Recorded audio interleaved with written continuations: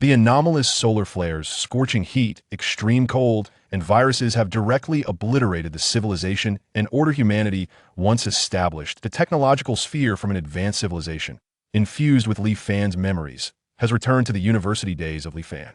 In this rebirth, will Li Fan succumb to a twisted psyche driven by vengeance? Or will he strive to discover his true self? The dichotomy of good and evil is a mere illusion. The tale has commenced, and we await its unfolding. Chapter 1. The Predicament in the Northern Forests. In the arid northern forests, within a stone cave at the edge of a precipice, two men and a woman, all bearing wounds, convened. The woman was diligently bandaging the abdominal wound of a dark-skinned man, while addressing the one-eyed man at the cave's entrance. "Captain, the losses from this mission have been catastrophic.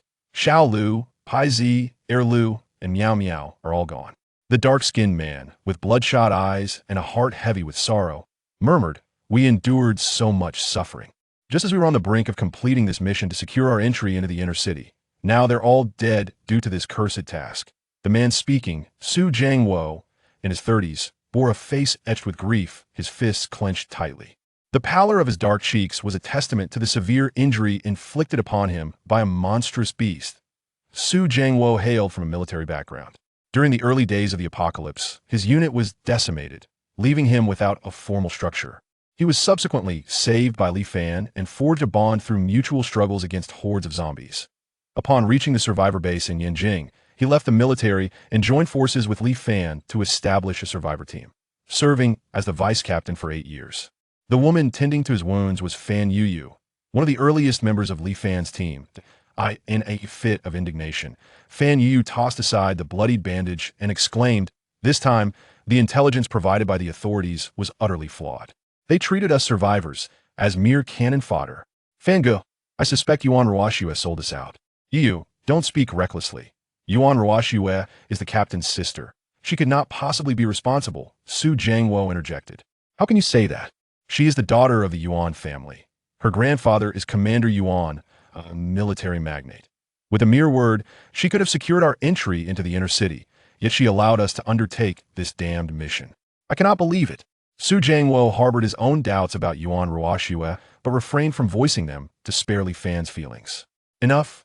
You think the captain wishes to venture into the inner city? He merely aims to secure us a place there. He does it for our sake." Realizing her tone was inappropriate, Fan Yuyu quickly apologized to Li Fan. "Fangu, I did not mean to blame you. Without you Fan Yuyu, would have long since taken my own life. However, Xiao Lu and Miao Miao are gone. This mission has been too abnormal. Such a high-security task should be executed by military personnel, yet it has been entrusted to us, the survivor team. And what is this crystal? We have yet to receive any detailed mission information, and it has even drawn attention from all the official shelters, with people dispatched from the capital."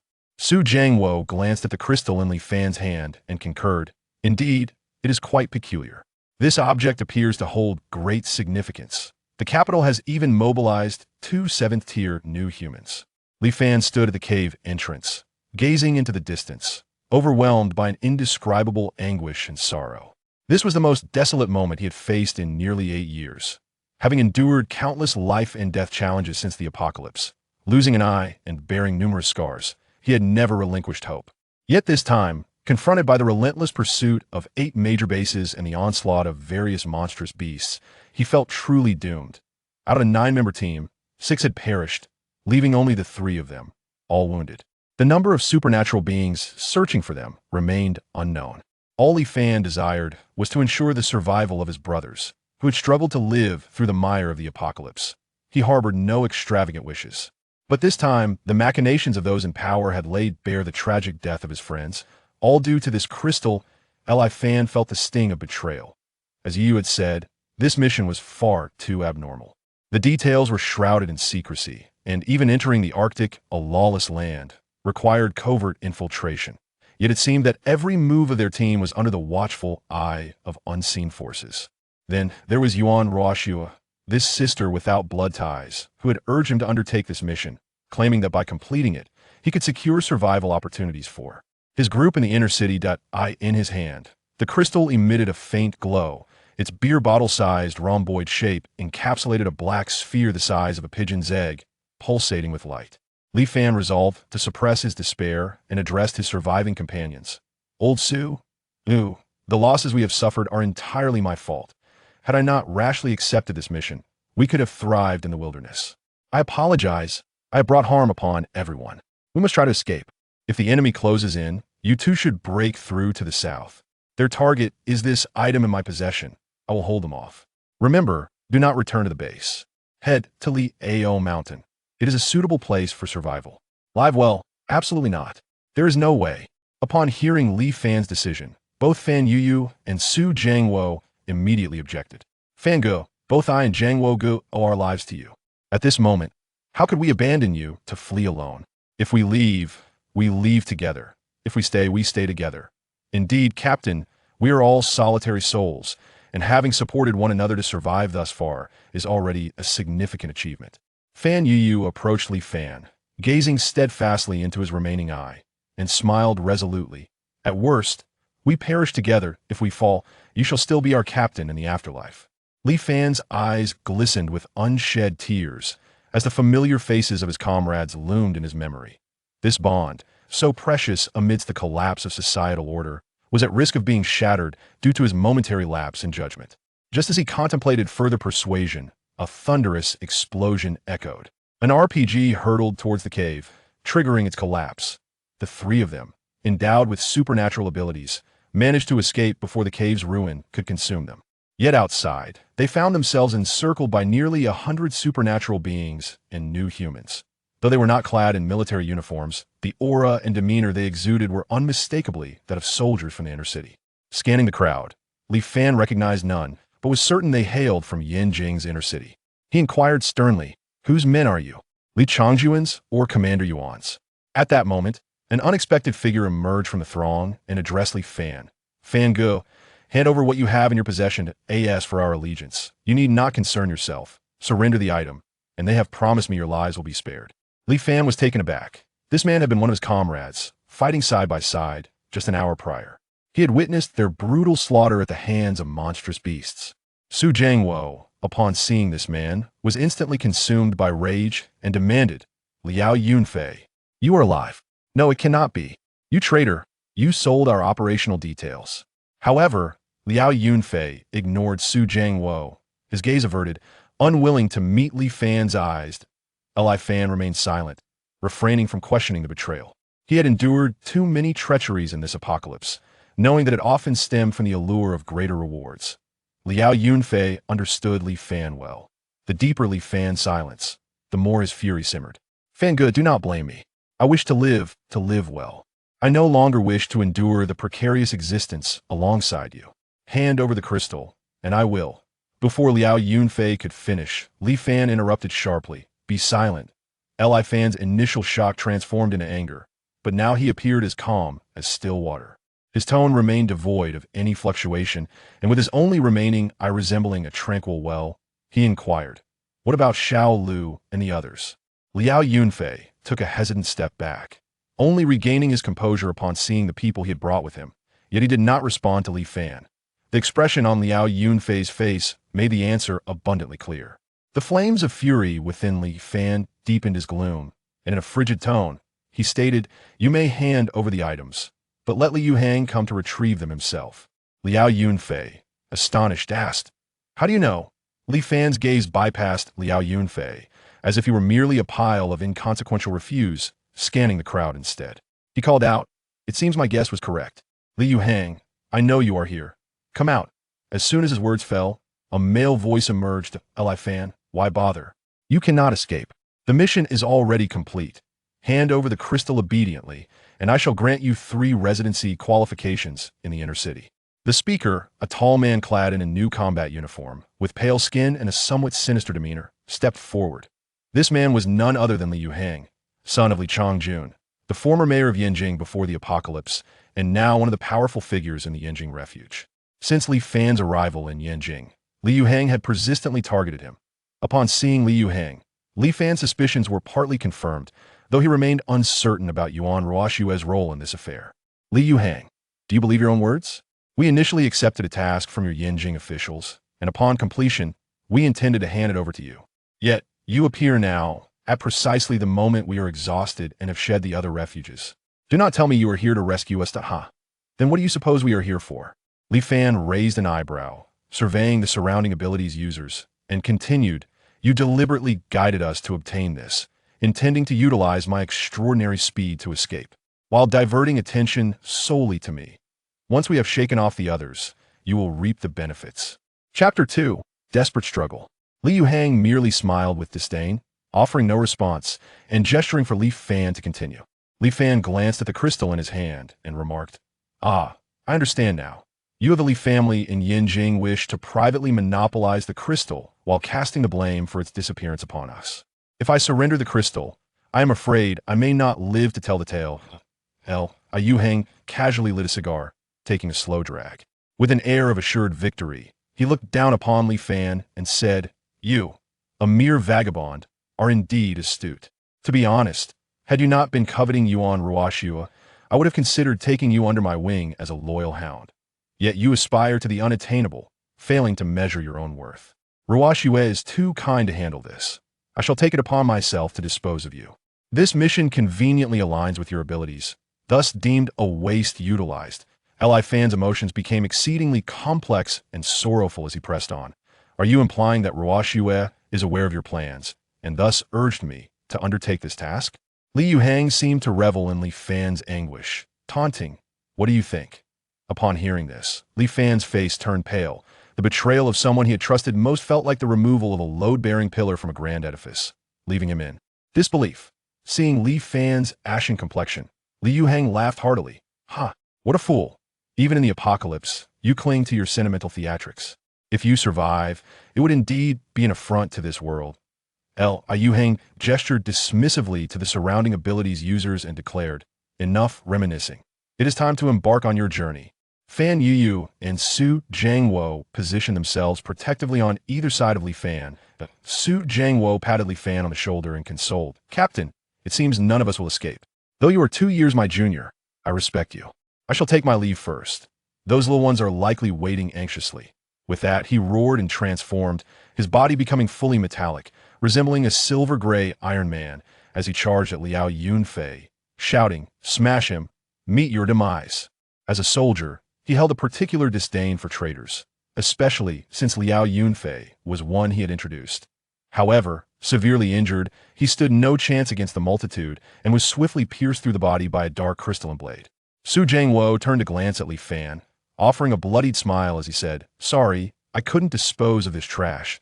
No sooner had he spoken than his metallic abilities faded, and he collapsed. Li Fan closed his eyes in anguish, overwhelmed by a sense of helplessness that threatened to shatter his spirit.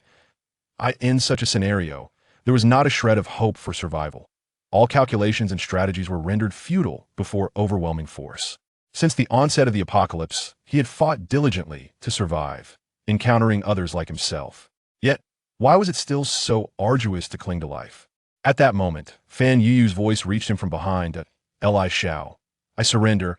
I am willing to be young Master Li's servant, just to spare my life. Fan Yu took a couple of steps forward, her pitiful demeanor contrasting with her devilish figure, exuding irresistible allure. Although her skin bore the marks of a life fraught with uncertainty, it could not conceal her beauty, rivaling that of Yuan Ruoxua. Li Yuhang had long harbored covetous thoughts toward her, but had yet to succeed. Hearing Fan Yuyu's words, Li Yuhang's eyes lit up, and with a lascivious grin, he exclaimed, splendid. Come here quickly. As long as you behave and cater to my whims, sparing your life is not out of the question. He could not resist mocking Li Fan as he added, Li Fan, do you see? This is the fundamental law of survival in the apocalypse. He watched Fan Yuyu approach. Trembling like a quail, he eagerly extended his arms to embrace her slender waist. However, just as he was about to make contact, Fan Yu suddenly raised her hand, launching a blade of wind directly at Li Yuhang's neck. His expression shifted dramatically. Despite having barely enhanced his abilities to the 6th tier through medication, the close range left him no room to evade. He could only turn his head in a desperate attempt to avoid the fatal blow, resulting in the wind blade slicing through his cheek. Blood gushed forth, and while he narrowly escaped a lethal strike, half of his once smooth face was marred.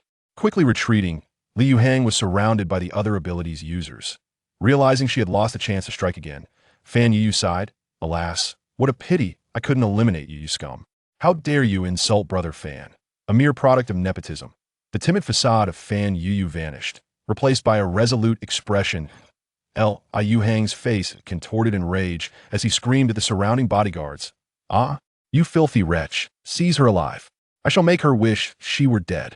Instantly, a dozen individuals surged forward, while Li Fan attempted to rush in to save her, only to be ensnared by another group. When Li Fan finally broke through the encirclement and joined Fan Yu, she was already on the brink of collapse, drenched in blood. Two deep gashes marred her chest, visible to the bone, with her lung punctured, leaving her near death. Li Fan supported Fan Yu, releasing his biological energy, only to see it absorbed by the crystal. The crystal began to crack as he raised it high, shouting, "Anyone who approaches will face its destruction." The crowd hesitated, granting the two a moment of respite. Fan Yu could no longer hold on and leaned against Li Fan, her hand brushing against the scar across his face, a reminder of the sacrifice he made to save her. Her face was filled with tenderness as she weakly smiled and said, "Fan Ge, your embrace is so comfortable. I've longed for this moment. In truth, I really, really like you." Cough, cough. It's a pity, cough, a pity that I'm no longer worthy of you. If there's a next life, Fan Ge, you must come and find me earlier. Li Fan tightened his grip on Fan Yu's arm and replied, "All right, I'm so tired, Fan Ge. I'm going to sleep for a bit, just a bit. When it's time to eat, remember to call me." With a smile that radiated an unprecedented sweetness and satisfaction, Fan Yu leaned into Li Fan's embrace and slowly closed her eyes. Li Fan gazed at the beauty who had been by his side from the beginning, his heart heavy with sorrow. In the early days of the apocalypse, he had rescued her from the clutches of a few scoundrels. At that time, she was merely a tormented heiress. Through hunger and plenty, she had remained steadfast by his side, transforming from a fragile young lady into the renowned poison spider of Yinjing in this post-apocalyptic world, a remarkable feat indeed. Perhaps she was truly weary after all this time. It was high time she took a proper rest. Sleep well, silly girl. You and Su Dage go ahead. I will join you shortly. Li Fan gently laid Fan Yu on the ground, removed his coat, and draped it over her before slowly turning away. A laugh escaped him, growing louder and more frenzied. This grin on Li Fan's scarred face appeared particularly sinister. "Haha, Liu Hang, do you think you have me at mercy?" Liu Hang was no longer the calm and collected figure he once was. Fan Yu's earlier strike had completely shattered his lofty demeanor. He roared, "Li Fan, you all deserve to die. Ants must possess the awareness befitting ants. I am out of patience. Hand over the crystal, and I will grant you a swift death." Observing Liu Hang's contorted, bloodied face, Li Fan laughed maniacally. "Ah, very well, you scoundrel. Watch closely how an ant struggles in its final throes." With that, Li Fan slowly raised the crystal in his hand and unleashed his powers, striking the nearby rock. The crystal shattered upon impact, and Li Fan seized the black orb, mingled with crystal shards, and stuffed it into his mouth, swallowing it whole. He laughed wildly. Didn't you all want this? Aren't you all fighting for it? Dream on in your idyllic fantasies. How dare you?" Before those around could react, Li Fan unleashed his long-prepared powers. Shen Xing. Only an afterimage remained in his place as he flashed toward the already marked location. Destination, Beiji Deep Abyss. This abyss had only been revealed after the glaciers of the Arctic melted, and its depths remained unknown to this day. As Li Fan vanished from sight, Liu Hang's fury escalated. He seized a mental-type ability user and barked, "Quickly find him. If we lose the spark, you can all await your doom." The mental-type user hastily activated his psychic perception and quickly located Li Fan's trail, pointing in a direction. Young Master Li is at his last gasp.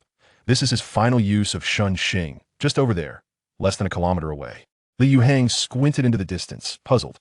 Only moved a kilometer. It seems he truly is at his limit. But why isn't he fleeing? Instead, "Oh no, Beiji Deep Abyss.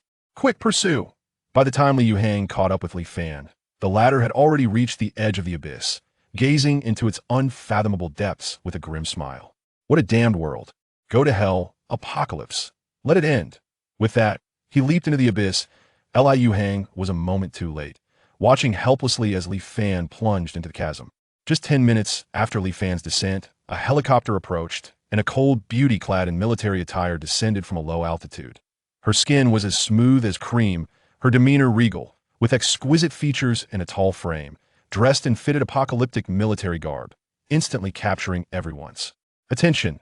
yet her icy gaze fixed on Li Yuhang as she inquired, "Where is my brother?"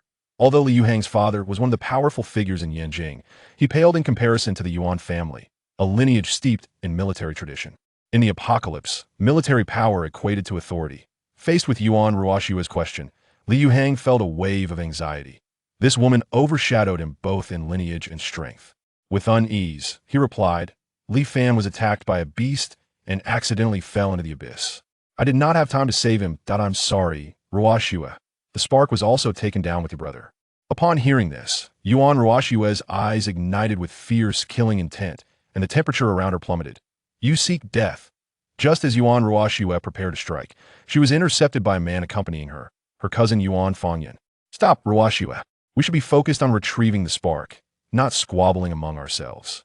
Others from the nearby bases will be here shortly." Yuan Ruoshua shot her cousin a cold glance before turning to leave, leaving behind a chilling remark, "This matter will not end here. You will pay for using my name. Once I recover the spark, I will settle the score with you slowly." However, amidst their quarrel, they failed to hear the faint mechanical sounds emanating from below the abyss. The spark plan has been activated. Host is currently in a near-death state and does not meet the conditions to initiate the plan. The Spark AI has autonomously initiated the backup plan. Loading plan 112, 35, 67, 99. Memory field loading complete. Random date set for September 21st, 2024. Initiating.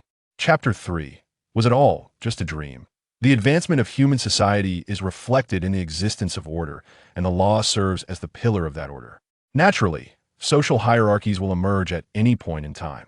When the barriers between classes become insurmountable, social conflicts intensify, and the duality of human nature, both good and evil, manifests with fervor. The law does not dictate how virtuous one can be, but serves as a constant reminder of how depraved one must not become. For instance, the law cannot dictate that my students must not sleep in my class. The teacher on the podium pointed at a student sprawled over his desk, soundly asleep, making a jest of the situation. "Ha ha ha." The laughter of the students roused Li Fan, who was dozing at his desk. "Damn it, they want to use me and covet the crystal. No one shall have it." With bloodshot eyes, Li Fan abruptly awoke from his slumber and stood up, only to realize he was in a classroom, and the person at the podium was Professor Chun, whose image had become somewhat blurred in his memory. His sudden outburst startled the nearly 50-year-old professor and all the students present. Is this a glitch in League of Legends? Even the top student has fallen. Li Fan must be dreaming of the promotion match. Ha! After a brief silence, the students began to whisper and tease one another. Li Fan remained in a daze, bewildered as to how he had ended up here. The pristine, bright classroom, the spotless windows, the flickering projector, and the sprightly Professor Chan in his Zhongshan suit seemed utterly incongruous with the apocalyptic scenes he had known. Li Fan reached up to touch his cheek, finding it smooth and supple. The ghastly scar was nowhere to be found, and his vision was clear. Meditation, energy accumulation, yet his body responded not at all. All of this confirmed that he was merely a groggy junior college student. Li Fan pinched his thigh with all his might. The pain was real and sharp. Could it be that he was experiencing a dream, a fantastical, absurd dream of the apocalypse? Just as he grappled with discerning which reality was true and which was merely a dream, Professor Chun, standing at the podium, leisurely lifted his teacup for a sip before making his way to the water dispenser. While filling his cup, he jested, "Dear students, who has seized your crystal? Do you require legal assistance?" Li Fan, bewildered, surveyed his surroundings, his mind echoing profound questions. Who am I? Where am I? Where do I come from? Where am I headed? He was still a student, a renowned academic prodigy, yet his esteemed reputation was on the verge of collapse. How to navigate this awkward predicament? He was anxiously awaiting a solution. His desk mate, Ko Peng, gently tugged at the hem of Li Fan's shirt, offering a suggestion in a hushed tone. Feigned fainting. At Ko Peng's words, a wave of frustration washed over Li Fan, who quietly retorted, "Is that even feasible? The room is a comfortable 21 degrees, well ventilated, with ample natural light. Given my robust physique, it would be ludicrous to pretend to faint like Lin Daiyu. Are you jesting with me?" Suddenly, a sharp, searing pain pierced through his mind. Li Fan rolled his eyes back and collapsed, executing a flawless imitation of a zombie's fall. Thud! His head made a resounding connection with the floor, causing the classroom to fall into an immediate, stunned silence. With classmates gaping in astonishment. Ko Peng, hands on his forehead, muttered, "Well, you claim to resist, yet your body speaks the truth. Who would have guessed you possess such talents?" Professor Chun, momentarily forgetting his cup of water, stood in shock, finally snapping back to reality. Li Fan was a student he held in high regard, and he had merely intended to offer a mild reprimand. Little did he expect the boy to be so determined. With a resigned shake of his head, he gestured to Ko Peng, instructing, "Off you go, take him to the infirmary. We can't have him actually injuring his brain." Ko Peng quickly grasped Li Fan's arm and assisted him out of the classroom, heading toward the infirmary. Inside the infirmary, Li Fan lay on the bed, still unconscious. Ko Peng, having realized that Li Fan was not merely pretending to faint, was alarmed. After a thorough examination by the school doctor, the diagnosis was clear. Excessive late nights and extreme mental fatigue had triggered an automatic protective response in his brain. Rest was all that was needed. This revelation brought Ko Peng some relief. He had been Li Fan's roommate and classmate for 3 years, and their camaraderie had flourished due to their compatible temperaments. Ko Peng was aware of Li Fan's background, having grown up in an orphanage. When the orphanage closed, he was adopted by the director and his wife. That Li Fan had always been exceptionally mature, excelling in both academics and personal conduct.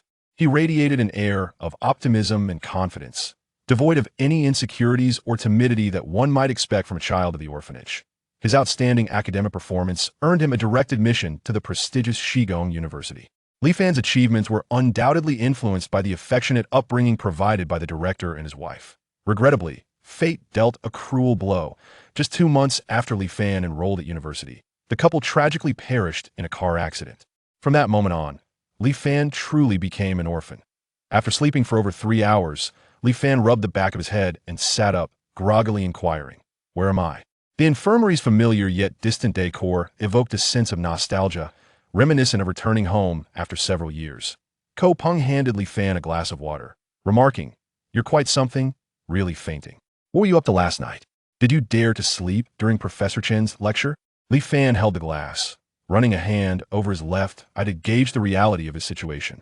Still feeling uneasy, he pulled out his phone and activated the camera. Gazing at his youthful and handsome visage, he gradually relaxed, exhaling a sigh. Was it merely a dream? Ko Peng teased. "A dream? Did you dream of the qualifying match where Saints swiped your crystal?" "Stop talking nonsense." The words lingered on his tongue, but were swallowed back. If the events of a dream were destined to unfold, he must refrain from divulging it to Ko Peng. He recalled how he had lived like a hunted animal in the dream, chased across mountains, ultimately betrayed by his closest allies, forced to make a desperate leap into the abyss. How lowly he felt, unable to even freely indulge in his fantasies and his dreams. Your skills in LOL are best left untouched. Please, keep your distance from the game. Is there anything else? If not, I shall take my leave. If you're fine, I'll be on my way. It's almost noon, and I must deliver lunch to my goddess. With that, Ko Peng stood to leave, but paused at the door to say, "By the way, your sister Shui just called. I answered for you. She heard you fainted and is quite worried. Remember to call her back." The door closed behind him. Li Fan was left alone, returning to the bed, his mind swirling with thoughts, torn over whether to return the call. Was it truly just a dream? The vividness of that experience weighed heavily on him. In the past, upon receiving a call from Shui, he would have immediately returned it, as she was his only remaining family member. Shui was the granddaughter of Yuan Feng, the commanding general of the Yanjing military district. At the tender age of 5, she had been abducted by human traffickers in Chang'an. Fortuitously, the traffickers encountered a crackdown on crime and abandoned her, leading to her wandering for half a month before being rescued by kind-hearted individuals and taken to the local police station. Due to the inadequacies of the DNA database at the time and the interprovincial complexities, her parents could not be located. Consequently, she was temporarily placed in the orphanage run by Li Fan's adoptive parents, where she met him. Having spent half a year in the clutches of traffickers, Shui emerged with a withdrawn and introverted demeanor, showing little affinity for anyone in the orphanage, except for the cheerful Li Fan, to whom she inexplicably felt a connection. Throughout their time in the orphanage, Shui became inseparable from Li Fan, attending classes together, dining side by side, and insisting on sleeping in close proximity. It wasn't until 6 years later, when she turned 12, that her biological family came to reclaim her, taking her back to Yanjing. However, the bond with Li Fan's family remained intact, with them keeping in touch during holidays and celebrations. After all, it was Li Fan's adoptive parents who had prevented Ruo Shui from ending up on the streets. Since the passing of his adoptive parents, Ruo Shui had become Li Fan's emotional anchor in terms of familial ties. Yet, the haunting dream left Li Fan feeling inexplicably restless. Holding his phone, he stared at the familiar number in his contacts, feeling conflicted. As he grappled with his thoughts, his phone rang. It was Ruo Shui. After much hesitation, he chose to answer the call. "Hello. Brother, are you all right?" "I'm fine." Sensing Li Fan's cold demeanor, she pressed urgently. "Did something happen? Are you sick? Have you been in the hospital for a checkup?" "No, that's not right." "What is wrong with you? You're definitely hiding something from me." "I told you, I'm fine." Li Fan's frustration escalated. In the past, he would never have spoken to Ruo Shui in such a manner. Ruo Shui seemed bewildered by his inexplicable attitude. "Brother, I have class now. I'll reach out again in a few days." With that, he abruptly ended the call. The anguish from that dream felt so palpable that he could not treat her as he once did, even though those events had yet to transpire. He needed to quickly distance himself from the nightmare's grip and return to normalcy. Rising from the infirmary BEDAS for future matters, they could wait. Li Fan's adoptive parents were local affluent individuals in Chang'an, who, having suffered injuries and remaining childless, sold their factory in midlife to establish a modestly sized orphanage. Upon their passing, they left Li Fan a house, a parcel of land, and a small supermarket of over 1,000 square feet, which he employed someone to manage. Leaving the infirmary, Li Fan made his way back to his home in Chang'an. Since the passing of his adoptive parents, he had seldom returned. Upon opening the door, it felt as though he had unsealed a long-closed music box, filled with memories of his childhood. This is a residential property near Galu, a duplex on the top floor, specifically the 15th and 16th floors. The 15th floor spans an area of 160 square meters, while the 16th floor features an entertainment room, a gym, and an additional 60 square meter terrace adorned with various flowers and plants. In that dream, during the early days of the apocalypse, the house was seized by a notorious figure from the neighborhood, leaving me to huddle in the storeroom of a small supermarket to survive the sweltering summer. Fortunately, it was merely a dream, and everything remained in my grasp. Chapter 4. The Impending Doom. In the following days, Li Fan seemed to have returned to the rhythm of his former life. However, whenever he visited a place, the desolate scenes from that dream would intermittently resurface in his mind, each location and detail etched with remarkable clarity. As National Day approached, students gathered in groups, discussing their holiday plans with enthusiasm. In the school cafeteria, Ko Peng, while arranging the ribs on his plate, inquired Li Fan, "How do you plan to spend National Day?" Li Fan, savoring his meal, felt an inexplicable sense of happiness from the previously unpalatable cafeteria food. Perhaps influenced by that dream, that he casually replied, "Just the usual, I suppose." "Aren't you going to look for Yuan Ruo Shui?" "Not going." Ko Peng set down his finished ribs and gazed at Li Fan intently. "Have you experienced something lately? You seem different somehow." "Different? In what way?" Li Fan nonchalantly replied, not even lifting his gaze. Continuing to relish his meal, "You've become somewhat aloof. You used to be warm and welcoming to those around you. Now you give off a sense of detachment. Your eyes at times seem so cold." Li Fan paused, realizing what Ko Peng was implying. Just the day before, while shopping, they encountered a disabled child who fell right in front of him, and he merely cast a fleeting glance before walking past. In the past, Li Fan would have instinctively offered help. It was a kindness ingrained in his very being. As an orphan, he had once received shelter from another during his darkest days, and he always aspired to be someone who could provide shelter for others. Reflecting on it now, he recognized that he had indeed changed. That dream felt like a haunting presence, continually influencing him without his awareness. Looking at his portly friend, who had been his closest companion in university, Li Fan wished to evade the topic. He was unsure how to articulate his current state, so he smiled and said, "I'm fine. By the way, what are your plans for National Day?" Upon hearing about the holiday arrangements, Ko Peng's attention shifted immediately. With excitement, he exclaimed, "The day after tomorrow, let's visit the Astronomy Society. I heard they recently acquired a very special extraterrestrial meteorite. I'm planning to invite my crush along, that if I manage to secure a date with her tomorrow, I'll ask her to spend National Day together." Ko Peng was an astronomy enthusiast, a true aficionado. His dream was to become an astronaut and join the National Space Administration, which made him particularly attentive to celestial phenomena. However, Li Fan was less interested, responding with indifference. "We'll see when the time comes." After hastily finishing lunch, he departed, as there were no major courses in the afternoon. Today marked the third anniversary of his adoptive parents' passing, and he intended to pay his respects, bidding farewell to Ko Peng before leaving. In the afternoon at Tianfu Cemetery, Li Fan knelt before his adoptive parents' gravestone, lighting incense, burning paper money, and wiping the stone. After completing the rituals, he remained seated in front of the gravestone, lost in thought. Something felt amiss, as if he had experienced this moment before, yet it seemed incomplete. Was it a case of the Mandela effect? At that moment, Li Fan was suddenly struck by a vivid crimson hue before him. Looking around, he saw everything enveloped in a dark red, not the fiery red of sunset, but as if the sun were wearing a red filter, casting a dark crimson across the land.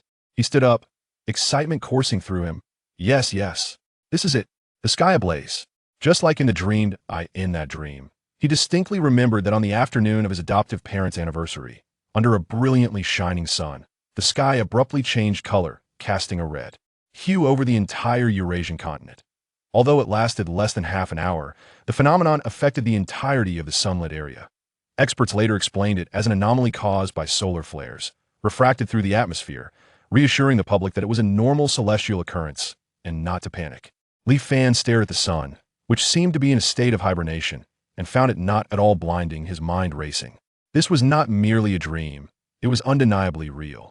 He understood that this was not the normal phenomenon described by experts, but the very root of impending calamity. From this day forth, the sun had entered its coal-filling phase, a metaphor later coined by an astronomy professor. This astronomical event resembled a coal stove in the combustion stage, now being replenished with a substantial amount of coal, leading to a reignition phase. However, the precise causes remained unresolved until Li Fan's demise, with no definitive conclusions from global research institutions. If Li Fan recalled correctly, the subsequent 15 days saw temperatures plummet to around 7 degrees, only to surge dramatically after the sun reignited.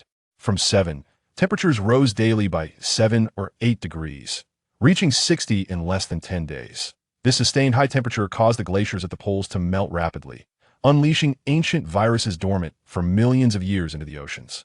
Once the sun's reignition period ended, Earth would be met with a month-long deluge of rain and snow, plummeting temperatures to -40. The ensuing precipitation brought not only cold, but also the final straw that would topple human civilization, the Taiyu virus. This virus was the true indigenous inhabitant of Earth, existing long before the Ice Age. Humans, in the face of this virus, were utterly helpless. Infected individuals either devolved into mindless beasts, driven only by a thirst for blood and the instinct to feed, which survivors dubbed zombies, or they endured the viral onslaught, struggling to survive in the apocalypse. There were also a fortunate few whose cells assimilated with the virus, unlocking hidden genetic potential within humanity. Such individuals were termed evolved ones. Li Fan's abilities were not self-awakened. Rather, they were bestowed upon him by Yuan Ruoxue at the Yanjing shelter through an awakening serum, granting him the rare power of spatial translocation that he was unsure how long he stood there, lost in thought, until the crimson light dissipated, allowing his swirling thoughts to gradually settle. Turning to face his adoptive parents' gravestone, his demeanor transformed, becoming resolute and cold. Addressing the gravestone, he said, "Mom and Dad, I have returned. The philosophy you instilled in me, do good deeds without asking for a return, has left me feeling stifled in life and in death. I have been an unfilial son. I intend to embrace a different way of living." With that, he bowed 3 times before the gravestone, rising with determined strides as he left the cemetery. Now that he understood the early trajectory of the apocalypse, he had much to prepare. This time, he would set aside his cheap altruism, no longer striving to end the apocalypse, but instead living freely for himself. He needed supplies, a refuge, and, of course, means of self-defense that in the apocalypse, the greatest threats were not merely zombies and mutated beasts, but something far more terrifying, humanity itself. Reflecting on his past life, where he adhered to the principles instilled by his parents, he realized that while he had helped many, he had only encountered betrayal, violence, and plunder in return. Had he not possessed a modicum of cleverness and caution, he would have perished countless times over. Upon returning to the city, he immediately made his way to the small supermarket left by his parents. Originally, it was a modest business they intended to leave for his retirement. That IT was situated at the street-facing entrance of the residential complex where Li Fan lived. This residential community was developed and constructed by a friend of Li Fan's father. Thus, his adoptive father acquired this prime commercial space at a discounted price for family and friends. Undoubtedly, Li Fan currently resides in the finest unit within the community, the most prestigious building. The supermarket spans an area of 800 square meters, complemented by an additional 200 square meter warehouse at the back. It was in this very place that Li Fan endured the scorching summer, nearly succumbing to the oppressive heat. The supermarket employs 19 individuals, divided into 2 shifts, morning and evening, with 8 members per shift, including a team leader, a cleaner, 2 cashiers, a produce section WAN label staff member, a patroller, a security guard, and a store manager. The store manager is a divorced beauty named Wang Xueli, who has been overseeing the supermarket's operation since its inception. She is highly capable and efficient. Despite being a modest establishment, it generates no less than 200,000 yuan in profit each month. Upon arriving at Wang Xueli's office, Li Fan knocked on the door. "Please come in." "Xueli Jia, are you busy?" Hearing Li Fan's voice, Wang Xueli lifted her head from a pile of purchase orders on her desk. Spotting Li Fan, she smiled teasingly. "The little boss has come to inspect the operations. Why didn't you give me a heads up?" Li Fan got straight to the point, saying, "Xueli Jia, I'm not here to inspect. I need to discuss something with you." "What is it?" Li Fan took a moment to gather his thoughts before saying, "Xueli Jia, let's pause the funding for the orphanage. I plan to give all employees a month of paid leave." Wang Xueli was taken aback, looking at Li Fan incredulously. "What? Why? Why give a break out of the blue? What about the supermarket?" Of course, Li Fan wouldn't disclose that the apocalypse was imminent. If he revealed the truth, she would likely rush him to the hospital to check if he had lost his mind. Isn't the National Day holiday approaching? Everyone has worked hard these past years, and it's time for a long break. For the supermarket, we will temporarily cease operations for a thorough reorganization. Though surprised by this decision, Wang Xueli didn't object. After all, who wouldn't want a paid holiday? She replied with a smile. "Then I'll thank our little boss on behalf of everyone." "You're welcome. By the way, Xueli Jia, please arrange a meeting with all the suppliers. I wish to gather them." Wang Xueli was puzzled. The little boss generally did not involve himself in the supermarket's affairs. While the suppliers knew of Li Fan, there had been little interaction. All matters regarding goods were handled independently by her. Could it be that he was dissatisfied with her work and intended to take over? She inquired, "Little boss, what are you planning? Are you unhappy with my work?" Li Fan quickly waved his hand, explaining, "Xueli Jia, you've misunderstood. This isn't about the supermarket. A classmate of mine is starting an online media company, focusing on live stream sales with substantial turnover. He wants to find suppliers for daily necessities and has entrusted me with this task since I own a supermarket." Wang Xueli breathed a sigh of relief, patting her chest and laughing. "You gave me quite a scare. All right, I'll arrange that right away. Tomorrow is inventory day, so let's schedule it for then. Do you have classes tomorrow?" "In the morning. Once inventory is done, we'll stop operations and you can take your break." "Understood. I'll follow your arrangements." After discussing the supermarket matters, Li Fan departed. With only half a month remaining until the sun reignites, he needed to prepare for the global shutdown and academic hiatus that would ensue once temperatures reached a staggering 60 degrees. Before that, he must establish a stronghold for survival along with necessary supplies. Creating a stronghold was straightforward. Li Fan already had a plan. There's a plot of land, 500 square meters, not far from the community, which belonged to his adoptive parents. They had initially intended to build a villa, and all the necessary approvals and planning had been secured. Unfortunately, before construction could commence, his adoptive parents perished in a car accident. To the south of this land lies the Liyuan mountain range, and to the left, not far, is the community. In the initial days of the scorching summer, electricity supply was barely manageable, but by the 10th day, power was rationed, with limited supply during designated times. Air conditioning became a luxury, and once the heat subsided, a blizzard phase would commence, leaving humanity no time to react. Thus, the stronghold must be a residence with excellent thermal insulation. Drawing from his 8 years of apocalyptic experience, creating an underground refuge seemed the most suitable option. The most pressing issue now was to acquire funds. His parents had set aside 5 million yuan in retirement savings, which had been inherited but remained untouched.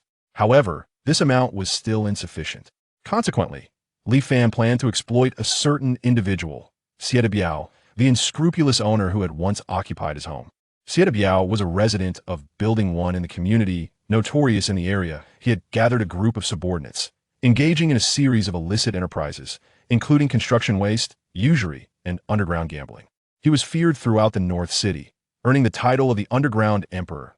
In his previous life, Li Fan had nearly been driven to death by this scoundrel. It seemed that in this life, he would have to confront him first. Xie Biao had long coveted the supermarket's prime location and had attempted to negotiate a low-price purchase several times, while Li Fan's adoptive parents were still alive. Upon returning home, Li Fan retrieved the property certificates for the commercial space and his duplex apartment, contemplating how to maximize the potential of these two properties. Chapter 5. Xie Biao's 80 million. Throughout the afternoon, Li Fan unabashedly carried the two property certificates in and out of various banks, making it evident that he was seeking a mortgage loan. However, upon entering the bank, he had no intention of conducting any business. The mortgage approval process was notoriously slow, and time was of the essence. He was merely putting on a show, waiting for his opportunity. Yet, as closing time approached, no one had appeared. Typically, Xie Biao subordinates would be lurking near the bank, monitoring those seeking loans and directing those in urgent need of funds to their high-interest lending services. Where were they now? Checking the time, Li Fan realized it was nearly closing time. It appeared that he would need to take the initiative, but that would result in losing control of the situation. As he stepped out of the bank with the property certificates, a scruffy young man with yellow hair, tight pants, and loafers approached him with a mischievous grin. "Isn't this little Li? What's up?" Applying for a loan, Li Fan regarded the exuberant young man with an impassive expression, yet inwardly, he felt a surge of delight. He recognized him as Zhou Qiang, Xie Biao's cousin. It was evident that his performance throughout the afternoon had finally drawn in a catch to Li Fan cast a skeptical glance at Zhou Qiang and replied, "Yes, with graduation approaching, I'm planning to start a business with classmates, establishing a media hub. I need a substantial amount of capital."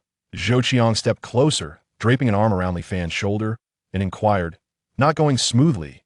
Indeed, the amount I need is too large, and the approval process is taking too long. Alas, I'll go find my classmate. I heard he has connections." With that, Li Fan turned to leave.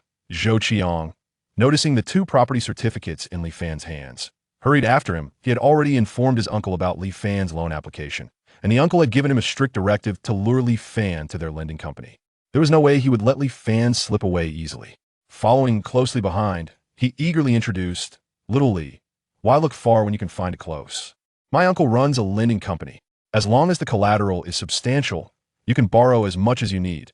Li Fan paused, slowly turning around, maintaining a tone of skepticism as he questioned, "Really? I need to borrow quite a bit." "Rest assured, my uncle's company is the fastest in Chang'an Prefecture for loans, second only to the four major banks, with the highest limits and best service." Internally, Li Fan scoffed and interrupted, "I want to borrow 100 million. Can you provide that?" Cough cough. Zhou Qiang, who had been speaking enthusiastically, nearly choked on his own saliva upon hearing that figure. "How much?" 100 million. Li Fan feigned displeasure, furrowing his brows as he spoke. "What's the matter? Can't you handle it?" "I knew it. Small companies generally can't manage such large loans. I'm leaving now." With that, Li Fan turned away and hailed a taxi to return home. Zhou Qiang watched the taxi recede in the distance, regaining his composure just in time to pull out his phone and make a call. Soon, a voice came through the line, "Qiangzi, have you taken care of the matter?" "Uncle, the situation is a bit beyond expectations." "What happened?" "Uncle, that Li Fan is asking for quite a bit. I don't dare to agree." "How much can a college student borrow?" "I would be worried if he borrowed too little. The more he borrows, the more leverage I have over him." "What's there to fear? Agree to whatever amount he asks." Zhou Qiang hesitated, stammering for a moment before finally uttering, 100 million. "Tuft, isn't it just 100 million? "Agree." "How much?" 100 million. He must be out of his mind. "Are you sure you didn't make a mistake?" "He said it himself. And he even thinks we lack the capability, then just walked away. On the other end." Xie Biao remained silent for a long while before saying, "All right, you don't need to worry about this. I will speak to him personally." After hanging up, Xie Biao sat on the sofa, holding a beautiful female college student in his arms, murmuring to himself, "What on earth does this orphan want? 100 million. Does he even understand the concept? Looks like I need to pay him a visit myself." Glancing at the startled female student beside him, he remarked, "Sis, you performed well. I'll give you an extra month." The young woman, speaking hesitantly, replied, "Thank you, Biaoge. I will repay the money as soon as possible." "Well, if you can't repay it in a month, I can arrange for you to work at my nightclub." "Sai, you still need more practice. Your teeth hurt me." Meanwhile, Li Fan returned home and took out several A4 sheets and drawing tools. He intended to draft the design of the underground fortress based on his memories and some ideas. The plan was to create a rough sketch, Then consult professionals the next day for refinement. The underground fortress would consist of 4 subterranean levels and 2 above ground, featuring a 4-meter-high, fully fortified observation tower, leaving only 2 270-degree firing ports. The 4 underground levels would each cover an area of 500 square meters, with a total height of 30 meters and individual levels rising to 7.2 meters. The reasoning behind such height was twofold. Firstly, to facilitate the storage of living supplies, with each level providing 3,500 cubic meters of storage space. Secondly, the deeper the fortress, the better the heat resistance. Most crucially, when his parents commissioned the design of their villa, the designer and geologist advised against digging too deep due to the possible presence of an underground water vein, recommending a maximum depth of 30 meters. Sci-Fi intended to connect directly to the underground water vein and install a drainage system on the lowest level. Although this would incur additional costs, it would resolve the most critical issue, water supply. Lost in thought and sketches, Sci-Fi was unaware that evening had approached.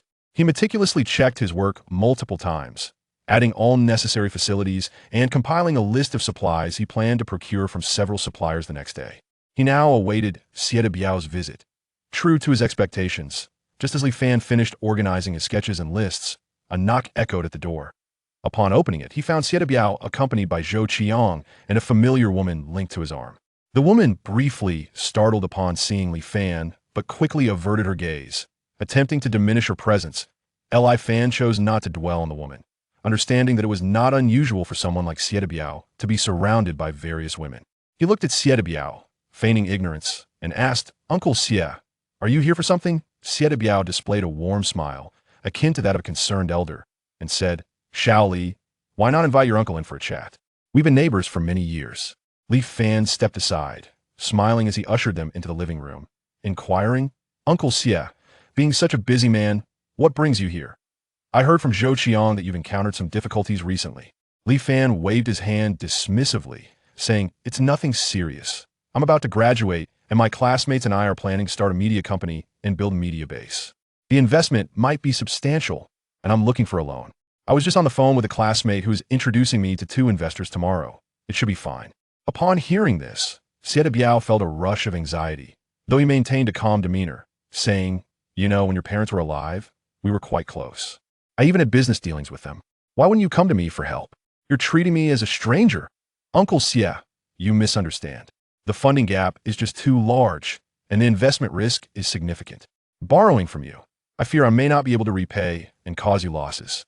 Biao's expression turned serious, and he said, "What nonsense is this? Don't look for others. How much do you need? I will handle it. That if you borrow from someone else and can't repay, you know not everyone has good intentions. As a college student with no relatives, what if someone takes advantage of you?" Sci-Fi immediately feigned a timid demeanor. Recognizing the implicit threat in Biao's tone, he replied awkwardly, "But I've already agreed to meet someone tomorrow noon. Wouldn't it be inappropriate to back out? Don't worry, we'll settle it tonight, here in Chang'an North City. Using my name has its advantages." That Sci-Fi pretended to be torn, but reluctantly conceded, "But I need to borrow 100 million. Upon hearing this figure again, Biao hesitated. It wasn't that he couldn't scrape together the money. He could manage it with some effort. However, considering Sci-Fi's 2 properties, a supermarket of 1,000 square meters projected to be worth around 80 million, and a prime property of 320 square meters valued at around 10 million. He realized the total market value was around 90 million, which was insufficient for collateral. He pondered for a moment before stating, "Shao Li, you intend to use these 2 properties as collateral, correct?" Sci-Fi nodded. You are still too young. You have never borrowed money before, have you? These 2 properties won't secure that much. Credit companies won't offer it, and banks certainly won't. I can lend you 80 million. That's the maximum. No one else will offer you higher." Upon hearing this, Sci-Fi's heart soared with joy. He was well aware that securing 100 million was outright impossible. Even banks would only lend up to 70% of a property's value. The reason he mentioned 100 million was to elevate Biao's expectations. He had anticipated an offer of 60 million, but was pleasantly surprised to receive 80 million, exceeding his expectations. While internally elated, he maintained a troubled expression and asked uncertainly, "Uncle Xie, is it truly impossible to secure 100 million? Biao replied decisively, "Absolutely not. You should have inquired at the bank." Sci-Fi hesitated for a long moment before sighing. "All right, but will it be available tonight? Otherwise, I won't be able to explain things to my classmates tomorrow. Xie Biao exchanged glances with Zhou Qiang, who promptly retrieved 2 pre-printed contracts from his pocket and placed them before Li Fan. Rest assured, Uncle will take care of this. Once you sign, the money will be in your account in no time. Without hesitation, Li Fan signed the contracts, which stipulated a 3-month loan period with interest amounting to 10 million. Xie Biao, showing no reluctance, proceeded to transfer 80 million. Li Fan reluctantly handed over the property certificates. After receiving the property certificates, Xie Biao's grin widened to the point of almost splitting his face as he declared, "Xiao Li, Uncle will look after you. I won't deduct the 10 million in interest. After 3 months, if you can't repay the 90 million, Uncle will take these 2 properties to settle the debt." Li Fan glanced at the property certificates in Xie Biao's hand, nodding in resignation without uttering a word. Xie Biao rose from his seat, accompanied by 2 individuals. As they departed, the woman beside him cast a significant glance at Li Fan before following suit. The moment the door closed, the expression of reluctance on Li Fan's face vanished, replaced by a mocking smile. 3 months? Let us see if you can even survive that long. Upon returning home, Xie Biao pondered deeply, feeling that something about this situation was amiss, yet he could not pinpoint the source of his unease. Zhou Qiang observed Xie Biao's furrowed brow and inquired, "Cousin, what troubles you?" I cannot quite articulate it, yet this young man seems to possess an unsettling aura. He exudes an indescribable feeling. Previously, when he encountered me, he was polite on the surface, but his eyes betrayed a sense of reverence. However, during our recent conversation, despite his courteous demeanor, I felt distinctly uncomfortable, as though I were being belittled. "Cousin, perhaps you are being overly cautious. Just now, a slight intimidation from you made him falter. Whatever amount you requested, he complied without hesitation. He still fears you." Xie Biao shook his head. After years of navigating the underworld, he had honed the ability to detect subtle shifts in expression. He instructed, for the time being, refrain from surveilling the bank. Instead, find someone to watch him closely and report back to me on his recent activities. "Understood, cousin." Afterward, Zhou Qiang cast a lascivious glance at the young woman accompanying Xie Biao. With a smile, Xie Biao playfully pushed the girl towards Zhou Qiang, saying, "Take her for your amusement, and extend her payment deadline by a month." Zhou Qiang gleefully embraced the young woman, who initially resisted but, upon seeing Xie Biao's amiable face, quickly settled into compliance and followed Zhou Qiang away. Chapter 6.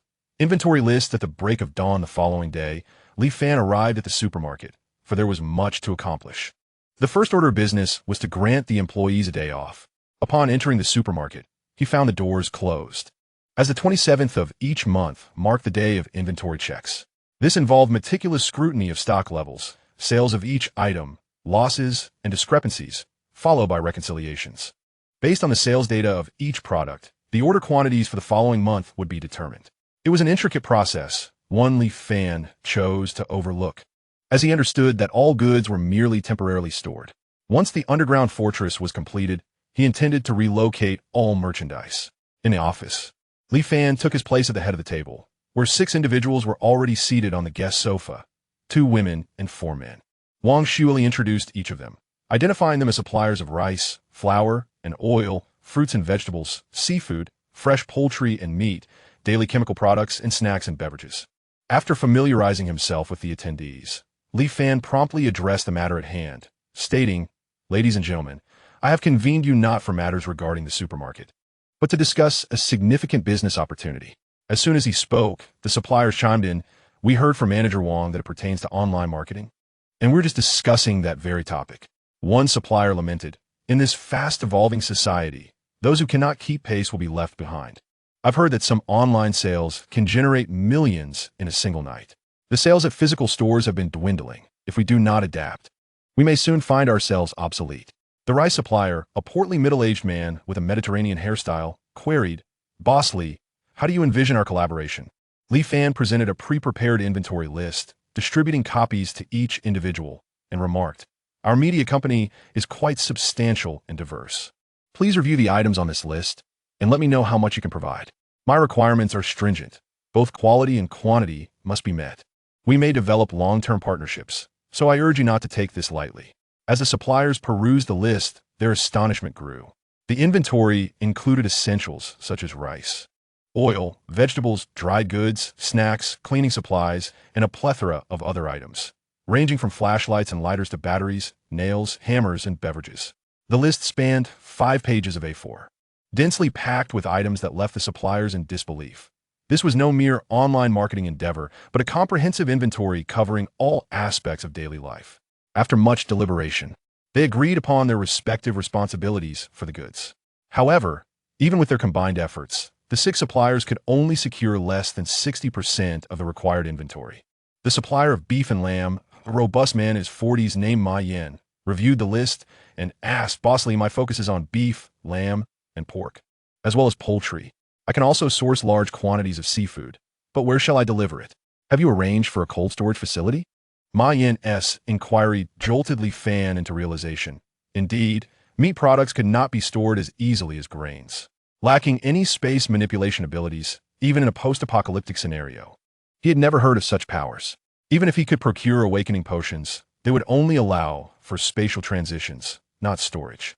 Preserving freshness became a pressing issue. After a moment of contemplation and a resigned sigh, he thought, in many stories, protagonists arrive with spatial abilities. Why am I just an ordinary person starting from scratch? Very well, Mr. Ma. Do you have a cold storage facility? Yes, I have 4 vacant ones, which I can rent to you. Excellent. I would also appreciate your assistance in contacting an ice supplier. I require a substantial amount of ice. Not a problem. I frequently liaise with ice suppliers. When do you need it and how much? Li Fan considered, intending to meet with the construction team that afternoon, aiming to complete the underground project in 10 days and the above-ground structure in 5. Regardless of the cost, he insisted on finishing the underground fortress within 2 weeks. He stated, "It must be delivered to the foot of the Liyuan Mountains in 10 days, as our company will be working there. Your goods will arrive on the same day. Is that acceptable for everyone?" "Absolutely. Time is ample. Rest assured, Bossly, we will not cause any delays." They then discussed their respective shares and quantities, finalized a purchase contract, and paid a 30% deposit on the spot, amounting to 50 million. Once the discussions concluded and the suppliers departed, Li Fan called Wang Xueli aside and inquired, "Sister Xueli, how do you plan to spend your day off?" Wang Xueli, elated at the prospect of a well-deserved break, replied, "I plan to travel to Sanya. Would you care to join me, young boss?" Li Fan was momentarily speechless, internally critiquing. Going to Sanya now is akin to queuing at a crematorium. His intention in asking about her plans was merely to remind her to stockpile essential supplies. Whether she could endure the upcoming challenges would depend on her own fate. Although Wang Xueli was considerate, charming, and generous, Li Fan would not take her along to seek refuge. Human nature is the most vulnerable in times of trial. "Sister Xueli, the times are uncertain. I advise against your trip. Instead, stock up on essential supplies, particularly water, and stay home." Wang Xueli looked at her younger colleague, puzzled, and asked, "Have you heard something?" Li Fan nodded, saying, "Did you see the recent phenomenon of Hongxia?" "Yes, but didn't the experts say it was a normal occurrence?" "Sister Xueli, can you truly trust the pronouncements of our country's experts? Their words often lack credibility. A professor of astronomy at our school speculated that we might experience significant temperature fluctuations soon. If you believe me, prepare more supplies over the next month. And stay home quietly to binge-watch some shows." Wang Xueli, observing Li Fan's solemn demeanor, unconsciously nodded in agreement. "All right, I will heed your advice, staying at home. If I find myself with free time, I'll invite you over for a meal." "Sounds good. I shall come to savor your culinary skills when I have the chance. I have matters to attend to now, so I must take my leave." With that, Li Fan exited the supermarket, heading directly to his father's friend's South Real Estate Company. His father's friend, Su Jiayin, was a prominent developer in Chang'an, having thrived during the real estate boom in recent years. In his youth, he had been a comrade of Li Fan's father, and after the latter's passing, he had looked after Li Fan with great care. The scheming Xie Biao had coveted the storefront, yet refrained from taking action out of respect for Su Jiayin. Upon arriving at the top office of Shooter Real Estate, Li Fan found Su Jin, who before Li Fan could speak, greeted him with a reproachful tone.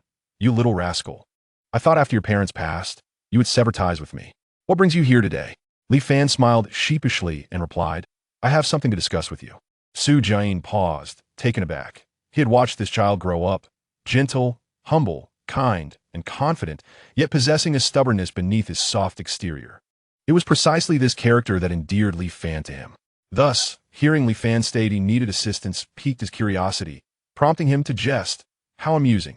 A boy who would rather deliver takeout than touch his adoptive parents' inheritance actually requires my help? Pray enlighten me. Li Fan promptly recounted his carefully formulated plan. I am preparing to establish an online media base utilizing the land of our ancestral home.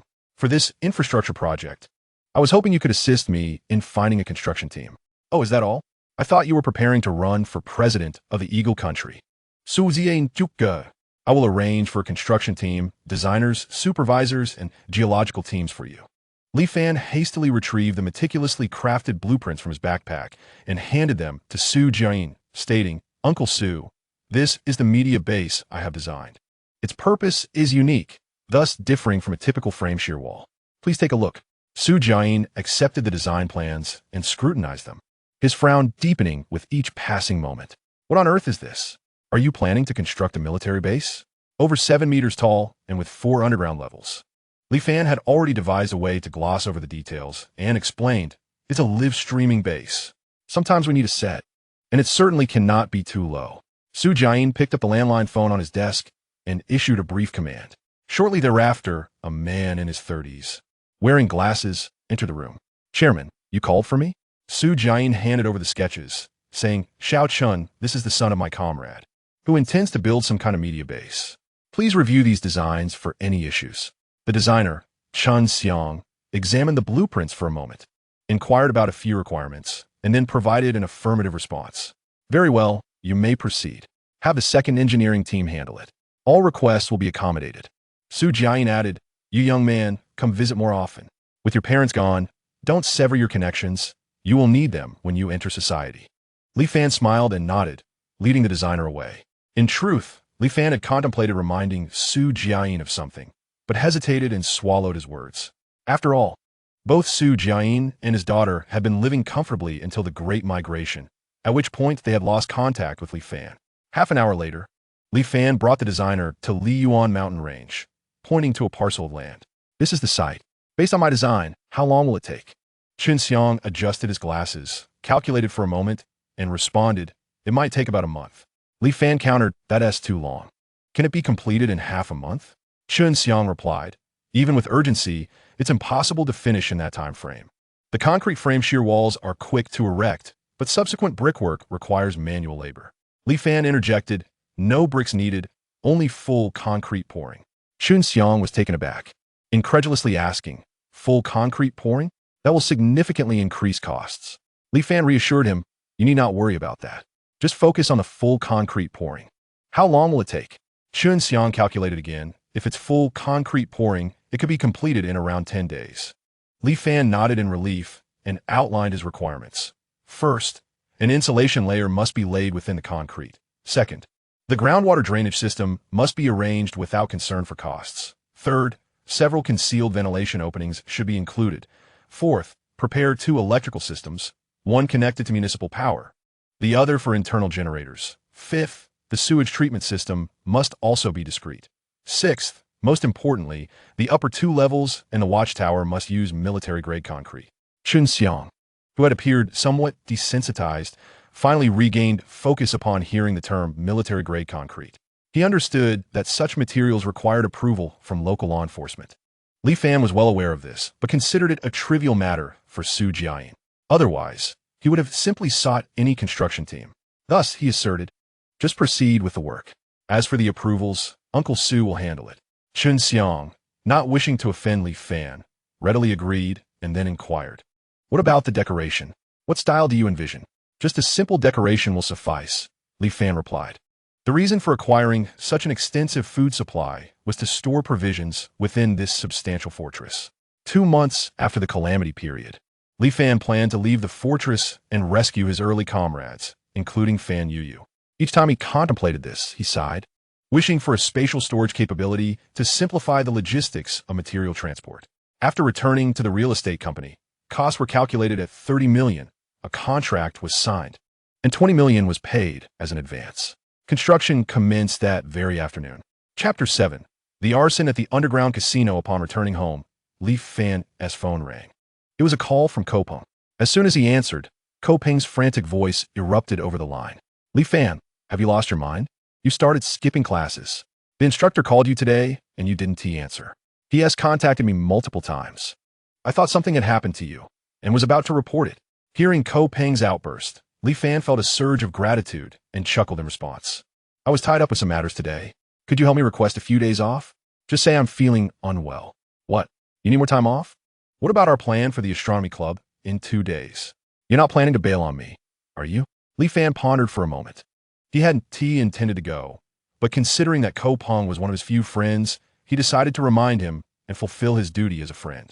After all, he was aware that Ko Peng would turn into a zombie during the 3rd phase, though he wasn't sure if it was due to being an original infected or secondary infection. All right, I'll contact you in 2 days.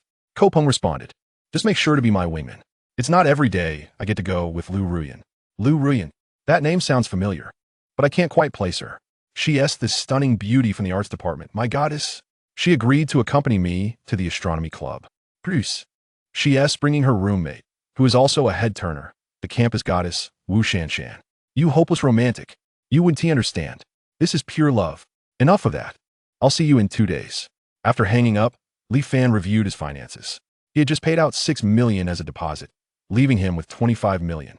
He still needed gasoline and diesel for the generator, coal for the fireplace, warm clothing, and a stock of medical supplies.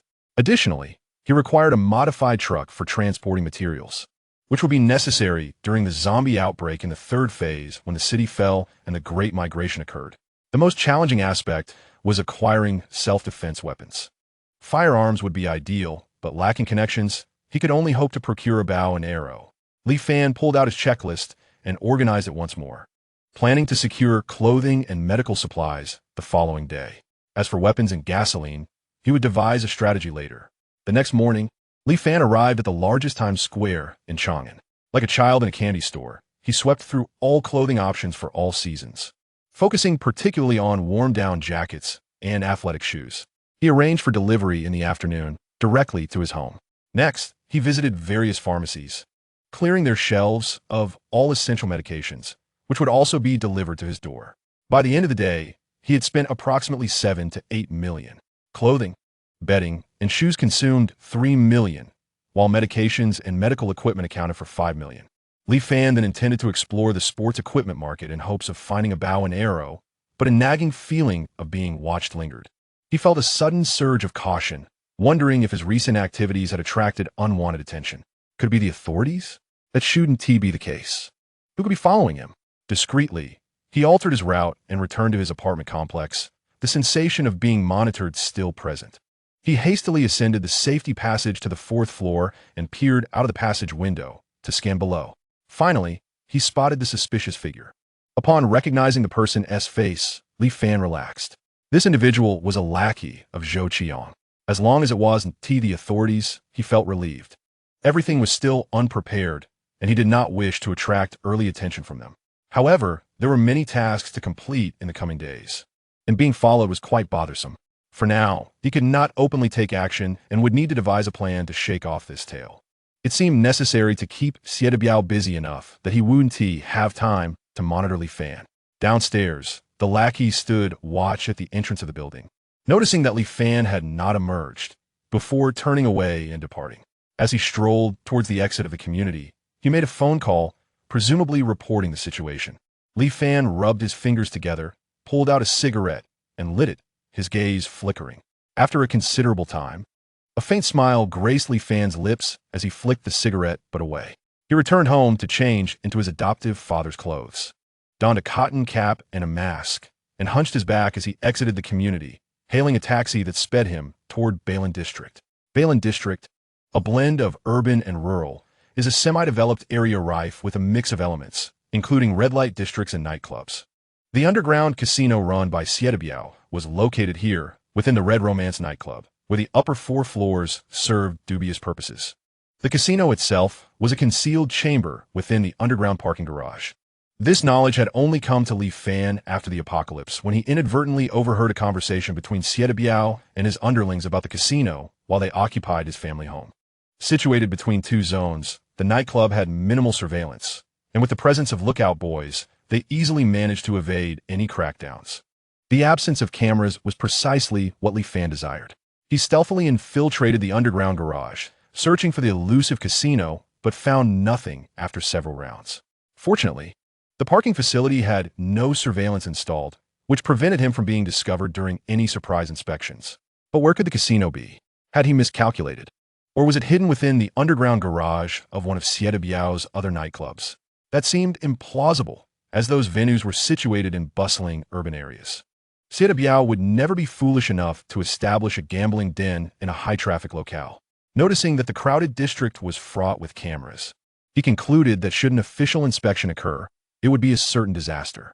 Just as Li Fan contemplated abandoning his search for another opportunity, an Audi A6 pulled into the vicinity. He quickly concealed himself behind a fire escape. The Audi parked directly in front of a wall and honked twice. Suddenly, a hole in the wall opened, revealing a man who illuminated the car's license plate with a flashlight and nodded towards the interior. A door at the parking spot swung open, and a man in a business jacket stepped out, wheeling a suitcase as he slipped inside. The Audi departed, and the entrance sealed shut once more. Li Fan cautiously approached the wall, scrutinizing it closely. To his surprise, it was not a wall at all, but rather a faux structure made of gypsum board and wooden framework, with the door frame painted to match the wall's color, effectively camouflaging it. Without a keen eye, one could easily overlook its true nature. Li Fan turned to the other side and noticed several electric scooters in a corner, likely belonging to the employees. He dragged one to the entrance, followed by 5 or 6 others, creating a barricade. Afterward, he violently tore open one scooter seat, disconnected 2 wires from the lithium battery, and employed the insulated pliers he carried to connect the wires. Sparks erupted, and he shoved the wire ends into the junction of the casing and wiring, stuffing the scooter's raincoats into the mix as well. Completing this task, he turned and slipped away, circumventing the lookout and standing at a small shop across from the nightclub, where he retrieved a backup phone and a black card he had purchased. As soon as black smoke billowed from the underground garage, Li Fan dialed the fire department and then the police. Just after making those calls, he spotted several of Biao's lackeys rushing towards the garage in a panic. Soon, shouts for help echoed from within, and Li Fan envisioned the inferno's magnitude. The explosive combustion of lithium batteries, compounded by the wooden framework used for partitions, would make extinguishing the flames an impossible feat. He waited until he could hear the fire alarms before quietly departing, indifferent to whether anyone perished inside. Good or bad, it mattered not. Judgment lay with Yama, the king of hell, while he merely bore the responsibility of transportation. Returning home, it was already past 6 in the evening, coinciding with the arrival of those delivering clothes and medications. After tallying the day's supplies, another day had slipped away. While dining and scrolling through his phone, he stumbled upon the news of the fire at the Red Romance nightclub. 13 were injured, with 2 in critical condition and 1 confirmed dead. The police had also received a tip-off, leading to the dismantling of a gambling den, and the nightclub's operator, Zheng, had been taken into custody, with the cause of the fire still under investigation. Upon reading the news, Li Fan couldn't help but mentally commend Biao, muttering to himself about Zheng's cunning. Realizing that the formal representative of the nightclub was not actually Zheng himself, Li Fan couldn't help but admire the old fox's level of caution. Nonetheless, even if Zheng wasn't directly involved, he would likely be occupied cooperating with the police for a few days. It was fortunate for Zheng that he wasn't apprehended. Had he been, the days leading up to the apocalypse would have been awfully tedious. After dinner, Li Fan called Ko Pongzi to arrange a meeting at school the following day before retiring early to wash up and sleep. Chapter 8. Farewell to Crystal. The next day marked the 3rd day after the Crimson Dawn. Temperatures had plummeted by 15 to 16 degrees, ushering in a wintry chill just after the Mid-Autumn Festival. Students on campus had already donned their thick winter attire ahead of schedule. Ko Pongzi, wrapped up like a ball, complained, "What kind of weather is this? Has autumn switched places with winter? We just finished the Mid-Autumn Festival, and now we skipped right to the biting cold."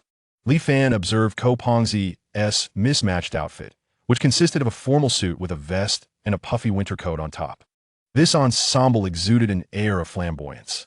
The cold is indeed biting, perfect for stifling that restless passion of yours. How are you going to speak? You've been guarding your virtue for 3 years, and now you finally have a chance to meet your goddess. Don't make me look bad. There's no saving you. A simp deserves no sympathy. By the way, what have you been busy with these past few days? You've been ignoring my calls. Not much, but listen, Pongzi, do you believe me? Get to the point. No need for preambles.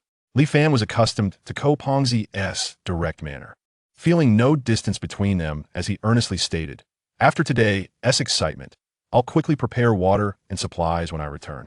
During the National Day holiday, let us stay quietly at home and not go anywhere. After the holiday, don't come back to school until you receive an official notice." Ko Pongzi furrowed his brows, scrutinizing Li Fan's serious demeanor. "Your words sound familiar. Isn't this straight out of a post-apocalyptic novel where the protagonist warns friends? Dead fatso, I'm serious. Don't take this lightly. All right, I'll listen to you. I'll just stay at home today." Ko Pongzi replied impatiently, glancing around before suddenly brightening as he pointed at two girls emerging from the dormitory. "Look, my goddess is here. Aren't I a good friend to bring you along since my goddess is with her beautiful roommate? If you manage to win her heart, I won't feel guilty about finding someone myself." Li Fan followed Ko Pongzi's finger and spotted the two girls, momentarily stunned before regaining his composure. "Pongzi, which one is your goddess?" Ko Pongzi, slightly embarrassed, replied, "The one in the off-white coat and yoga pants." "Isn't she stunning? Her figure is amazing." Li Fan cast a sympathetic glance at Ko Pongzi, realizing that the girl he pointed to, Lu Ruyan, was the same one who had clung to Sieta Biao's arm the previous evening. However, there was no time to warn Pongzi, as the two girls had already approached. To Li Fan's surprise, Lu Ruyan noticed him, her expression unperturbed, instead smiling and nodding at him as if the previous night had never occurred. Ko Pongzi, eager to impress, pulled out 2 cups of packaged milk tea from his jacket, presenting them with enthusiasm. "Ruyan, you must be freezing. Warm your hands quickly. I bought this hot, keeping it snug under my clothes." Lu Ruyan accepted the milk tea, casually expressing her gratitude as she turned to Li Fan and remarked, "So this is the Li Fan you mentioned. Quite dashing. Hello, I am Lu Ruyan, and this is my dear friend Wu Shanshan." Ko Pong draped his arm around Li Fan's shoulder, exclaiming, "Indeed, this is my good brother. Not only is he academically gifted and handsome, but he also boasts an impressive 8-pack. As Ko Pong extolled Li Fan's virtues, his gaze was directed at the girl beside Lu Ruyan, who exuded a quiet demeanor and wore a gentle smile. With delicate eyebrows, an oval face, skin as fair as jade, and her hair styled in a high ponytail, she donned a white down jacket paired with snug jeans and white sneakers, embodying the image of a well-behaved girl. If Lu Ruyan were rated an 8, she would undoubtedly receive a 9. Wu Shanshan curiously scrutinized Li Fan and cheerfully greeted him. "Hello, academic prodigy." "Hello," Li Fan replied with a casual glance before shifting his attention back to Ko Pong. "Enough with the flattery. Let's hurry along. I have matters to attend to this afternoon." With that, Li Fan placed his arm around Ko Peng's shoulder and walked ahead, while the two girls followed closely behind. Ko Peng, visibly displeased, whispered, "What's wrong with you? Why so cold? You aren't, are you?" Li Fan merely smiled faintly and inquired, "Do you truly fancy Lu Ruyan?" "Absolutely. I fell for her at the freshman welcome event. This is my first time asking out a goddess. Don't mess it up for me. Be a bit more enthusiastic."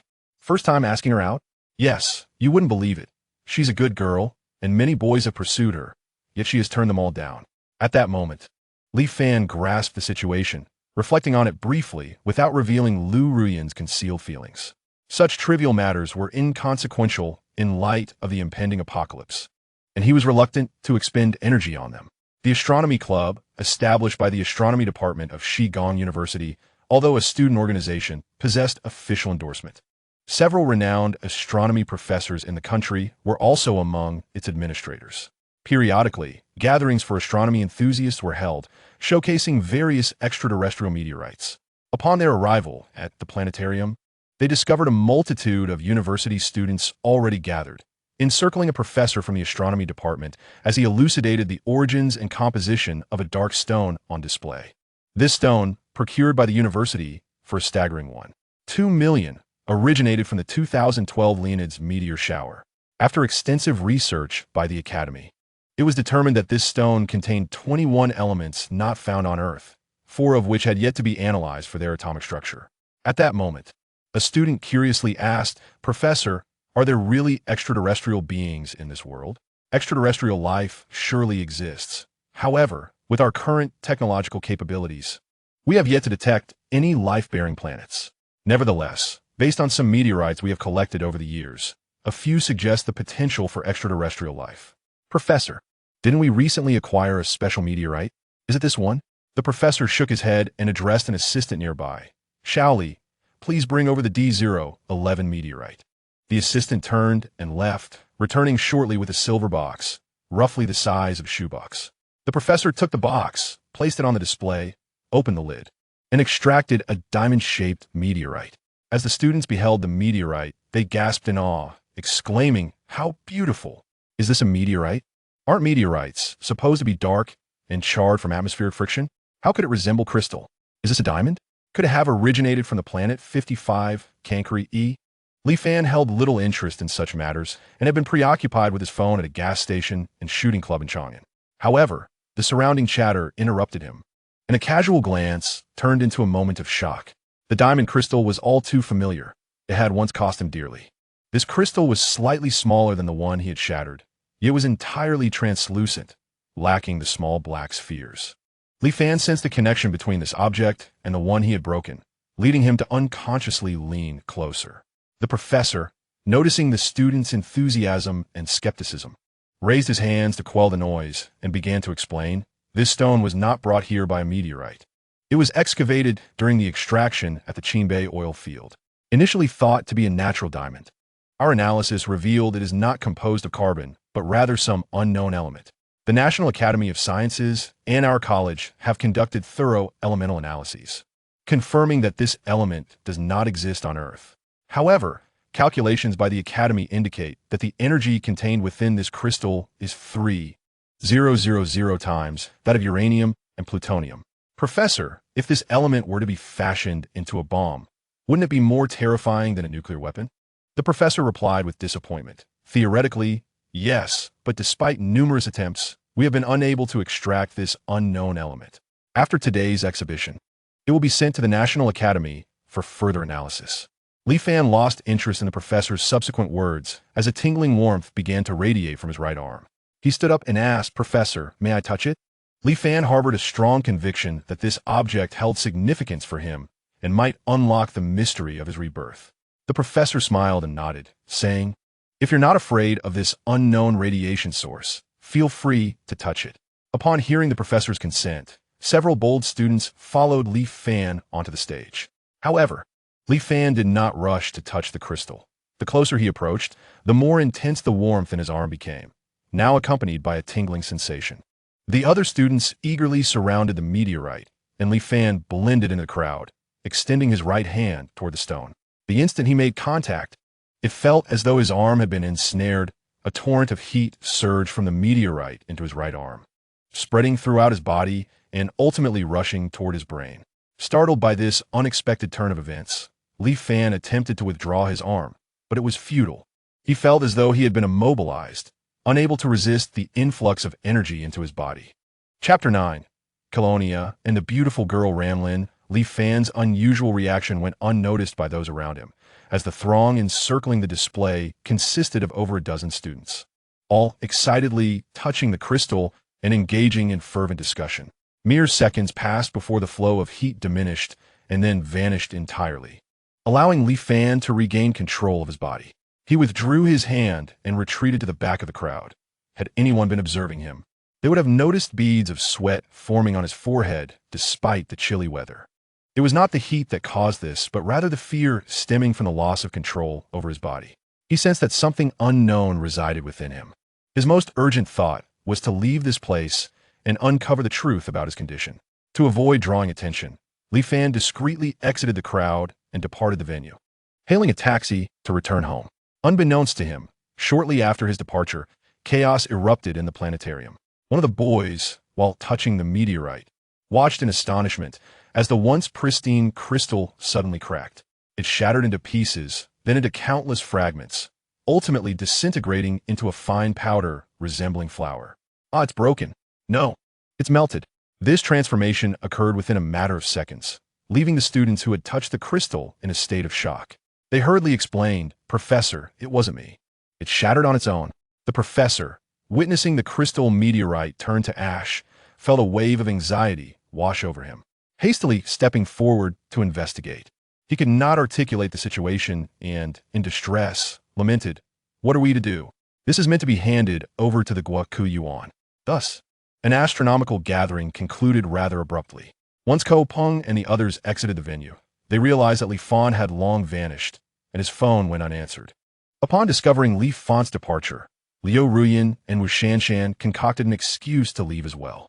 Ko Peng's planned movie and dinner were squandered, let alone their National Day rendezvous.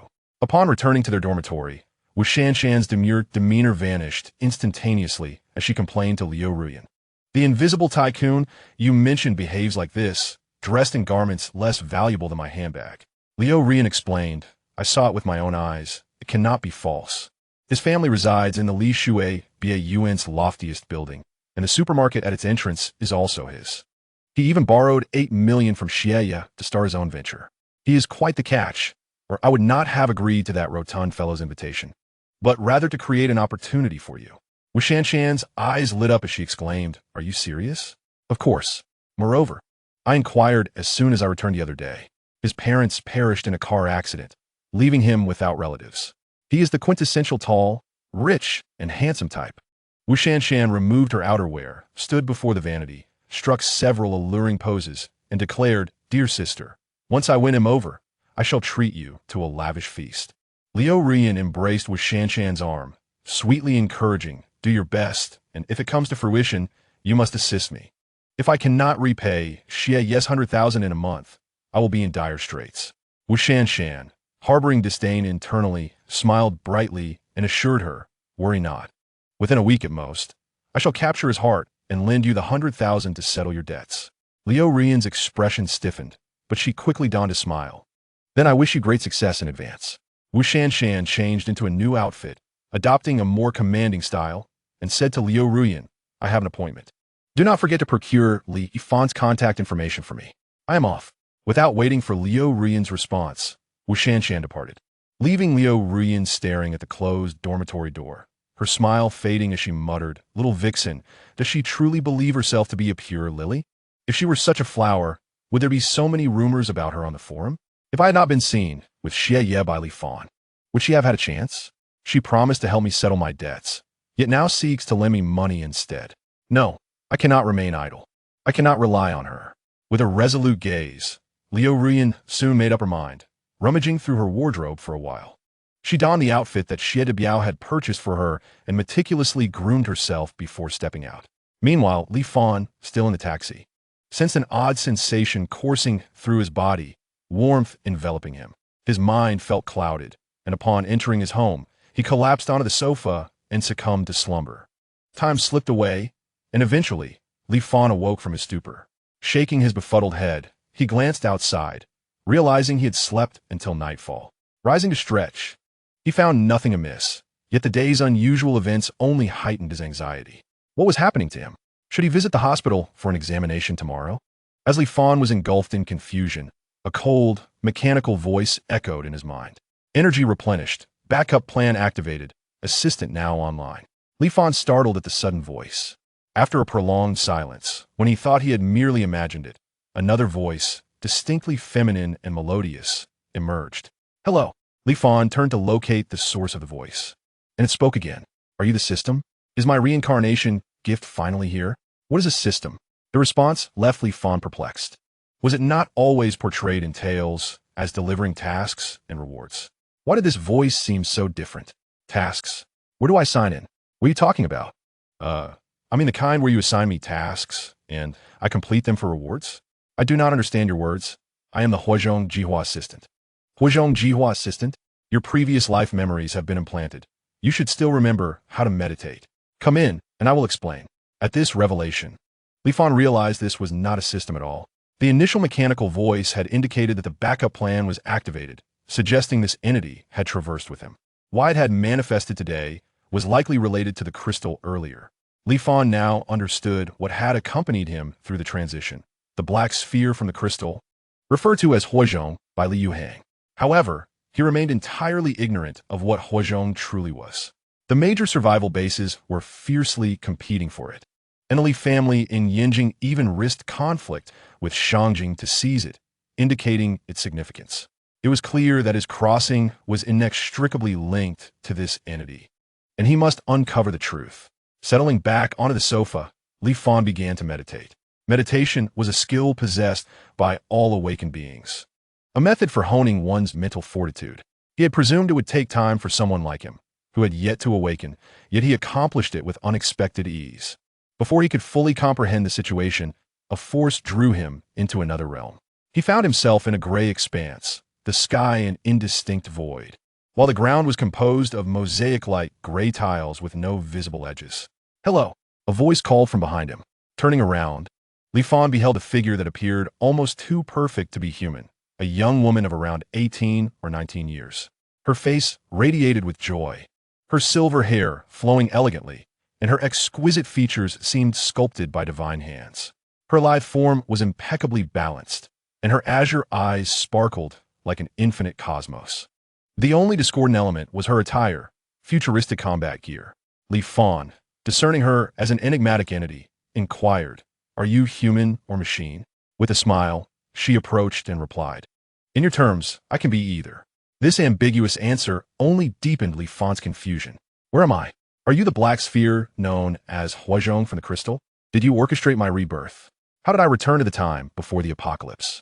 With a hint of exasperation, she interjected, "I can only inform you that this place is an alternate space, accessible only through the biological beacon within you.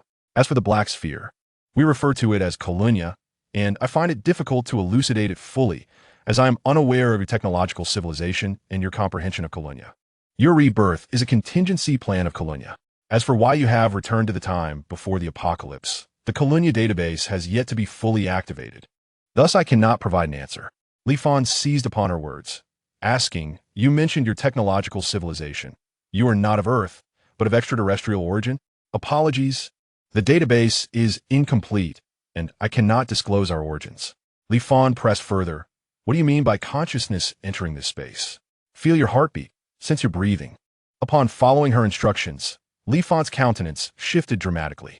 Here, he had neither heartbeat nor breath. This indicates that it is not the body that has entered this place, but rather the consciousness and thoughts that have transcended into this space. Chapter 10. The Unprecedented Colunya. Ling appeared exceedingly joyful, continuously scrutinizing Li Fan, for she had been in slumber for an extensive duration. Due to the incompleteness of her database, her current memories were merely filled with endless solitude and anticipation, alongside a steadfast creed engraved deeply within her mind, assisting her host in surviving the apocalypse. Observing Li Fan's slightly anxious demeanor, Ling reassured him, "You can place your complete trust in me, for my mission is to await my host and aid him in surviving. You are indeed the one I have been waiting for quite some time. I should not allow any harm to befall you." Li Fan had barely survived in the apocalypse for many years, encountering numerous bizarre occurrences, yet this situation was entirely unexpected. However, witnessing Ling's joyous countenance and sincere gaze instilled a sense of security within him. Li Fan tentatively concluded that Ling was likely a product of a higher civilization. But whether she was human or merely a program remained indeterminate to him, as it evidently surpassed his realm of understanding. Nonetheless, it appeared that everything was favorable to him. At the very least, before his awakening, he had gained an additional layer of support, although he was uncertain of the extent of Ling's capabilities to assist him. "Since you claim you wish to help me, what can you accomplish?" Ling, noticing that Li Fan no longer harbored distrust towards her, gleefully beckoned him, saying, "Follow me." With a playful snap of her fingers, the mosaic space behind her began to deconstruct in an orderly fashion. Subsequently, a magnificent array of buildings emerged, comprising 6 cylindrical, peculiar structures. Each one, approximately the size of 3 football fields and standing around 10 meters tall, was accompanied by several smaller buildings resembling warehouses. These edifices were crafted from a pearlescent metal, seamlessly integrated. At the heart of this architectural ensemble stood a cubic structure resembling a Rubik's Cube, 3 stories high, with a reflective surface reminiscent of a glass construct. Ling led the way, guiding Li Fan through the cluster of buildings until they reached the cube, where a door on the first level automatically opened. Upon entering, Li Fan felt transported into a futuristic technological fortress. Should the surroundings appear slightly decrepit, it would perfectly embody a cyberpunk aesthetic. Inside the cube was a corridor approximately 3 meters wide, flanked by metallic white walls, leading to a room akin to a control center.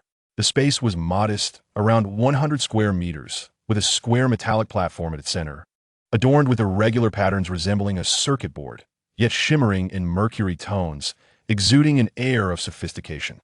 Ling approached the platform, commanding, "Activate the main control console and retrieve the laboratory specifications." A mechanical voice Li Fan recognized resounded. "Main control console activated, laboratory data retrieved." As the voice echoed, a three-dimensional aerial representation of the entire architectural complex materialized above the console.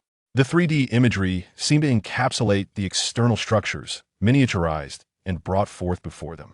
Ling playfully manipulated the 3D representation, causing several circular buildings to spread out side by side, floating above the main console, with unfamiliar text displayed upon them. Li Fan was utterly astonished. This technology, if introduced to the present world, would far surpass current advancements by leaps and bounds. Observing Li Fan's astonished expression, Ling's pride became evident in the upward curve of her lips as she declared, "These are the most formidable assets for your survival in the apocalypse." "Are these the buildings outside? What purpose do they serve?" Ling gestured towards the text, stating, "Does it not specify?" "Oh, I forgot to synchronize you with the current civilization framework. Allow me to provide a brief introduction." Pointing to the first cylindrical structure on the left, Ling explained, "This is the materials laboratory, capable of providing elemental transformation and refinement of various materials. For instance, the garment you are wearing, composed of cotton and polyester fibers, can be transformed and refined into a new type of material that can maintain temperature, enhance strength, and withstand certain external impacts. However, additional materials must be incorporated during the transformation process." Li Fan was elated at the prospect of merely inserting a few ordinary garments to yield clothing that was both insulating and bulletproof, with additional strength-enhancing properties. The more he pondered, the more exhilarated he became, and a bold idea suddenly emerged in his mind, prompting him to inquire, "Can any material be transformed?" Indeed, any elemental substance in the universe can undergo transformation and refinement. Moreover, transformation and refinement are merely its fundamental functions. Its ultimate capability lies in the synthesis of biological memory metal. Biological memory metal? What is that? Ling shrugged, saying, "Apologies, the memory database is incomplete. I cannot provide an answer." Li Fan did not dwell on this, his gaze shifting towards the other 6 cylindrical structures, his heart ablaze with anticipation. The first facility was astonishing. What could the subsequent ones possibly offer? He urged, "Please, do elaborate on the functions of the remaining structures." Ling pointed to the second cylindrical building, stating, "This is the biological laboratory, which, as the name implies, is responsible for the extraction of biological energy, cultivation, breeding, and gene chain recombination, including the production of necessary pharmaceuticals." Li Fan eagerly interjected, "Can it create awakening potions? If awakening potions could be produced, that would place me 3 months ahead of all other ability users. In the initial phases of the apocalypse, I would be invincible. This is of utmost importance." Ling observed Li Fan's earnest gaze and replied with a smile, "Of course it can, but the raw materials have yet to surface." This statement doused Li Fan in cold reality. The Tylenol virus had not yet erupted, and the zombies had not appeared. Without raw materials, the gene potions could not be manufactured. Nonetheless, Li Fan remained undeterred, even if it meant a 3-month delay. He could manage to survive as a low-profile individual in the meantime. "Now, please, enlighten me about the functions of the remaining structures." Ling indicated the subsequent buildings, introducing, "This one is the high-tech laboratory, which will design transportation, weaponry, and all high-tech products based on the current energy and resources of the Earth. This is contingent upon the materials you collect, serving as a foundation for the materials laboratory. This one focuses on kinetic energy and dark matter energy, primarily responsible for all energy transformation and application design. This is the high intelligence laboratory, chiefly engaged in editing AI intelligent systems. Although my memory is incomplete, my existence is intrinsically linked to it. Finally, this is the Colonia Cosmic Energy Collection Laboratory, which, as the name suggests, is dedicated to collecting extraterrestrial energy." As Li Fan listened, he grew increasingly astounded, finally grasping why this spark of innovation compelled significant factions to risk open conflict for its acquisition. It was undeniably extraordinary. The origins of this marvel, however, were intriguingly mysterious. Currently, no one on Earth was aware of its existence. Otherwise, nations would have long engaged in fierce battles. Its emergence was attributed to the melting glaciers, which provided clues from technology buried deep underground, bringing it into the public eye. Li Fan was acutely aware of the peril of revealing this asset, understanding the adage of having a jewel in hand is a crime. Gazing at these laboratories, Li Fan could hardly contain his eagerness. Now, let's expedite the process and design a set of combat attire, mirroring my current outfit. Also, please create several self-defense weapons, perhaps a few dozen of the 95 models, and some blue glowing Gatling guns.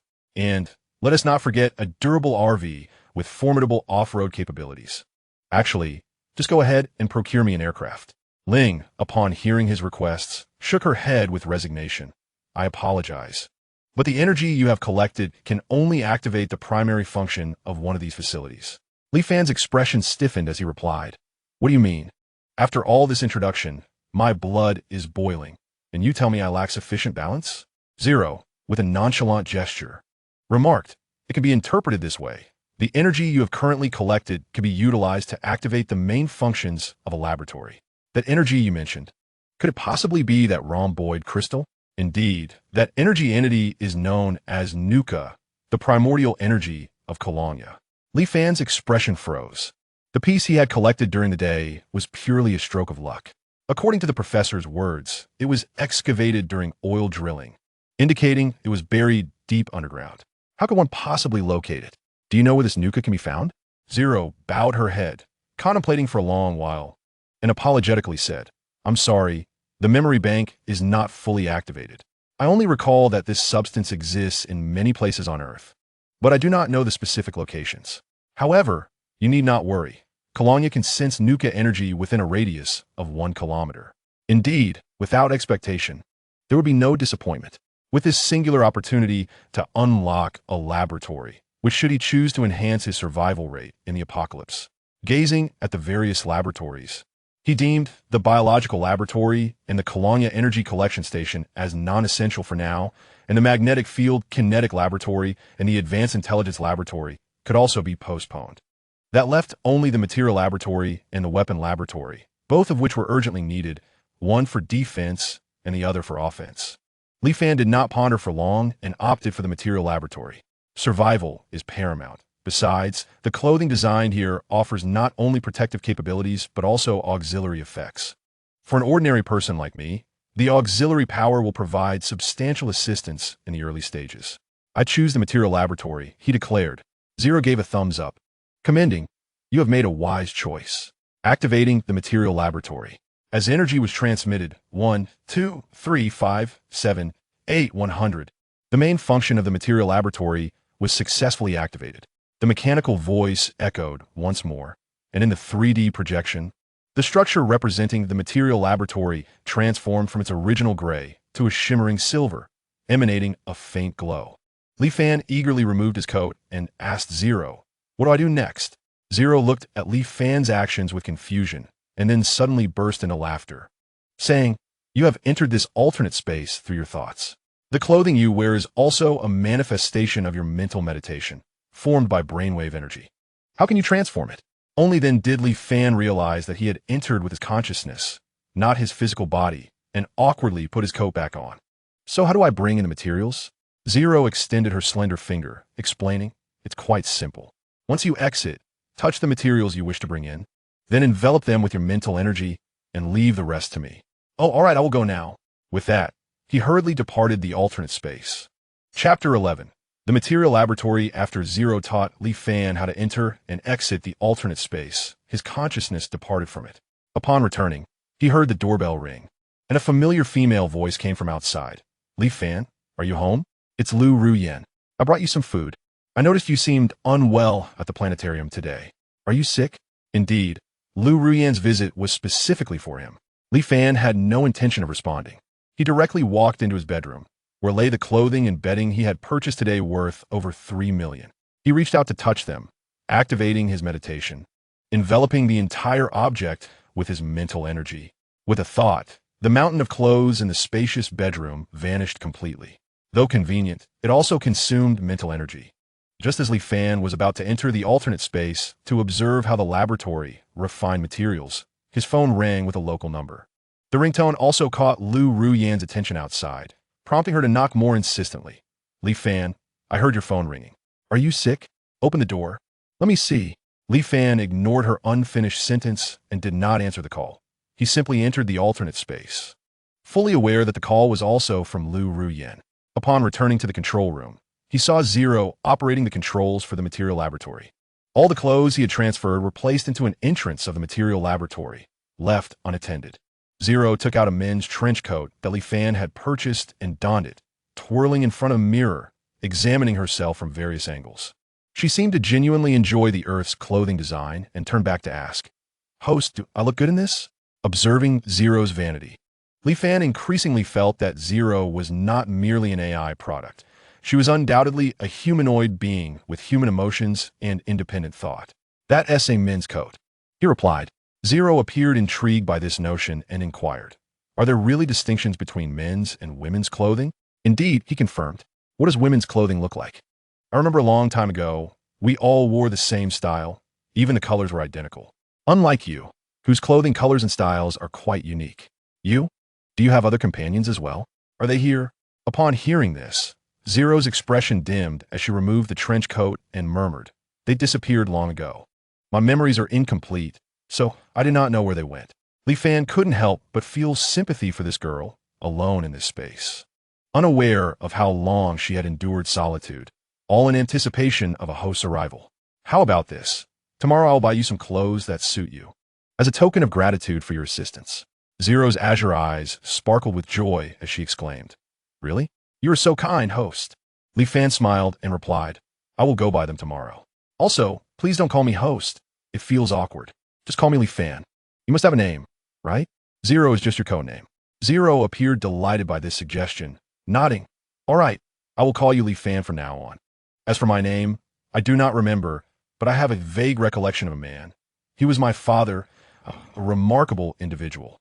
I also recall there was a field of ranlin flowers at home, along with some fragmented memories. Li Fan had never heard of ranlin flowers and assumed they were unique to her world. After some thought, he suggested, Then from now on, you could be called Ranlin. I will call you Xiao Ran. It feels more affectionate. Ranlin, that sounds beautiful. I shall be called Ranlin from now on. I finally have a name. Xiao Ran joyously spun around in place. Li Fan watched her, realizing that such an optimistic girl would likely be adored by many in the real world. Apart from her silver hair and azure eyes, she resembled an innocent neighbor girl. Before long, a mechanical voice resonated. Ding. Material transformation completed. Collected 1,100 raw materials, producing 60 pieces of combat gear, capable of maintaining a constant temperature and enduring a destructive force of 180,000 joules, with auxiliary power limits of 70. Evaluation level, F grade. This transformation yielded 1 ton of waste material. The recycling station is not activated, unable to process waste material for differentiation and refinement. Hearing the mechanical announcement, Li Fan felt numb. Over 1,000 pieces of clothing yielded only 60. The consumption was terrifying. Over 1,000 pieces worth 3 million resulted in merely 60. Observing the 60 pieces emerging from the material laboratory, he noted that while the style and color remained unchanged, they felt significantly lighter. The texture reminded him of the delicate, soft surface he had touched on the head of a beluga whale at the aquarium. He tugged at one, noting its slight elasticity, his mind filled with doubt. After all, the renowned Barrett anti-material sniper rifle could only withstand 150,000 joules. This garment could withstand 180,000 joules of focused impact, meaning it could resist all conventional bullets. Xiao Ran, can this truly stop bullets? I'm uncertain. Our technological data has not synchronized with yours, preventing me from providing you with a precise answer. However, this is merely at the F level. Once you acquire new materials, further refinement is possible. F level? What materials do I need for an upgrade? Ranlin extended her hand and continued to manipulate the controls for a few moments, projecting a string of incomprehensible characters before Li Fan. After a considerable pause, She spoke. These materials should be available in your world. Once you synchronize your data with me, I will inform you of what these materials are called in your realm. How do we synchronize? Ranlin pondered for a long time, unable to articulate her thoughts, and simply gestured for Li Fan to follow her. Ranlin led Li Fan through another door into a room filled with an intricate network of crystalline circuits, all leading to a central floating rectangular crystal. Approximately 1 meter in length and 30 centimeters in diameter. Only a small section at the bottom emitted a shimmering light, while the upper part resembled ordinary glass. Ranlin halted in front of the crystal and said, "This is it. It is called Gator. It serves as our memory storage and a repository for all data in this space. Currently, only 1/10 of it is activated, which is the illuminated section." Li Fan gazed at the crystal, his eyes filled with confusion, and pointed at it, saying, "Are you implying that the central data of Colonia resides within this crystal, along with much of your memories?" "Indeed. Once you fully activate this Gator, you will harness the technology of Colonia and put an end to the apocalypse." Li Fan, hearing this, scoffed and said, "Let us discuss that later. First, let's talk about how to synchronize the data. You need to locate your Gator, and then the rest is up to me. At that point, I can translate all the written words, names of elements, their purposes, and technologies into your language, facilitating communication. This way, we will no longer need to convey information through thought. Then, I will be able to perceive what the outside world is like through your brainwaves." Li Fan realized that this girl had mentioned data synchronization several times, indicating her desire to glimpse the outside world. It made sense. This place was a prison for her. However, a new question arose. He was certain that such advanced technology did not exist in his world. "Xiaoran, our databases differ from yours. How then shall we synchronize? How do you store various pieces of information? Books and computers. Then bring your books and computers here, and I will give it a try." Li Fan contemplated for a moment, but decided it would be safer to visit an internet cafe the following day, as he was still uncertain about what this entity truly was. Now, he was contemplating another matter, the spatial storage capacity. He intended to conduct a thorough test that evening. "All right, you rest for now. I have some matters to attend to." Having said that, Li Fan exited the otherworldly space. Upon returning to consciousness, he was greeted by the ringing of his phone and the voice of Lu Ruyan outside. "See you. Are you fainting? If you don't open the door, I'll call 120. Li Fan picked up his phone in astonishment. The screen displayed a single missed call, the one that was ringing. Outside, Lu Ruyan's voice seemed to have paused as soon as he entered the space, only to resume upon his exit. A bold hypothesis thrilled Li Fan. Time did not exist in the otherworldly space. He jumped up, dashed to the living room, filled a cup with boiling water, and inserted a thermometer. The thermometer read 91 degrees, and he activated his consciousness to send it into the otherworldly space. If after an hour, the boiling water remained at 91 degrees, it would indicate that energy did not dissipate in the otherworldly space, implying that food would not spoil if placed inside. With excitement, he settled on the sofa to wait, but outside, Lu Ruyan persisted in her relentless knocking, becoming increasingly irksome to Li Fan. He could roughly deduce her intentions. Such women were commonplace in the apocalypse. He felt a twinge of dark amusement thinking of the unfortunate Ko Pongzi, who had endured 3 years of leftovers without ever tasting them. Li Fan opened the door and asked, "Is there something you need?" Liu Ruyan, noticing Li Fan's unwelcoming demeanor, remained unfazed and replied with a concerned tone, "Are you all right?" "That's wonderful. I noticed you looked unwell during the astronomy club today and thought you might be ill, so I came to check on you." While speaking, she skillfully slipped into his home. Li Fan didn't stop her. He was curious about what act this woman was about to put on, especially since it was a rainy day and he had little else to occupy his time. In Chapter 12, Training Lu Ruyan sat comfortably on the sofa, spread out the late-night snacks she had brought on the table, and even had 2 bottles of wine. Smiling at Li Fan, she said, "You haven't eaten yet, have you? I brought you some roasted meat and some cold dishes." Li Fan settled into a single sofa, arms crossed, reclining against the armrest, and smiled. "Shouldn't you be on a date with Ko Pongzi? What brings you here?" Lu Ruyan, who was busy preparing, slowly raised her head, then quickly lowered it, feigning shyness as she bit her lip, and said, "Actually, I don't like Ko Pong. I like you. I have been paying attention to you for quite some time, but I never knew how to approach you. You and Ko Pong are good friends, and I didn't want to put you in a difficult position, yet I couldn't help but think of you. I believe I should muster the courage to pursue my own happiness." Li Fan, Would you be my boyfriend? Li Fan was immediately covered in goosebumps. Unable to listen any longer, he interjected, Stop, stop, stop. Be your boyfriend? Does Xie Biao approve? Lu Rian hurriedly clarified, You misunderstand. My relationship with Xie Yi is purely platonic. Enough of this charade. What are you playing at, pretending to be coy? How much money did you borrow from him? How many times have you slept with him? What positions do you usually prefer? What about you, on top, or him? Oh, you're on top? How adventurous of you. Guanyin Bodhisattva. You are crossing the line. Lu Rian could no longer sit still. She stood up, her face a mask of anger. Some things can be maintained as long as no one knows, allowing her to keep her goddess persona intact. But being confronted directly left her feeling humiliated and furious. She had assumed Li Fan was just an ordinary junior student, fortunate enough to be adopted by a short-lived wealthy family, thinking he would be easy to manipulate.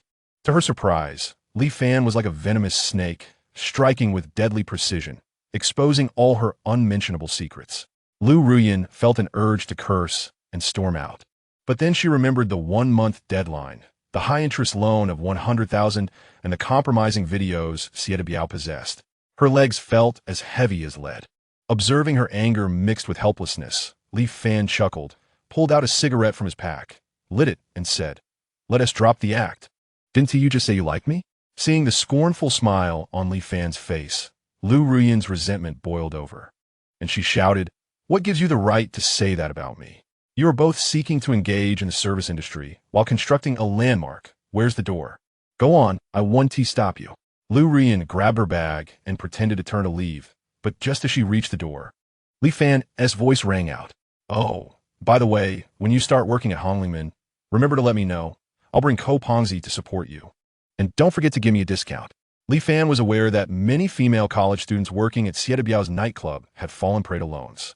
Upon hearing this, Lu Rian halted mid-step, tears cascading down her cheeks. She closed the door and returned to the living room, kneeling before Li Fan, pleading, Li Fan, please. I beg you to help me. Borrow me 100,000, and I shall repay you. Biao Yi has granted me but a month's time, and should I fail to repay, he will compel me to work at his nightclub. Borrow you 100,000?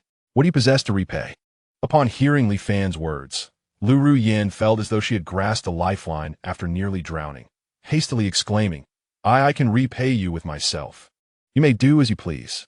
Lu Ruyan had already prepared herself for such a sacrifice, and upon finishing her words, she began to undress. Li Fan gazed upon Lu Ruyan's delicate and fair visage. Truth be told, she was quite beautiful, undoubtedly among the most striking in the class. Alas, the fairest maiden had fallen into thievery. This thought led Li Fan to reminisce about Ko Pongzi. One wondered how Ko Pongzi would react upon discovering that the goddess he had admired for 3 years had succumbed to such a state.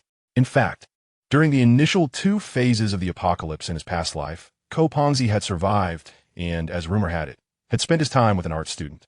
Ultimately, Ko Pongzi had turned into a zombie, while that art student had survived and made her way to Basha Base. If Li Fan's conjecture was accurate, that student was none other than Lu Ruyan.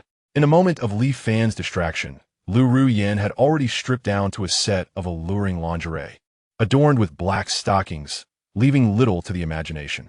Although Li Fan remained an amateur in such matters, he found himself utterly unresponsive to a woman like Lu Ruyan. With a teasing tone, he assessed her figure, not bad, possessing the potential of a great empress. Come, turn around, let me see. Lu Ruyan's face brightened with delight.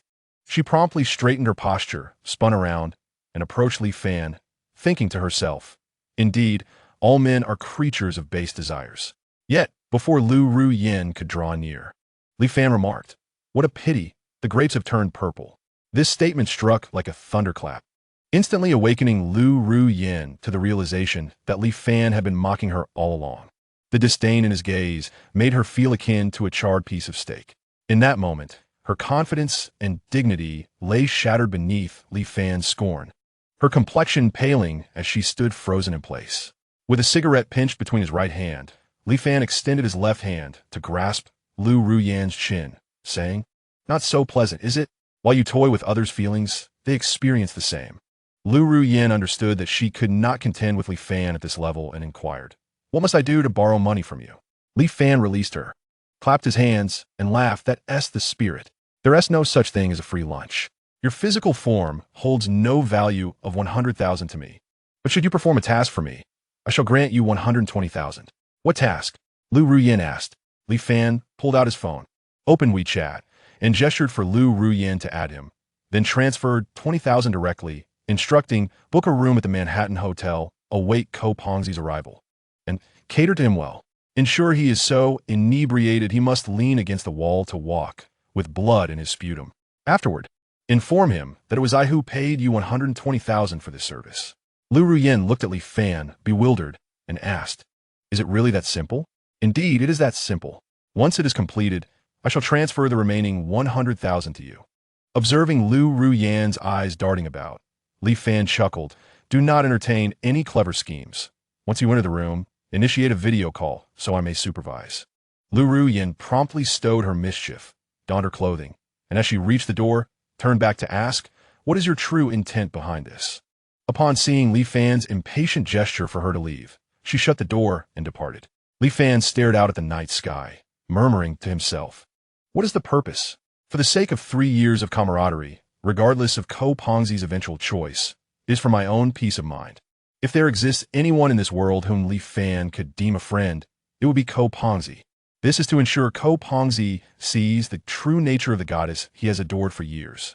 Half an hour later, Lu Ruyin sent a message, room 1201 at the Manhattan. Li Fan picked up the phone and dialed Ko Pongzi. Ko Pongzi, what are you doing? In the dormitory. Feeling down. You filthy scoundrel. Have you abandoned me? Is there no conscience left in you? I have good news. Good news? What is it? Hurry to room 1201 at the Manhattan. I have prepared a surprise. A surprise? What kind of surprise?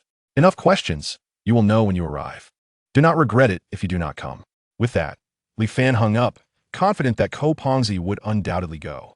As anticipated, an hour later, Lu Ruyin initiated a video call. Upon answering, the sound of a doorbell echoed through the phone, and Lu Ruyin said, Li Fan, I hope you keep your word. Do you have a choice? Lu Ruyin reluctantly placed the phone beside her bag, capturing most of the room centered around the bed. Then came the sound of the door opening and voices conversing. Ruyin, why are you here? Komein. Li Fan then witnessed Lu Ruyin pull in a bewildered Ko Pongzi, who remained like a fool even as she seated him upon the bed. You this I. Before Ko Pongzi could finish, Lu Ruyin took several deep breaths, sat upon his lap, and wrapped her arms around his neck, planting her cherry lips upon his thick, ample mouth. For a novice like Ko Pongzi, who could withstand such advances from his goddess? Instantly, his primal instincts ignited, and moments later, the two were entirely honest with one another. Ko Pongzi lunged forward, his hefty frame enveloping Lu Ruyin's petite form. From the video, one could only see Lu Ruyin's limbs flailing. The subsequent scenes were quite scandalous, and whether one wished to witness them or not. Li Fan had no desire to continue watching. Any further would lead to impropriety. He discarded his phone, anxiously retrieving the hot water he had placed in the spatial dimension an hour prior. Upon seeing the thermometer still read 91 degrees, he leaped with excitement, thinking, the temperature has not fluctuated, indicating that there is no temporal dimension within the spatial realm. This alleviates any concerns regarding food storage, sparing him from unnecessary back and forth. Especially during the third phase of the Great Transition, food reserves become even more crucial. However, funds are currently limited, and many supplies remain unprocured. Notably, after activating the materials laboratory, the desire to utilize it for weapon and clothing modifications, and even future transportation, requires a vast quantity of resources. After deliberating for some time, he concluded that beyond zero-cost procurement, there were no other options. Yet, as it is still a time of peace, any missteps in zero-cost procurement may lead to his own downfall. Thus, the notion was once again stifled by reason. Subsequently, Li Fan deposited all the pharmaceuticals and medical instruments he had purchased into the spatial realm. After some thought, he also included a tablet he frequently used for watching dramas, sending it into the main control room of the spatial dimension to entertain Xiao Ran. Chapter 13. Lu Ruyin and Ko Pongzi in room 1201 at the Manhattan. After enduring 5 rounds of battle over the span of 4 hours, the tumult of war had finally subsided. The events that transpired felt to Ko Pongzi as though they were but a dream. He believed that his 3 years of effort and sincerity had moved his goddess, thus orchestrating this surprise through Li Fan. Reflecting on this, Ko Pongzi was overwhelmed with emotion embracing his goddess and gently declaring, Ru Yin, do not worry. I shall take responsibility. I will treat you well for a lifetime. Ru Yin, however, offered no response, her eyes filled with disdain and contempt. Yet she remembered Li Fan's request, continuing to torment Ko Pengzi. Ko Pengzi pleaded, I cannot endure any longer. Truly, I cannot. Ru Yin, we have many days ahead of us. Upon hearing Ko Pengzi's pleas, Ru Yin expressionlessly dismounted from the bed, picked up her phone, and inquired, Is it finished? The video connection was abruptly severed, and she soon received the transfer of 100,000 from Li Fan. Observing Ru Yin's inexplicable actions, Ko Pengzi questioned, Ru Yin, who are you speaking with? Ru Yin, with a countenance as cold as frost, turned and pointed towards the door, commanding, Put on your clothes and leave. Ko Peng was utterly bewildered, fearing he had upset her. He quickly apologized. Ru Yin, have I done something to anger you? I sincerely apologize. Say it again, leave. Hastily, Ko Peng got out of bed, intending to embrace Ru Yin, only to be met with the clothes she threw at him. Surely you don't naively believe I slept with you out of affection? Just look at yourself. You lack wealth, and your appearance resembles a ball of flesh. Being with you is nothing short of a nightmare. Just moments ago, Ko Peng had been basking in the elation of conquering his goddess. But these icy words shattered him completely. He murmured, Then why did you sleep with me? Observing Ko Peng's despondent demeanor, Ru Yin felt a flicker of satisfaction, as if reclaiming the confidence befitting a goddess. She taunted, If it weren't for Li Fan's 12,000, do you think you would have the qualifications to ascend to my bed? Wake up. In disbelief, Ko Peng looked at Ru Yin, exclaiming, You slept with me for 12,000 yuan? Indeed, is there a problem with that? How could you change so much? My transformation is not for you, a pathetic loser, to assess. You are unworthy of my regard. Without Li Fan, you wouldn't even qualify to touch me. One must understand their own position in life. Ru Yin, evidently growing impatient, moved to the door, flung it open, and said, Leave now. I need to bathe. Ko Peng left the Manhattan Hotel in a daze, unaware of how long he wandered, his legs feeling weak.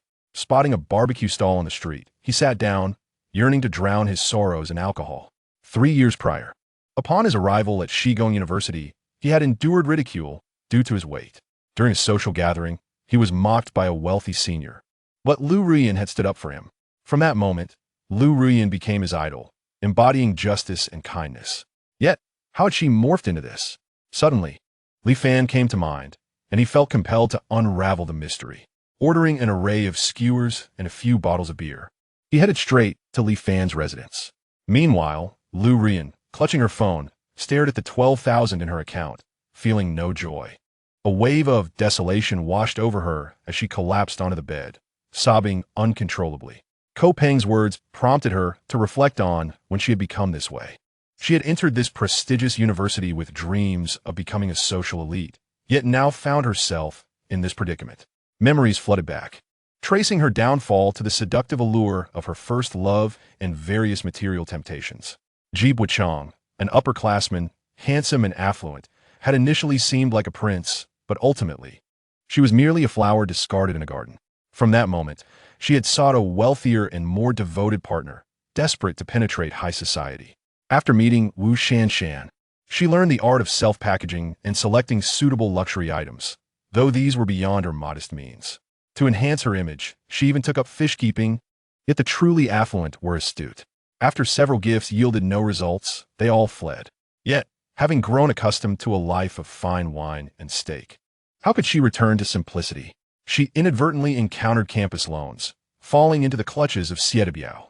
Her debt escalated from 40,000 to 60,000, eventually reaching 100,000. As Biao's interest waned, she realized her end was a precipice.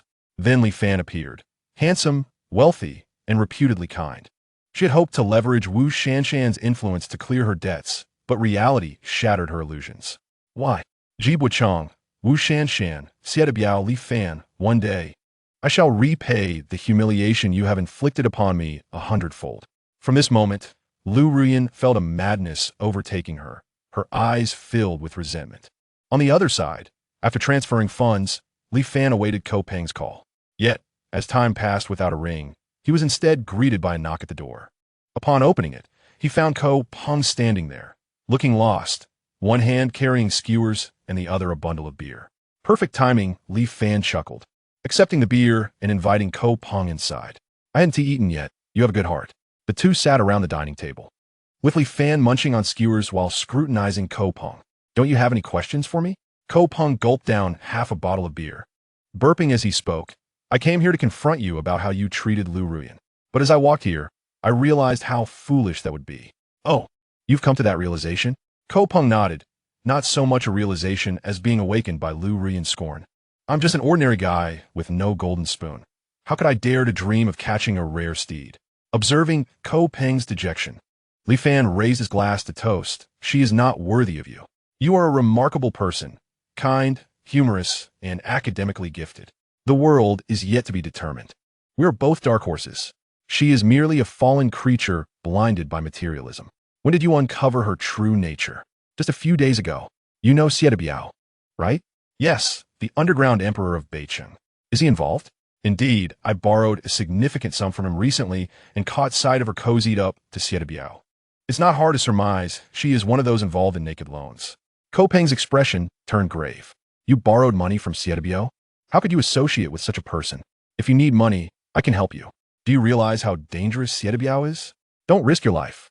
Hearing Ko Peng's concern, Li Fan felt touched. Rest assured, I know my limits. In time, you will understand. Noticing Li Fan's resolute expression, Ko Peng ceased to press further. If anything occurs, you must inform me. While my family isn't wealthy, I can still manage a few tens of thousands. Speaking of money, losing 12,000 to such a person feels like a massive loss. Li Fan, observing Ko Peng no longer mourned Lu Ruyan, teased, isn't she your goddess? Let us drop that topic. It's a closed chapter now. No one is allowed to mention it again. All right, I won't bring it up again. There are plenty of good girls out there. By the way, is she really that good? You gotta be kidding me. Are you still on this? Ha ha. Let us drink. Li Fan, you're my only friend in these 3 years. Allow me to show you something. The two lost track of time, drinking until they were inebriated, not even realizing how much more alcohol they had procured from the supermarket. The next morning, Li Fan awoke to find Ko Peng had already gone to class. After tidying up his home, he also set out, for there were many tasks to attend to. He needed to find gasoline and diesel, along with self-defense weapons, as the summer break would soon commence in 10 days. Chapter 14. The dilemma of Xie Biao. Ever since the fire at Xie Biao's nightclub resulted in fatalities, it had been shut down. One of his subordinates was taken in to bear the blame, specifically the legal entity of Hong Lema nightclub. In recent days, Xie Biao had been unusually compliant, having been summoned multiple times for police questioning, now spending his days at his small loan company. In the office, Xie Biao sat in the boss's chair, his expression somber as he gazed at the dozen or so subordinates who were rendered speechless in fear. He inquired in a low voice, "Have you not yet located that individual?" One subordinate replied, "Brother Biao, the guys have dispersed, and there are no leads." Xie Biao, infuriated, retorted, "A bunch of useless fools. We have already reviewed the surveillance footage, and you cannot even find a single person. Have you checked the gamblers who lost money at the venue? Are there any similarities?" The leading subordinate responded, "We have looked into it, but our hidden cameras did not capture clear images, and with masks and hats, we cannot discern their faces, only their general physiques. However, among our gamblers, there are no middle-aged or elderly individuals with similar builds." Upon hearing this, Xie Biao seized the ashtray from his desk and smashed it onto the floor, shouting, "Are you fools? That was not a hunchbacked, middle-aged man. Have you ever seen an elderly person dragging 7 or 8 electric scooters without even panting?" Zhou Qiang, standing beside Xie Biao, attempted to console him, saying, "Uncle, please do not be angry. Brother Hao and the others are working hard to find him, but they lack your meticulous attention to detail." Xie Biao forced himself to suppress his anger, stating, "Listen, I do not care what methods you employ. You must locate him within a week. How dare he play tricks on me in Beicheng? He is truly courting death." The subordinates hastily assured him and exited the office. However, just as the office door closed, it was pushed open once more by a professionally dressed female secretary who announced, "Mr. Xie, Officers Huang and Wang have arrived again." Xie Biao's teeth nearly shattered with frustration. These two officers have been relentlessly pursuing him like a persistent adhesive plaster. He had to feign indifference and engage in a game of Tai Chi with them. Taking a deep breath and donning his trademark smile as he said, "Please let them in. Moments latte." The secretary ushered in a man and a woman clad in police uniforms. Officer Huang, named Huang Wei, was the captain of the criminal investigation team at Chang'an Prefecture, a middle-aged man around 40. Behind him, Officer Wang, known as Wang Yu, was a stunning female officer and the vice captain of the same team. Her appearance and figure bore a striking resemblance to the popular star Feng Kuliang. Although she was beautiful and alluring, she possessed formidable skills, having transitioned from a special forces unit in the military, making her unmatched within the criminal investigation team. Xie Biao stepped out from behind his desk with a forced smile, saying, Officer Wang, please take a seat. You have visited 5 times in just a few days. At this rate, no one will dare to conduct business here anymore. Officer Huang, adopting a serious demeanor, presented his identification and stated, Mr. Xie, we have a few questions that require your cooperation. Speak freely. I'm all ears, Xie Biao replied. Officer Huang continued, do you have any dealings with the owner of Honglangman nightclub? Xie Biao answered, as I mentioned before, I am not familiar with them. Although that area belongs to me, I leased it several years ago, and with my many business ventures, I truly have no time to inquire about their activities. Huang Wei nodded and produced a photograph, placing on the desk as he asked, do you recognize this person? Xie Biao's pupils flickered momentarily as he picked up the photo, scrutinizing it closely before saying, this person is wrapped up tightly and wearing a mask. I cannot discern their features. The physique and hunchback do not match anyone I know. The 2 detectives had been keenly observing Xie Biao, and his fleeting expression did not escape their notice. Just as Wang Yu was about to speak, Huang Wei interrupted. Thank you for your cooperation, Mr. Xie. Please try to avoid traveling far for the time being. We may need your assistance regarding the recent arson case. Xie Biao replied earnestly. It is my honor to assist the police. After seeing off the 2 officers, he sank into deep thought on the sofa. The photograph provided by the police was captured from the surveillance footage at the entrance of Honglangman nightclub. The clarity of the image evoked a sense of familiarity within Xie Biao. Zhou Qiang, standing nearby, inquired, Uncle, how the police managed to track down this person? It seems he cannot remain hidden. Xie Biao furrowed his brow, his gaze wandering as he searched his mind repeatedly but could not identify the individual, which left him feeling anxious. He commanded, inform Housie and the others to intensify their search. I will reward 20,000 if someone finds him. Zhou Qiang countered, Uncle, with the police assisting in the capture, do we not need a rush? Do not be foolish. We must find him before the police do. He feels familiar to me. He must know who I am and is undoubtedly aware that I am the mastermind behind the nightclub. This is a method of retaliation directed at me. If there is any conclusive evidence that reveals my role as the puppet master and I am apprehended by the police, it will be exceedingly troublesome. Zhou Qiang realized the severity of the situation and promptly prepared to make a phone call. Xie Biao then asked, what has Li Fan been up to these past few days? Any irregularities? There is nothing unusual. He just went out to buy a lot of clothes and medicine. After the incident at the nightclub, I withdrew him to search for people. Xie Biao replied, all right, let Li Fan be for now. Focus on finding this masked man. Meanwhile, in a police car parked outside a loan company, Wang Yu expressed her confusion. Captain Huang, why did you not continue questioning? Xie Biao must know this person. Huang Wei shook his head, instructing, you are still too impatient. A person like Xie Biao is quite slick. We both know Honglangman belongs to him. But look, there are no records of his phone number in the bank transactions, legal representative documents, or even in Guo Mu's communication logs. Everything related to Honglangman has no connection to him. Would someone as cautious as him divulge information just because of a few police inquiries? What should we do then? Wang Yu asked. Huang Wei replied, we must find this person. He is undoubtedly a key figure. If he were merely an ordinary gambler, Xie Biao would not have reacted as he did. This individual must be an enemy of Xie Biao and could possess the evidence we need. Upon hearing Huang Wei's analysis, Wang Yu's eyes lit up as she said, Captain, let's set a mission. We will act separately. You can conduct inquiries in the community where Xie Biao resides, and I will investigate his recent financial transactions and phone records. She added, should we apply for a wanted notice? Huang Wei shook his head in resignation. No, aside from the timing aligning. We currently lack solid evidence to prove this individual is responsible for the fire. After taking a few puffs from a cigarette and contemplating for a moment, Huang Wei stated, if we do not gain any substantial leads tonight, I will apply for a collaborative notice. Let us proceed.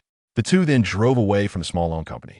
As Sieta Biao engaged in a battle of wits with the police, Li Fan remained blissfully unaware that both sides had him under surveillance. Even if he knew, he would not be inclined to care, as he was preoccupied with how to procure the remaining resources. After wandering around for a morning, aside from purchasing some clothing, he had achieved nothing. The notion of acquiring everything for free lingered incessantly in his mind. After lunch, Li Fan sought out an internet cafe and rented a private room. He intended to utilize the cafe's computer to see if he could synchronize with Xiao Ran. Sitting before the computer, Li Fan entered the alternate space. Upon seeing Li Fan, Xiao Ran excitedly ran over, holding up a tablet and asking, "Is there more of this? I found the content so interesting." What had initially been a casual endeavor to entertain Xiao Ran turned out to bring her immense joy. Li Fan chuckled, "Yes, I will download it for you tonight. But right now I need you to assist me with something important." Xiao Ran inquired, "What is it?" Li Fan explained, "I found an internet cafe, which is a client of the database you mentioned. Try to see if you can synchronize." "All right, I will give it a try. What should I do?" Xiao Ran lifted the tablet, pointing to the USB port, and remarked, "Your technological products are rather primitive. They still operate on the binary computing system. You step outside and touch your right hand to this interface. The rest shall be left to me."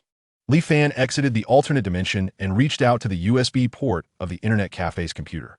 To his astonishment, he saw a black, fluid-like substance extending from his fingertip, connecting to the USB interface.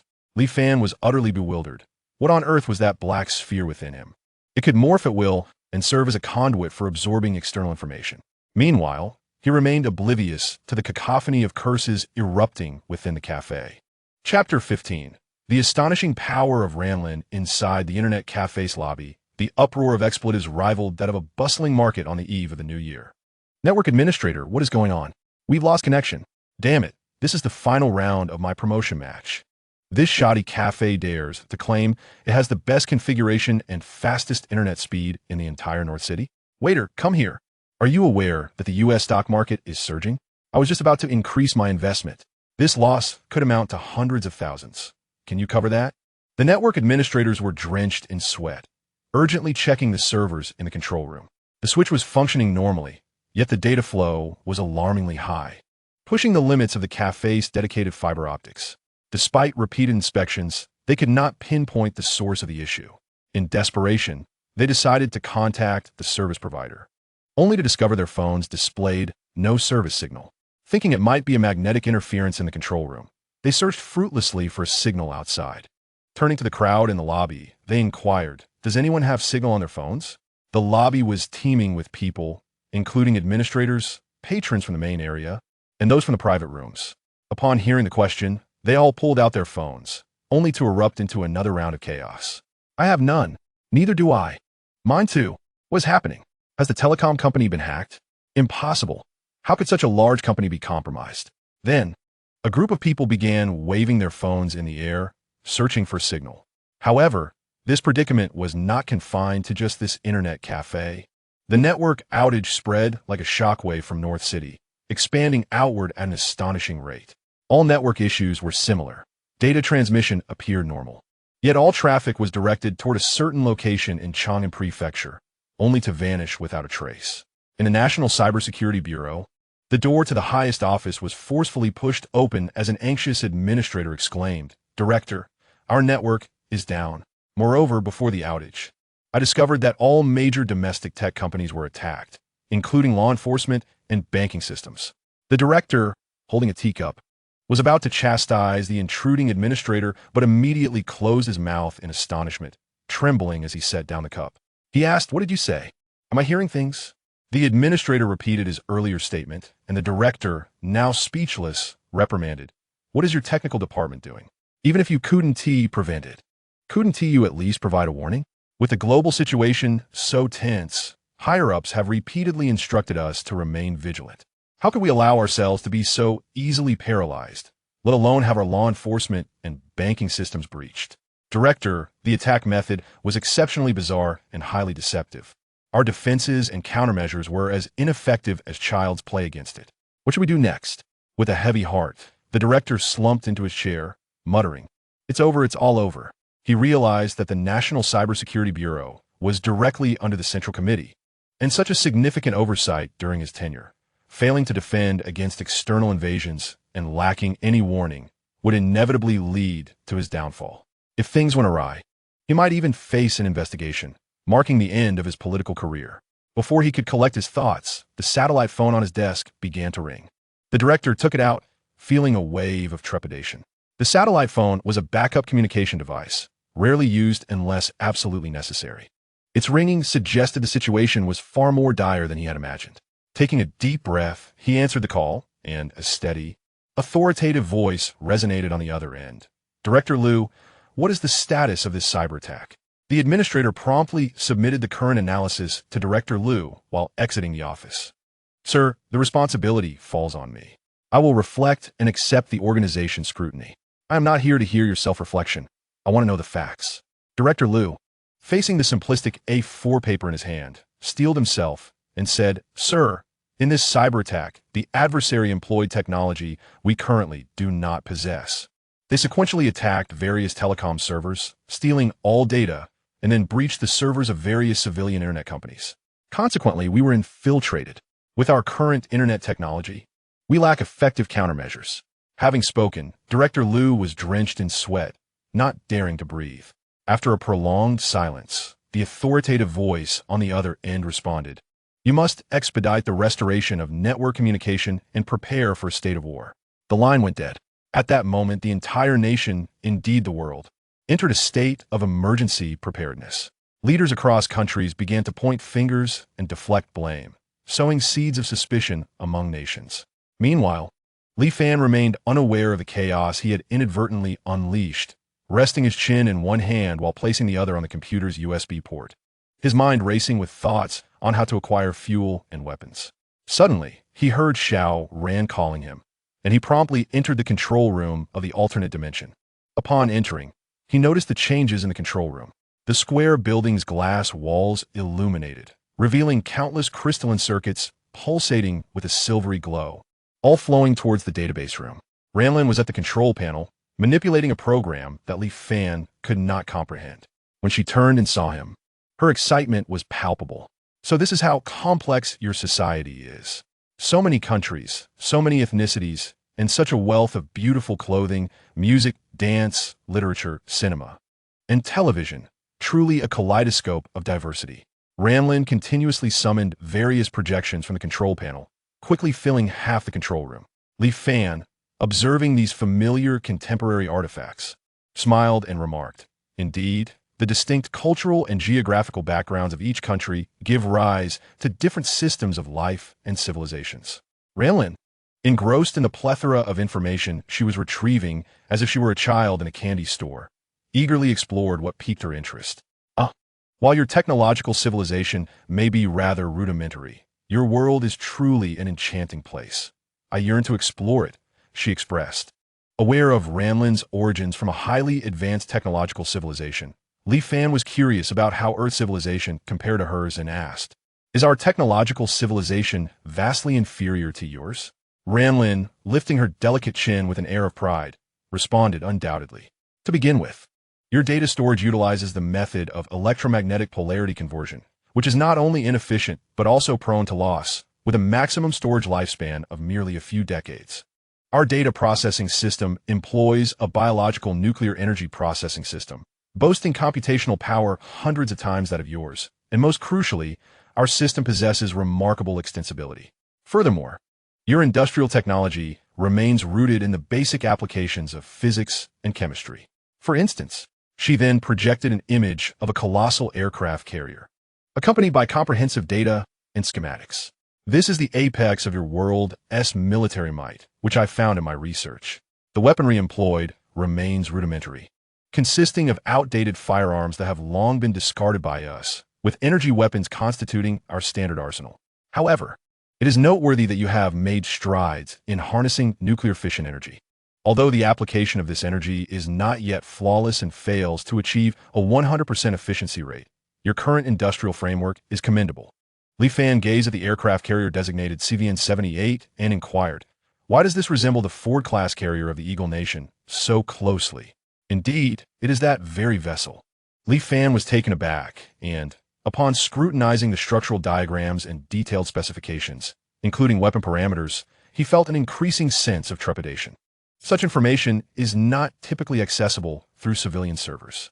Contemplating a disturbing possibility, Li Fan's heart raced as he anxiously queried, "From where did you synchronize this data?"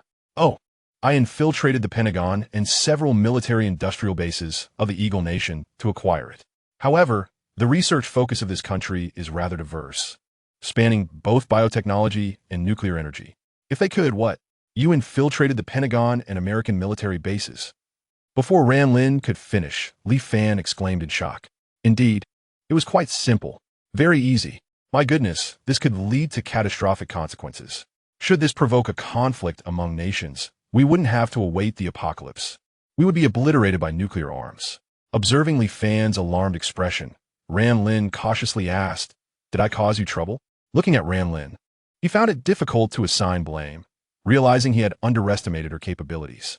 He could only steady his nerves and respond gently, "It's all right. I will devise a solution." "So, all external network channels are occupied by you?" "Yes, that is correct. If we relinquish network access now, can others trace our exact location based on data download records?" "They could, but rest assured, I can erase all browsing traces." "Are you certain?" Ran Lin confidently assured him, "Do not worry. Once the traces are erased, there will be no record of my access in your processors. With your level of network technology, it would be impossible to trace." "That is reassuring. Please conclude the synchronization and wipe the traces clean. I shall step outside for a moment." Upon returning to reality, Li Fan exited the private room and soon discovered a large crowd gathered at the bar in the lobby, engaged in fervent discussions regarding the recent network outage. "I just stepped out for a moment and asked a few people. All mobile signals are down.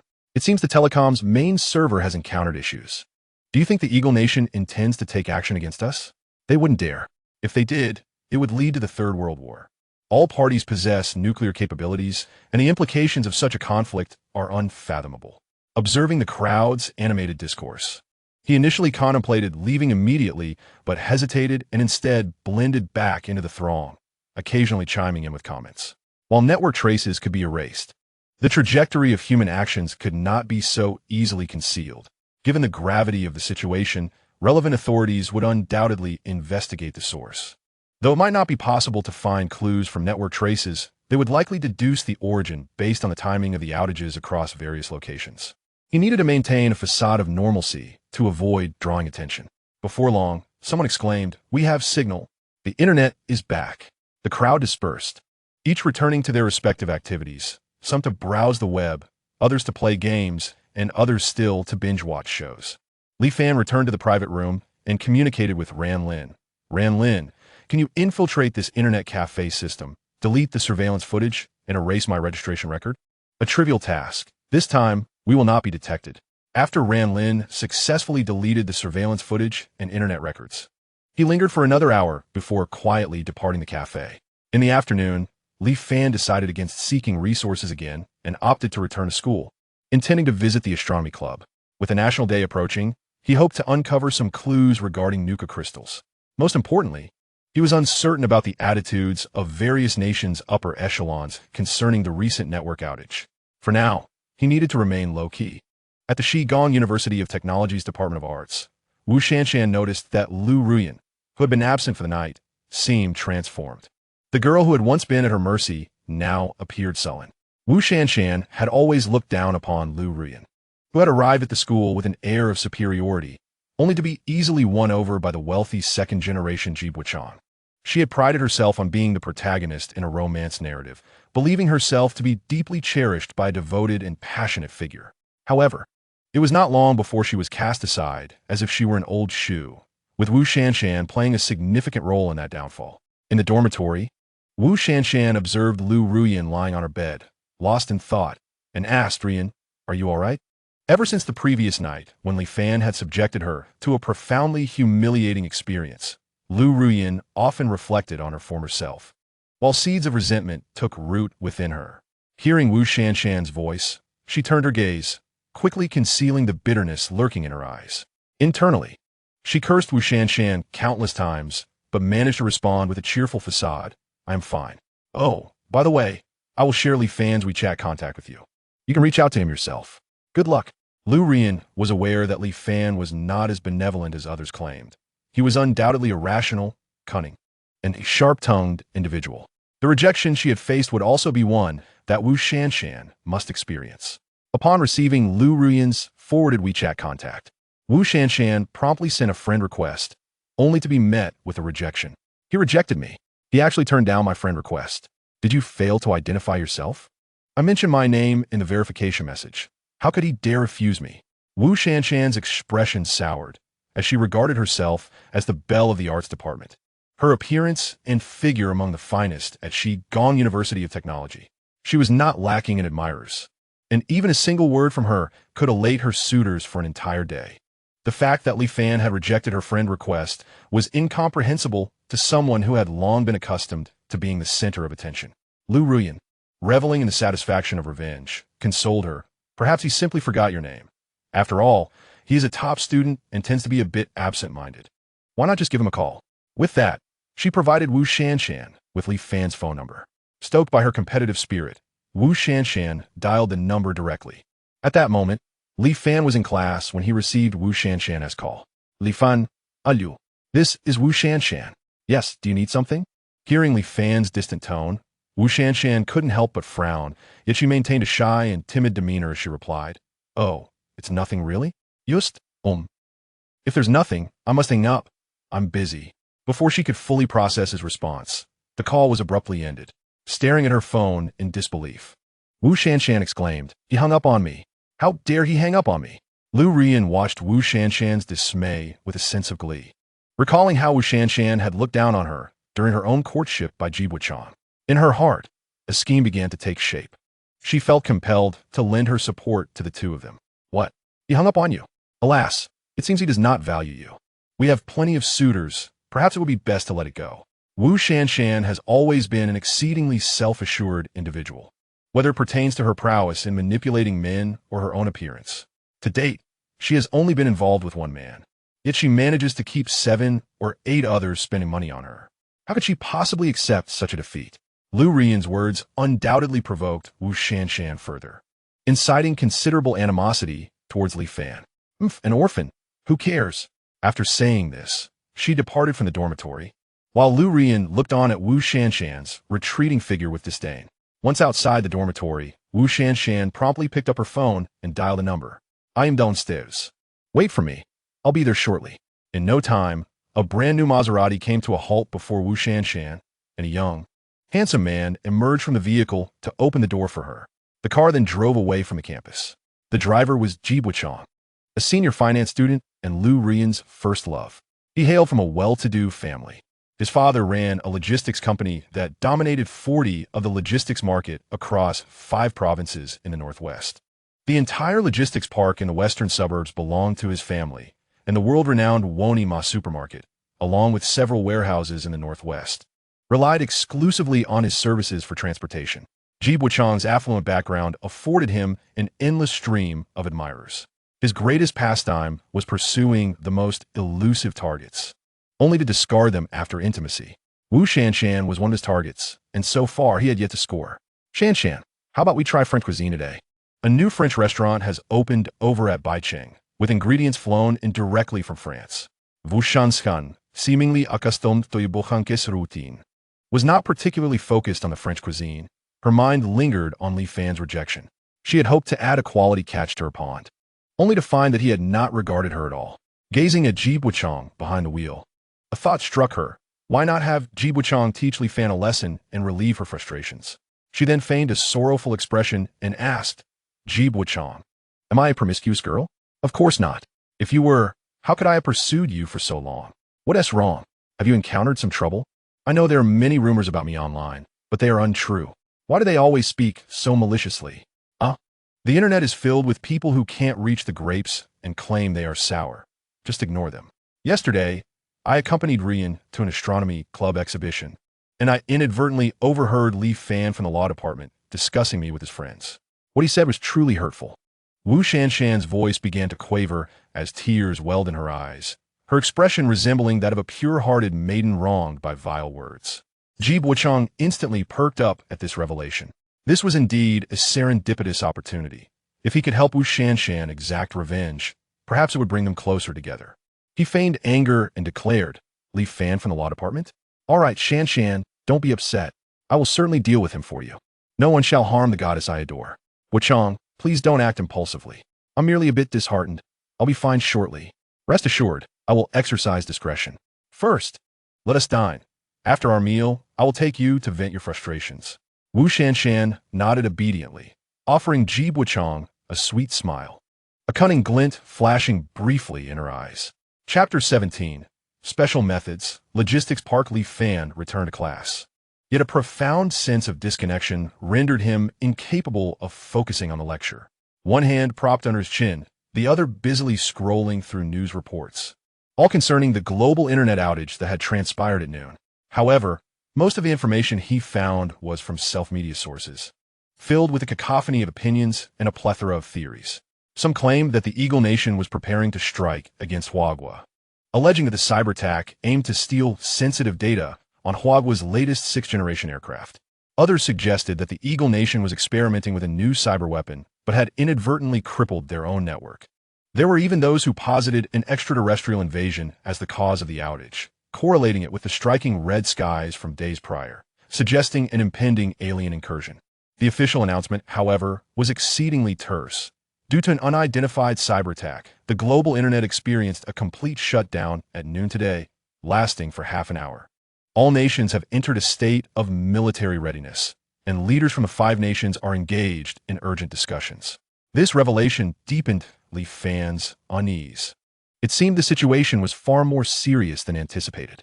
The high-level talks among the 5 nations' leaders boded ill. He hoped they would exercise restraint and engage in dialogue, ideally prolonging discussions for a fortnight, by which time these leaders would be too preoccupied to address the internet outage. Beside him, Ko Peng nudged Li Fan with his elbow and inquired, "What brings you here? Didn't you say you wouldn't come to school until after National Day? I just came to check in this afternoon. How about you? Have you recovered?" Ko Peng, well aware of Li Fan's meaning, shrugged nonchalantly. "Ah, man, the quickest way to grow is to indulge. I'm quite clear-headed now. Reflecting on my past, I was quite the fool. I thought you might wallow for a while. Thanks to you, though the method was a bit harsh, that slap has helped me gain clarity. A person like me, with neither looks nor a prominent family, and carrying this weight, should he expect love?" Li Fan pinched Ko Peng's waist, teasing, "Don't worry, you'll slim down soon enough. Remember what I told you? Stock up on supplies, and don't go out wandering during the National Day holiday." Ko Peng leaned closer and whispered, "Tell me the truth. Is something about to happen? You've been acting strangely lately.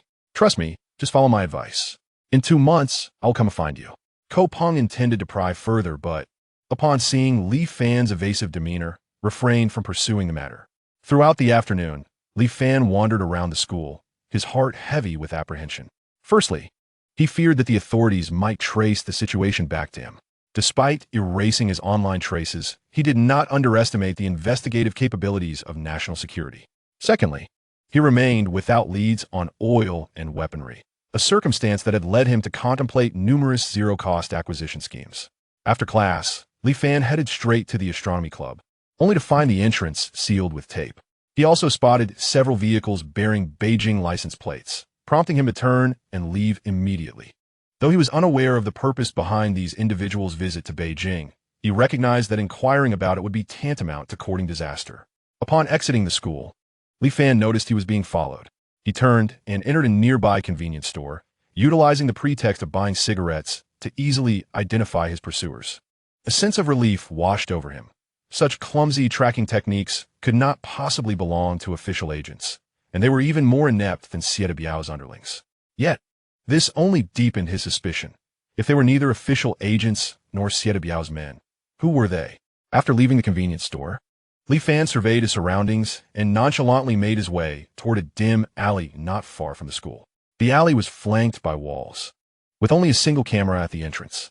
Coming to a halt beneath the camera, he turned and asked, "You've been following me for a while. Do you have something to say?" The 3 young men trailing him, identifiable as members of a local gang by the tattoos visible on their exposed necks, exchanged glances. 3 young men, no longer hiding, approached Li Fan with a swagger. Stopping 3 meters away, the lead youth brandished a butterfly knife. performing a dazzling flourish before speaking in a brash tone. Kid, you've stirred up trouble with the wrong person. Someone's paid for you to learn a lesson. Li Fan furrowed his brow, pondering for a moment before helplessly asking, who have I offended? The slender young man, resembling a bamboo pole with tattooed arms, replied, You've offended young Master Ji Buchong. With the butterfly knife in hand, the leader adopted a menacing demeanor, saying, So what's it going to be? Will you resist? Or will you obediently let us teach you a lesson? I advise against resisting. I wouldn't want my knife to become indiscriminate. Li Fan felt exasperated.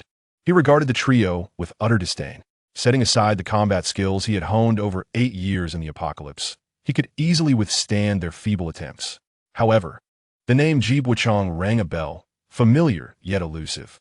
He could not recall having any interaction with this person. Li Fan wished to avoid wasting time with these individuals and was disinclined to escalate the situation. With a sudden surge of imposing aura, his eyes radiated a fierce intent as he pointed toward the surveillance camera above, declaring, The scene of you confronting me with a knife has already been recorded. Now, you can either stab me, which would constitute intentional homicide, and then flee, or I could disarm you and stab you, which would be self-defense. Remember that incident with Longo a few years back?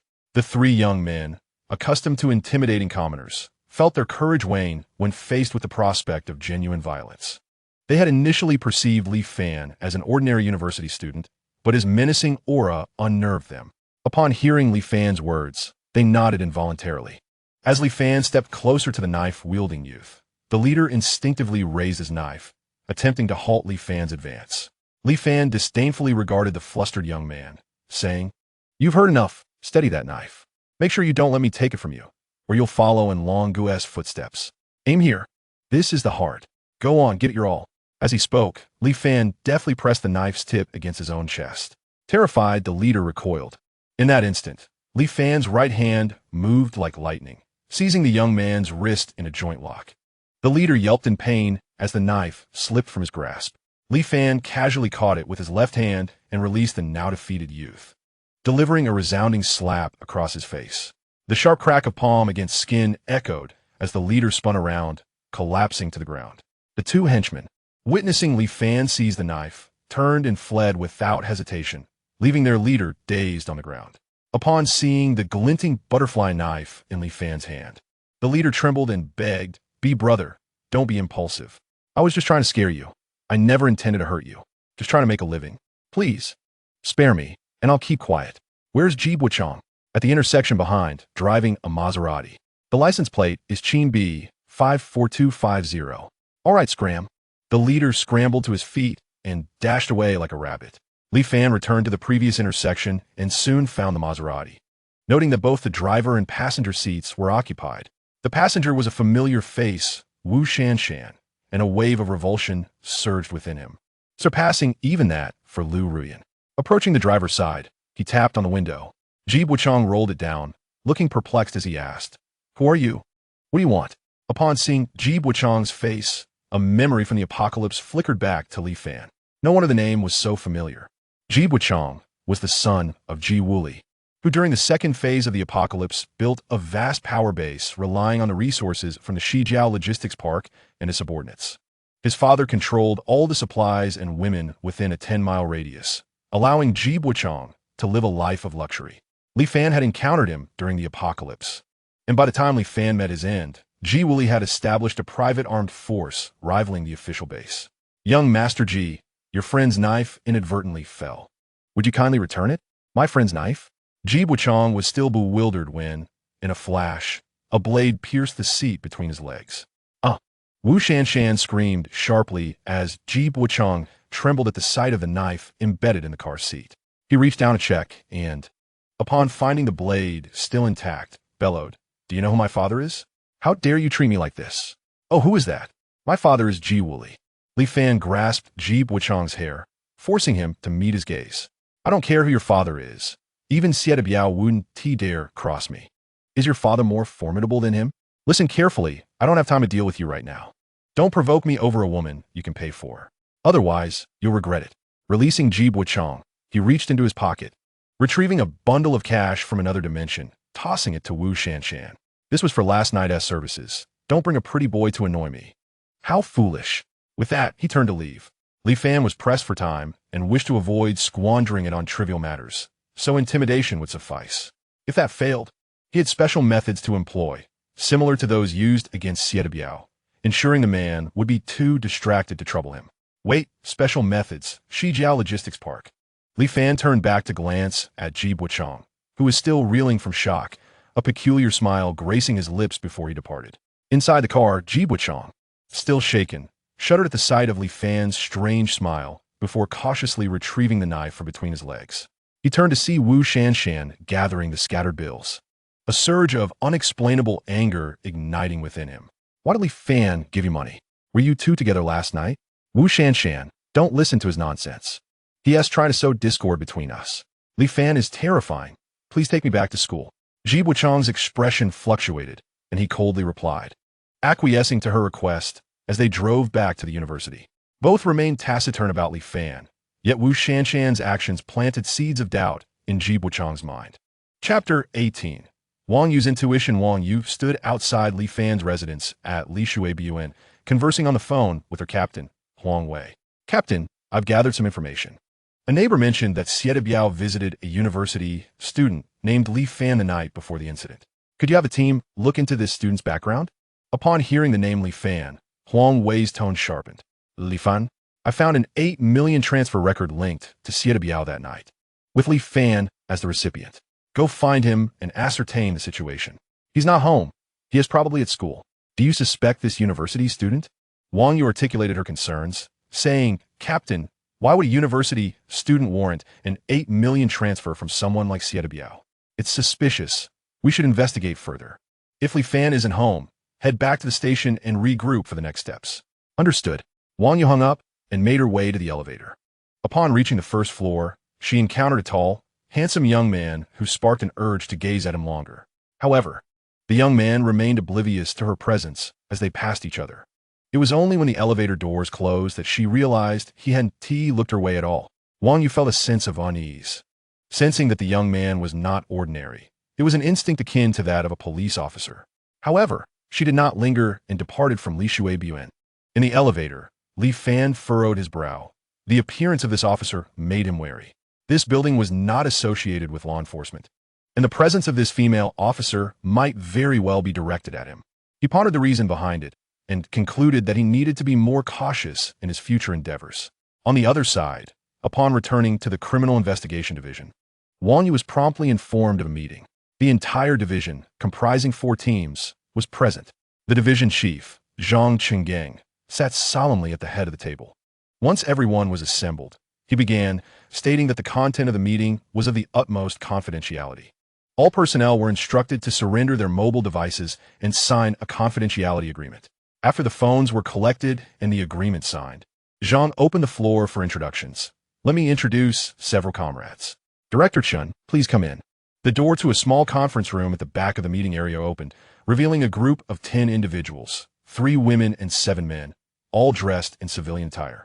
These were special agents from the Ministry of State Security, dispatched from Beijing to thoroughly investigate the recent network paralysis incident. After gesturing for Director Chun to speak, Zhang noted, the entire team from Chang'an Prefecture's Criminal Investigation Division is present and at your disposal.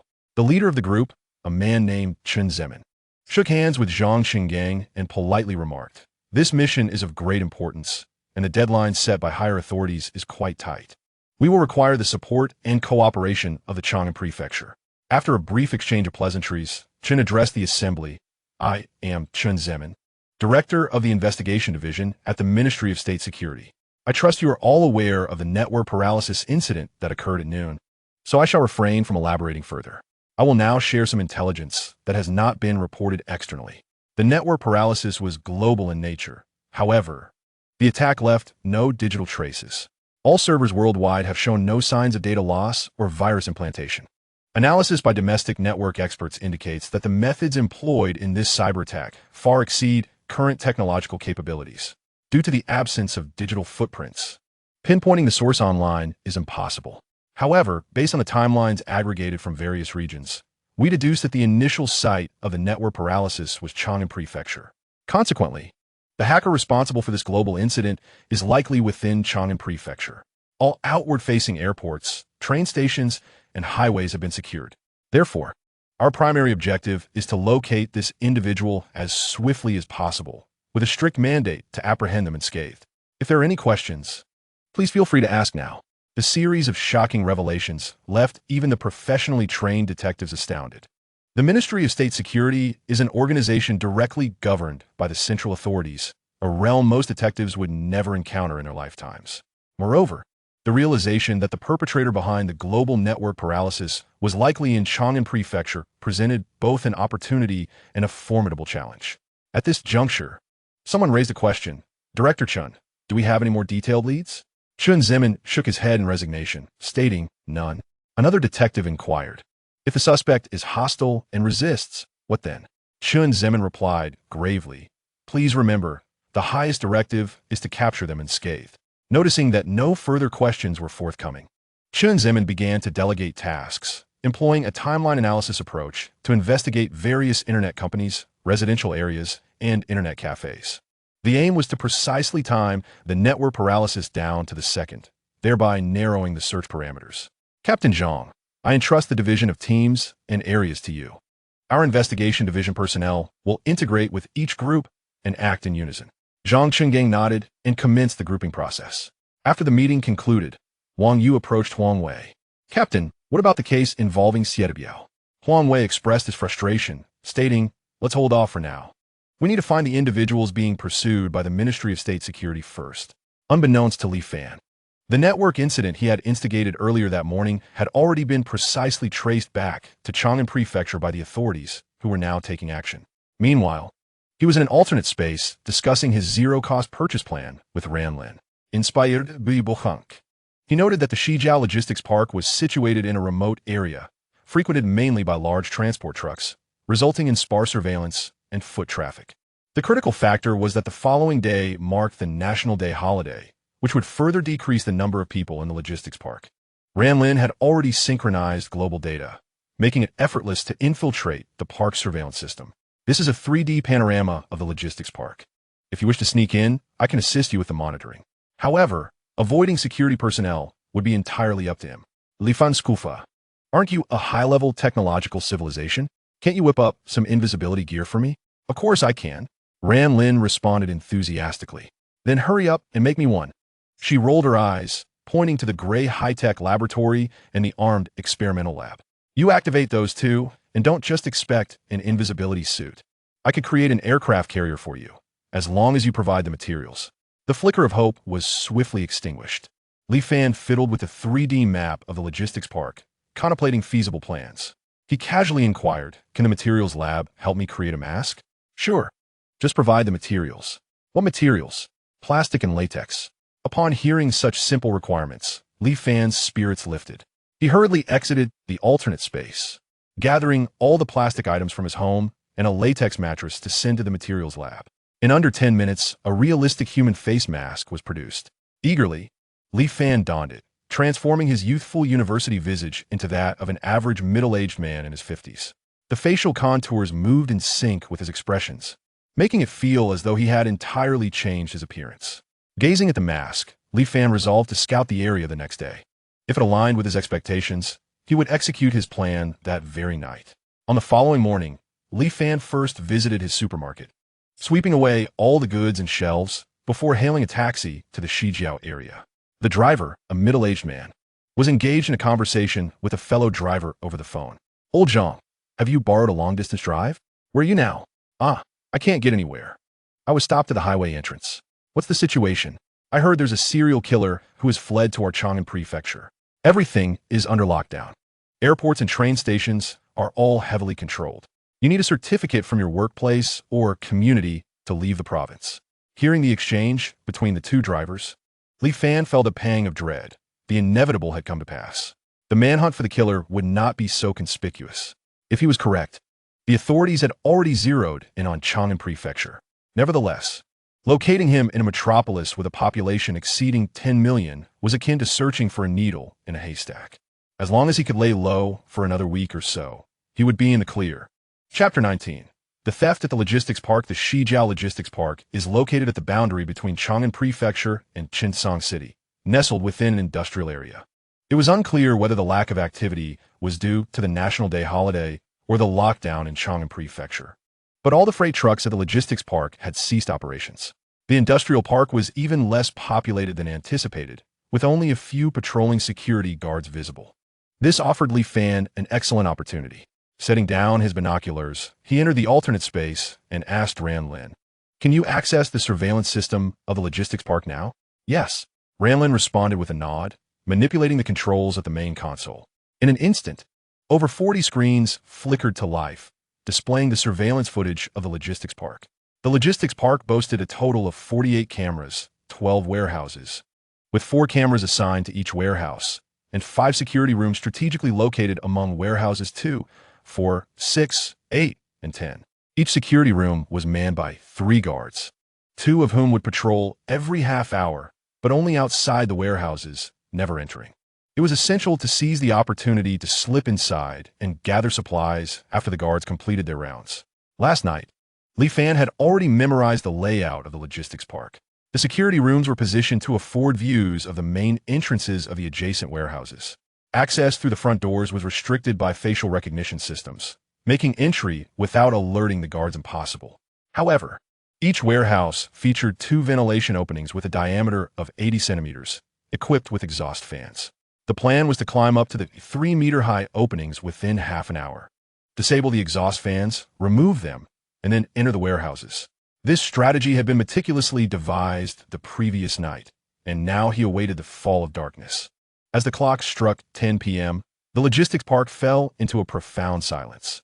Under the cover of night, Li Fan stealthily approached the rear of warehouse number 1, concealing himself beneath a large truck as he awaited the passing guards. Soon, the sounds of 2 male guards chatting and the beams of their flashlights swept past the side of the warehouse.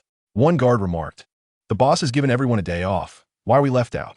The other retorted, quit complaining. "We also have our time off. Who will watch the warehouse?"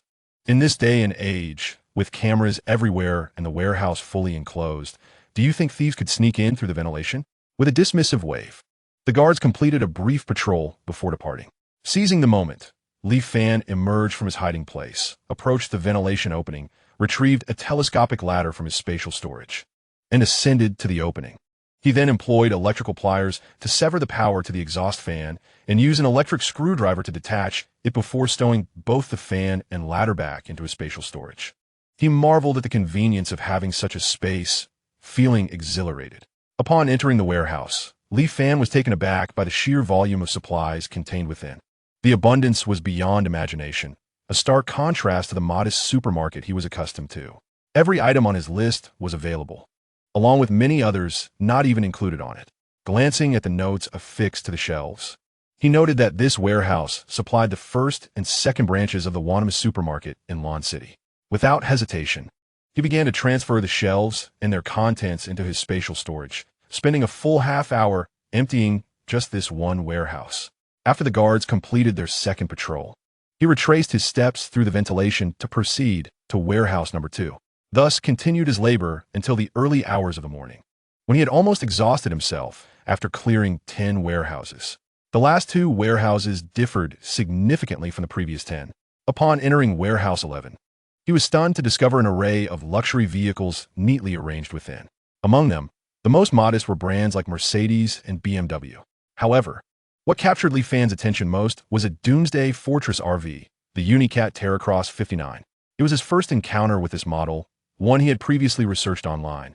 With a staggering price tag of $80 million, its dimensions measured 9,538 millimeters in length, 2,492 millimeters in width, and 3,465 millimeters in height. With the cabin measuring 5,780 millimeters by 2360 mm by 1950 mm, providing ample space for up to 56 individuals. Built on a Mancom 18330 all-terrain chassis and equipped with 4 Michelin military truck tires, it boasted formidable off-road capabilities. The vehicle was adorned with 4 high-powered xenon headlights, and its fuel tank, battery, diesel engine, and storage compartments were distributed across its lower sides, allowing for a maximum range of 1,500 kilometers when fully fueled. Li Fan's excitement nearly bubbled over, as who could resist such temptation? He reached out to caress the sandy-colored exterior, eager to enter and experience it firsthand, only to be interrupted by Ramlin. I did not wish to intrude upon your emotional reverie, but it is now 4 in the morning. A gentle reminder, there are still 2 hours until the guard's shift change. At her words, Li Fan quickly regained his composure, wiped the drool from the corner of his mouth, and embarked on a new round of collection. Once he had finished loading the vehicles from his warehouse, he hurried to the final warehouse. To his dismay, the last warehouse contained nothing but an assortment of electrical wires of various models. Just as he contemplated leaving in frustration, Ramlin reminded him, these metals can serve as raw materials.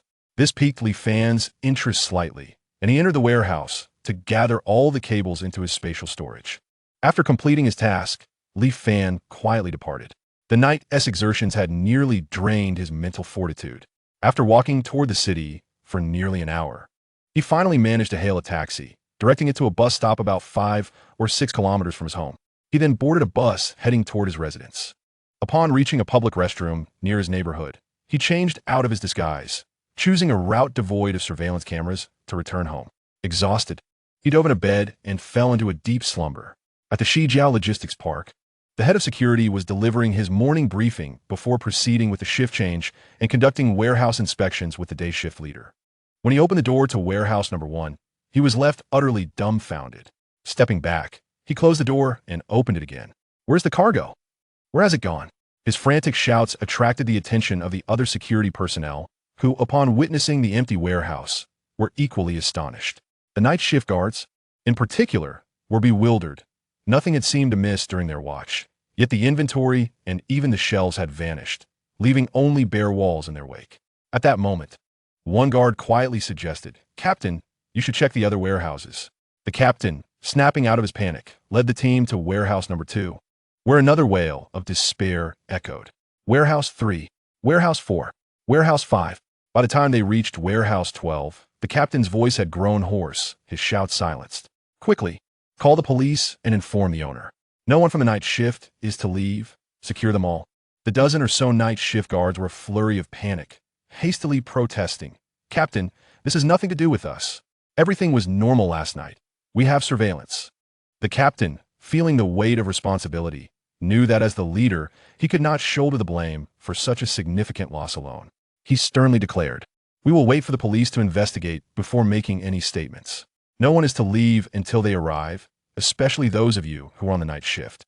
Minutes later, a Maybach screeched into the logistics park's storage area at breakneck speed. A middle-aged man in pajamas leapt from the vehicle and approached the head of security. Speaking in a grave tone, "I hope you're not jesting about the call you just made." The captain, with a hoarse voice, replied, "Boss, it's gone. Everything is gone. Not a single item remains, not even the exhaust fans." Ji Wooly pushed past the captain, rushing into the adjacent warehouse number 4. His hopes dashed as he surveyed the emptiness. He then hurried to warehouse 11, aware that the value of the goods there eclipsed all others. Clinging to a sliver of hope, he was met with the same disheartening sight of emptiness. A bitter taste filled his mouth, and he collapsed, blood spilling from his lips as he fell. The security personnel surrounding the scene were thrown into disarray. Some were calling for ambulances.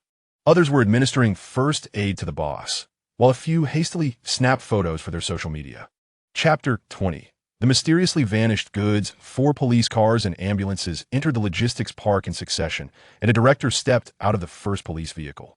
Observing the chaotic scene, he instructed the accompanying officers to secure the area and locate the person in charge. The officers promptly complied and soon brought forth the head of security. "Are you the person in charge here? What is your name and position?" The head of security replied nervously, "I'm the head of security here. My name is Zhang Qiao." "Where's your boss?" Given the magnitude of this incident, why is he not present? Zhang Qiao grimaced and pointed towards the ambulance that had just departed, saying, "The boss has just been taken away."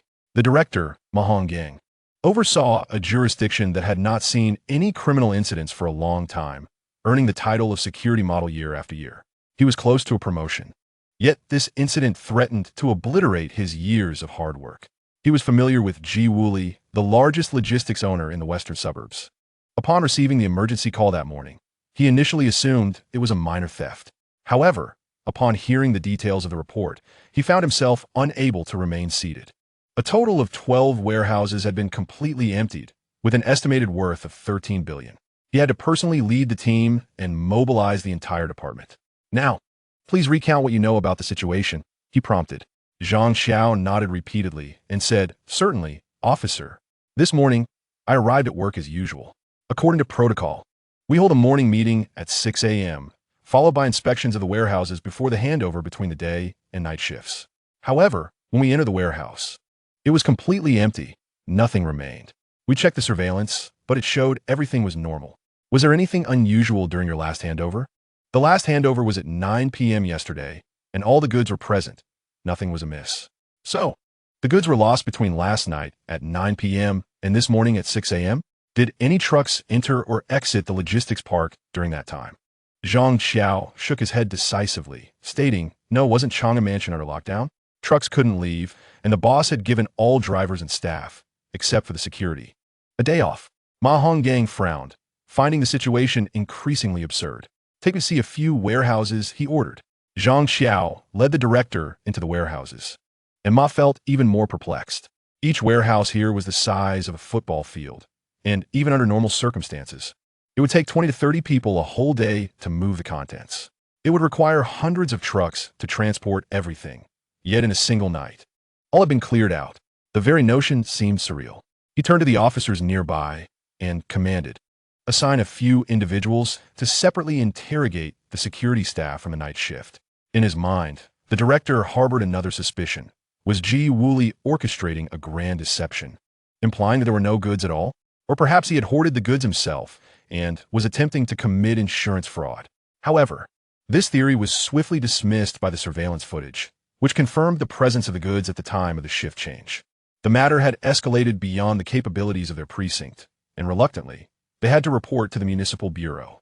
Upon receiving the case, the bureau also received calls from Woni Ma and the municipal committee. They had to summon 2 key personnel who were currently engaged in another task, along with a forensic expert and a cyber specialist to form a special task force. The 2 individuals called back were Huang Wei and Wang Yu, who were designated as the leader and deputy leader of the special task force, respectively. By the time they arrived at the logistics park, it was already noon. The entire park had been sealed off, and all security personnel were confined to the office. Director Ma Honggang greeted them warmly upon their arrival. "I didn't expect the municipal bureau would dispatch you too. You are truly our saviors." Huang Wei, noticing the troubled expression on his old comrade's face, asked without delay, "What is the current situation?" "I have been a police officer for 26 years and seen countless cases, but this one is utterly chilling." "What do you mean?" "There are a total of 12 warehouses filled with an abundance of goods, including over 100 luxury vehicles, collectively valued at 13 billion. And they have vanished into thin air overnight." Huang Wei halted in his tracks, incredulously asking, "Vanished into thin air? What do you mean by that?" "Old Ma, you're not typically this imprecise." Ma Honggang helplessly raised his hands, saying, "I wish I could be precise, but the reality is as such." The surveillance footage and all witness statements confirm that before 9 p.m. last night, the goods were still there. Yet by 6 a.m. this morning, the warehouses were collectively empty. There were no vehicles entering or leaving the park, and the gates are equipped with facial recognition 3-proof barriers. There are no signs of forced entry, nor any foreign fingerprints. The only possible access point to the warehouses is a 3-meter-high vent. Just think about it. How could the culprits have transported hundreds of tons of goods through an 80-centimeter ventilation hole in just 8 hours? I cannot fathom it. My head is about to explode. Huang Wei, upon hearing this, felt utterly disheartened. What kind of supernatural case was this? It would be easier to sift through 13 million people to catch a hacker. Adding to the pressure, the bureau chief demanded a resolution within a week and the recovery of the missing goods. Wang Yu, equally shocked and resigned, lamented the situation, realizing they had not escaped the needle-in-a-haystack predicament, but had instead entered a contest of supernatural feats. With a sorrowful expression, he turned to Huang Wei, saying, "Team Leader Huang, perhaps we should find some time to visit a temple." Ma Honggang chimed in, "Count me in." Huang Wei sighed and, mustering his spirits, replied, "Enough complaining. We are seasoned officers. There is no perfect crime. Wang Yu, please re-interview all the security personnel." He then turned to the cyber expert and instructed, "Kindly take over their surveillance system and verify if there are any possibilities of tampering or breaches." He further addressed the forensic expert. Please check the vent and the surrounding area of the warehouses for any fingerprints, footprints, or other trace evidence.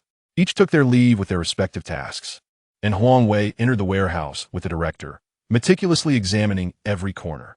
However, the more they looked, the more alarming it became. The traces left by the shelves were evident, yet there were no dragging marks on the ground. This indicated that the goods, along with the shelves, had been lifted directly. Considering the length of the shelf marks, it was at least several meters long, and if filled with goods, a single shelf could weigh several tons. Without heavy machinery, how could they have been removed? Huang Wei's despair deepened. Ultimately, he left the warehouse, sat in the police car, opened the door, and lit a cigarette, hoping that either the experts or Wang Yu would bring some good news. It wasn't until after 3 in the afternoon that the three returned, looking dejected. After a moment of silence, Wang Yu spoke. "I'll go first. The security staff's testimonies are consistent with what Director Ma informed us. There are no suspicious points." The forensic expert added, "I did find something. Beneath the vent, there are traces of a ladder's footpad, and the suspect's footprints are quite faint, likely due to wearing shoe covers. There are signs of climbing, but no fabric fibers or fingerprints, indicating gloves were used, so these clues hold little value." The cyber expert continued, "The surveillance footage has not been tampered with, and the system has not been breached. I reviewed the footage from 9 p.m. last night to 6 a.m. this morning, and there were no individuals present in the footage." Huang Wei, upon hearing this, let out a resigned sigh. "Sigh, thank you for your hard work. Take a break. Gather all the usable data and clues. We will discuss them back at the office." "Wait, are you saying there was no one in the surveillance footage last night?" Wang Yu suddenly interjected, as if realizing something significant. The cyber expert confirmed, "Yes, there was no one present. Even the security guards on the night shift did not appear in the surveillance footage. Indeed, the guards were absent." Wang Yu clapped her hands in excitement and remarked, "However, the guards claimed that during their night shift, they would patrol every half hour and among their routes. There are 2 cameras that should capture them." Huang Wei immediately grasped the implication, flicking away his cigarette, and said, "You mean either the guards are lying, or the surveillance has been tampered with?" The network expert quickly countered, "The surveillance could not have been tampered with. I have verified it repeatedly." Upon hearing this, Huang Wei furrowed his brow and addressed Director Ma. "Old Ma arranged for someone to send the security team leader and the night shift guards, along with their computer hard drives, to the criminal investigation team. We will interrogate them in turn. Wang Yu, please contact the traffic management department and retrieve all the surveillance footage from the roads leading to the logistics park over the past 3 days."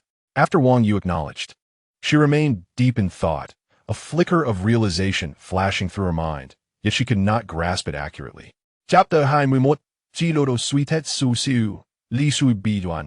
It was not until after 5 in the afternoon that Li Fan finally stirred awake, rubbing his groggy head. 8 or 9 hours of sleep had restored his depleted energy. Feeling his empty stomach grumble, he rose and headed to the kitchen, retrieving an array of high-end ingredients from his storage to reward himself. Iberian ham, Alba white truffles, Almas caviar, French foie gras, blue lobster, Kobe beef, and a pot of Hebei's rosy rice. This sumptuous dinner, a blend of Eastern and Western delicacies, left Li Fan utterly delighted. In the apocalypse, let alone these world-class ingredients, even a single instant noodle would be a precious resource, sure to delight even the most exquisite beauties. After enjoying his meal, Li Fan took out his phone and opened a short video. Instantly confronted with the news of the theft at the logistics park, he scrolled through several clips, all filled with various sensational claims from self-media outlets, each more bizarre than the last. He shook his head in disbelief at the narratives of a grand thief robbing the rich to aid the poor, extraterrestrial beings collecting samples, and even conspiracy theories about small groups lurking domestically to gather resources. Yet, the official response consisted of nothing more than a few interviews from media outlets, with no direct replies, only bureaucratic evasion. However, Li Fan caught sight of a familiar figure in the video. The female officer turned out to be a deputy captain of the criminal police. Lighting a post-meal cigarette, he pondered the matters of fuel and weaponry.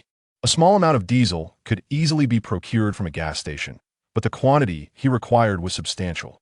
In addition to the generator's usage over the next 2 months, he now also had a doomsday RV, the Unicat Terra Cross 59. This was a true fuel guzzler, with a main fuel tank of 600 liters and an auxiliary tank of 400 liters. Given the current fuel price of 78 yuan, filling it up would cost 7 to 8,000.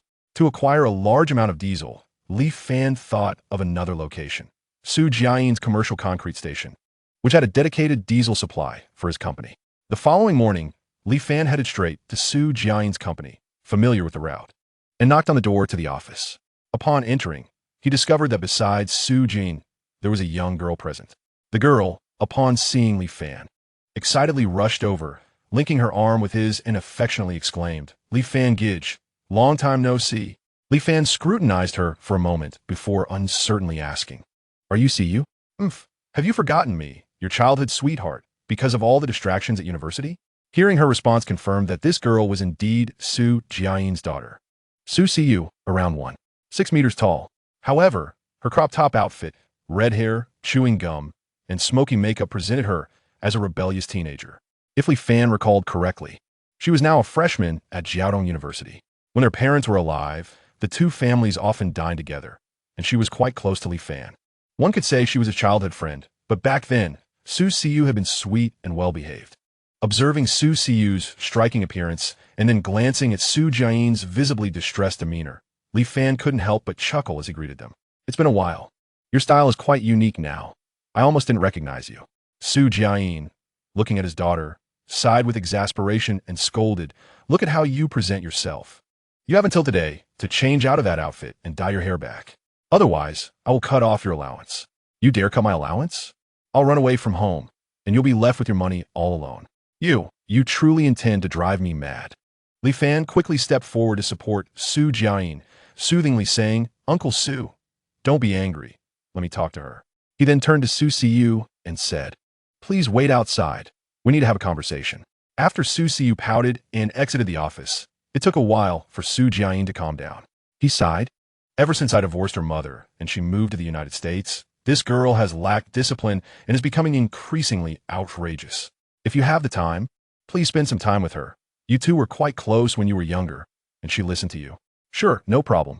Su Jiayin inquired about the status of Li Fan's media company. "How is your media company coming along? When will it open?" "It's almost done. I estimate it will be ready the day after tomorrow. Just a few more things to finalize before the grand opening. One must be steady and proceed step by step." "What brings you here today?" Li Fan placed a gift on the desk, saying, "I have another favor to ask of you."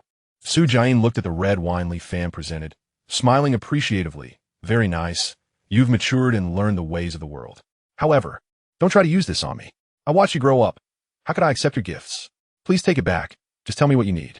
I would like to ask Uncle Su for some diesel." Su Jiayin picked up the phone on his desk and dialed a number, instructing the person on the other end while casually asking, "How much do you need?" 10,000 tons. Su Jiayin was momentarily paralyzed, slowly hanging up the phone, and asked, "Are you sure you didn't mistake the unit?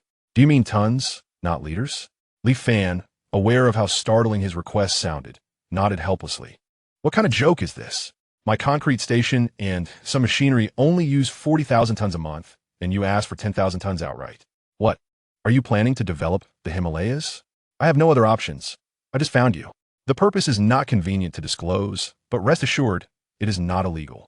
Su Jiayin scrutinized Li Fan for a long while, knowing the boy had good character, before finally saying, 10,000 tons is impossible. It would attract scrutiny.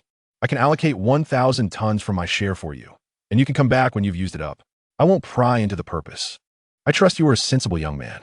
1,000 tons, though not a large quantity, would suffice until the viral outbreak, with some surplus remaining. Large-scale fuel transactions could indeed draw attention, and Li Fan preferred not to attract too much scrutiny. With this in mind, he did not press further and expressed his gratitude. "Thank you, Uncle Su. I will call the gas station and arrange for a tanker to deliver to your base. You can prepare the storage tanks. I will cover the fuel costs up front, and you can settle it when you finalize the project payments." "All right.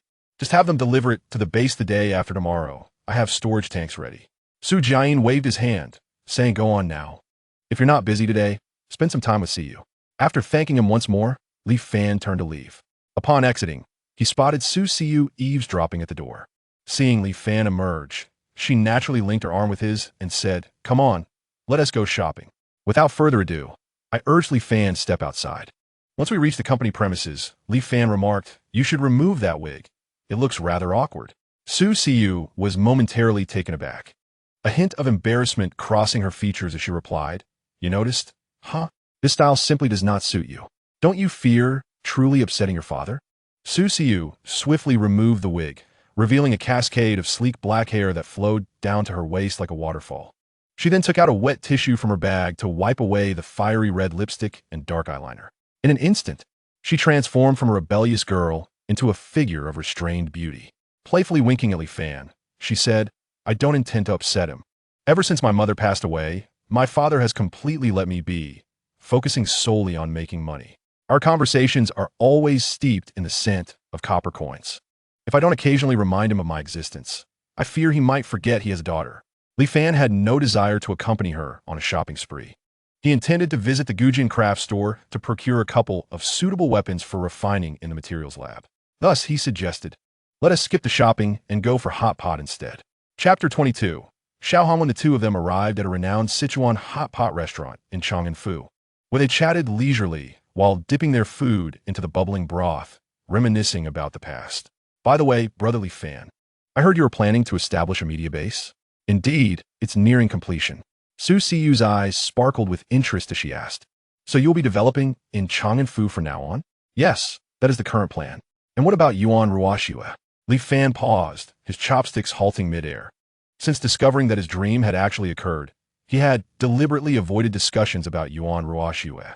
Suddenly being confronted with the topic stirred a whirlwind of complex emotions within him. Not wishing to dwell on it, he urged, "Let us eat quickly.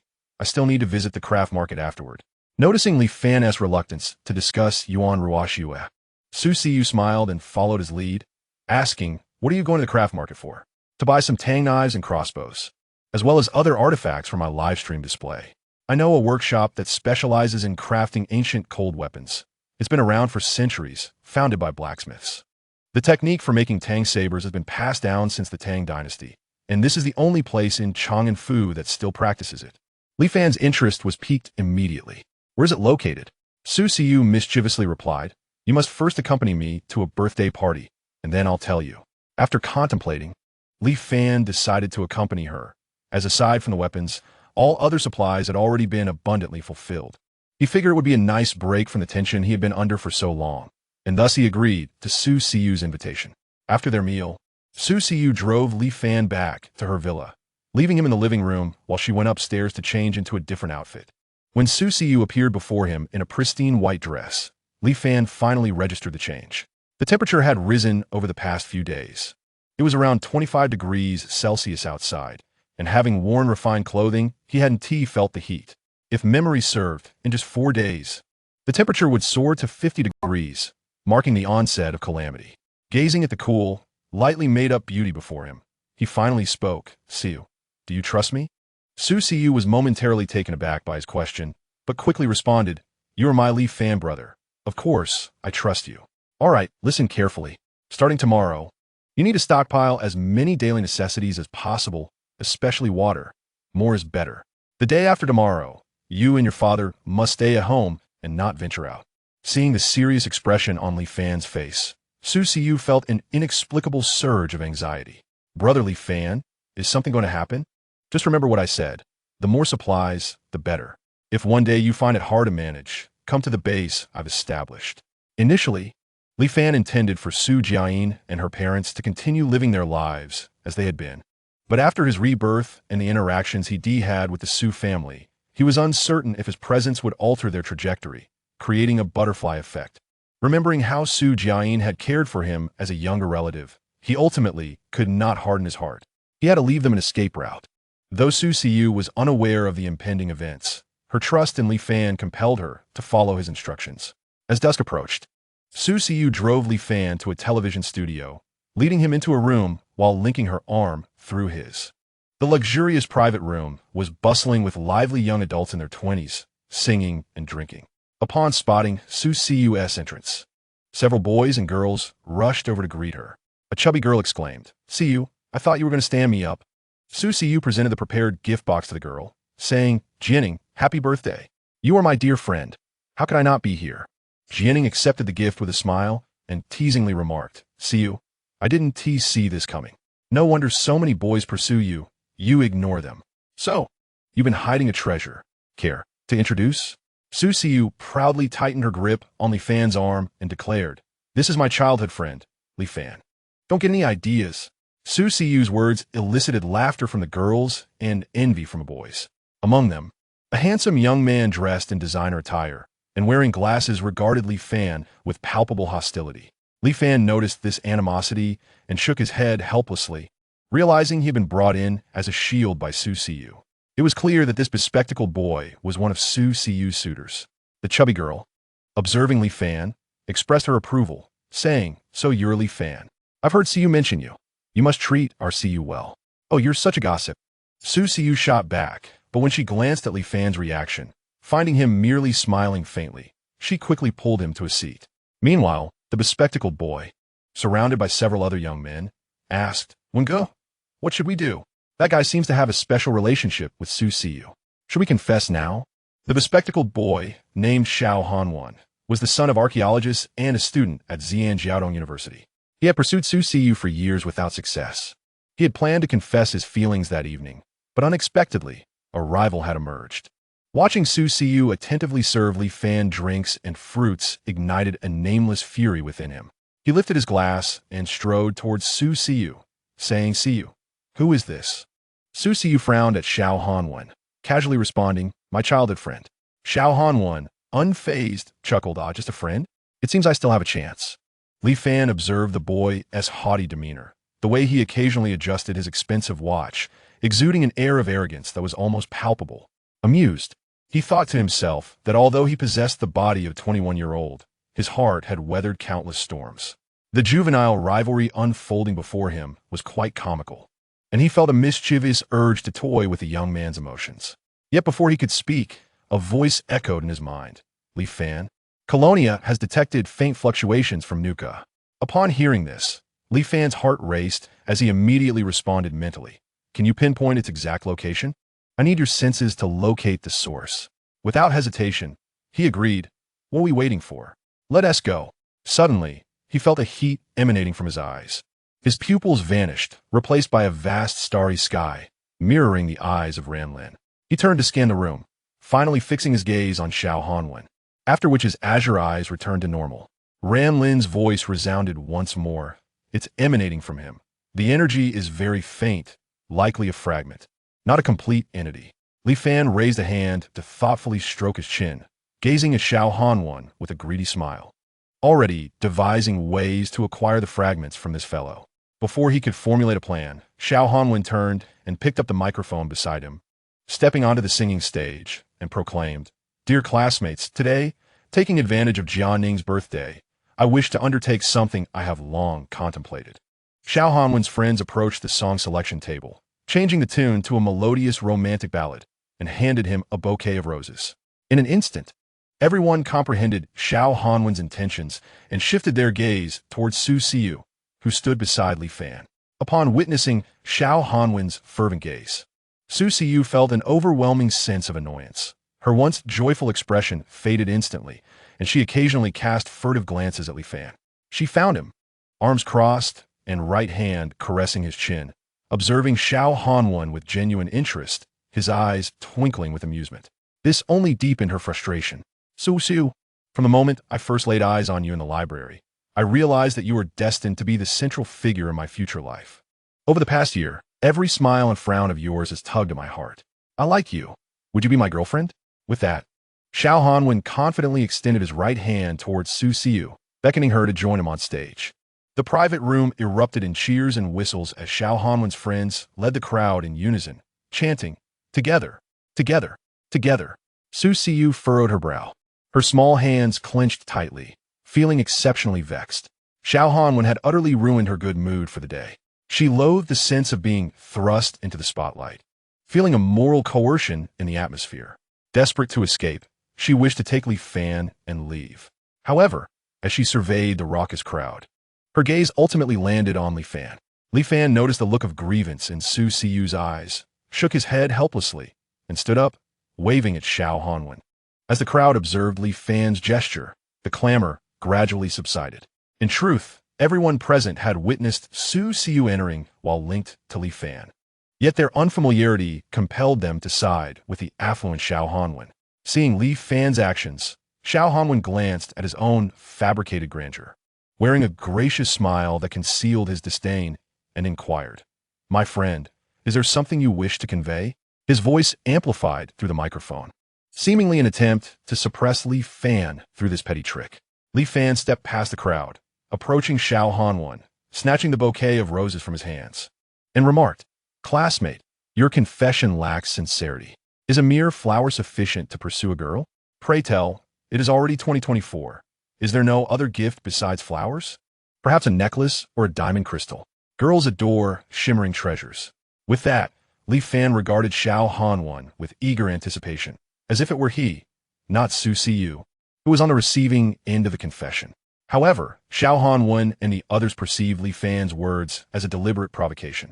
Instead of becoming enraged, Xiao Hanwen wore an expression of assured triumph and arrogantly retorted, "Of course, there are more thoughtful gifts. I know Siyu is not materialistic, thus, I have not prepared something ordinary." As he spoke, he produced an exquisitely packaged gift box, slowly unveiling a platinum necklace. This necklace is a unique creation by a renowned jeweler. The crystal was obtained from an archaeology professor in Bashu by my parents. Its hardness and clarity surpass that of diamonds, and its value exceeds that of diamonds. It is the only one of its kind in the world. A singular promise I make to see you. He then raised an eyebrow at Li Fan in a taunting manner. While most in the private room expressed dissatisfaction with Li Fan's unexpected interference, yet Li Fan's gaze remained fixed upon the necklace, specifically the pendant, which unmistakably contained the coveted nuka fragment. Although it was merely the size of a fingernail, it filled Li Fan with exhilaration. A cunning glint sparkled in his eyes as an idea began to form in his mind. Su Siyu approached Li Fan, linking her arm with his. She wished to shield him from the impending embarrassment. Just as she was about to speak, Li Fan wore a derisive expression and declared, "Classmate, if you lack funds, a simple hair tie would suffice. How dare you peddle a counterfeit?" His words ignited a wave of murmurs among the crowd. Could it be that Xiao Hanwen's necklace is a fake? Don't listen to that boy. Look at his attire. He probably hasn't even saved as much as Xiao Hanwen's monthly allowance. Indeed, Su Siyu is one of the 8 beauties of Jiaodong University. How could she associate with someone like him? It's truly beneath her. Hearing the surrounding discussions, all aimed at condemning Li Fan, he remained unperturbed, while Su Siyu became infuriated. She shouted, "Enough, Xiao Hanwen. I do not like you, and I detest your method of coercing public sentiment for your confession." Xiao Hanwen's smile vanished as he replied, "Siyu, you are a renowned heiress in Chang'an. My family also comes from scholarly background. My affection for you is devoid of ulterior motives. However, many Phoenix men are present today. You must discern who is sincere and who is drawn to your family background." Li Fan did not wish to see the narrative shift away from his goal of obtaining the fragment. He interjected swiftly, "What sincerity are you speaking of? If the gift is counterfeit, how can you claim sincerity? Friend, I have tolerated your insolence for long enough. You have repeatedly accused me of presenting a fake necklace. You owe me an explanation, otherwise do not blame me for being impolite." Several of Xiao Hanwen's friends stood behind him, ready to confront Li Fan should he fail to provide an explanation. Su Siyu stepped forward, positioning herself protectively in front of Li Fan. The once innocent and gentle girl transformed into a fierce protector, glaring at Xiao Hanwen and his friends, declaring, "Who dares to lay a finger on him?" In that moment, Li Fan felt astonished, as if he were witnessing a reflection of the girl who had perished in his arms before the apocalypse. His heart stirred, and he gently pulled Su Siyu aside, saying, "You need not stand in front of me." He then halted a meter away from Xiao Hanwen, as the crowd parted to create space. "Why is everyone so tense? Are we in a street brawl? I declare that your item is fake, and it is indeed a counterfeit. Our university, Shigong University, is renowned in the field of material science. The material you possess is a new substance developed by our institution a few years ago.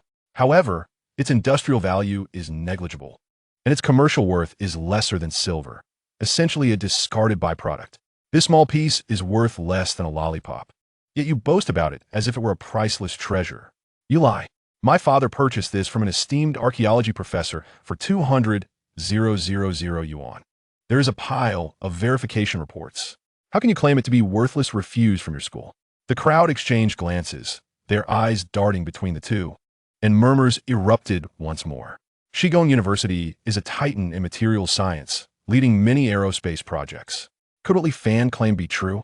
Who knows? It seems today a spectacle will be quite intriguing. If this necklace turns out to be fake, Xiao Hanwen will be thoroughly humiliated. I must record a video and post it online.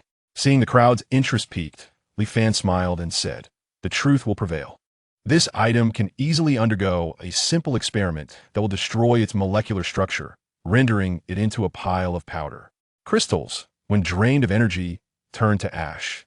I learned this from Kopeng during our drinking session 2 nights ago. Very well, let us conduct the experiment." Xiao Hanwen was skeptical of Li Fan's words. His father had previously sought expert evaluation regarding diamonds, and he could not believe that Li Fan could reduce the crystal to powder. Li Fan, sensing Xiao Hanwen had taken the bait, felt a surge of excitement, yet maintained a calm demeanor as he extended his hand. Xiao Hanwen did not hesitate and handed the necklace over to him, saying, "Bring me a glass of wine." Immediately behind him, a well-meaning individual produced a bottle of fine liquor and an empty glass, pouring it generously before handing it to him. Li Fan raised a glass, gesturing towards the audience, and declared, "As you all can see, this is merely an ordinary drink. I need only to immerse this necklace within, and in no time, the crystal that this classmate claims is harder than diamonds shall be reduced to powder." The crowd gazed at Li Fan, some with disdain, others with scorn, and many with skepticism. Holding the crystal, Li Fan turned to Xiao Hanwen and jested, "If it truly turns to powder, you won't seek compensation from me, will you?" Furious, Xiao Hanwen gritted his teeth and replied, "If it does turn to powder, I shall call you father. If it does not, you will pay dearly for your arrogance today." A knowing smile graced Li Fan's lips as he mentally communicated with Ran Lin, instructing her to absorb energy. He promptly squeezed the crystal pendant into the glass, stirring it to prolong the moment. In less than 10 seconds, he received a notification in his mind that Ran Lin had completed her task. Before the watchful eyes of the crowd, the crystal within the glass shattered, continuously fracturing until it settled at the bottom, transformed into a mound of powder, with the empty chain dangling at the rim. Chapter 24. Su Siyu's affection within the private room. The crowd fixated on the glass in Li Fan's hand. After several seconds of stunned silence, chaos erupted. Is this real? Goodness, are the rich second-generation youths now resorting to such despicable tactics to deceive young women? What a shame. Alas, I chose the wrong person to trust. How could someone so seemingly refined be such a person? You can't judge a book by its cover. These rich kids are stingier than ever, spending the least to woo the most beautiful women. Those who had previously scorned Li Fan quickly turned their ire upon Xiao Hanwen, with even a few of his friends distancing themselves from him. Li Fan raised the glass before Xiao Hanwen and remarked, "Is this what you refer to as a unique crystal harder than diamonds?" Xiao Hanwen snatched the glass, inspecting it back and forth, and incredulously shouted, "Impossible! This cannot be. You must have tampered with it." Li Fan shrugged and replied, "Is this your last desperate struggle to shift blame? The drink was poured by your classmate, and the glass was also provided by him. What trick could I possibly have played?" The boy who poured the drink interjected, "Hey, this has nothing to do with me. I merely poured a glass of liquor. Who knew your counterfeit couldn't even withstand alcohol?" At that moment, a boy standing beside Zhang Jianing spoke up, "Xiao Hanwen, enough is enough. This is Jianing's birthday party, and you insist on stealing the spotlight. If you want to show off, fine, but bringing a fake is utterly disgraceful." "Exactly. When caught, you resort to anger. You're certainly not a man." A girl, who had been recording the scene, addressed the camera, "Folks, who understands? Being caught with a fake diamond while confessing love and still trying to extort someone, what a pathetic act for a rich second-generation youth." Xiao Hanwen's face turned crimson with embarrassment, his chest heaving with rage. In a fit of anger, he shattered the glass in his hand and stormed towards the door, clearly unable to remain. Li Fan smirked, tauntingly calling out, "Hey, leave it just like that?"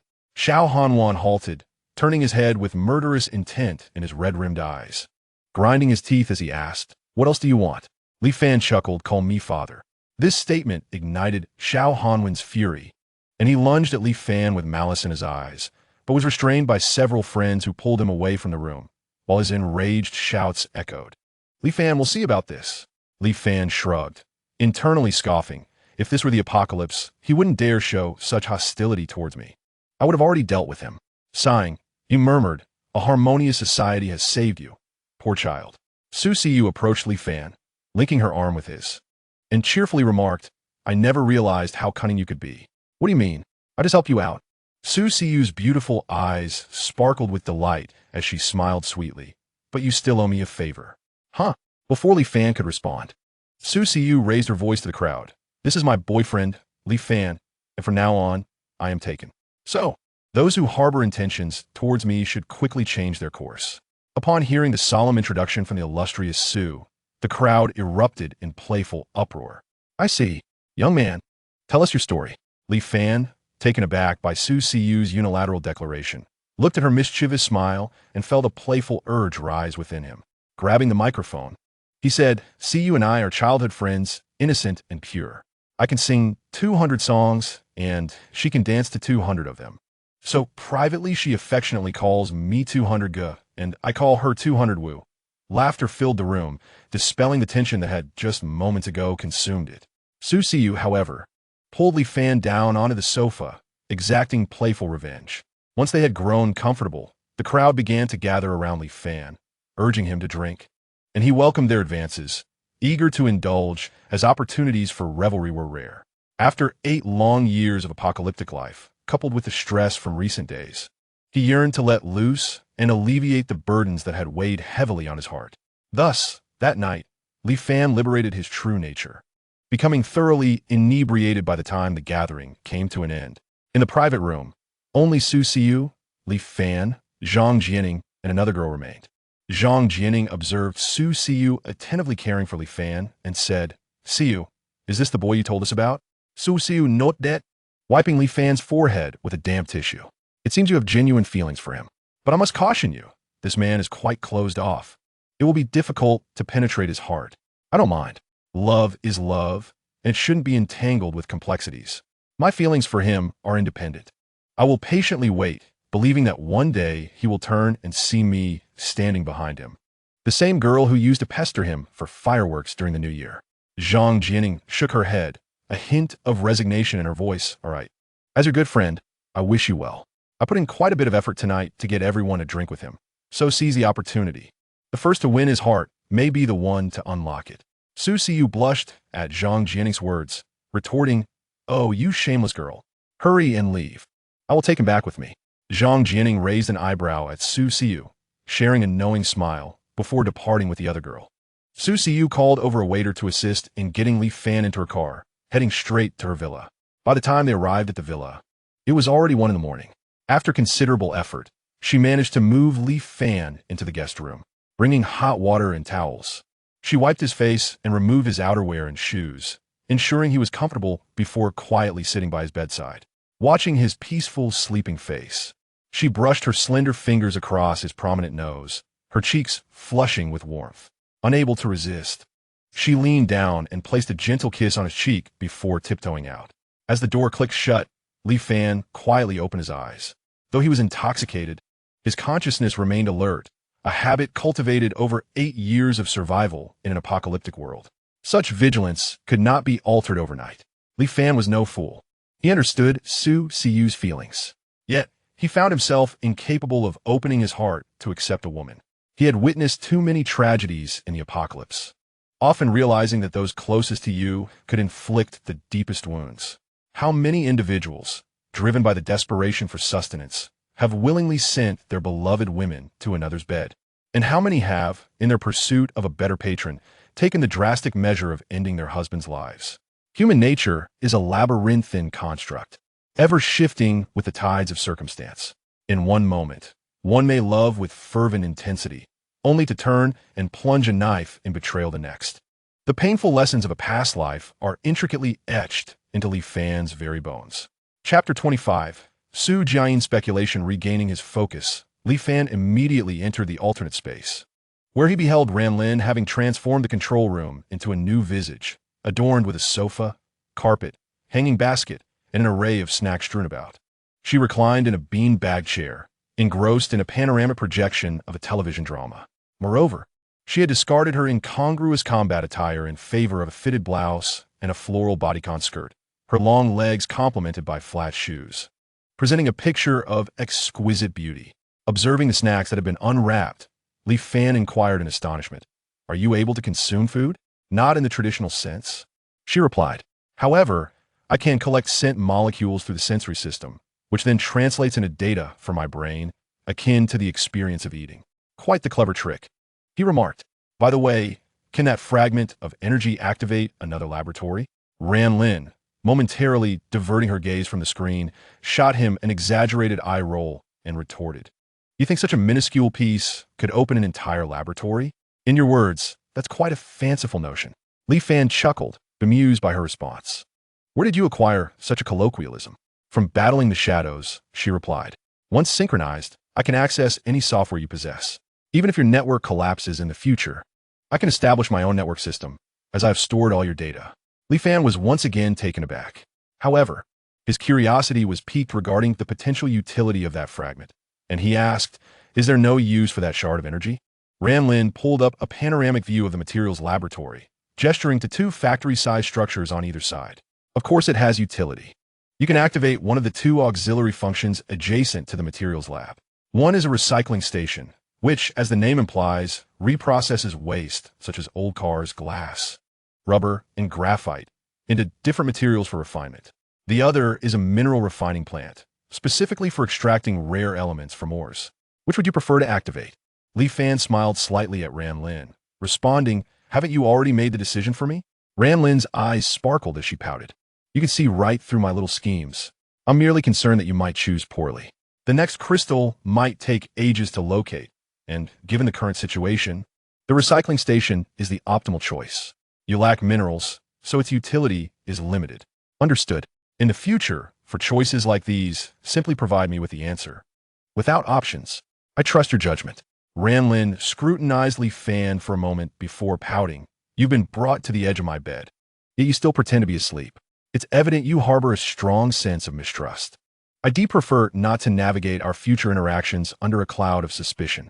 Li Fan shook his head in resignation, recognizing that his mind housed a voyeuristic entity, devoid of any semblance of privacy. No need to rush. I believe I have an inkling of the next crystal's location. Ran Lin straightened, her eagerness palpable. Where is it? Bashu. This fragment of crystal originated from there. So a complete one must surely exist. Then let us hurry and find it. The sooner we locate it, the sooner I can unlock a portion of my memories and discover the whereabouts of my father, and ultimately who I am. Patience is key. Now is not the right time. Once the virus outbreak occurs, we'll head to Bashu. I also need to rescue someone. Rescue someone? Who? Li Fan's expression turned nostalgic. An knowing smile graced his lips. A fiercely spirited young girl.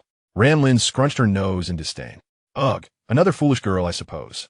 With that, she returned her focus to the television, activating the recycling station's energy charge. Just as Li Fan prepared to retire for the night, he smacked his forehead in realization. I almost forgot. Can this space store liquids directly? Absolutely. This space can be molded at will. Just place whatever you wish to store inside, and I will manage it seamlessly. Observing Ran Lin's engrossed demeanor, Li Fan shook his head in exasperation. Try to watch fewer, mindless Korean dramas. I'm off to sleep. Good night. Good night. Upon returning to consciousness, Li Fan soon fell into a deep slumber. The following morning, Su Jiayin returned to the villa, only to find the first floor occupied solely by the housekeeper preparing breakfast, with no sign of his daughter. As he was about to ascend the stairs to investigate, Su Siyu appeared in her pajamas, rubbing her eyes as she descended. Seeing his daughter restored to her former self, he could not help but smile. Ha! Now, this is how a young lady should present herself. Did you enjoy yourself yesterday? Su Siyu stretched her sore back and casually replied, it was quite enjoyable. Though last night, I was quite exhausted by Li Fangij. Su Jiayin's smile gradually faltered. His mind replaying the phrase exhausted by Li Fan repeatedly.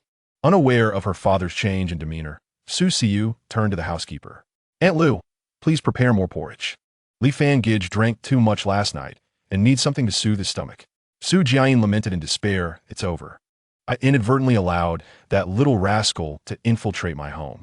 Though Su Jiayin held great affection for Li Fan and harbored hopes for their relationship, the sudden realization of their overnight stay together left him with mixed emotions.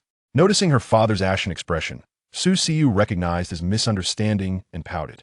What are you thinking? Li Fangij merely accompanied me to a classmate gathering last night. He drank too much, so I brought him home, but we slept separately. Su Ziyin. observing his daughter's unkind gaze, laughed awkwardly. Well, that's a relief.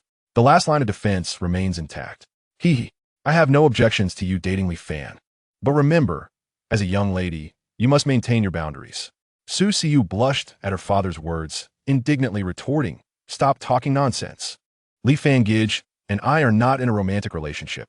As a father, Su Jiayin could easily discern his daughter's subtle affections, yet he chose not to confront them. You are my only daughter. As long as you find happiness, nothing else matters, even if he possesses nothing. Oh, you are so annoying. Su Siu was eager to steer the conversation away from this topic. Suddenly recalling Li Fan's instruction from the previous day, she turned to Su Jiayin. By the way, Dad, Li Fan Gij earnestly urged me to stock up on supplies, especially water sources. He also said we should stay home starting the day after tomorrow, and if we cannot endure, we should go to his base. Su Jiayin's brow furrowed at this revelation, his expression turning grave. He had sensed that something significant was about to unfold. The skies had been painted in crimson hues, followed by a rapid temperature drop, only to rise again within 2 days. Today marked October 3rd. Typically, this would signify the onset of late autumn in Chang'an, where temperatures should hover around 10 degrees Celsius. Yet today, the mercury soared to a staggering 31 degrees, and the trend suggested further increases. Did Li Fan not disclose the reason? He merely instructed us to gather supplies and to refrain from venturing outdoors. Su Jiayin, being an astute veteran, quickly pieced together the puzzle. He had investigated Li Fan's media base and, in conjunction with his dealings with several suppliers, maintained a healthy skepticism regarding the concept of online sales. Coupled with the knowledge that Li Fan attended Shigongda, an institution backed by the state and privy to confidential information, he turned to Su Siu. Today, I will accompany you to gather supplies. Better to be prepared than caught unawares. I surmise that Li Fan must have heard some news, though he finds it inconvenient to disclose. Dad, do you also believe in what Brother Li Fan says? Su Jiayin nodded and replied, I have a premonition that something might truly happen. If we experience another lockdown like the pandemic from a few years ago, it would indeed be troublesome. We should stock up on supplies just in case. Su Siu cheerfully linked her arm with Su Jiayin's and playfully remarked, Finally, you are willing to set aside your work to spend time with me. Su Jiayin chuckled as he affectionately ruffled his daughter's hair, his gaze drifting towards the second-floor guest room, filled with concern. Chapter 26. Completion of the fortress. This was the most restful slumber Li Fan had enjoyed. Upon descending the stairs, he found Su Jiayin looking at him with profound intent, gently advising, Young man, take care of your health. Do not overexert yourself. Su Siu interrupted with a hint of annoyance. All right, you are so talkative. Let us eat. At the dining table, as Li Fan sipped his porridge, he inquired of Su Siu, where is that craftsmanship workshop located? It's at number 13, Zhongluoxiang. There's an ancient weapons shop, easy to find. If you prefer, I can accompany you. Li Fan shook his head, replying, No need, I can manage on my own. Do not forget what I mentioned to you yesterday. At this moment, Su Jiayin interjected, Xiao Fan, please tell your uncle the truth. Is there something significant about to occur? Li Fan pondered his words before stating, I overheard a professor of astronomy at our school mention that for an extended period, temperatures might rise to alarming heights. As for how long, they cannot specify. Therefore, it is prudent to stockpile some supplies. Su Jiayin discerned that Li Fan was withholding certain information but refrained from probing further, nodding in agreement. All right. We shall go procure supplies today. Thank you for alerting us. After breakfast, Li Fan bid farewell to Su Jiayin and his daughter, setting off towards Zhongluoxiang. Though referred to as an alley, it was merely a narrow passageway, less than 2 meters wide, where Li Fan quickly located the shop mentioned by Su Siu. The storefront was modest, but upon entering, he discovered a treasure trove within, a shop exceeding 100 square meters in size, devoid of display racks, with weapon stands lining the walls. Swords, spears, halberds, axes, hooks, whips, maces, clubs, and more adorned the space, showcasing an array of weaponry, from those with hooks, blades, and points to those with barbs and chains. Behind the central counter stood a middle-aged man with a goatee, his muscular form stretching the confines of his loose training attire. Upon seeing him, Li Fan's pupils involuntarily contracted. Based on his experience from the apocalypse, this man was no ordinary individual. He possessed martial prowess and exceptional skills. In the early days of the apocalypse, individuals of his caliber thrived remarkably. The man with the goatee, Noticing a customer, greeted Li Fan with a warm smile. "Young man, what brings you here today?" Li Fan collected his thoughts and responded, "Do you have any tang swords, finger knives, blood daggers, mountain axes, horse spears, or crossbows?" The goateed man's eyes lit up at the inquiry, his enthusiasm palpable as he replied, "Yes, yes, we have those." Just as he was about to retrieve the weapons from the nearby racks, Li Fan interjected, "No need for those flashy items. I require the genuine articles." The goateed man paused, his smile fading as he cautiously asked, "What does that mean, young man?" "Ah, do not misunderstand. I am not a police officer. I am an enthusiast of ancient martial arts. Recently, I have been learning some martial techniques and heard that you have suitable weapons." Li Fan fabricated this story, knowing that such craftsmanship workshops typically displayed mere trinkets. While they appeared impressive, they often served as decoys for the uninformed, designed to appease regulatory authorities. The true weapons were safely stored within the owner's secret warehouses. Upon hearing Li Fan's words, the goateed man relaxed, saying, "Real quality items do not come cheap. I am not lacking in funds, provided the items are of superior quality." The goateed man proudly declared, "Our craftsmanship is ancestral. Many techniques are not meant to be shared outside the family. Follow me, and allow me to introduce you to the exceptional skills passed down from our forebears." He led Li Fan through a back door into a completely enclosed courtyard. On the left was a simple workshop, while on the right lay a locked room. The goateed man retrieved a key, unlocking the door and ushering Li Fan inside. Before them lay a chaotic assortment of weapons, many of which were of a dark hue. At first glance, they appeared inferior to the items displayed outside. However, Li Fan recognized that these were the true instruments of death. The weapons, crafted from high-quality materials, exhibited meticulous design, perfectly suited to human biomechanics. Without hesitation, Li Fan began searching through the room for the weapons he needed. In a short while, he had gathered a pile of weapons before the goateed man, asking, "Do you have any crossbows?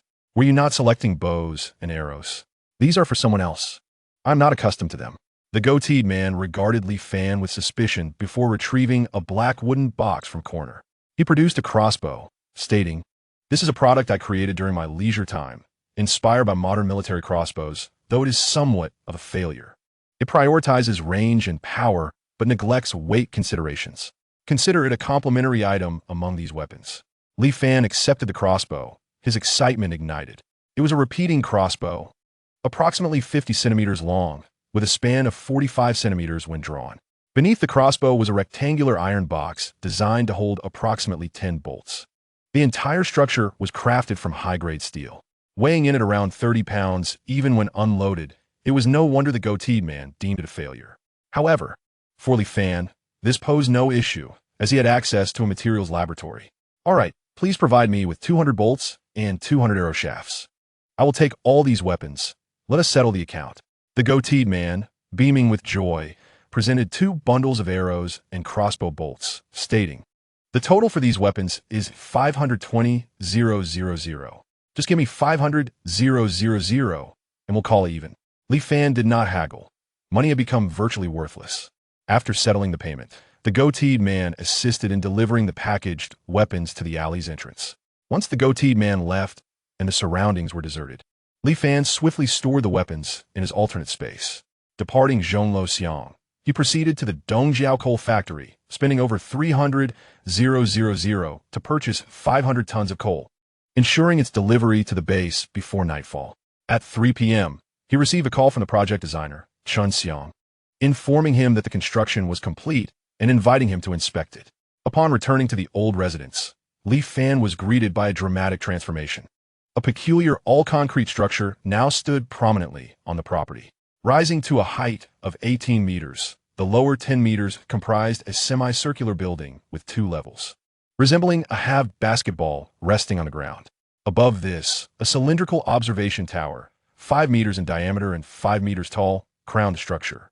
The top of the observation tower featured an observation platform, 3 meters high, requiring the installation of tempered glass for a 270-degree view.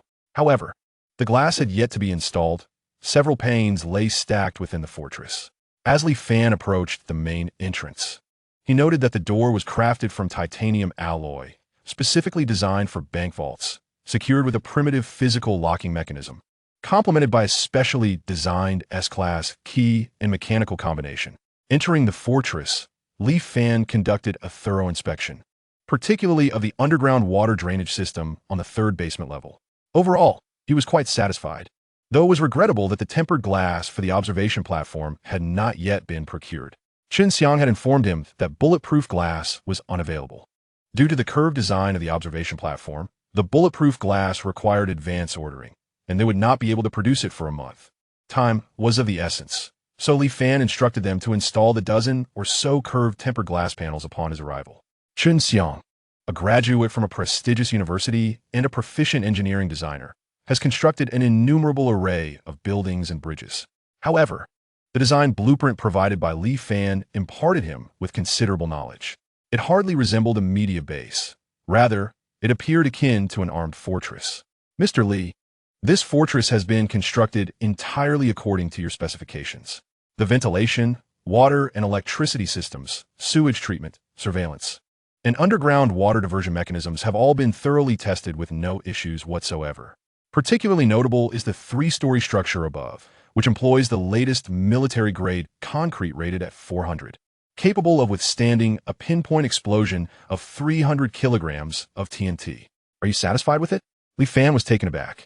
The ability to withstand a 300-kilogram TNT explosion far exceeded his expectations. Nodding in approval, he remarked, "Very good. I am quite satisfied. Please have the workers step outside for a moment. I would like to test the soundproofing. If everything is satisfactory, you may proceed to install the glass and then take your leave." Without hesitation, Chen Xiang led the workers out of the fortress. Li Fan immediately stored several pieces of glass in his alternate space. Chapter 27. The Clever One, Wang Yun.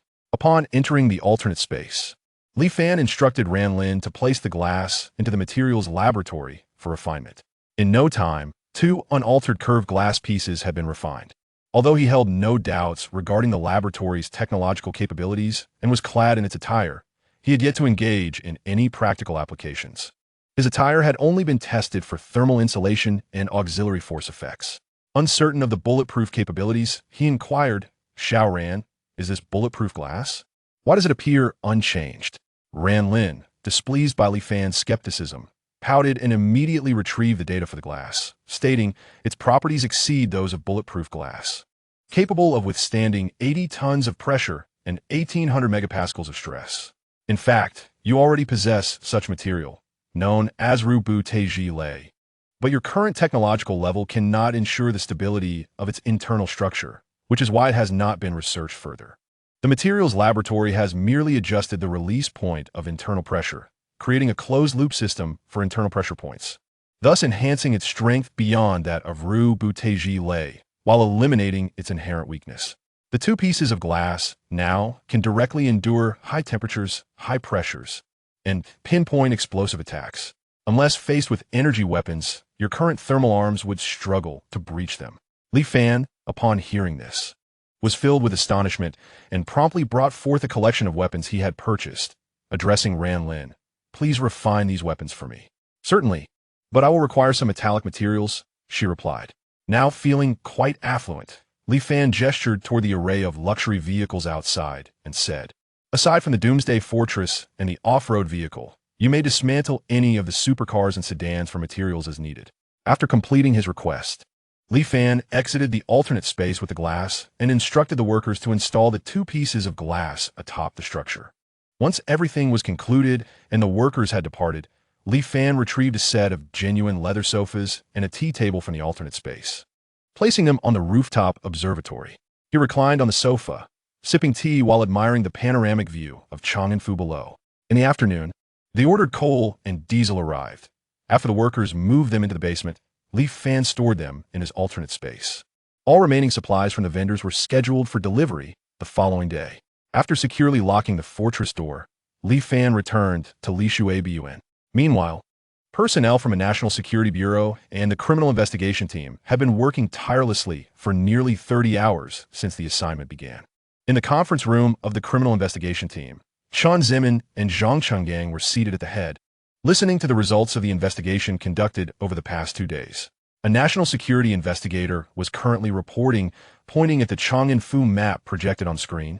After nearly 20 hours of investigation, we have determined that the source of the network paralysis originated from an internet cafe named Yutan, located 2,000 meters west of Shigongda, in a bustling urban area. This was the first site to exhibit issues during the network paralysis event. We have investigated all personnel on duty at the time, as well as the identities of all individuals who used the internet within the 12 hours preceding the paralysis. The investigator clicked a button on his laser pointer, revealing a cluttered array of personnel information on the projection screen. Continuing, these are the identities of both the staff and internet users on that day. A total of 379 individuals accessed the internet at the cafe, and our scrutiny found no suspicious activity among them. The succinct report cast a pall over the faces of the National Security Bureau members, leaving them at a loss. Each individual wore a furrowed brow, intently scrutinizing the personnel information sheets distributed to them, hoping to uncover even the slightest clue. On dozens of sheets, each recorded the identities of several individuals, complete with photographs, internet IDs, identity card numbers, occupations, and addresses. At first glance, the pages were a dizzying array of numbers. Chun Zemin lit a cigarette, holding it between his fingers, his eyes bloodshot and weary as he rubbed his temples, and said, "If we cannot find any suspicious points among these individuals, we must extend our timeline to the 48 hours preceding the network paralysis." Zhang Qinggang, upon hearing this, surveyed the exhausted team in the conference room and remarked that would significantly increase our workload. Moreover, with 379 individuals already identified within 12 hours, pushing back 48 hours could yield thousands of entries. Just the investigation alone could take 3 to 4 days. Chun Zemin shook his head in resignation and sighed, "I understand. However, if this individual possesses the capability to incapacitate the global network, it suggests they may not have been at the internet cafe on the day of the paralysis. They could have preemptively established certain methods and left behind specific programs. While this will increase our workload and complicate the investigation, it is a necessary course of action." The group nodded in agreement, acknowledging this arduous approach. Yet among the crowd, a woman in her late 20s spoke up, "Director Chun, could we extract the internet IDs and registration times separately?" Upon seeing the speaker, Chun Zemin felt an involuntary thrill and immediately instructed the technician, "Please extract the internet IDs and registration times at once." "Understood," the technician replied enthusiastically, quickly operating on the computer. "How long will it take?" 10 minutes, came the response. Chun Zemin turned, his eyes sparkling with anticipation as he addressed the woman. "Xiao Wang, do you have a lead?" The woman adjusted her gold-rimmed glasses and replied, "I do not have a definitive lead, but I have a thought. Once the internet IDs and times are extracted, we can verify them to find out." Zhang Chenggang looked on in bewilderment at Chun Zemin and the investigators, astonished. The previously despondent members of the National Security Bureau seemed to have found hope upon hearing the woman's words. They were filled with trust and expectation. Chun Zemin noticed Zhang Chenggang's expression and proudly declared, "Captain Zhang, this is our bureau's prodigy, Wang Yun, with an IQ of 218. She has played a crucial role in many significant cases and espionage matters. Her intellect surpasses ours, and her analytical abilities and observational skills are exceptional." As he spoke, Chun Zemin gave a thumbs up. "Oh, by the way, she is also a cousin of Wang Yu from your team." Zhang Qinggang, upon hearing this, regarded her with newfound respect. A delicate young woman who could command such esteem from the director of the National Security Bureau must possess either formidable connections or undeniable prowess. Realizing her relationship with Wang Yu, he understood that this gentle and refined woman was not only highly capable, but also well-connected. He was familiar with Wang Yu, a member of a special operations unit who had transitioned to Chang'an-Fu. He had even received a call from the city bureau, subtly suggesting that he should be mindful of Wang Yu's significant background in the capital. He then complimented, "Truly remarkable, a talent from the National Security Bureau, capable of uncovering clues amidst such a vast sea of data. We truly ought to learn from you all." In the blink of an eye, 10 minutes had passed. The technician extracted the network number and registration time, presenting them in a table projected onto the screen. He remarked, "It is done, Sister Wang. Please have a look and see if there is anything more you require." Wang Yun rose, taking the laser pointer from the investigator who had just reported. With her eyes slightly narrowed, she focused intently on the densely packed numbers in the table, continuously flipping through the pages with the laser pointer. The individuals in the conference room held their breath, fearful of disturbing her concentration. Suddenly, Wang Yun paused her movement with a laser pointer. Her eyes brightened, and a smile graced her lips as she exclaimed, "I've found you. What a cunning fellow you are." Upon hearing this, Chun Zemin sprang to his feet, eagerly inquiring, "Wang Yun, what have you discovered?" Chapter 28. Traces of evidence. Wang Yun raised the laser pointer, indicating a network number 01213, and stated, "This person's network number has been identified. It is 01214. Upon hearing this, the crowd began searching for the personnel information corresponding to 001214, and the room was soon filled with the sound of pages being turned. After a considerable pause, Chun Zemin furrowed his brows and addressed Wang Yun. "There is no network number 01214 here." Wang Yun smiled lightly and replied, "Director Chun, this is where this individual's cunning lies. The network number is automatically generated by the Internet Cafe's billing system after registering identity information, serving as the login account for Internet access. Observe, these network numbers from 008, 110, 1191 were generated sequentially. However, from 008, 110, 1191, there are a total of 380 individuals, yet we only found 379 in the cafe's billing system. This implies that one person is missing from this data. All other network numbers were generated in order, except for the jump between 01213 and 01215. Thus, there's only one possibility. This individual must have invaded the cafe's billing management system prior to leaving and erased the record of 01214. The personnel from the National Security Bureau were elated, while Zhang Chun and the criminal investigators were in complete admiration. They were trapped in conventional thinking, fixating on the information already in their possession, while Wang Yun transcended this mindset, analyzing possibilities from a godlike perspective and providing corroboration. After a moment of jubilation, Chun Zemin regained his composure and inquired of Wang Yun, "Xiaoyan, do you have a lead?" Wang Yun confidently nodded and responded, "The registration time for 01213 is 1315, and for 01215 is 1327, which indicates that this person registered between 1315 and 1327. The network outage occurred at 1355, making the timeline consistent. Now, let's shift the timeline back by 1 hour to review the surveillance records and see if there are any suspicious individuals during this interval." A technician interjected, "Sister Yun, the surveillance footage from that day at the Internet Cafe has already been erased." Wang Yun remained unfazed, stating, "This was anticipated. The surveillance I refer to is from the surrounding traffic cameras, the dash cams of passing vehicles, and the monitoring at nearby supermarkets and banks. We will scrutinize all footage from those 2 hours for any individuals." Her suggestion immediately garnered Chun Zemin's support, who promptly commanded, "I understand everyone has been working hard, but please hold on a little longer. We will now divide into 4 groups. The first group will retrieve surveillance records from the Traffic Bureau for all routes leading to the cafe. The second group will contact vehicles that pass by the cafe to recover the dashcam footage from that time frame. The third group will gather footage from all supermarkets and banks in the vicinity. And the fourth group will assemble all personnel who worked at the cafe that day to the traffic police station, asking them to recall any individuals who left the cafe at the time of the network outage. Using the process of elimination, those who departed without registration information in the billing system are likely the hacker. Wang Yun, you will remain with the criminal investigation team, as you will need to observe and analyze once all the surveillance is retrieved." After distributing the tasks, the investigators from the National Security Bureau and the criminal police team swiftly departed. Once they were gone, Chun Zemin turned to Wang Yun and said, "You should grab a bite to eat and rest. We will likely rely on you tonight." Wang Yun nodded, leaving the conference room and heading directly to her cousin Wang Yu's office.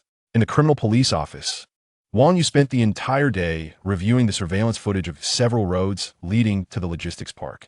Through repeated viewing, she identified a suspicious individual, a middle-aged man whose appearance seemed unremarkable, yet he exuded an aura of incongruity. The surveillance footage was from a road camera at 6:24 a.m., and her suspicion arose because, during that time frame, the road outside the logistics park was virtually devoid of vehicles and pedestrians, making this individual's presence particularly jarring. Suddenly, a spark of insight struck Wang Yu. She retrieved a segment of road surveillance from the time of the Hong Langman fire, playing both videos simultaneously.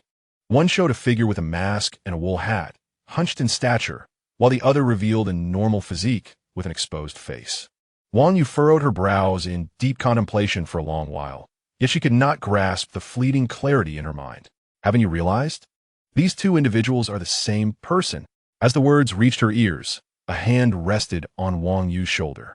This sudden touch triggered an instinctive reaction. She seized the unexpected hand with her left, twisting her body to execute a shoulder throw on the person behind her, only to be met with a countergrab, the knee pressing against her lower back. In an instant, the two found themselves in a stalemate. Little sister, is this how you greet your elder sister? Wang Yu then recognized the familiar voice, turning to see a woman with gold-rimmed glasses, standing at 171 centimeters, gentle and poised, breaking into a radiant smile as she exclaimed, "Sister, it's you. You startled me. Don't you know you shouldn't approach someone like us from behind?" Wang Yun chuckled, pinching Wang Yu's nose playfully, boasting, "You've never been able to defeat me since childhood. How could you possibly hurt me now?" Wang Yu, with a defiant expression, wrinkled her nose and retorted, "Humph. That was before I joined the military. Now you may not be my match." Wang Yun shrugged in resignation, replying, all right. My dear Yi is the most formidable. I concede." With a grin, Wang Yu asked, "By the way, have you found Hacker? How do you have time to wander around?" "Well, I have some clues. Were you so engrossed in that you didn't notice me standing behind you for ages?" Upon mentioning the case, Wang Yu's previously bright smile instantly faded as she lamented, "I thought that after escaping the sea of people to capture the hacker, I would encounter a significant case. But instead, I received a paranormal case." Wang Yun's interest was piqued as she inquired, "A paranormal case? Can you imagine 13 billion worth of goods, tons of cargo, and hundreds of luxury cars disappearing into thin air overnight? Moreover, there were no large vehicles entering or exiting the logistics park, and the warehouse doors remained intact. The thief managed to execute the theft through an 80-centimeter ventilation hole." Wang Yun, upon hearing this, couldn't help but smacked her lips in disbelief, realizing that even with her exceptional intellect, she could not fathom how such a theft was accomplished. She glanced at the surveillance video on the computer screen, asking, "Is this the suspect?" "Uncertain. I merely find it suspicious. By the way, you just mentioned these two individuals are the same person?" "Indeed, but that doesn't make sense. These are suspects from two different cases, and there are no commonalities between them." Wang Yun adjusted her glasses and smiled. "Oh, silly girl. Analyzing cases and suspects sometimes requires you to step outside the case itself and view it from an outsider's perspective, rather than focusing on the nature of the two cases. Let us examine the commonality between these two suspects, their walking postures." Wang Yun approached the computer, pointing at the hunchbacked man in a mask, and remarked, "Although this individual makes a strenuous effort to disguise himself as a hunchback, each step he takes lacks considerable span, resembling a middle-aged man with diminished strength and mobility. However, upon closer inspection, one can observe that he lands on his heels with each stride, exhibiting a vigorous cadence.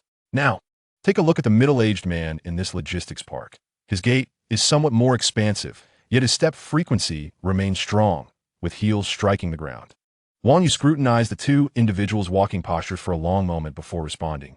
"You are indeed correct, but how can you ascertain that these two individuals are the same person?" Chapter 29. Wang Yu's doubt. Wang Yun lightly tapped Wang Yu on the head and exclaimed, "Why are you so dull? Observe their arm movements. The amplitude of the right arm is less than that of the left. Albeit the difference is slight, it is discernible upon careful examination." Wang Yu watched the two videos attentively and then brightly exclaimed, "Indeed, they're the same person. What else?" Wang Yun continued to observe the figure in the video, stating, "Furthermore, you are confronting a tough opponent. His right arm swings with a reduced amplitude, and his elbow is slightly elevated, keeping the wrist at waist level, which indicates a state of constant vigilance. This individual is either a mercenary or a bodyguard, or perhaps an agent trained over an extended period. Such habits are not cultivated overnight. Moreover, this person should not be too old, judging from the curvature of his thighs while walking. He is likely between 20 to 25 years of age. Both of his appearances are mere disguises." Wang Yu gazed at her sister with starry eyes and asked, "Sister, what did Uncle feed you while growing up? Your intellect is simply remarkable." "Huh, this is a natural gift," Wang Yun replied. "Come, it's past 6. Accompany your sister for dinner. I've been hungry all day." Wang Yu, having not seen her sister for a long time, readily led Wang Yun to the police cafeteria. Upon their arrival, The two sisters instantly became the center of attention, one exuding a gentle elegance reminiscent of a refined lady, while the other radiated the fierce charisma of a spirited police officer. "Little girl, are you really not planning to return to Shangjing?" Wang Yin inquired while dining. "I want to return until the old man dismisses the idea of an arranged marriage," Wang Yu replied. "Sigh, how could someone from our background possibly possess the freedom to choose their marital partner? Sister, I don't understand why a person as astute as you would accept a marriage arranged by the family, especially when you clearly do not like brother-in-law." A fleeting glimmer of melancholy crossed Wang Yun's eyes as she responded with a resigned smile. "Everything in this world has its duality. We were born into privilege, with access to the finest resources, exceptional education, and a status above others. However, all of this comes at the cost of our freedom. I too wish to escape marriage by enlisting in the military, but I cannot do so. Sometimes, being overly perceptive is not beneficial. It teaches one to weigh pros and cons, preventing one from acting recklessly like you. In truth, I envy you at times." Wang Yu looked at her sister, who had always been close to her, and felt a pang of sympathy. The two sisters were born into the Wang family of Shangjing, their grandfather being a founding general, and both parents prominent figures in military and political spheres. The family's prosperity inevitably led to powerful unions through arranged marriages, and the two sisters were well-known beauties in the elite circles of Shangjing, making them prime targets for such unions. During their university years, the family sought matches for both sisters. Wang Yun reluctantly accepted, while Wang Yu, rebellious in spirit, secretly enlisted in the military and went to the Northwest War Zone to escape the fate of arranged marriage. After her service, she came to Chang'an Prefecture, resolutely avoiding a return to Shangjing. "Sister, why not just divorce? Don't speak nonsense. Marriage is merely a matter of circumstance. Enough about me. Have you not found a suitable partner here?" Wang Yu pouted and replied, "Do I dare to find one? If I even attempt to, do you believe the family send someone to break us apart? Yet you cannot remain detached forever. Uncle and Auntie only have you as their sole heir. Before I came to Chang'an, Auntie urged me to persuade you to return." Wang Yu shook her head emphatically, firmly rejecting the notion. "I will not return as long as that old fossil holds onto his outdated views. Alas, among our generation, grandfather dotes on you the most. Otherwise, he would have sent someone to fetch you back long ago. If he dares to do so, I will simply find someone to marry and return with a child. That will infuriate him." With a gentle flick of her slender finger, Wang Yun playfully tapped Wang Yu's head again. "Are you daft? I suspect that my lack of intelligence is due to your constant head flicks," Wang Yu complained while rubbing her forehead. "Stop your nonsense. You have finally earned your freedom, so cherish it well." The two sisters laughed and finished their meal before leaving the cafeteria and walking toward the office building. Along the way, every pair of eyes was surreptitiously drawn to them, particularly Wang Yu, whose tall stature and beautiful features clad in a police uniform exuded an irresistible allure. Wang Yin teased, "Little girl, your charm as a police flower is quite remarkable. Walking down the street, the gaze of admiration must be at 100%. Not necessarily. Some may not dare to look at me, such as criminals." Wang Yun's words halted mid-sentence as a familiar visage suddenly emerged in her mind. The student they had encountered, raising his head to look at Wang Yun, asked, "Sister, you mentioned that those two suspects are the same person and are between 20 to 25 years old, right?" "Indeed, what have you deduced?"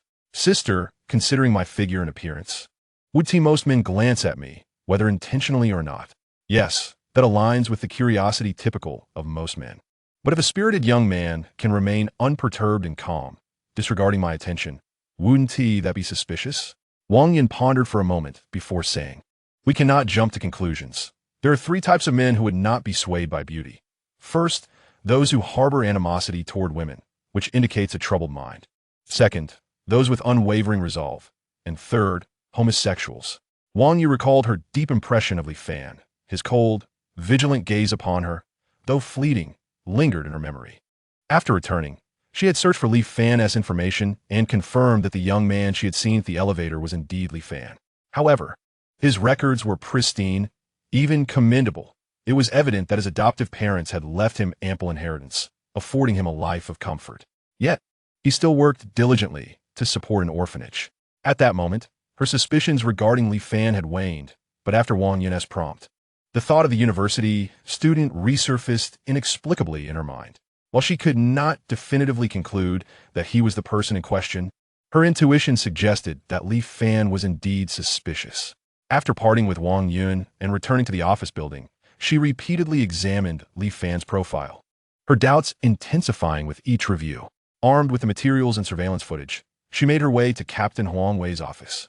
Before she could settle into a chair, she announced, "Captain Huang, I have pertinent information to report." "What is it? Have you made a discovery?" "Yes. The comrades from the National Security Bureau have assisted in deducing that the masked man from the Honglangman nightclub and the middle-aged man we identified in the logistics park are the same individual." "Same person? Do you have any evidence?" "It is inferred from their gait and arm movements." Huang Wei took the surveillance USB, inserted it into the computer, and meticulously reviewed the footage, nodding as he noted, "They do indeed resemble each other, but this is merely conjecture. It does not constitute effective evidence or meet the criteria for case consolidation." Wang Yu nodded in acknowledgement, stating, "I understand. But I wish to convey that the national security comrades mentioned that this person may be a disguised, middle-aged individual with a true age of 20 to 25 years. This reminds me of someone." "Who?" "Li Fan, the university student who caused Sieta Biao to transfer 80 million. However, based on his background, there are no points of suspicion." Wang Yu shook her head in distress and remarked, "I cannot quite articulate it, but it is a kind of intuition. I intend to meet this university student. Perhaps it will yield some insights." Huang Wei lit a cigarette and rubbed his throbbing temples, saying, "Very well, go ahead, but be mindful of your demeanor. This young man is studying law, and his mentor is a prominent figure in the legal field. Do not stir up trouble." Wang Yu nodded, turned, and exited the police station, driving straight to Li Shui Bun. Chapter 30. Wang Yu versus Li Fan. By the time Li Fan returned home, night had fallen. Gazing at the house where he had lived for many years, a wave of emotions washed over him. Since he could remember, he had been utterly alone. It was only after being adopted by his foster parents that he had a semblance of a home. Yet this sanctuary lasted less than 7 years before he found himself solitary once more. This brought to mind a line from 100 Years of Solitude. "Solitude is the natural state of life. All the brilliance once experienced will be repaid with loneliness." Suddenly, he felt a profound longing for his foster parents and for the person he wished to no longer speak of. Tomorrow, he would step out into a new life, leaving behind the kind, confident, helpful version of himself forever buried within this house filled with memories. He absent-mindedly rubbed his protesting belly, tempted by laziness, and retrieved some instant noodles from the pantry, placing them on the coffee table. Approaching the floor-to-ceiling window, he lit a cigarette, observing the bustling traffic below. This was likely his last chance to gaze down upon Beichen. "Li Fan, are you unhappy?" His hand froze mid-draw, and he replied his mind, "How do you know? I share a mental connection with you. I can sense your emotions. You miss your parents, don't you?" Li Fan chuckled through his tears, shaking his head. "Facing you. I have no privacy at all. I also miss my father. My memories are incomplete. I cannot even fully recall what my father's face looked like. I have spent so long in this space, and I am grateful for your presence. Otherwise, I would still be waiting. Are we not kindred spirits? Although you are worse off than I, unable to even remember what your parents look like." Ran Lin fell silent. Yet this time Li Fan could easily sense her yearning emotions. He smiled and reassured her, "Do not worry. I will accompany you on the path ahead." "Yes, I will be with you too. By the way, I have always wanted to ask, can you leave the alternate space and come to our world?" "Not yet. But due to that fragment from yesterday, I have unlocked a bit more memory. If you can activate the high-tech laboratory and armed experiments, you can create synthetic humans. And I can transfer my consciousness into one and live outside with you."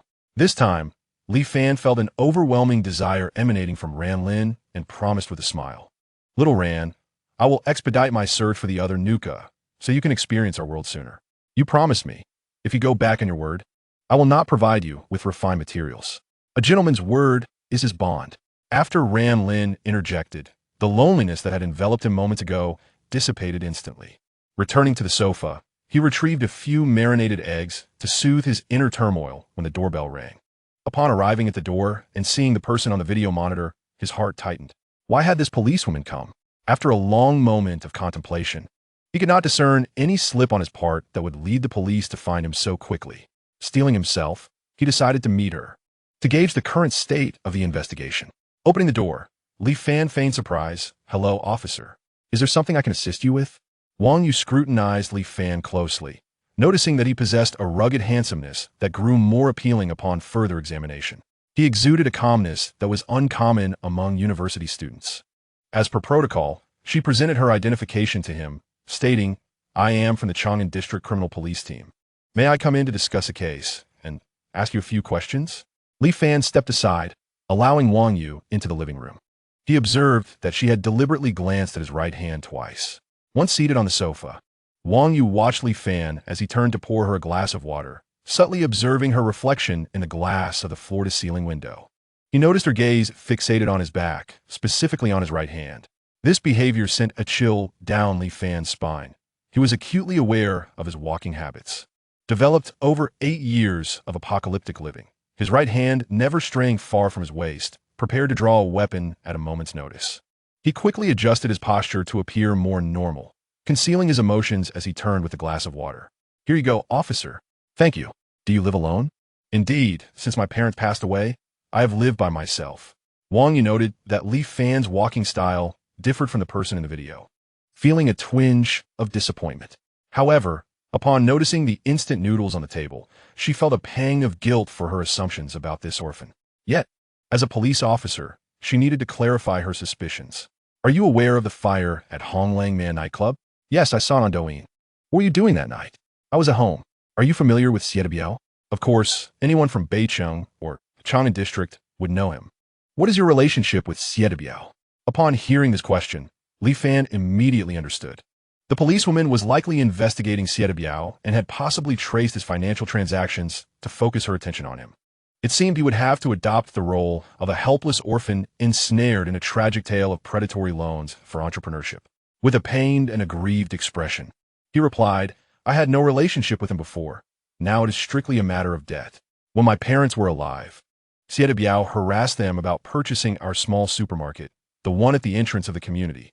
After their passing, I dared not return home for fear of his harassment. With graduation only a year away, I intended to use our 2 properties as collateral for a bank loan to start a business. Unfortunately, Biao learned of my plans and came to confront me." At this point, Li Fan paused, his eyes welling with unshed tears as he scanned the living room with lingering affection. Wang Yu felt a surge of anger.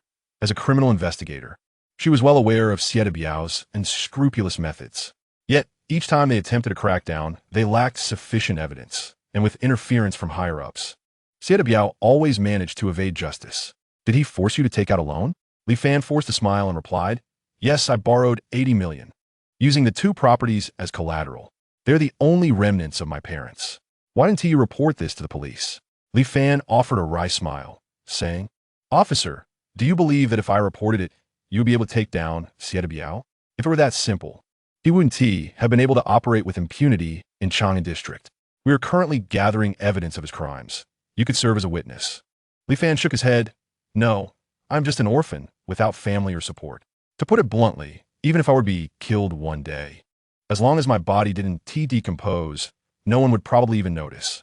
Wang Yu wanted to say more, but the words caught in her throat. Yes, it was her duty to punish the wicked, yet this young man, as an isolated orphan, only desired a stable existence. What right did she have to compel him to confront the underworld Lord Biao? With this thought, she looked at Li Fan, feeling a surge of compassion. The lingering suspicion she held towards him dissipated entirely. Taking out her phone, she asked, "What is your phone number?" Li Fan provided his number, and almost immediately, his phone rang. "Is this my phone number? You should remember to save this. I have added you on WeChat. If any danger arises, contact me immediately. I will protect you." Upon hearing these words, Li Fan looked at Wang Yu in astonishment. Wang Yu quickly realized that her words were ambiguous and hurriedly corrected herself, saying, "What I meant to convey is that I am a police officer, and it is my duty to protect you." Her explanation only added to the awkwardness, as if she were trying to hide a secret. This caused Wang Yu to blush profusely, yet she maintained her composure and added, "In any case, you must trust the police. Justice will prevail, and Biao will eventually face legal consequences." Li Fan, with an innocent smile, nodded and replied, "Thank you, Officer Jia. Do not call me Jia. I'm only 2 years older than you. You may simply call me Wang Yu. Aligst Vang Eya." Wang Yu pouted, casting a playful glare at Li Fan, and said, "All right, Thank you for your cooperation. If you discover anything, remember to call or message me anytime. With that, she stood up to leave, and Li Fan escorted her to the door. The moment the door closed, the expression of grievance on Li Fan's face vanished instantly. With an indifferent demeanor, he shook his head and muttered to himself, "This little girl is quite a good police officer, possessing a strong sense of justice. It is a pity that if she continues to investigate, she may find herself in trouble with Biao." In the second stage of the apocalypse, societal order was on the brink of collapse. Despite the government's utmost efforts to remedy the situation, chaos and violence were rampant. During this time, Biao would undoubtedly target the police first, especially beautiful female officers like Wang Yu. Chapter 31. Biao's suspicions. Wang Yu remained unaware that she appeared to Li Fan as a naive newcomer. Still vexed by her earlier blunder, she sat in her car, her face flushed. Having never experienced romance, she did not realize that her embarrassment stemmed from her own feelings. After finishing his instant noodles, Li Fan began to gather the furniture and appliances from his home, intending to transport them all to the fortress. Although his alternate space was fully equipped, he could not bear to leave behind the items in this room, nor did he wish to leave them for Biao. If it were not for the inability to remove the flooring, he would have stripped it away as well. Half an hour later, his once tidy and warm home transformed into an empty shell. He traveled to the fortress that night, where he organized the furniture and appliances he had brought from home, occupying a small space in the otherwise vacant underground level. The night passed without incident, and the following morning, he began to receive calls from various suppliers. Starting at 8 a.m., large trucks continuously delivered supplies to the base. Such a flurry of vehicles could not escape the notice of the nearby residential communities. Despite the outdoor temperature nearing 40 degrees, the onlookers were undeterred, gathering around the base's walls to watch as supplies were unloaded, speculating about the purpose of this peculiar building constructed in just 10 days. Li Fan had no time to concern himself with the speculations of those around him. He was busy directing workers to move the supplies underground, awaiting the next batch, and repeating this process until after 2 p.m. While he was overseeing the last few loads of ice and meat being transported underground, Biao arrived at the base with 3 henchmen. Having seen the trucks arriving at Li Fan's base since the morning, Biao initially paid little attention. However, after 3 or 4 hours of continuous deliveries, he decided to investigate. He sensed that this young man was not merely preparing to start a business. Li Fan spotted Biao and approached him with a smile, saying, "Uncle Xie, what brings you here?" Biao maintained his usual facade of a smiling tiger. "Are you ready? When will you open for business?" "Oh, in a couple of days. I still have many items to prepare." Upon hearing this, Biao's brow furrowed slightly. He knew that since morning, trucks had not ceased their deliveries, and logically, such a small building should have been filled by now. His suspicion grew, though he continued to wear a friendly smile, asking, "How much stock have you prepared?" "Not ready yet. The stock is ready. I just need to finalize some props." As Biao observed the workers continuously moving goods in and out, his curiosity about the fortress deepened. "Let's go inside and take a look." As he stepped forward, Li Fan swiftly positioned himself in front of Biao, maintaining a sincere smile, but firmly declining. "Uncle Xie, there is no need to go in. It's quite chaotic inside, filled with goods. There is hardly any room to walk." Li Fan's action caused Biao to frown, although Li Fan's face bore a smile. His tone had grown assertive, which was inconsistent with Biao's previous impressions of him.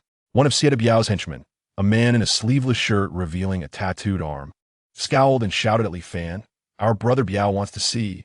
We must let him. How dare you block the way?" Li Fan remained smiling, but with a hidden intent of danger in his eyes. He shook his head, saying, "I'm sorry, it's still not tidy enough to show."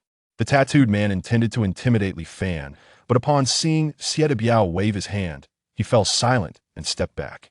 Biao studied Li Fan's innocent yet youthful face, and a strange sense of unease crept into his heart, igniting anger within him. "Really can't go in for a look?" "Absolutely not." Li Fan's refusal was resolute, his smile unwavering throughout. The two men locked eyes, with Biao narrowing his gaze slightly. The atmosphere grew tense. Both wore smiles. Yet they perceived something amiss in each other's eyes. At that moment, a crisp voice interrupted. "What are you doing?" Wang Yu, dressed in a fitted police uniform that accentuated her alluring figure, with her hair tied back in a high ponytail, caught the attention of those around her. Seeing her, Biao's eyes glinted with a lewd spark, and he suddenly burst into laughter. Ha ha ha! Officer Wang has arrived. Are you here to find someone? Wang Yu ignored Biao, inspecting Li Fan from head to toe, and asked, "Are you all right?" Li Fan shook his head, responding nonchalantly, "I'm fine. Uncle Xie wanted to check out my base, and I told him to wait until it's organized before inviting him in." Biao looked back and forth between Li Fan and Wang Yu, chuckling. "Since Little Li says it's not ready, then we won tea look. But do let Uncle know when you open. I'll bring a flower basket." With that, he departed with his henchman. Li Fan, still puzzled by Wang Yu's presence, inquired, "Did Officer Jie come here for something?" "I came to find Biao. I heard he was here, so I came over. I didn't expect this peculiar building to be yours." "Yes, it's a media company. It needs to stand out a bit." Noticing that Li Fan did not extend an invitation for her to tour inside, although she was curious about the fortress, she tactfully refrained from suggesting it. As she walked toward her car, she advised Li Fan, "If Biao causes you any trouble again, remember to contact me. I will help you." Li Fan glanced at Wang Yu, who seemed overly enthusiastic, and thanked her with a smile. "Thank you, Officer Jie." After giving him an exasperated eye roll, she turned and left. Wang Yu had originally intended to visit the Honglumen nightclub in Bailin district to search for clues, but unconsciously drove to Lishui Bun. There, she happened upon Biao and his cohorts leaving in their vehicle, and she followed behind. She then saw Li Fan busily working.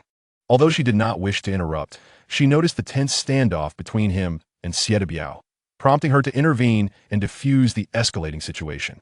"Initially, I intended to stay and engage in conversation with this university student, yet uncertainty regarding the topic of discussion compelled me to take my leave."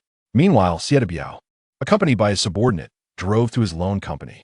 Inside the office, as Biao puffed on a cigarette, the indifferent gaze of Li Fan repeatedly flashed through his mind.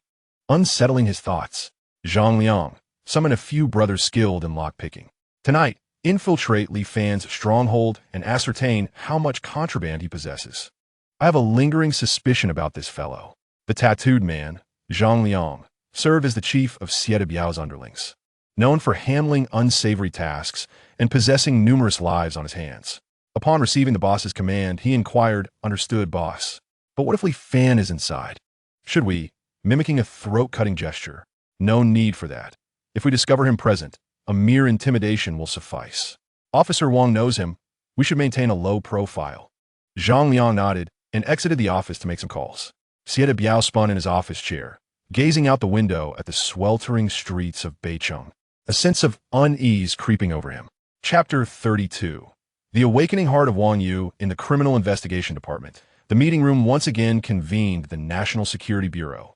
"Director Chun, yesterday we retrieved all surveillance footage from the road surrounding the internet cafe between midnight and 3 a.m., as well as recordings from banks and supermarkets, including the dashcam footage of passing vehicles during that time frame.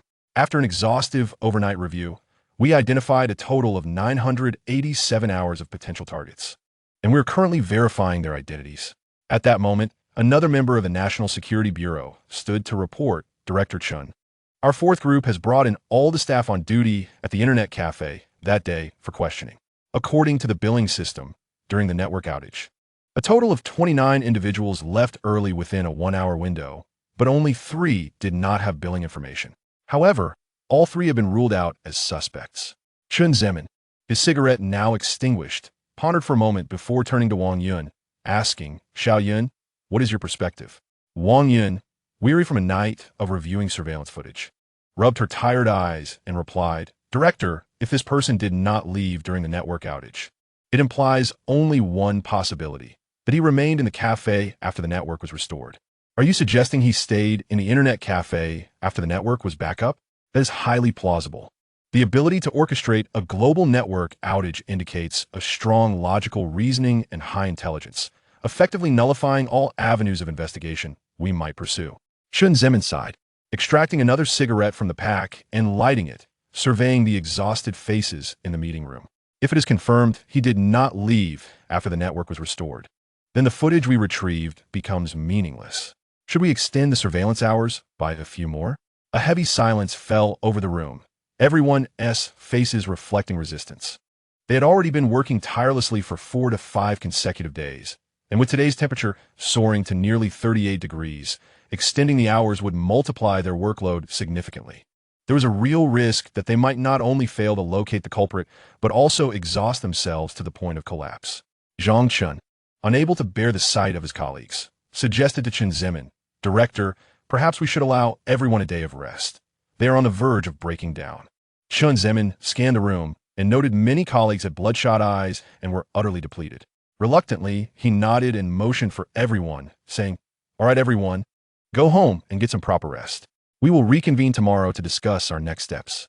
With that, a collective sigh of relief swept through the meeting room as everyone gathered their belongings and departed.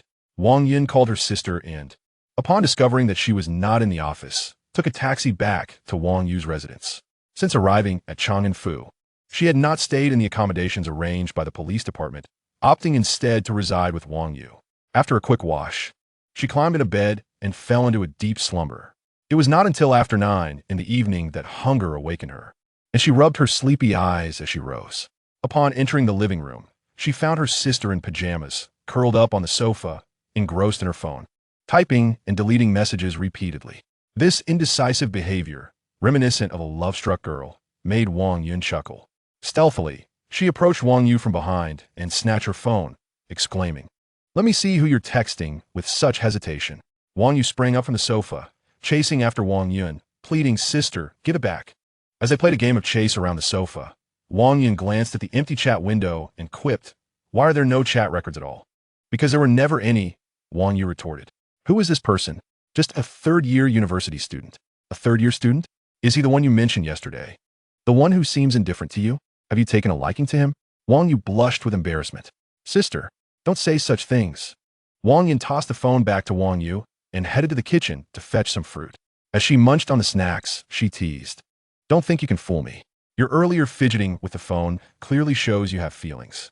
Wang Yu bashfully locked her phone and set it on the table, asking, "Is it that obvious?" "Extremely so." Returning to the sofa, Wang Yu hugged her knees and rested her chin on her arms, asking, "Sister, do you believe in love at first sight?" Wang Yun perked up, sitting beside her with the fruit platter. "Oh my, has our little girl found someone she likes?" Wang Yu shyly nodded. "It's the university student I mentioned to you. The first time I saw him was at the elevator, and his gaze wasn't as heated as other men's. Instead, it conveyed a sense of calmness. My first impression was that he was extraordinary. I don't know why, but I found that moment deeply memorable. Later, due to an arson case involving a student named Li Fan, I did some research and realized that the boy from the elevator is indeed Li Fan. Did you know? He is an orphan who was eventually adopted by a wealthy couple. After their tragic accident, he inherited a significant fortune that would ensure his lifelong comfort. Yet he chose to donate the money to an orphanage and works to earn his living expenses and tuition. Wang Yun nodded in approval, stating, "He is a person of great inner wealth, strong character, and admirable qualities." Wang Yu beamed at her sister's praise, replying, "Right? Isn't he a remarkable individual? In fact, I suspected he might have been involved in the arson case or the logistics park theft. That's why I visited his home yesterday. However, based on our analysis, he had no connections to those events. In truth, he is quite a pitiful person, currently threatened by a gang leader. Seeing him bullied today filled me with rage. And at that moment, I realized why he left such a profound impression on me." Wang Yu hesitated, feeling awkward to continue. Wang Yun pressed, "Why is that?" Wang Yu raised her head, gazing firmly at Wang Yun, and declared, "It's infatuation. For the first time in years, I felt a flutter of anxiety upon seeing someone." Wang Yun laughed, teasing, "Silly girl, that just means you like him. But he doesn't seem to feel anything special towards me. Have you made your feelings known?" "How could I? We've only met twice." Observing Wang Yu's bashful demeanor, Wang Yun chuckled and suggested, "Then you should talk to him more. Discuss your interests. Seek common ground, and once you're familiar, invite him out for some shopping or a movie. You are so beautiful, and with that alluring uniform of yours. Capturing a university student's heart should be effortless." Uncertain of how to engage him in conversation, Wang Yun sighed, expressing that if it were a matter of marksmanship or grappling, she would fare much better. Flirting with a young man proved to be a daunting challenge. "Hand me your phone," she said, extending her hand. Wang Yu, cautious, picked up her phone and replied, "Don't say anything foolish. Rest assured, just hand it over," Wang Yun urged. Wang Yu unlocked her phone, openly Fan's chat interface, and handed it to Wang Yun, positioning herself closely beside her. As Wang Yun took the phone, She prepared to type, but was suddenly struck by Li Fan's profile picture, which she magnified, her brow slightly furrowing. Li Fan had not changed his WeChat avatar in many years. It was a family portrait taken at the university entrance by his adoptive parents. Wang Yun gazed at the handsome young man in the center, a face she recognized well. With her IQ of 218, she quickly retrieved the information she needed. Just yesterday, she had spent the night reviewing video surveillance, and among the 978 individuals, there was Li Fan. "Is this Li Fan?" she inquired, pointing at the boy in the photo. "Yes, what's wrong, sister?" Wang Yu responded. "Oh, I saw him in the surveillance footage from the internet cafe nearby. He is one of the 987 individuals." Wang Yu immediately countered, "You don't suspect he is that hacker, do you? It can't be him. He studies law, not network engineering." Defending him so swiftly, Wang Yun teased, poking her finger at Wang Yu's forehead. "Sai, let's find a time for me to meet this young man. I'll help you assess him. Are you investigating, or do you have ulterior motives?" Wang Yu queried. "Fear not. I merely wish to discern what sets this young man apart." Chapter 33. Triple kill in the depths of the fortress on the third level. Li Fan reclined on the sofa, entering the realm of consciousness to organize the supplies delivered during the day. All provisions were placed in an open area outside the building complex, consisting of resources from a supermarket, purchase goods, and an abundance from the logistics park, occupying a space as vast as dozens of football fields. These supplies were sufficient to sustain a mid-sized base of 200,000 people for an entire year. However, Li Fan had no immediate plans to establish a faction. The spark of life within him was his trump card for survival and a potential thunderbolt. Without absolute personal strength, he was reluctant to enter the line of sight of various official bases too soon. After organizing, Li Fan proceeded to the control room, where Ran Lin was engrossed in a paper book. "What are you reading?" he asked. Ran Lin lifted the book, revealing the title, The Manual of Human Emotions. Li Fan was taken aback. Just days ago, she was captivated by Korean dramas, and now she had opted for such a book. "What draws you to this?" "Out of boredom. I plan to create something, and you'll see soon enough," she replied nonchalantly. Li Fan shuja, knowing she could experiment as she pleased since there was an abundance of resources available. "What about the refined weapons you were supposed to help me with?" he inquired. Ran Lin waved her hand, and a collection of modified weapons was delivered from the materials lab. "Could you at least provide an overview of the modified data?" he requested. "Adjust the data yourself and review it," she replied. "I can manipulate Colonia?" he asked. Ran Lin shot him an incredulous look and explained, "Of course. You are the master of Colonia. I am merely your assistant with delegated permissions."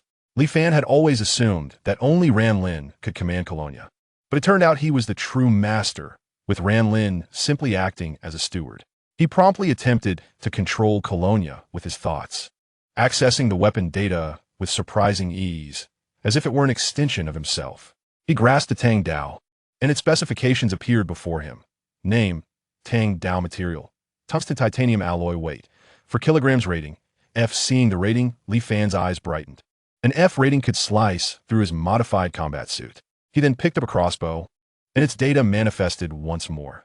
Name, repeating crossbow material, tungsten titanium alloy weight, 72 kilograms range, 600 meters, effective killing distance, 200 meters. This value thrilled Li Fan, as even the most advanced military crossbows did not achieve such power. However, he had never heard of this fourfold optical magnetic field sight. As he aimed the crossbow, he noticed it was no different from a standard optical sight. Departing the alternate space with these two weapons, he intended to test their efficacy, for they would serve as his life-saving tools until he obtained firearms. Just as he exited the alternate space and sought a suitable target for experimentation, the surveillance system's alarm blared. Someone was attempting to break in.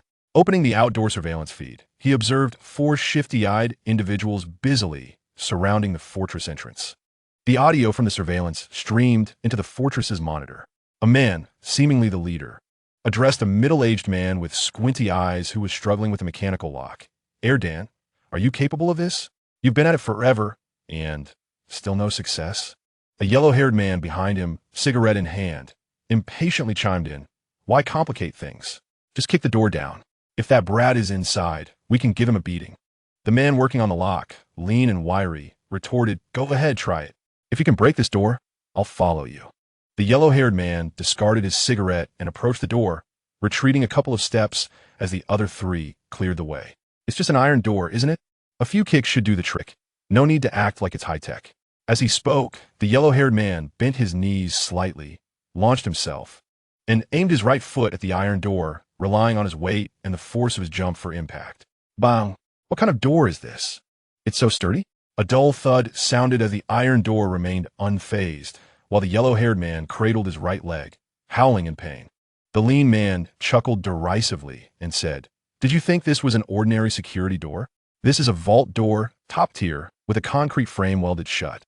Even standard mining explosives wouldn't be able to breach it." The yellow-haired man, nursing his leg, shouted angrily, "You should have mentioned that sooner. You never asked." The leader, witnessing the escalating tension, quickly intervened and turned to the lean man. "Do you have a solution? It's difficult. If it were an electronic lock, we could bypass it. But this is a 5-digit mechanical code with a mechanical lock. Unless we have a wave detector and a pinhole endoscope, we have no chance of opening it." The leader scratched his head, stating, "Liang said we must get in tonight to clarify the situation. Otherwise, how will we explain to Biao Yi tomorrow?" Li Fan had initially thought that the local residents, noticing today's delivery truck, had come up with the idea to rob him. However, after listening to this group-esque conversation, he realized they were from Sieta Biao. Li Fan could not help but admire the tenacity of this underground emperor, who had not faltered in a decade. He was indeed no easy target. Yet, Li Fan was well prepared and no longer needed to flatter Sieta Biao. It was time to draw blood from Sieta Biao. Glancing at the repeating crossbow in his hand, he revealed a sinister smile, loaded 10 arrows, and made his way to the observation tower, opening the firing aperture to aim at the 4 intruders. To his delight, he discovered the remarkable utility of the optical magnetic field sight. In the dim light, the 4 individuals appeared vividly clear in his sight, even clearer than with night vision, allowing him to see their blinking eyes. Aiming at the lean man, who was undoubtedly a lock-picking expert, Li Fan identified him as his primary target for elimination. Whoosh! A fleeting glimmer of cold light passed by the observation platform in an instant, accompanied by a brief sound of wind. The lean man fell to the ground without even a cry of anguish, his head tilted back as he collapsed. Yet, Li Fan observed everything clearly through the scope. The crossbow bolt had pierced straight through the lean man's skull, red and white matter spraying out from the arrow hole at the back of his head. The power exhibited was explosively formidable, rivaling the hardest bones of the human body, save for the teeth. Although the distance from the observation platform to the entrance was merely over 30 meters and the shot was downward, the accuracy and penetrative force were undoubtedly superior to military-grade crossbows by several magnitudes. Below, the 4 men were still deliberating how to enter the fortress when suddenly they beheld the lean man topple to the ground. It was the dead of night, and the other men had yet to realize the looming danger. Upon seeing their fallen companion, they hastily approached to inspect him. When the blond man illuminated the lean man with his small flashlight, he was shocked to discover that the man was drenched in blood. However, before he could raise an alarm, another glimmer of cold light pierced through his skull. The flashlight slipped from his grasp as terror and disbelief froze in his eyes, and he too collapsed to the ground. The leader of the group, evidently more astute, swiftly extinguished the flashlight and bolted for the exit, disregarding the remaining man entirely. The last man, who had remained silent, had already been crouched low when the lean man fell. Only upon witnessing the leader fleeing did he spring into action, sprinting at remarkable speed. In just a few strides, he surpassed the leader, shoving him down as he passed. Li Fan, observing this scene, could not help but chuckle derisively, murmuring to himself, when being chased by a tiger, one need not outrun the tiger, but merely their companions. Such is human nature. Then, another flash of cold light appeared, and the leader's intended curse was lodged firmly in his throat. His eyes filled with resentment and hatred as he fell less than 2 meters from the gate of the courtyard. Chapter 34. The Black Wolf's narrow escape from the moment the silent man leapt up from the ground to push down the leader, and then to the instant Li Fan eliminated the leader. Scarcely 10 seconds had elapsed. When Li Fan aimed at the last silent man, he had already exited the courtyard, taking refuge behind the wall as he swiftly moved toward a vehicle. Li Fan was once again astonished. In the scope, the figure of the silent man behind the wall remained vividly clear. Unlike the red silhouettes produced by infrared imaging, the wall appeared gray, with clear outlines. The man hidden behind the wall was in color, yet his form was merely a silhouette, lacking the clarity of infrared imaging. In a moment, Li Fan was momentarily distracted. The silent man had already entered the vehicle, starting it up and fleeing into the distance. Instinctively, Li Fan aimed at the figure in the scope and pulled the trigger. As the car was positioned near the wall, the bolt shot straight towards it from the observation platform. Bang! Crash! Two resounding noises erupted. The first was the sound of metal striking stone, quickly followed by the shattering of glass. However, the moving vehicle merely veered off course for a moment before regaining its direction and accelerating away, watching the car recede into the distance.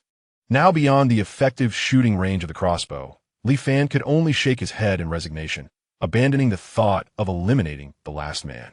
Li Fan did not rush to assess the situation. He continued to hold the crossbow, using the scope to inspect the surroundings. Confirming that no one else was present, he shifted his gaze to the three bodies lying in the courtyard. Noticing that their colorful forms in the scope gradually faded to gray, he finally descended from the observation platform to the first floor. Opening the door and emerging with the crossbow raised, he examined the three bodies, confirming they were lifeless before transporting them into a different space, discarding them in a corner. Subsequently, Li Fan discovered the hollow points left by the three crossbow bolts.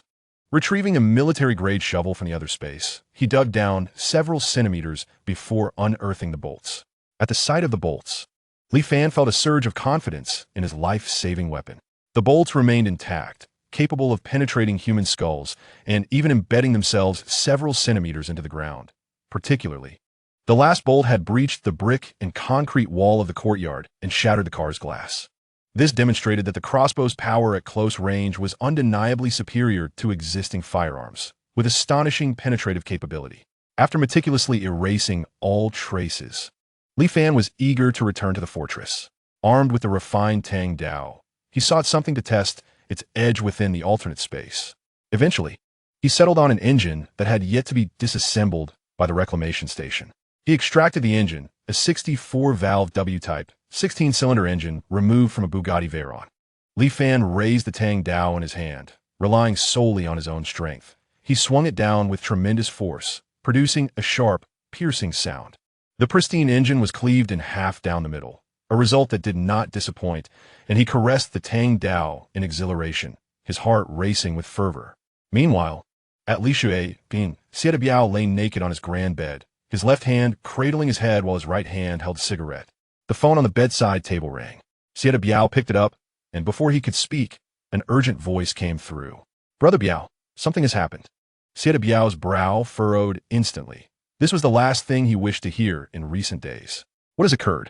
"Tonight, of the 4 men I arranged to go to Li Fan's fortress, 3 have fallen, and only 1 has returned, injured and currently at our clinic." Upon hearing this, Xie Biao's expression darkened like water, and he asked in a low voice, "Who fell? Who returned?" "Shun Li, Guzi, and Old Bao are gone. Hei Lang made it back, but he has a crossbow bolt in his back, and Old Xiao is tending to him."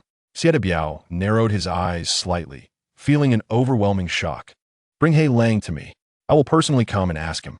He rose, dressed quickly, and took the car keys, leaving the community and heading straight for his private clinic. The private clinic was established by Xie Biao specifically for his underlings to receive treatment for their injuries. Located in the Bailin district, it was not far from the Honglema nightclub. When Xie Biao entered the ward, all the subordinate leaders who were lined up to see him stood aside. Upon seeing Hei Lang in bed, he attempted to rise, but was met with a sharp pain that forced him back down, crying out, "Brother, you must avenge us." Xie Biao regarded this subordinate with some recognition. He was a new recruit to Zhang Liang's crew, having joined less than 3 months ago. Rumor had it that he was a veteran who had sought refuge with Zhang Liang after being left with no options. Due to his exceptional skills, he had become Zhang Liang's top enforcer. "What happened? Who attacked you?" "We went to that fortress tonight." Old Bao struggled for ages, but couldn't open the door. Just as we were deliberating what to do, Old Bao was shot through the head by a crossbow bolt. By the time Li Gu and I reacted, Feng Go had also been executed, and as I was fleeing, Li Gu was shot dead too. I was hit by an arrow while escaping. "Did you see who attacked?" "I didn't see anything. It was too dark. I couldn't even tell where the arrow came from." Xie Biao's face darkened as he stared intently at Hei Lang, continuing to question him. "So, you're saying you went to the fortress? Didn't he even get the door open, and 3 of our brothers were killed by an unknown assailant-esque crossbow?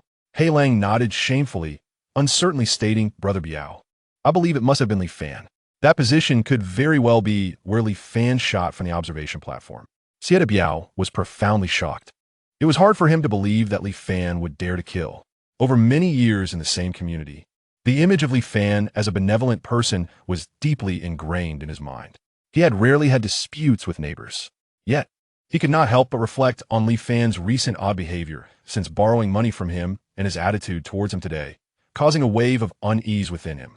Are you certain that all 3 of our brothers are dead? A flicker of panic crossed Hei Lang's eyes as he spoke. Feng Go and Lao Bao were shot in the head, so they are likely dead. Li Go was shot down. I didn't dare to check, but I suspect he is in grave danger as well. Sieta Biao cast a doubtful glance at Hei Lang, lit a cigarette, and stood by the window, his eyes glinting with intensity. The room fell into a silence so profound that one could hear a pin drop. After a long pause, he turned to Zhou Qiang behind him and asked, I remember there are a few female university students from Shigong University who borrowed money from us, correct? Zhou Qiang nodded and replied, yes, there are 12 girls from Shigong University who have yet to repay their debts. Call them now and inquire if any of them know Li Fan, and ask her to meet me at the company tomorrow. After instructing Zhou Qiang, he addressed Hei Lang, who lay on the sickbed, saying, take good care of your injuries and avoid unnecessary movement. Lay low for a while. Subsequently, the group of leaders followed Sieta Biao out of the clinic. Before getting into the car, he called Zhang Liang aside. Liangzi, keep a close watch on Hei Lang. Brother Biao, do you suspect Hei Lang? This fellow hasn't been truthful, and he exudes an air that doesn't belong to our kind. We've had too many troubles lately, and the police are keeping an eye on us. Just to be safe, monitor him closely, especially regarding his contacts. Upon hearing this, Zhang Liang understood that Sieta Biao truly suspected Hei Lang of being an undercover cop. Brother Biao, shall I find an opportunity to deal with him?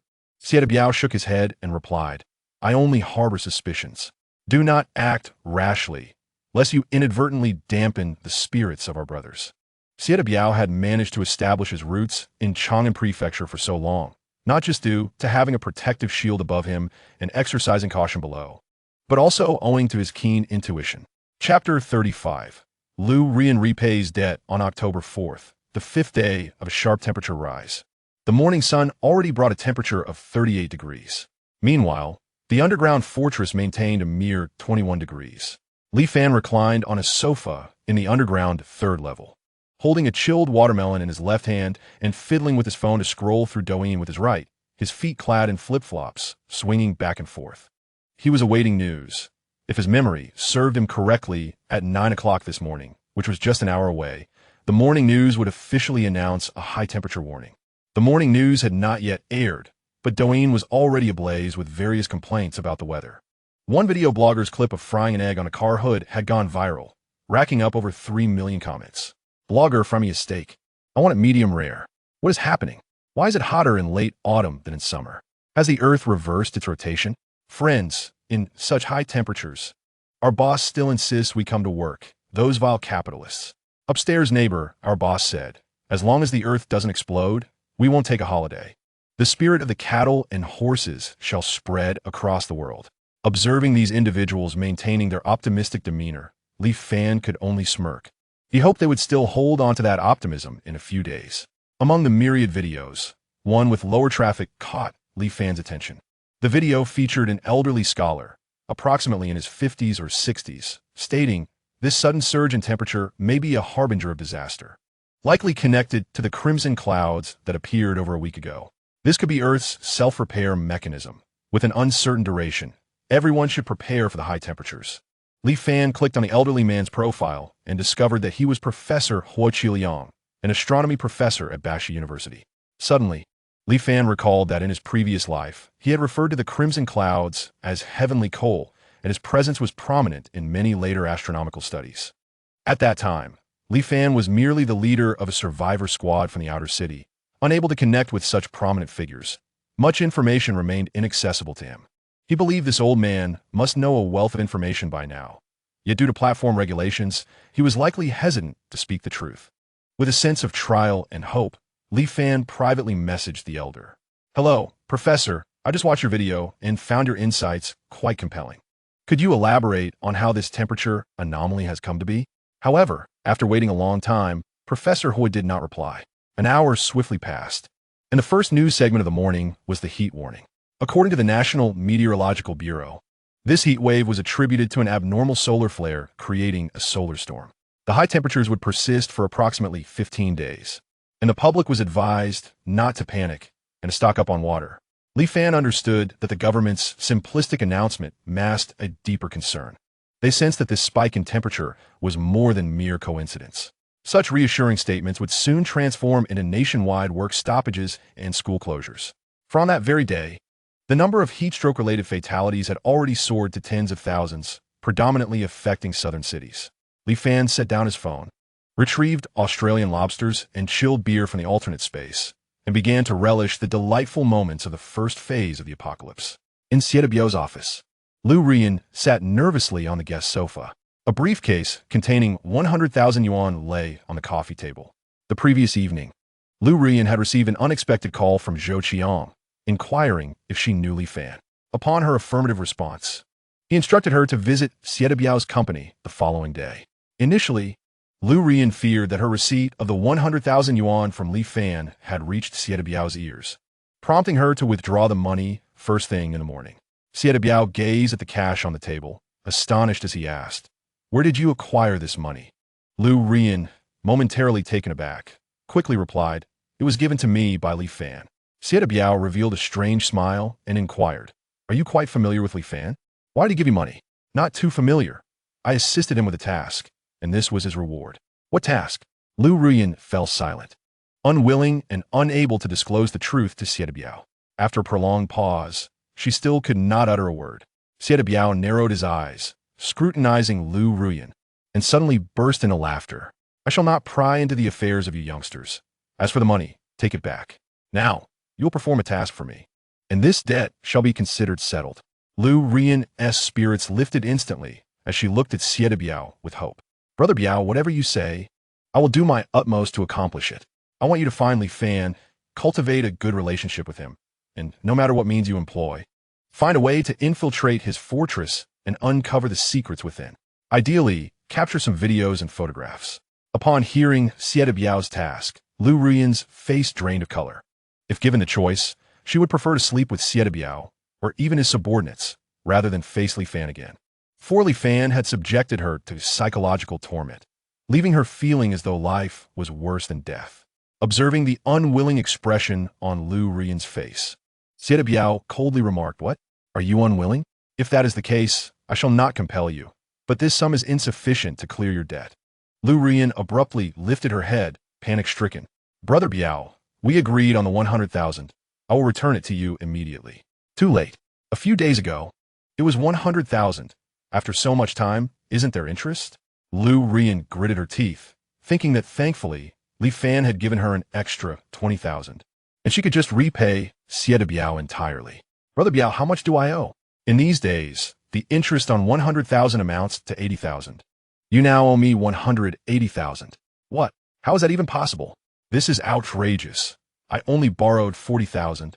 How could the interest balloon to 18,000? Siedebiao donned that deceptively gentle smile again, quietly observing as Lu Rian screamed. It was only when she noticed Siedebiao's smile and the mocking expressions of the surrounding subordinates that she fell silent, tears streaming down her face uncontrollably. "No more shouting. Now, will you choose to repay the debt or comply with my instructions?" Lu Rian stifled her tears, a flicker of hatred and madness crossing her eyes. Raising her tear-streaked face, she replied, "I am going to Li Fan." Siedebiao nodded in satisfaction, walked over to the coffee table, picked up a stack of cash, and stuffed it into Lu Rian's hands.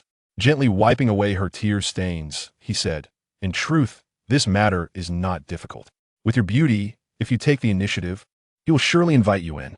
Once this task is accomplished, we shall be even." Lu Rian silently nodded, refraining from responding. She understood that escaping Siedebiao's grasp was nearly impossible. Even if she succeeded this time, he could still threaten her with the video. Siedebiao instructed his henchmen, Zhang Liang, Liangzi, drive Lu Rian to Li Fan's fortress and ensure she enters. Lu Rian, like a soulless being, followed Zhang Liang out of the office.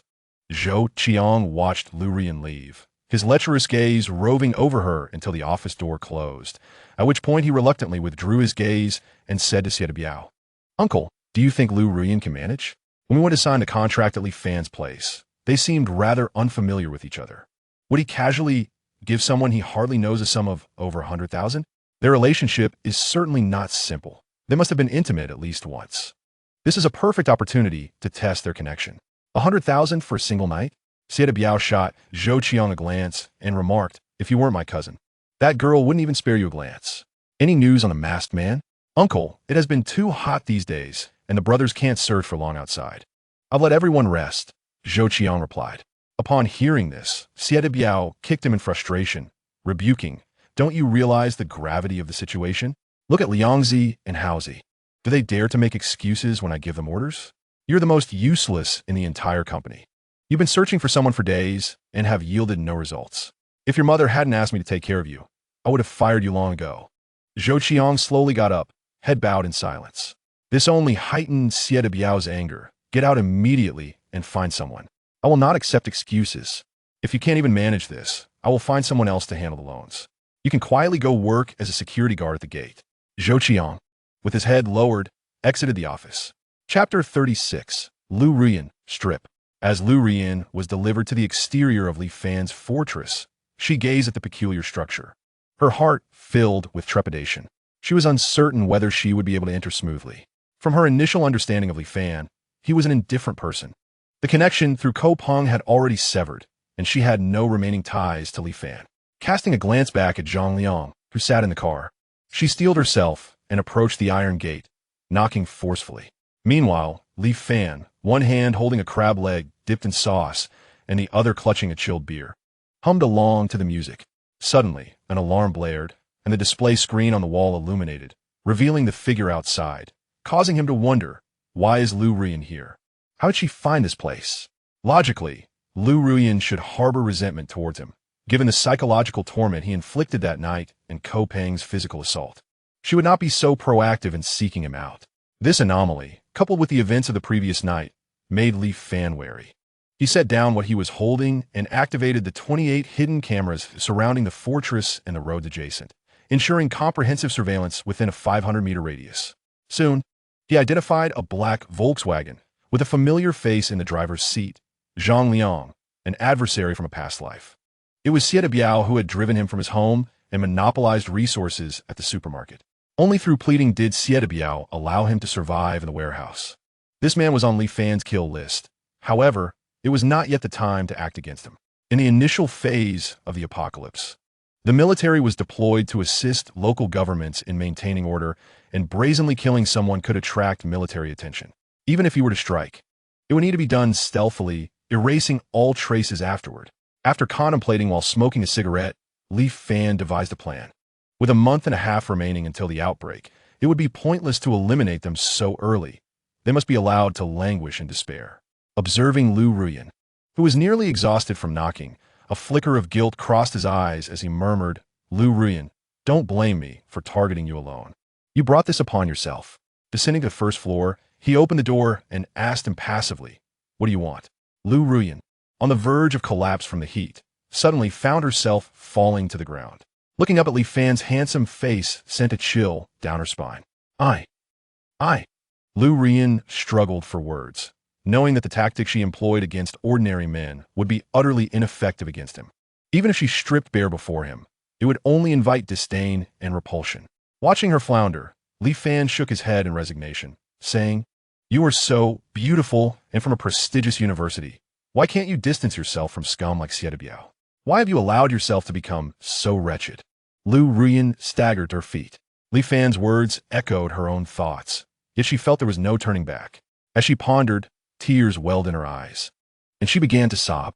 "Come in," Li Fan beckoned, leading her into the fortress and closing the door. He seated himself on the sofa on the first floor, fetched a bottle of mineral water and a pack of tissues, and handed them to her. Lu Rian eagerly accepted the water, drinking it down without regard for her image. "Slow down. If it's not enough, I have more," Li Fan remarked. After finishing the water, Lu Rian wiped her tears and looked at Li Fan. momentarily at a loss for words. Li Fan smiled and broke the silence, asking, "Was Xie Biao the one who forced you to come here?" Lu Rian looked up in surprise. "How did you know?" Li Fan shrugged, responding leisurely, "After the incident with Ko Peng. You should harbor a deep resentment towards me and would not seek me out voluntarily." "I didn't tea," Lu Rian replied softly, her voice barely audible. "You cannot deceive me. Frankly, I bear you no ill will. I, Li Fan, am not so despicable as to toy with a girl who has no enmity with me. My actions are solely for the sake of my only good friend." Once that night concluded, our paths diverged, and you could repay Xie Biao. Then you could sever ties with your past self and become a genuinely good person. Wouldn't that be better? Tears filled Lu Rian's eyes as she sobbed. "I wish I could, but Xie Biao won't let me go. He has raised the debt to 180,000. Li Fan, upon hearing this, was not surprised. If Xie Biao were so easy to deal with, countless students would not be working at his night events. While he thought this, his face displayed an expression of disappointment. "You, Sai, I will transfer you another 80,000 as an apology for that night. Hurry and repay that debt and cut ties with them. After all, the remaining money would soon become worthless, too useless to even wipe with." Li Fan's words filled Lu Ruyan with warmth, and looking at his handsome face, she managed a bitter smile. "It's futile. Even if I repay him 180,000, he will still coerce me. He has a video of me, and I cannot escape." "Then why did he send you here?" Lu Ruyan lowered her head, remaining silent. "Let me guess. He wants you to investigate the situation inside my fortress, right?" Lu Ruyan nodded, still not speaking. "Lu Ruyan, I can assist you in escaping from this sea of suffering, but you must adhere to my arrangements." Lu Ruyan shook her head repeatedly, her expression one of despair, her tone devoid of emotion. "It is impossible. No one can escape from Xie Biao's grasp." Li Fan smiled confidently and replied, "It all depends on your perspective. If you truly wish to liberate yourself from Xie Biao's control, I am your only ally. I can offer you 1 million yuan, enough for you to start anew in a different city. Of course, if you are unwilling, consider this conversation forgotten, and you may leave after a brief rest." Seeing Li Fan's serious demeanor, Lu Ruyan had no doubt he would provide the money. "Why do you wish to help me? I know you look down on me." Li Fan knelt before Lu Ruyan, meeting her gaze, and slowly spoke. "What I disdain is the Lu Ruyan who is toyed with by Xie Biao, yet finds pleasure in her plight. It is not the Lu Ruyan who fights desperately to escape the clutches of the demon. There is no shame in taking a wrong turn. Everyone makes mistakes in life. What matters is whether you possess the courage to return to the right path. Can I still turn back? I ask you, do you hate Xie Biao? Of course. That scoundrel deserves to die 1,000 deaths. Then heed my instructions, and I shall ensure you witness Xie Biao's demise." As Lu Rian beheld Li Fan's determined gaze and gentle smile, her previously despondent and numb expression gradually lit up.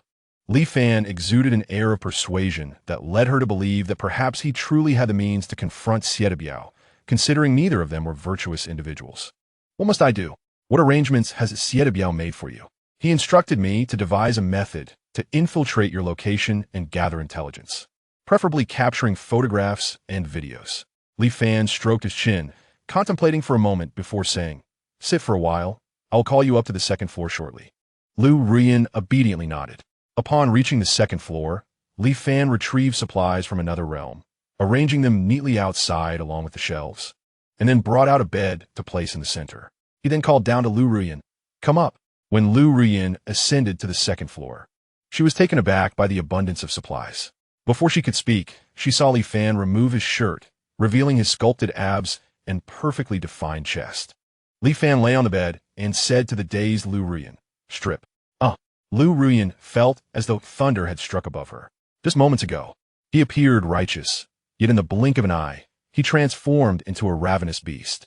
Anger, embarrassment, and despair churned within her. Chapter 37. A thorn beside Xie Biao. Li Fan noticed Lu Rian's expression and realized she had misunderstood him. Frowning, he asked, "What are you thinking? You aren't considering sending him a video directly, are you? If you sent him a video directly, he would never believe it. That old man is overly suspicious and cautious. We need to stage a performance to make him think we are in a romantic relationship, that you secretly filmed me while I was asleep." Lu Rian then understood Li Fan's intention and immediately removed her outer clothing. Just as she was about to remove the last 2 crucial articles of clothing, Li Fan interrupted, Enough, don't take those off. Come here.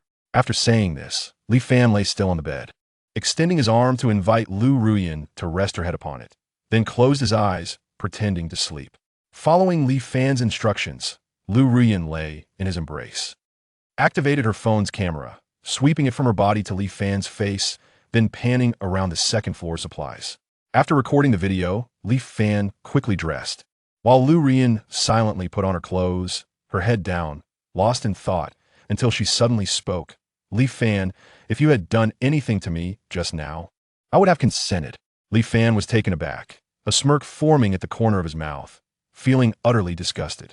Even now, Lu Ruyin was still trying to be clever. However, the act must continue. He approached Lu Ruyin and fastened the last 2 buttons of her shirt, saying, "What a woman holds most dear is not merely that layer of skin, but rather a pure heart. Remember, the only person who should take off your clothes is the one who can put a wedding dress on you."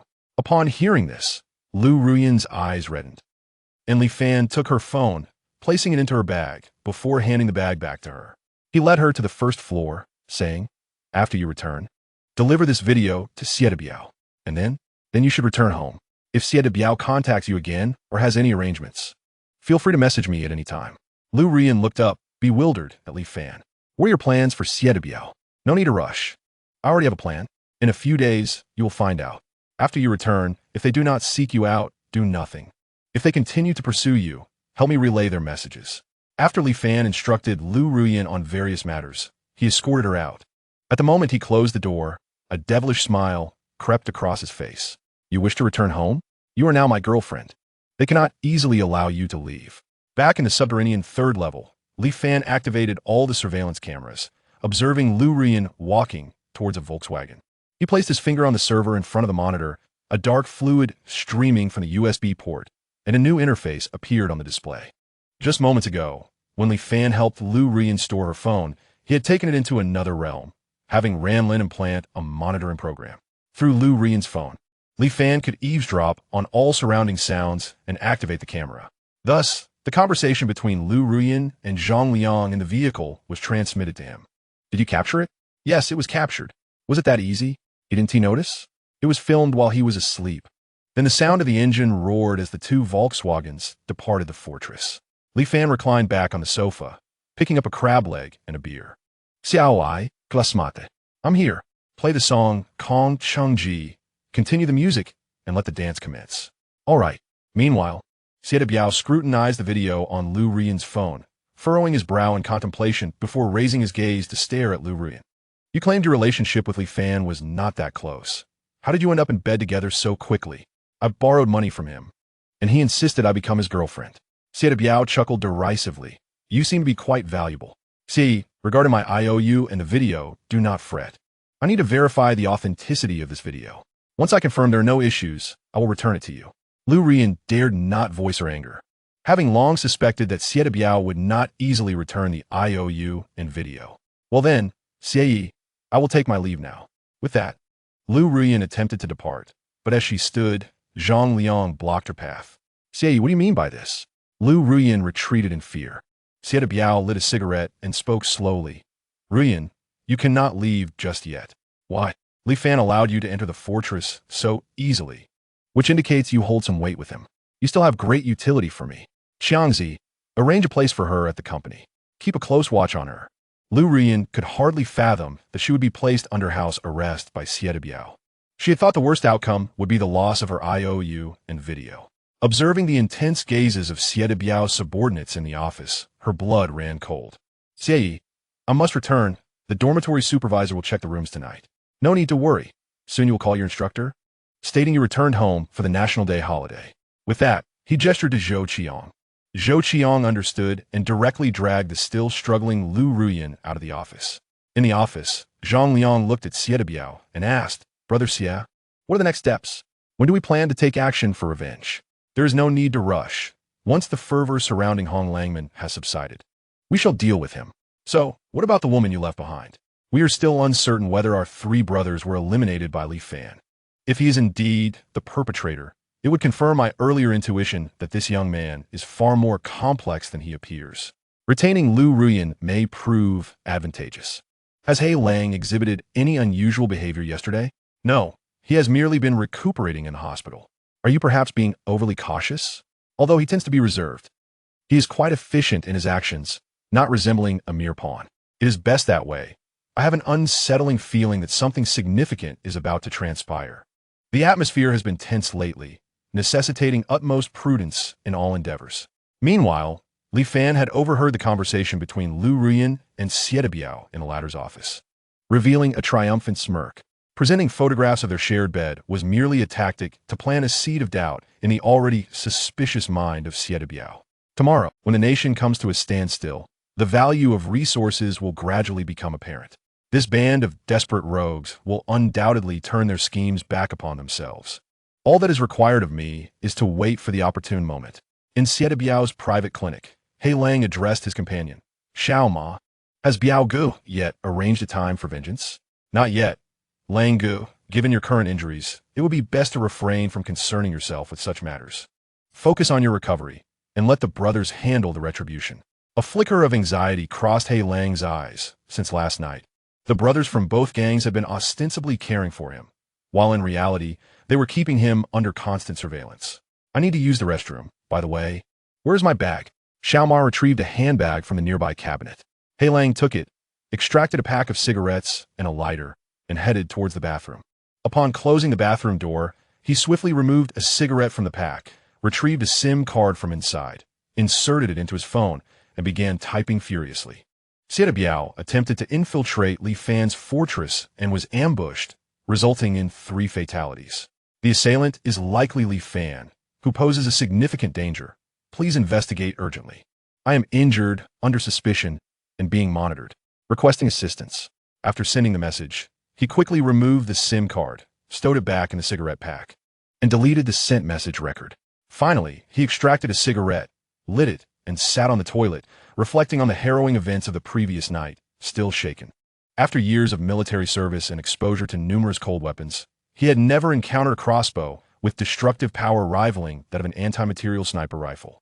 Chapter 38. Search warrant. Today, the criminal investigation team was bustling with activity.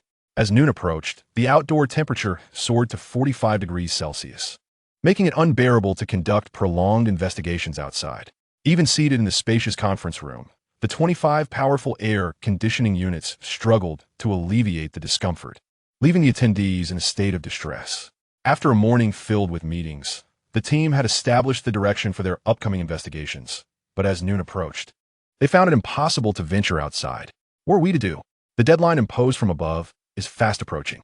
Chun Zemin chain-smoked, feeling the pressure mounting, yet he had yet to produce any tangible results. Zhang Qinggang, loosening the collar of his short-sleeved shirt, futilely tugged at it in an attempt to find some relief. Hearing Chun Zemin's words, he offered a resigned consolation. Director Chun, do not be overly anxious. Given this weather, I believe those above will understand. We did attempt to go out, but as you can see, 4 people collapsed in less than half an hour, and 1 had to be rushed for emergency care.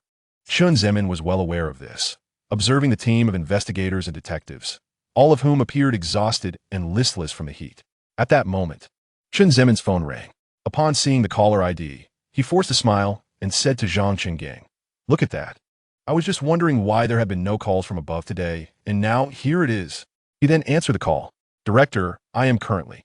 He began, but was abruptly interrupted by the voice on the other end.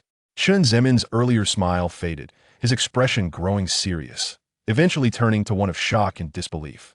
"Yes, I understand." After a moment of incredulity, he hung up the phone, regaining his composure only after some time. He turned to Zhang Qinggang and said, "I need to speak with your bureau chief about something. Let everyone take a break."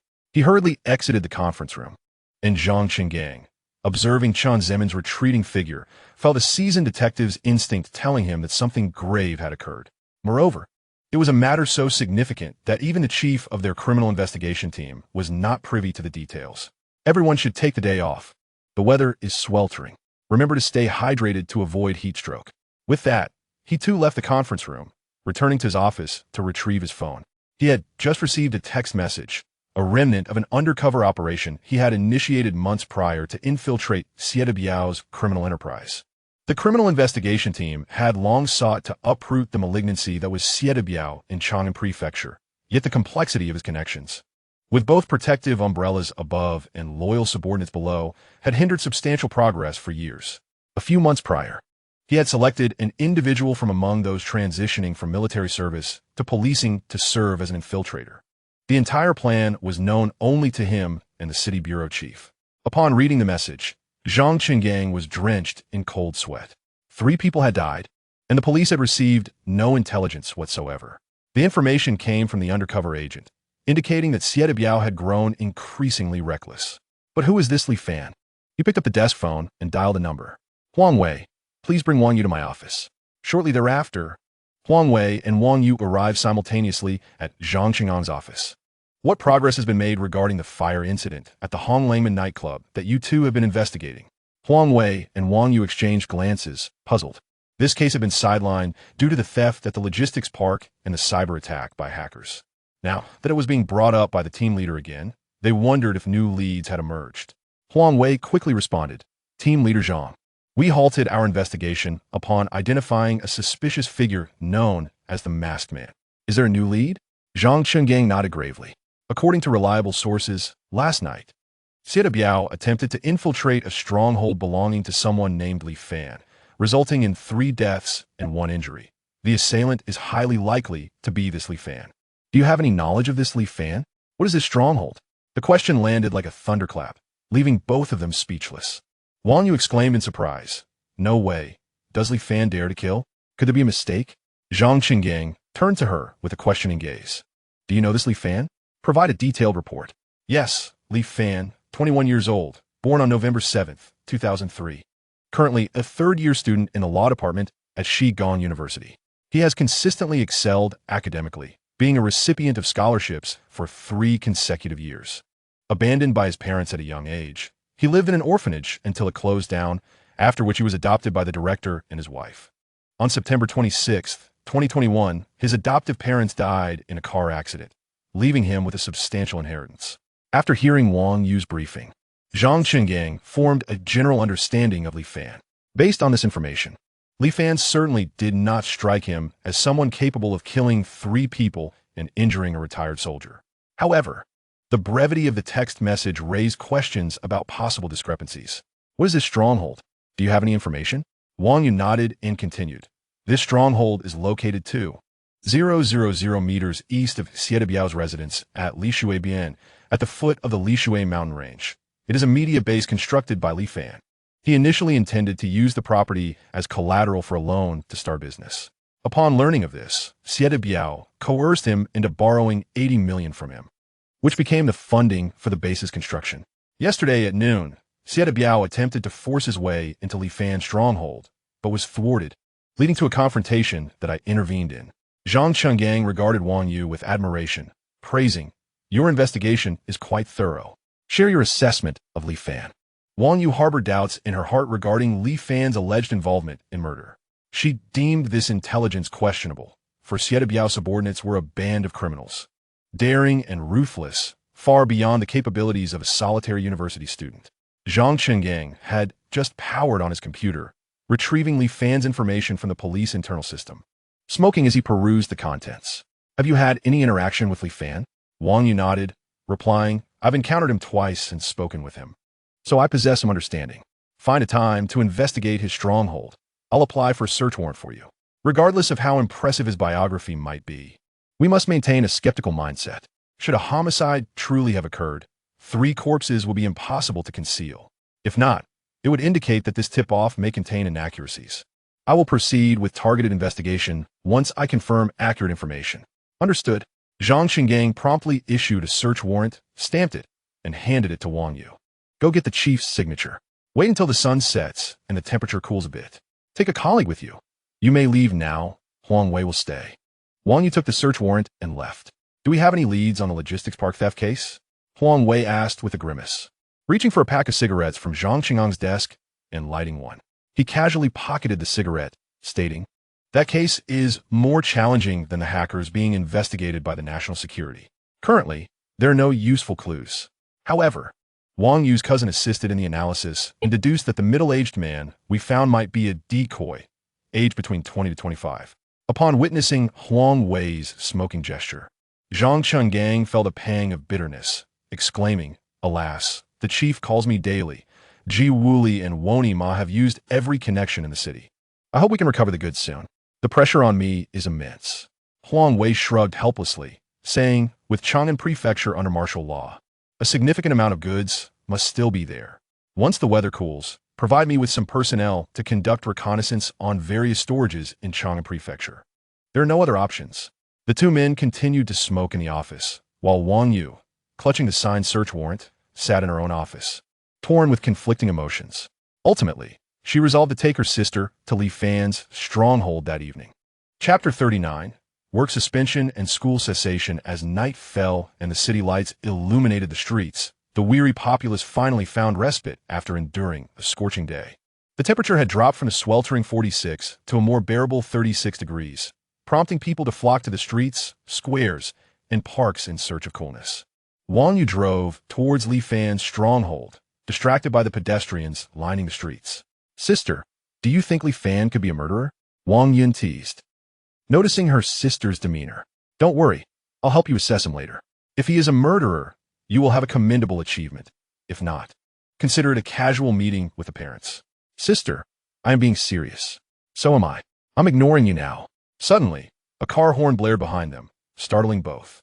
This horn was distinct from ordinary car horns. Having grown up in a military compound, they immediately recognized it as that of a military transport vehicle. Wang Yu swiftly pulled her car to the side, clearing the road. They observed a convoy of dozens of transport vehicles rushing past, each laden with fully armed soldiers. This sight deepened their suspicions, particularly for Wang Yu, who understood that such a large-scale troop movement indicated significant military action. Contemplating the direction of the convoy, she pondered for a long time without recalling any military base in that area. "Sister, what is happening? Has our national security received any news?" Wang Yun shook her head, her eyes gleaming with intensity as her thoughts raced. Yeah, I have a troubling premonition." Wang Yu nodded in agreement, her expression grave. "I've also felt a sense of unease these past few days." At that moment, Wang Yun's phone rang. Upon seeing the caller ID, her expression remained calm as she answered. "I'm still in Chang'an Prefecture. My task is not yet complete." "Why?" "No need for that. I will comply with the organization's arrangements. If there is an order for my return, I will execute it. If it is a personal matter, I hope you can understand that I cannot leave my post recklessly." "What on earth is happening?" "All right, I understand." After hanging up, Wang Yun's face grew even more serious. Wang Yun noticed her sister's troubled expression and asked with concern, "Sister, whose call was that? What happened?" "It was my brother-in-law. He instructed me to return to Beijing immediately. He has arranged for a helicopter to fetch me." "What's going on?" Wang Yun shook her head, glancing at the pedestrians on the street, her mind racing with countless pieces of information. Yeah. Something significant may indeed be about to occur. My brother-in-law informed me that the station troops in Beijing have entered a state of heightened readiness. Wang Yu was astonished. The station troops in Beijing were not to be trifled with. If they were entering a state of readiness, it indicated that the situation was dire. Even during the pandemic a few years ago, the troops had only been deployed to assist in maintaining public order. "Sister, are we on the brink of war?" "It shouldn't be. Based on the unusual weather these past few days, I suspect it is related to a natural disaster." "Are you preparing to return?" Wang Yin smiled lightly. "Having finally stepped out, I don't intend to return so soon. Moreover, the personnel from a National Security Investigation Bureau are still executing their tasks in Chang'an Prefecture. If I return, I might not remain with national security afterward." As their vehicle continued onward, they were unaware that high-level discussions were taking place within the upper echelons of Shangjing. In a Shangjing conference hall, 5 top leaders, figures typically seen only on television news, occupied the main platform. The audience was filled with individuals, including military officers adorned with at least 2 golden 5-pointed stars on their epaulets, as well as middle-aged scholars and individuals dressed in crisp white shirts. An elderly man seated at the podium addressed the microphone, stating, "Everyone is present for this emergency meeting. All have signed confidentiality agreements, and I trust you comprehend the gravity of the situation. Minister Jiao, please report on today's developments." A man in a white shirt and glasses from the audience respectfully replied, "Certainly. Today, the situation reported by various health departments is dire. As of the start of this meeting, there have been a total of 125,267 cases of heat stroke nationwide, with 32, 176 fatalities and 213 in critical care, predominantly from southern cities near the equator. This number continues to rise. Upon hearing this, the conference room erupted in chaos. This was likely the most severe natural disaster to befall the summer nation in the 21st century. The weight of this data was evident on the elderly man's face, who then turned to another individual in the audience. Director Liu, please inform everyone of the findings from your meteorological bureau. Based on data from meteorological satellites, radar, and atmospheric soundings, we anticipate that this heat wave will persist for 7 to 10 days, with temperatures continuing to rise. Peaks may reach 60 to 70 degrees. The conference room erupted in uproar once more. 60 degrees. The highest recorded temperature in Earth's history hasn't even reached 60. This was an unprecedented natural disaster. How many lives will be lost? Silence. What are you all arguing about? A four-star general's reprimanding voice quelled the murmurs. The elderly man at the main table continued. The situation has unfolded. We must not lose our composure. Professor Chun, you're the expert on this natural disaster. Please share your insights with us. At that moment, an elderly gentleman, nearing his 60s, rose to speak. Ladies and gentlemen, we have recently collaborated with esteemed professors and academicians of astronomy and geography from across the nation to conduct thorough research. The current heat wave is attributed to an anomaly with the sun, specifically the crimson glow observed some days ago. An immense energy surge, whose origin remains unknown, has triggered unusual solar activity. This energy will be completely depleted in an estimated 8 days. However, the most critical concern lies in the chain reactions induced by this heat wave. The glaciers at the North and South Poles are beginning to melt.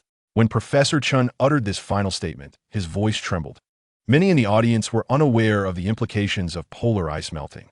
He swallowed hard, steadied his mind, and continued. The melting glaciers signify a rise in sea levels, which will inundate coastal cities, including the risk of submerging Shangjing.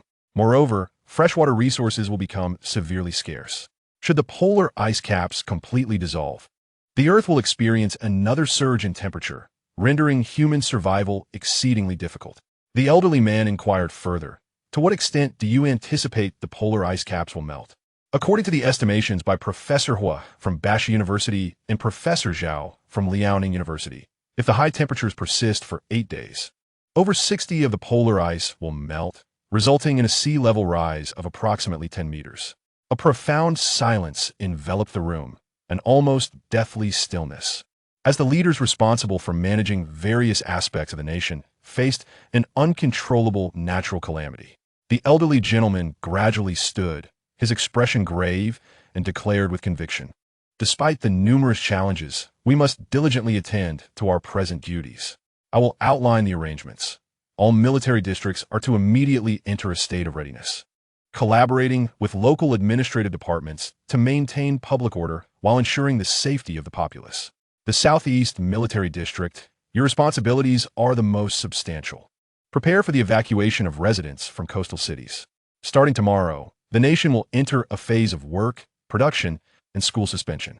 The governmental departments across provinces and cities must ensure adequate provisions for the people's livelihoods." Thus, a high-level meeting that would determine the fate of the Xia state concluded. Chapter 40. The mind-testing device within the fortress. Li Fan was languidly watching a television drama when a surveillance alert suddenly blared. Turning his gaze to the row of monitors on the wall, he observed a police car parked beside the courtyard wall. 2 women emerged from the vehicle, both clad in plain clothes. One was Wang Yu, accompanied by an unfamiliar woman. Li Fan scrutinized the lady wearing gold-rimmed glasses, whose demeanor exuded a gentle elegance. Yet an inexplicable sense of wariness arose within him. This woman radiated an aura of danger. While most would regard the peculiar architecture with curiosity, she surveyed every detail with a discerning gaze. Particularly upon seeing the lookout tower, she displayed a cautious expression. Instinctively, he stepped back a few paces towards the wall, a subconscious action that made Li Fan question her identity. Was she a spy, or perhaps a national security agent? He swiftly ascended to the 2nd underground level, secured the door leading to the 3rd underground level, and piled a multitude of supplies against it to conceal it completely. He also distributed some supplies from the 2nd underground level to the ground floor, ensuring that everything he retrieved was his own purchase, procured from the logistics yard. leaving nothing behind. Subsequently, he placed an assortment of fruits, beverages, and snacks on the coffee table of the ground floor and turned on the television to resume the drama he had just been watching. After completing these tasks, Li Fan approached the door, rubbed his cheeks, and opened it. "Officer, what brings you here?" Wang Yu frowned, feigning displeasure. "What? Am I not welcome?" "Of course. You are welcome. A warm welcome indeed. You have no choice but to be welcome. Just look at this." Wang Yu extracted an A4 sheet from her bag and unfolded it before Li Fan. Upon seeing the contents of the document, he feigned shock, internally relieved. "A search warrant." "Why?" "Do not worry. See, I'm not in uniform." "Officer, I am from the Political and Legal Affairs Department. The issuance of a search warrant indicates that matters are quite serious, but I have committed no crime." Observing Li Fan's anxious demeanor, Wang Yu quickly clarified. "We received news that a homicide occurred here last night. We are merely conducting a routine inspection, so please cooperate if it does not concern you." "There is no need to fear." After a moment of hesitation, Li Fan stepped aside, allowing the two women to enter. The gentle, bespectacled woman maintained a constant smile as she regarded him. When she passed by him, Li Fan noticed her body subtly tense, indicating a state of vigilance. He led them from the second underground level, ascending floor by floor until they reached the lookout tower, where all three halted simultaneously. Wang Yu stood atop the lookout tower, admiring the view outside. "This place is quite nice. You know how to enjoy yourself, with sofas and tea tables all set up. When I have nothing to do, I like to sit here." Li Fan engaged with Wang Yu casually, yet his peripheral vision remained fixed on the woman with the gold-rimmed glasses. Meanwhile, Wang Yun continuously scanned the shooting ports, seemingly calculating distances and angles. Li Fan felt a sense of unease. This woman was no ordinary individual. The theatrics he had employed would likely prove ineffective against her. However, without concrete evidence, a perceptive person like her would probably refrain from revealing her true intentions. If he could endure this night, everything else would become inconsequential. If his memory served him correctly, the entire nation would come to a standstill tomorrow. A few trivial cases would not even register with the Public Security Bureau. Furthermore, they had yet to locate a body, rendering it impossible to classify the incident as a homicide. Contemplating this, Li Fan felt a wave of relaxation wash over him. "Officer, I trust there are no contraband items in my home. All those supplies were purchased with my own money. I have already told you not to be anxious. I am merely following protocol. To reassure you, I even changed into plain clothes." Li Fan patted his chest and remarked, "That's a relief. I thought I might be taken into custody. Did you stay here last night?" "Yes, I feel safe here." "Did you hear or see anything unusual last night?" "No. As you can see, aside from this lookout tower, the lower levels are completely sealed off, and the soundproofing is excellent. If something were to happen outside, I would not be able to detect it." "Did Sieta Biao come to trouble you again this afternoon?" "No. He likely realized you were protecting me, so he didn't dare approach." Hee hee. Wang Yu's cheeks flushed slightly as she playfully glared at Li Fan. "That's good. If they bother you, remember to call me." "All right, officer. Let us head downstairs. I'll treat you to some fruit." The three descended to the first floor, where Li Fan retrieved a selection of fruits from the shelves, washed them, and presented them to the two women. The gentle woman in glasses continued to scrutinize the room. "Sister, what are you looking at? Come eat some fruit. Let me introduce you. This is my sister, Wang Yun." Wang Yun, still beaming, nodded at Li Fan and said, "I heard my sister mention that you plan to start a media company and engage in online sales." "Indeed. Others usually handle inventory and shipping for online sales. So why do you choose to stock up yourself?" "I lacked experience, so after purchasing the goods, I realized that inventory was unnecessary for online sales." Upon hearing Li Fan's explanation, Wang Yun's eyes glimmered with a subtle, perceptible brilliance. "You might incur significant losses. I see you have plenty of fresh seafood and poultry. In this sweltering weather, they won't last long." Li Fan feigned a distressed expression and replied, "I ordered some ice, which should arrive tomorrow. It should prolong their freshness." "Ah, I hope this dreadful weather ends soon." Wang Yun nodded in agreement, saying it will come to an end. At that moment, Li Fan suddenly heard Ran Lin's voice in his mind. "Li Fan, please be cautious. This person harbors hostility towards you." Startled by Ran Lin's warning, he replied in his mind, "Can you detect hostility?" As he gazed at the gentle smile of Wang Yun before him, he couldn't help but think to himself, "This woman is indeed difficult to deal with." Once again, Ran Lin's voice echoed in his mind. Do you remember my previous research on human emotions?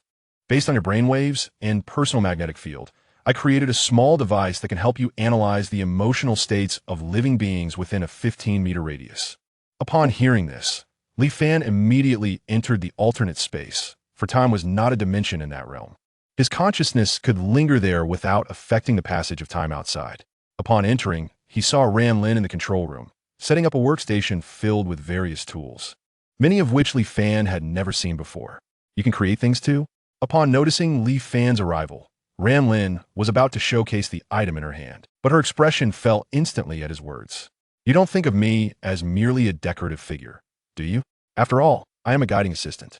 While I may not be able to create high-tech weaponry, crafting small gadgets is still within my capabilities. Never mind, I was being overly sentimental. I'll just discard this.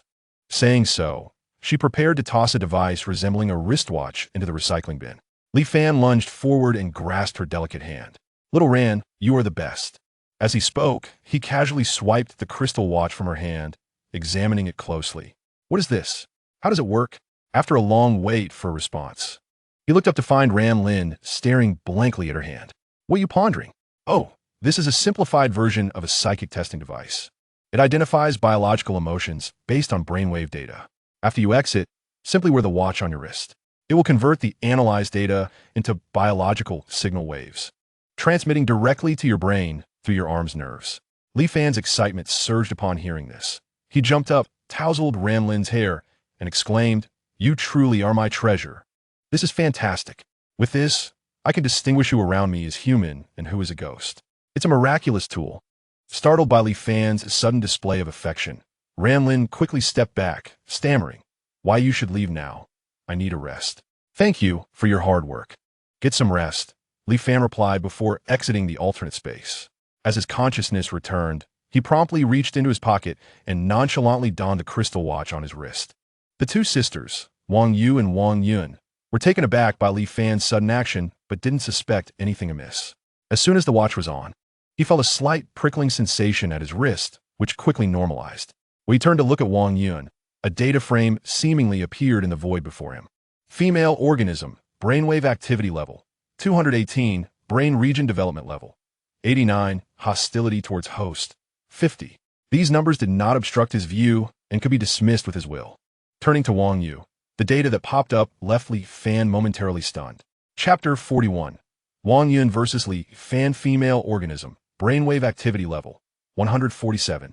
Brain region development level, 69. Appreciation towards host, 50. Li Fan stared at the data frame, rubbed his eyes, closed the data, and reopened it, but remained unchanged. Appreciation? Admiration? This is absurd. After meeting 4 times and with fewer than 100 words exchanged, she is already smitten? What are you staring at? Wang Yu asked, slightly annoyed by Li Fan's gaze. Oh, nothing. Just lost in thought. Li Fan chuckled awkwardly, hastily shutting off the detection. Otherwise, conversing with those numbers visible felt strange, akin to being a voyeur. At that moment, Wang Yun smiled and asked, Li Fan, my sister tells me you are a standout student in the law department. Yes, I am in the law department, but I wouldn't dare claim to be a standout. May I ask you a question? What do you believe the law truly is? Li Fan furrowed his brow. Dealing with intelligent individuals was indeed taxing. Was this a test of his character or something else? My teacher once said that law is a derivative of order existing in reliance on it. Then what kind of person would be above the law? Upon hearing this, Li Fan understood. This woman was suspicious of him, but lacked concrete evidence. It was a test. Sister, what kind of question is that? No one is above the law. This isn't the old society. Wang Yun remained unfazed by Wang Yu's response, still wearing a calm smile as she fixed her gaze on Li Fan, awaiting his answer. After a moment of silence, Li Fan looked directly at Wang Yun and decisively stated, absolute force. Wang Yun's heart raced at this unexpected answer, exceeding her expectations. She had anticipated that Li Fan would conceal his sharpness and feign ignorance, allowing her to assess his connection to recent events through his subtle expressions or gaze. She had even prepared several leading questions, but now they lodged in her throat. Those 4 words made Wang Yun's heart race. She sensed that even if Li Fan were not connected to recent occurrences, he was certainly no ordinary university student. Li Fan regarded Wang Yun with indifference and smiled. Are you satisfied with my answer? Wang Yu interjected sharply. Satisfied? Absolute force cannot contend with state power. Your thoughts are quite dangerous. Wang Yun looked at her somewhat oblivious sister, shaking her head in resignation. You are too diligent. We are merely chatting. Wang Yun abandoned her probing intentions, curiously surveying the fortress. Would you mind if I wandered about freely? I'll accompany you and provide some introductions. Wang Yun waved her hand dismissively, casually saying, no need. Just make sure to assist my sister with her investigation. I'll take a look around. Is that all right? Li Fan pondered for a moment, realizing he couldn't prevent her. After all, she possessed a search warrant. Moreover, he was too lazy to stop her, even if she uncovered some clues. It wouldn't matter much. Time was running short for them. He nodded and gestured for her to go ahead. As Wang Yun departed, the living room was left with only Li Fan and Wang Yu. This made Wang Yu feel somewhat uneasy, her heart inexplicably racing, especially at Wang Yun's last ambiguous remark. Li Fan, however, was not occupied with such thoughts. Instead, he wondered about this woman's true identity. Turning to Wang Yu, he casually inquired, Sister Yu, what does your sister do for a living? Wang Yu's expression faltered, shaking her head in response. I can't tell you that.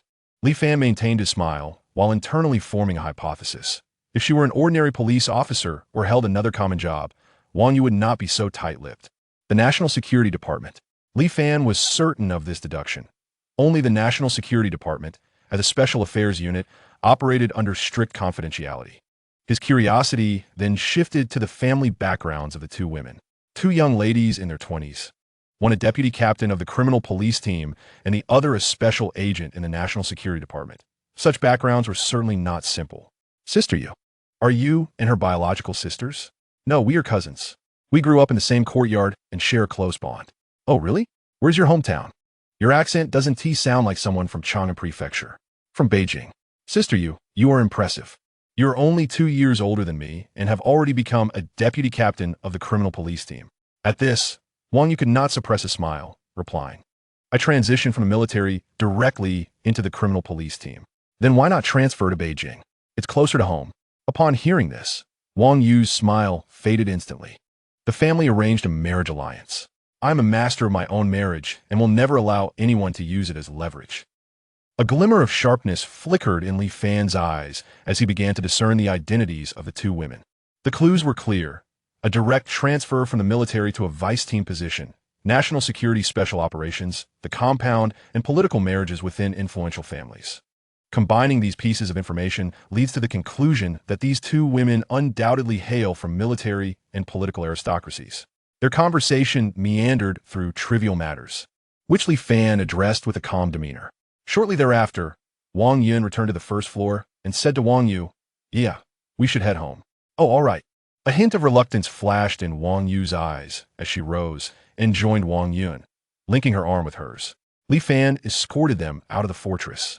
The moment the fortress gate closed, he swiftly secured the underground entrance and activated all outdoor surveillance cameras. He observed Wang Yun standing outside the courtyard wall, glancing back toward the watchtower. She then adjusted her position along the wall, touching it for a moment before finally entering her vehicle and departing. Indeed, the personnel from national security were not to be underestimated. Even a woman among them proved to be formidable. However, Li Fan felt little concern. Currently, her suspicions lacked substance, and without a body, a homicide case could not be initiated. Even if there were doubts, they were not supported by solid evidence.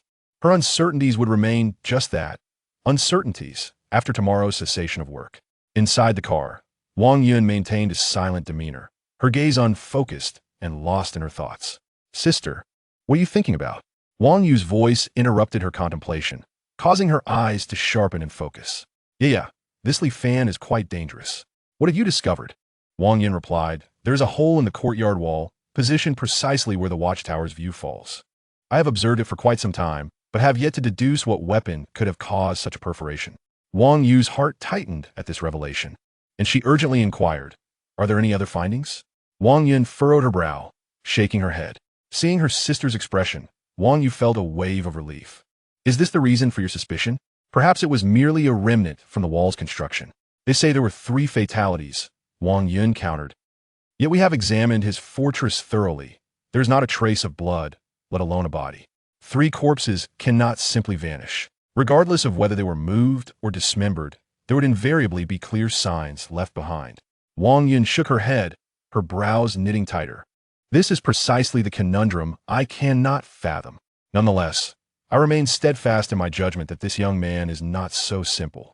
If you truly have feelings for him, you must think carefully. One detail Wang Yun withheld from Wang Yu was that Li Fan's fortress was constructed in a manner befitting a secure location for special operations. Coupled with his stockpiled resources, it brought to mind a phone call from her husband. "Ah, stop being so suspicious. You certainly are overthinking this." Wang Yun could only conclude that Li Fan was not an ordinary university student, yet she possessed no definitive evidence.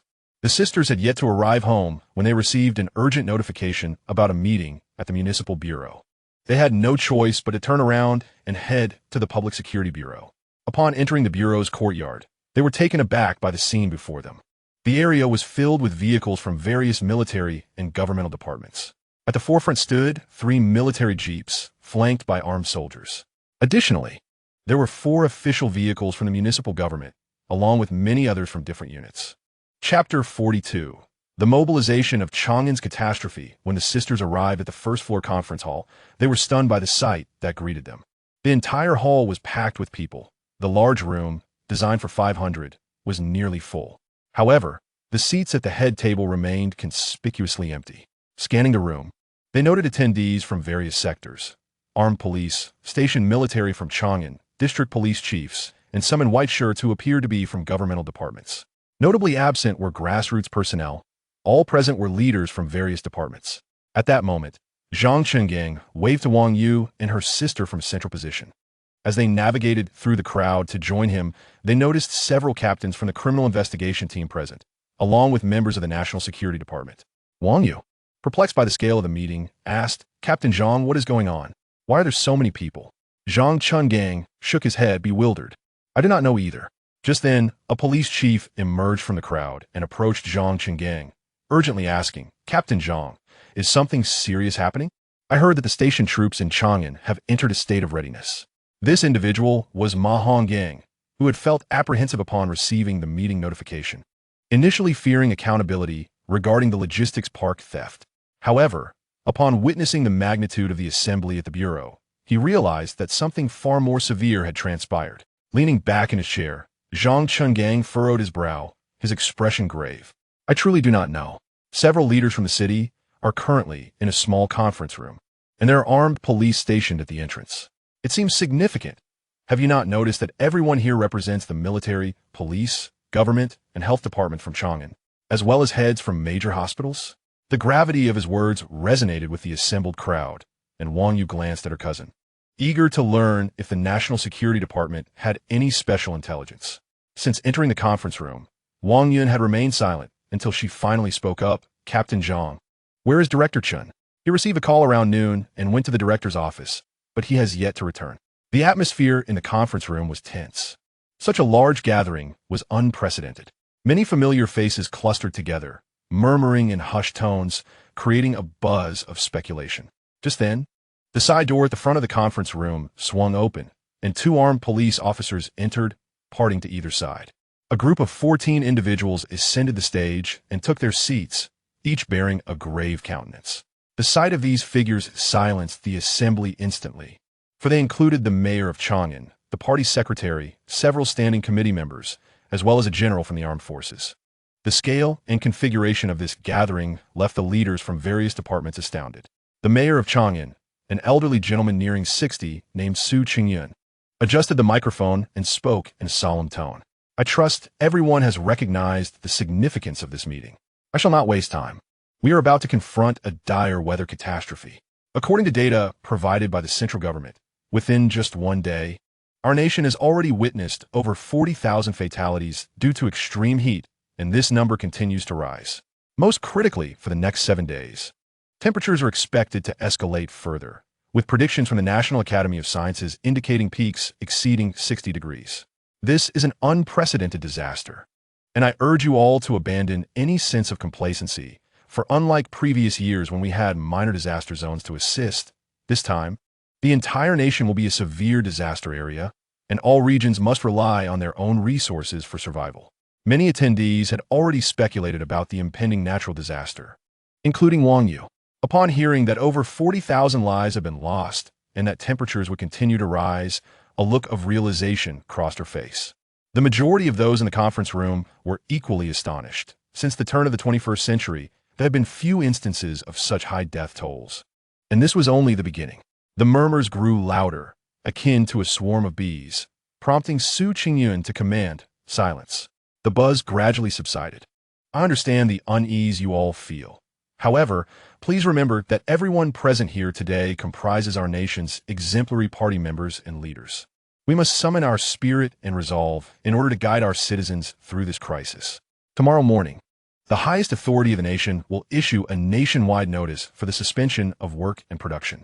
All governing departments must prepare for the reversal of black and white operations. I require each department to temporarily set aside their current tasks and coordinate disaster relief efforts. 7 days. We must endure for just 7 days. I do not wish to witness the emergence of widespread chaos. The meeting lasted a full 4 hours, discussing everything from public welfare to healthcare and from law enforcement to stability maintenance, covering every detail. By the time the meeting adjourned, it was already 11 o'clock at night. The sisters, Wang Yu and Wang Yun, were about to leave when they were called by Director Chen. Xiao Wang, Elder Chen called me. He mentioned that a plane will be arranged tonight to take you both back to Shangjing. Please prepare yourselves. Wang Yun's expression darkened. The Chen family was her marital family. Her husband, Chen Yunxian, was a prominent figure in the third generation of the Chen family and currently serves as the deputy director of the Shangjing Municipal Office. Their marriage was a political arrangement devoid of any emotional connection. At the time of their wedding, she had expressed her desire to keep the Chen family out of her work affairs, not wanting to lose her final vestige of professional autonomy. Even if she were to return to Shangjing, it would be alongside the investigation department, not for the state to misuse its resources merely to fetch them. Director Chen, what arrangements does the department have for our investigation team? The department has tasked us with assisting the Chang'an government in maintaining stability. Wang Yun was taken aback. Logically, the National Security Department should have been redeployed to Shangjing. Why was the stability maintenance assigned to Chang'an? This made no sense. Our group here could hardly make a significant impact. Director Chen glanced around and whispered, "This should have been confidential, but for you, there is no need for secrecy. The Research Institute predicts that the glaciers in the North and South Poles are rapidly melting. If the melting continues for another 7 days, there's a possibility that Shangjing could be submerged. The upper echelons are already considering relocating the capital, with Chang'an as one of the candidate cities." Upon hearing this, Wang Yu and Wang Yun were left in utter shock, realizing that much had been withheld during the meeting. Wang Yun adjusted her gold-rimmed glasses, a glimmer of determination shining in her eyes. "Director Chen, please convey to Elder Chen that I will comply with the national directive. I am first and foremost a member of the National Security Department, and only then the granddaughter-in-law of the Chen family. My colleagues are fighting hard. While I cannot simply board a privileged flight to escape back home." Wang Yu promptly agreed. "Exactly. We want to go back. After all, the capital is set to be relocated. We shall remain here and await their arrival to avoid unnecessary back and forth." Director Chen's expression grew troubled, unsure of how to persuade them.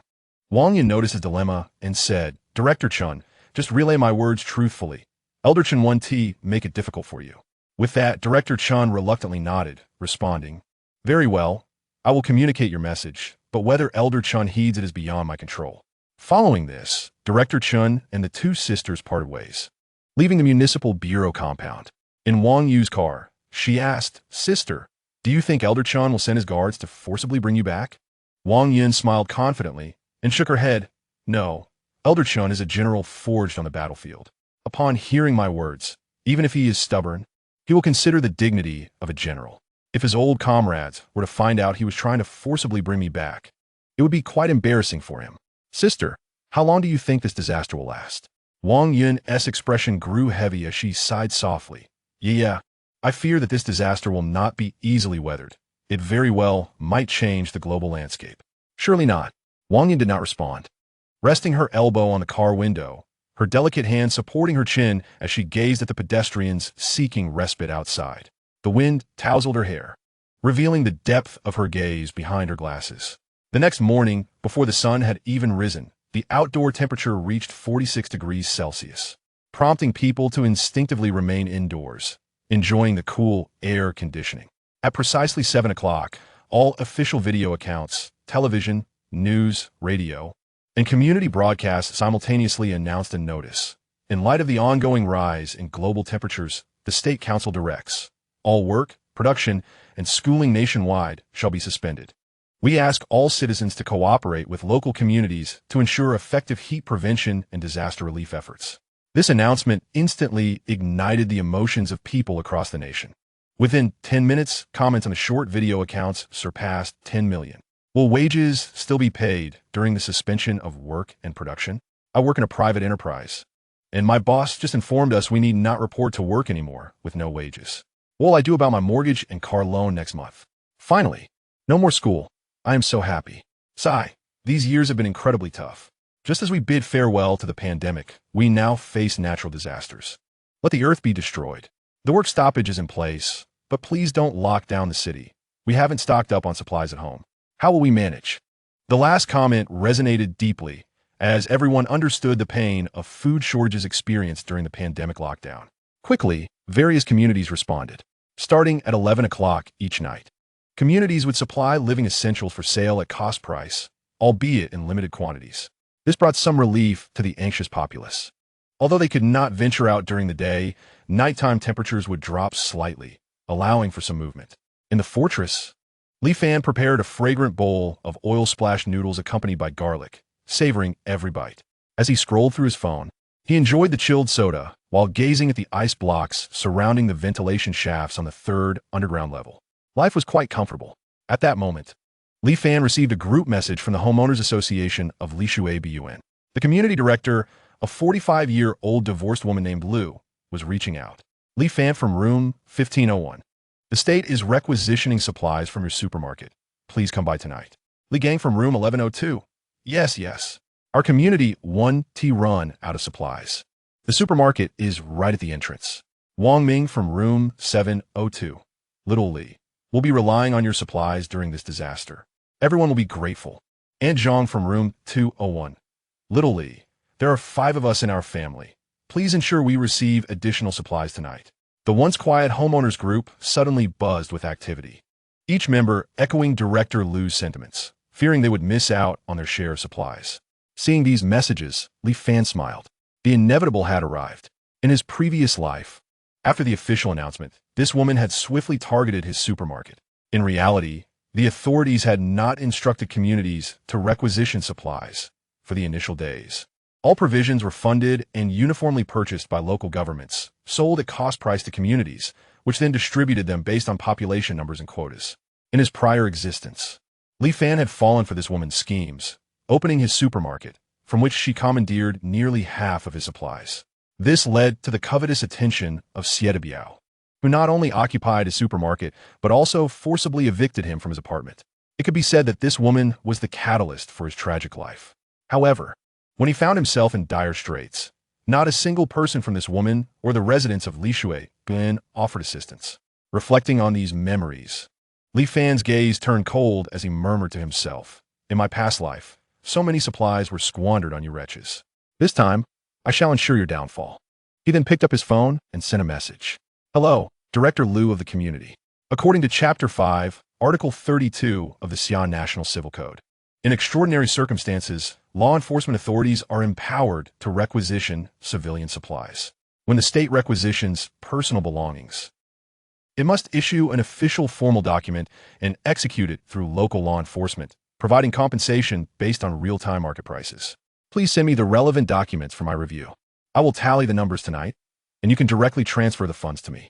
I will calculate the cost price. These are all neighbors, and I want to profit from you." In Building 2 of Lishui Bun, on the 7th floor, a corpulent woman clad only in a tank top basked in the delight of her cunning plan. Last night, just past midnight, she received a call from the district committee office, and since then, she had been contemplating how to hoard supplies. Having been tempered by the trials of pandemic lockdowns, she understood the paramount importance of resources, and her sights were swiftly set on the vulnerable Li Fan. The benevolent nature of Li Fan's family had long been branded with a label of weakness, ripe for exploitation.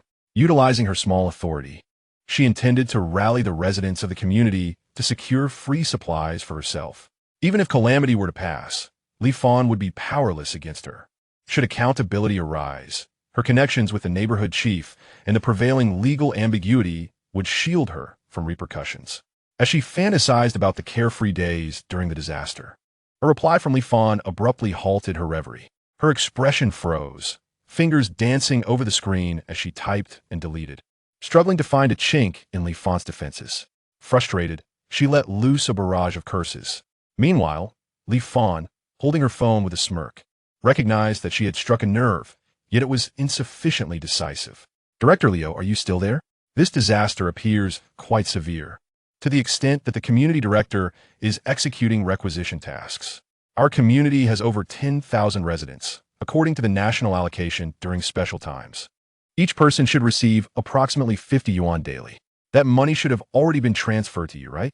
If so, please transfer 500,000 yuan to me. And I can provide an additional 100,000 worth of supplies tonight to help everyone through this crisis. Director Leo, are you there? Why aren't you responding? After Li Fan's persuasive rhetoric, the majority in the group had begun to believe her claims. During the pandemic, supplies were indeed distributed by the state. Notably, Li Fan's messages were compelling, precisely citing government documents regarding special provisions and accurate subsidy figures, further solidifying her credibility. However, with Director Leo not responding, anxiety began to ripple through the group.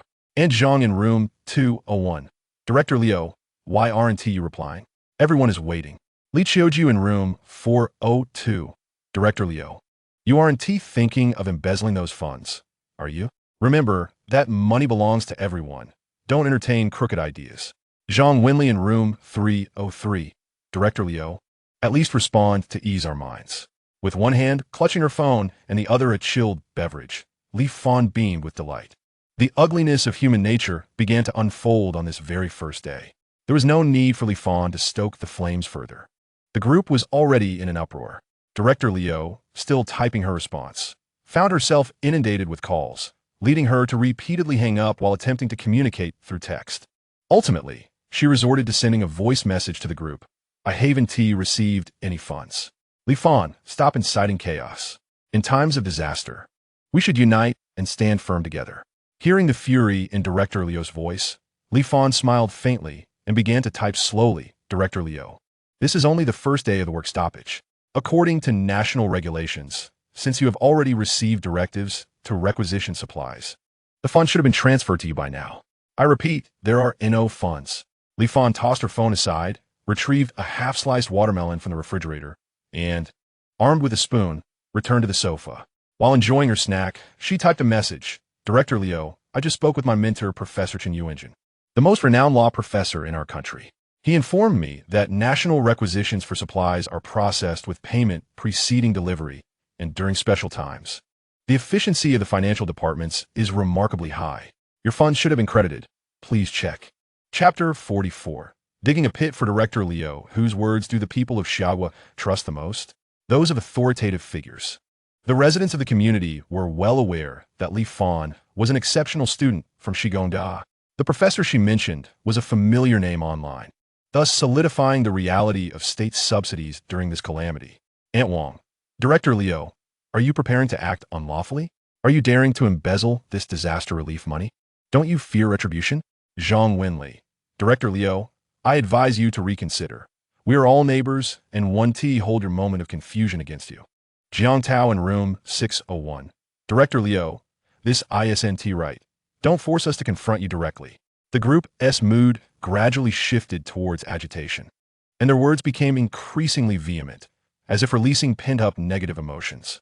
Li Fan's strategy of leveraging the situation rendered Director Leo utterly defenseless. With her plump figure and ill-fitting tank top, her heaving chest resembled an enraged bulldog. Director Leo promptly picked up her phone and dialed Li Fan. Observing the incoming call, Li Fan narrowed her eyes with a wicked smile, her consciousness slipping into a different realm to find Ron Lin. Little Ron, can you mimic someone's voice and create a recording for the phone? Though Ron Lin was uncertain of Li Fan's intentions, she confidently replied, of course. But I need to capture her tone and inflection. Good, when I answer the call, you can infiltrate my phone and help me create a recording. Ron Lean patted her ample chest. Noticing Li Fan's peculiar gaze, her face flushed crimson, and her silver hair transformed from white to pink. This sudden change surprised Li Fan, and before she could inquire, a wrench flew through the air. "Get out, you ugly pervert!" Realizing the precariousness of the situation, Li Fan promptly returned to her body, awkwardly scratching her head. Regaining her composure and formulating her words, she picked up her phone, letting black fluid seep from her fingers into the device, and then connected the call to Director Leo. "Li Fan, what do you mean by spreading falsehoods in the group? Do you realize that spreading rumors can lead to arrest?" Li Fan activated the speakerphone, placing the device on the coffee table, cradling the watermelon while reclining comfortably on the couch, and replied languidly, "Director Leo, why are you so furious? Has the money not been credited? Don't rush. Maybe the financial department is too busy and hasn't processed our community yet. There's no need to be upset. Who told you there were state subsidies? That's unfounded. How could that be? I'm studying law. I am well versed in national regulations regarding this matter." Director Leo endeavored to modulate her tone, taking a moment to compose herself before responding calmly. "Shaoli, this disaster is an exception. The pressure on higher authorities is immense, and they have empowered us to find our own means of requisitioning supplies. Your refusal to cooperate is unlawful. You must understand that you could end up imprisoned. I am looking out for you. Don't let a trivial matter jeopardize your future." Director Leo was acutely aware of her current predicament. She could no longer clarify matters with the group. The danger of groupthink was well known to her, as she often engaged in manipulating public sentiment. People only listened to what they wanted to hear. The truth held little significance. Now, her only option was to procure the supplies from Li Fan's supermarket, distribute them to the residents, and then explain herself in order to resolve her embarrassing situation. Upon hearing her words, Li Fan estimated that Ron Lean had likely completed her task and dropped the pretense. "Li Yulian, you old hag, don't act like a big shot here. The government has granted you power. You really think you're something special? You're merely a community director, essentially a community errand runner. Do you possess any enforcement authority? You're just a rat pretending to be a hunter. Here, take this firecracker and ascend to the heavens. You'll be more useful guarding the southern heavenly gate than as a watchdog." As Li Fan's insults rang out, Director Leo completely lost her composure and let out a desperate scream. Li Fan, you unwanted illegitimate child. How dare you insult me? Do you know the relationship I have with Director Rin? Just wait, I will definitely have him arrest you." Li Fan slowly sat up, picked up his phone, and smirked contemptuously. "Haha, you really scare me, Xiaobai." He then hung up the call and mentally communicated with Ran Lan. "Have you gathered everything?" "Yes, it's ready." "What content do you need to edit?" Li Fan lit a cigarette, stroked his chin, and after a moment of contemplation, he smiled wickedly. He conveyed his requirements to Ran Lin through thought. In less than a minute, a 1.5-minute phone recording was completed and stored on Li Fan's phone. After listening to it once, he found no flaws. He opened the community group chat and sent a message. "Director Liu, I absolutely refuse to collude with you. In this time of disaster, how can you disregard everyone's survival and exploit your power for personal gain? I'm truly ashamed of your actions." Almost immediately, some curious individuals in the group began to inquire about what happened. Li Fan then shared the recorded call in the group. The recording of the conversation between Li Fan and Director Liu filled the chat. Li Fan, "Hello, Director Liu, are you about to transfer money to me?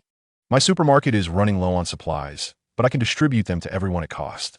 Director Liu, Xiaoli, your parents were very kind to me when they were alive, and they even helped take care of Xiaobao. Now that they are gone, as your aunt, I will look after you too. The subsidies have already been transferred to my account, a total of 523,400. You only need to provide 200,000 worth of supplies to the community at original price.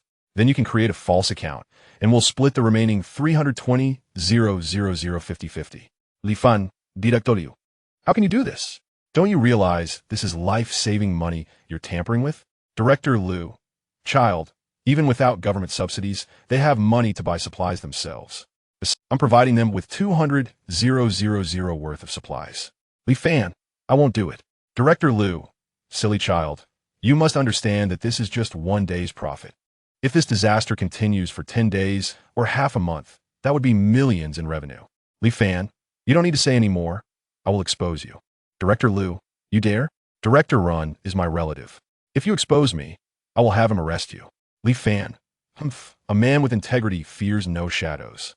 With so many people in the group, if we unite, we need not fear a heartless community leader like you. The recording lingered in the group for less than 2 minutes before igniting the fury of the entire community. If before, some had doubted Li Fan's claims about government subsidies, and others had questioned his teacher, Professor Chun, this recording completely convinced everyone in the community of Li Fan's words. The flames of anger burned even fiercer in the sweltering weather. Li Fan held his phone, humming a tune, relishing the unfolding drama. Chapter 45. Xie Biao's thoughts at Li Shui Buan. Lu Yulian was stunned upon hearing Li Fan's recording. The clarity of the audio and its content felt like a plunge into an icy abyss. She realized she had been outmaneuvered by Li Fan, and it was a dire predicament. Frantically, she picked up her phone to offer a feeble defense. Community Director Lu, don't listen to Li Fan's nonsense. This recording is fake. It's fabricated by him. Director Lu, do you think we should trust you or this concrete evidence? Director Lu, I advise you one last time. It's not too late to turn back. Xiao Li has done well. He is indeed a university student, upright and selfless. Lu Yulian, before the temperature drops tonight, I hope you're either prepared with money or supplies. Otherwise, don't blame us for being heartless. ISNT that right, everyone? Yes, tonight, either bring money or supplies. Lu Yulian had lost her former arrogance. Anger, fear, and resentment made her tremble incessantly, suddenly recalling her relative, Director Rin Changsheng. She hurriedly sent a voice message in the group. Everyone, please stay calm and rational. After the temperature drops tonight, we will call the police to handle this. I believe the police will make the rumormonger pay. Seeing Lu Yulian mention the police, Li Fan frowned. If the police intervened, they would surely expose the lies. Although currently, the police would likely dismiss such trivial matters with a mere verbal warning, he did not want Lu Yulian to escape so easily. Just as Li Fan was about to respond, someone beat him to it in the group. Lu Yulian, do you still want to play tricks? Who doesn't know that the district director is your relative? Can he bring us justice? The speaker was Jiang Tao, a solitary man living in 601, a pork vendor. Years ago, he had been detained for domestic violence, leading his wife to leave him with their child. The one who detained him was Director Ren. Jiang Tao's words carried a personal agenda, yet it did not deter others from supporting him. Jiang Tao is right. Lu Yulian, don't think you can use your relative to pressure us. Tonight, no one is exempt. We must see either money or supplies. The ever-busy Aunt Zhang, the most gossipy person in the community, started to rally the crowd. Everyone, we must unite tonight to claim what rightfully belongs to us. No amount of authority, even if it's a district director, can silence us. I agree. So do I. Count me in. Before long, the majority of the adults in the entire community supported Aunt Zhang's proposal. After some discussion, Jiang Tao and Aunt Zhang took the lead, and the crowd followed. Li Fan, holding his phone, silently observed the unfolding situation and could not help but sneer in disdain. If Lu Yulian were replaced by Xie Biao, this group would not dare to utter a word, showcasing their cowardice and submissiveness to the strong. Li Fan set down his phone and mentally communicated with Ran Lin. Xiao Ran, you haven't forgotten about taking over the supermarket surveillance, right? I haven't forgotten. When you collected supplies from the supermarket that day, I already took over the surveillance permissions. You just need to implant the takeover command into the computer to monitor it remotely. Li Fan approached the surveillance server, skillfully touching the data interface as black fluid flowed in. Seconds later, the supermarket surveillance system was under the control of the monitoring server 3 levels deep in the fortress. Another screen lit up on the wall, revealing the now empty supermarket that Li Fan had cleared out. Xiao Ran, does creating a fake surveillance video require collecting information on people's appearances? Yes, what kind of video do you need? Li Fan smiled and replied, don't rush. The fish hasn't tea-bitten yet. I'll notify you when I need to gather information. At Li Shui Buan, another individual silently observed the group chat without speaking, Xie Biao. While others were contemplating how to reclaim the non-existent subsidies from Lu Yulian, Xie Biao was scheming on how to profit from the disaster. 5 years ago, during the pandemic, he had made millions selling masks for a few cents each at exorbitant prices. Standing by the window, smoking a cigarette, he fixated on the supermarket at the entrance of the community, muttering to himself, supplies, as long as I can secure the goods from this supermarket and stockpile them. When the state is overwhelmed, I can sell them at high prices. I should be able to profit even more than from the masks. He pulled out his phone and dialed a number. Liang Zi, bring more people to Li Shui Bun tonight. Have Zhou Qiang bring the loan contract that Li Fan signed. Brother Biao, are you planning to deal with that little wild child Li Fan? Not yet. If I do, it must be done quietly. This evening, let's first seize his supermarket and house. That batch of supplies will allow us to make a quick profit. By the way, bring Lu Ruyan along. All right. Yi. After hanging up the phone, Xie Biao found Li Fan's number and dialed it. Li Fan had just adjusted the surveillance system in the supermarket when he saw the incoming call from Xie Biao. The fish has bitten the hook. Hello. This is Xiao Li, your Uncle Xie. Hearing the term Uncle Xie filled him with disdain. He asked Coolio, it's you? What do you want? The indifference in his tone stirred a flicker of anger within Xie Biao. You see, my company is in urgent need of a substantial sum for capital turnover to purchase some supplies. Can you repay the borrowed money now? That's not right. The loan term is 3 months, and it's not even been a month yet. Are you already looking to collect? Circumstances have changed. In times of disaster, cash in hand is worth more than promises. Li Fan scoffed lightly and replied, I have no money. Do as you see fit. Without waiting for Xie Biao to respond, he hung up the phone. Xie Biao was all too aware of his intentions. On this very night in a past life, he had harbored malicious thoughts as he watched Li Fan distribute supplies at the supermarket, employing despicable tactics to drive him out of the Wang building with the help of his henchman Zhang Liang and a group of thugs. Li Fan, left with no choice, had to go to the supermarket, believing there were sufficient supplies to sustain him. Yet, he was again ousted by Zhang Liang, who monopolized the resources. Attempts to reason with them resulted in a brutal beating. Had he not shamefully pleaded for mercy from Xie Biao that night, he might have been severely injured or worse. That memory marked the first lesson Li Fan learned in the apocalypse, a moment etched deeply in his mind. In this life, the same scene unfolded at the same time, with Xie Biao harboring similar intentions. However, this time, Li Fan provided him with a legitimate excuse, the loan contract, which would allow him to brazenly claim both properties as his own. Casting aside his phone, Li Fan reclined on the sofa. His gaze darkened as he contemplated his next plan. How could he make Xie Biao and his cohorts truly experience despair? Chapter 46.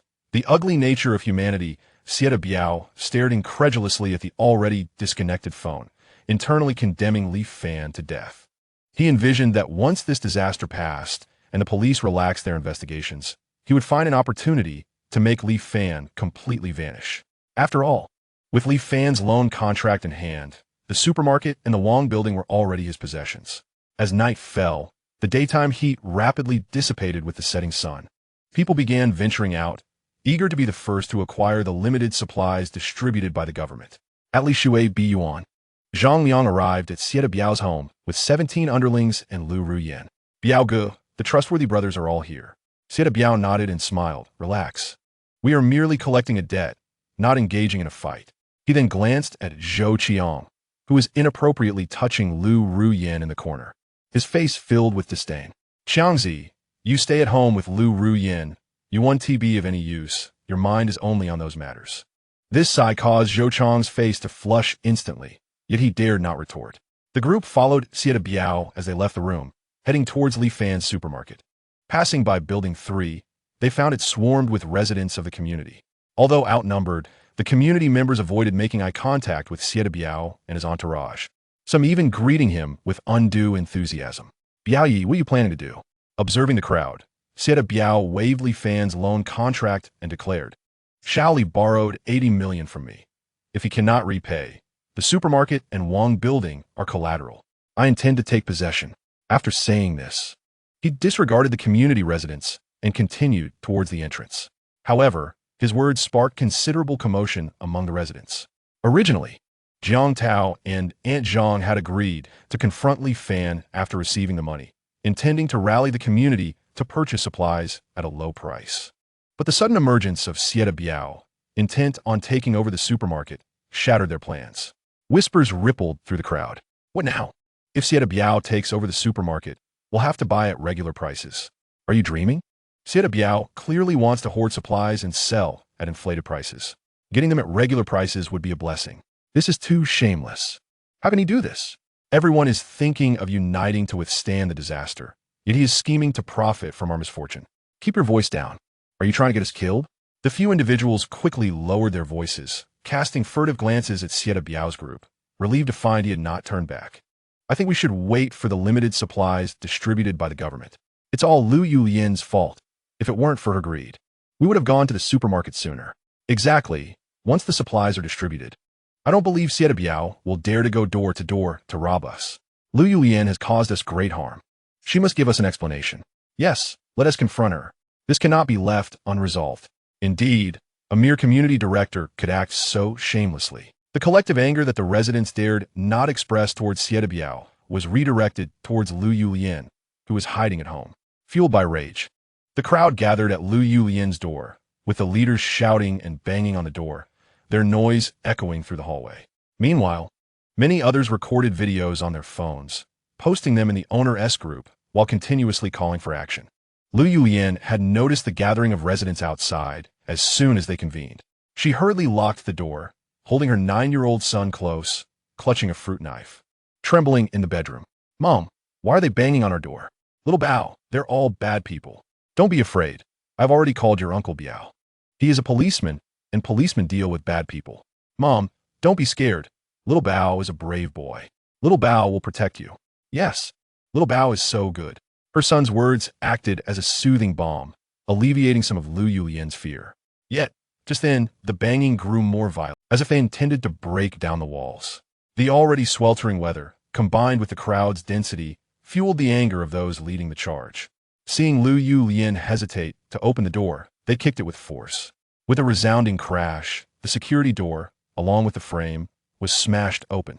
The crowd surged in like a can of spoiled herring, flooding into the room. Lu Yulian, where are you? You can't escape without giving everyone an explanation today. Lu Yulian, come out. Upon entering, they began searching for her while shouting, ultimately finding Lu Yulian cowering in a corner of the bedroom. Jiang Tao, as the leader of this gathering, charged forward, shouting at Lu Yulian, where's the money? I have no money. I told you, that was fabricated by Li Fan. The recording is fake. Jiang Tao sneered and turned to the crowd behind him, asking, do you believe her? No, they replied in unison. Did you hear that? This is the voice of the people. Hurry up and distribute the money. Exactly, Xiao Lu. This is not the time to think about money. Lu Yulian finally broke down, realizing that she had often used the guise of righteousness to manipulate public opinion and bully many. Now, in the role reversal, she found it unbearable. I'll say it again, there are no subsidies. You have broken the law by barging in. I have already reported this to the police, and I advise you to leave quickly. Upon hearing these words, some of the crowd began to waver, prompting Zhang Dama to quickly signal Jiang Tao. Understanding her cue, Jiang Tao raised his voice and declared that Director Run was a relative of his. He warned that if they could not secure their rightful subsidies before the police arrived, once the officers intervened, they would be even less likely to obtain what was owed to them. Lu Yulian glared at Jiang Tao, resorting to stubbornness. What do you want then? We have no money, and we're just a mother and child. Jiang Tao's eyes darted, and he suggested, if you refuse to provide the subsidies, we will take your belongings as compensation. Let's all get to work. With that, he headed toward the dressing table, where a jewelry box awaited. Upon opening it, he discovered gold bracelets and necklaces inside. A greedy expression overtook Jiang Tao as he stuffed the jewelry into his pockets, which ignited a wave of avarice among the others, causing them to rummage through their own homes. Seeing her most valuable gold ornaments taken by Jiang Tao, Lu Yulian was consumed by rage and lunged at him, disregarding any disparity in strength. Jiang Tao, noticing Lu Yulian charging at him with a fruit knife in hand, instinctively grabbed the jewelry box and struck it against her hand, causing the knife to clatter to the floor. The two became entangled in a fierce struggle. Don't hurt my mother, you villain. Kai Xiao Bao. A sickening sound of metal piercing flesh echoed alongside the young boy's desperate shout. Jiang Tao felt a sharp pain in his side and, in a fit of anger, kicked Xiao Bao in the chest. The sound of a cracking rib resonated as Xiao Bao was propelled like a cannonball, crashing against the bedroom wall and collapsing to the ground, lifeless. Xiao Bao. Lu Yulian scrambled to her child, cradling him in her arms, blood streaming from his nose and mouth, his breath faint. Xiao Bao, where does it hurt? Don't scare mommy. Look at me, I'm here. While holding her child, Lu Yulian frantically dialed for emergency services, only to face busy signals repeatedly. Mom, I'm a man, I will protect. Xiao Bao seemed to lose his ability to speak, gradually succumbing to stillness. The bystanders were taken aback by this sudden turn of events, dropping their possessions and quietly slipping away. Jiang Tao stood frozen, originally intending to cause trouble for Lu Yulian and inconvenience Director Run, never anticipating such an escalation. Gazing at the lifeless child, uncertainty gripped him, and his immediate instinct was to flee. Clutching the fruit knife at his waist, he hastily exited the scene, avoiding home and sprinting towards the outskirts of the community. Chapter 47. The death of Lu Yulian Xiaobiao had just arrived at the supermarket entrance when Li Fan spotted him on the surveillance feed.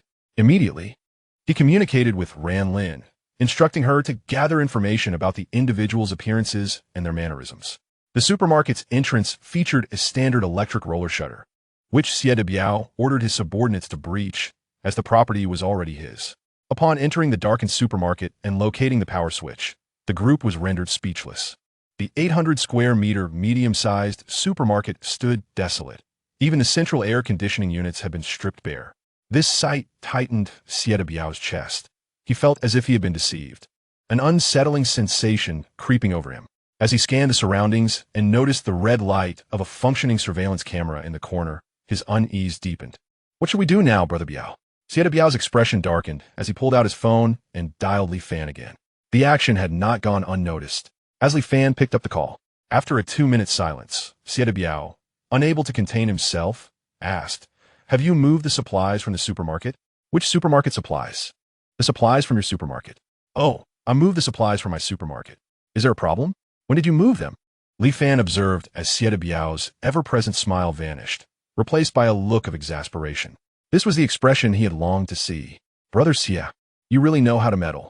Do you stop every truck that passes by your door to sample the taste?" Xiaobiao's fury erupted, gritting his teeth as he retorted, "Kid, you got guts. Who dares to play tricks on me, Xiaobiao, in all of Chang'an Prefecture? Have you lost your mind? Don't get angry. Too much anger is harmful to your health. What does it taste like to have the heart of a tiger and the gall of a leopard? I haven't tasted it, but I did have Australian lobster for breakfast and plan to enjoy hot pot for dinner. Have you eaten yet?" This flippant banter infuriated Xiaobiao completely, and he smashed his phone in a fit of rage. His subordinates had never witnessed their leader lose his composure like this, standing silently in apprehension. "Brother Biao, tonight I will take care of that kid," said Zhang Liang, a loyal subordinate who was the only one brave enough to speak at that moment. Xiaobiao closed his eyes, puffed his cheeks, took a deep breath, and steadied his rising chest, casting a cold glance at the 4-meter-high surveillance camera.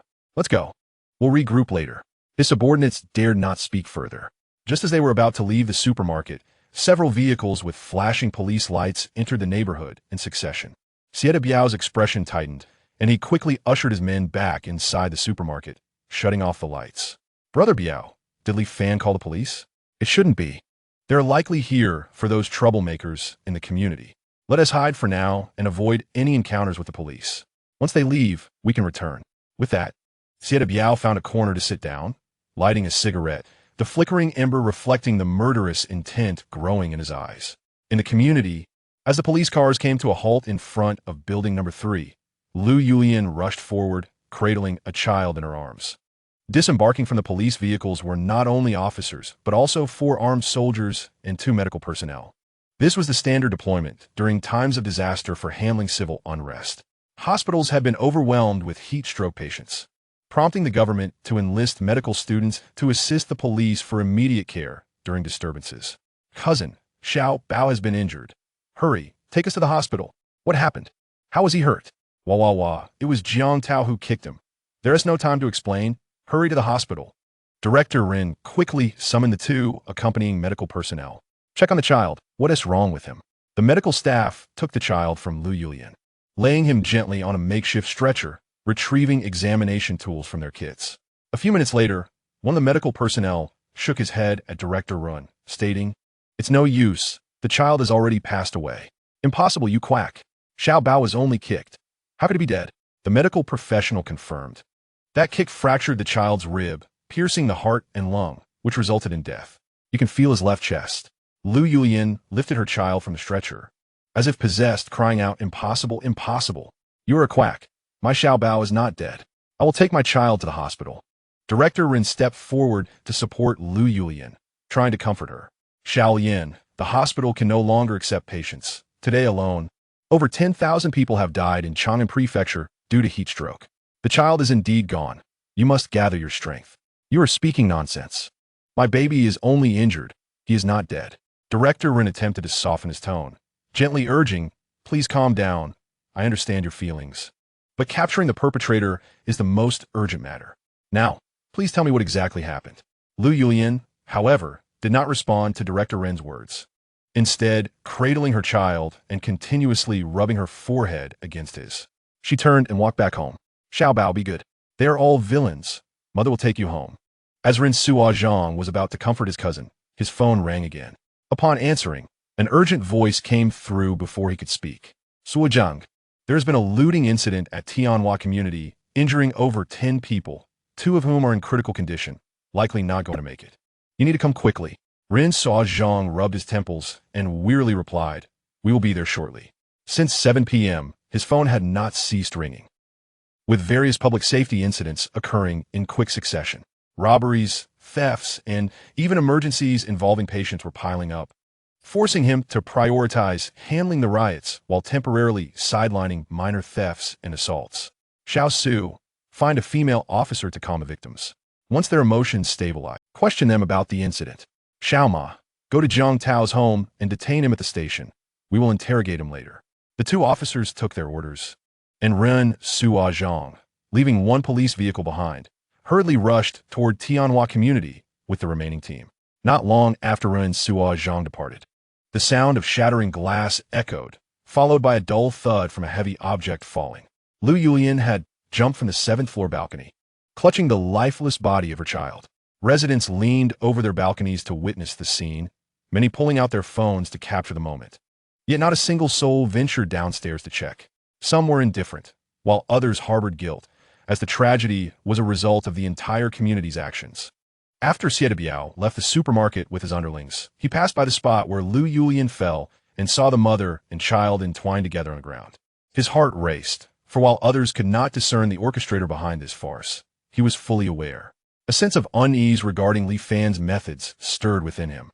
Chapter 48. The tragic Lu Rian within the fortress. Li Fan was communicating with Ran Lin, detailing the surveillance video content he needed and requesting a clip of Xie Biao and his gang emptying the supermarket. In less than 10 minutes, the video was ready. Li Fan reviewed it multiple times on his computer to ensure there were no errors before implanting it onto the surveillance hard drive and his phone. Opening the owner's group chat, he noted the 99 unread messages, furrowing his brow as he scrolled through the information. Lu Yulian had committed suicide, and her child was dead. He felt an overwhelming sense of melancholy. The outcome exceeded his expectations. Initially, he intended to incite public anger, dismantling Lu Yulian's ability to manipulate public opinion, and then seek an opportunity to eliminate her. Unexpectedly, the community members had expedited the process for him. It became evident that he had underestimated the depths of their depravity, realizing that through mere keystrokes, he had indirectly caused a death. This reminded him of online keyboard warriors, who, from afar, could wreak havoc unseen. To his surprise, he too had taken on the role of a keyboard warrior. Regrettably, the child was innocent, a good soul.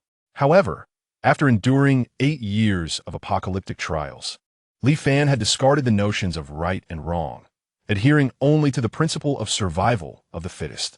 What is beneficial to me is right, while that which opposes me is wrong. Reason has no place here.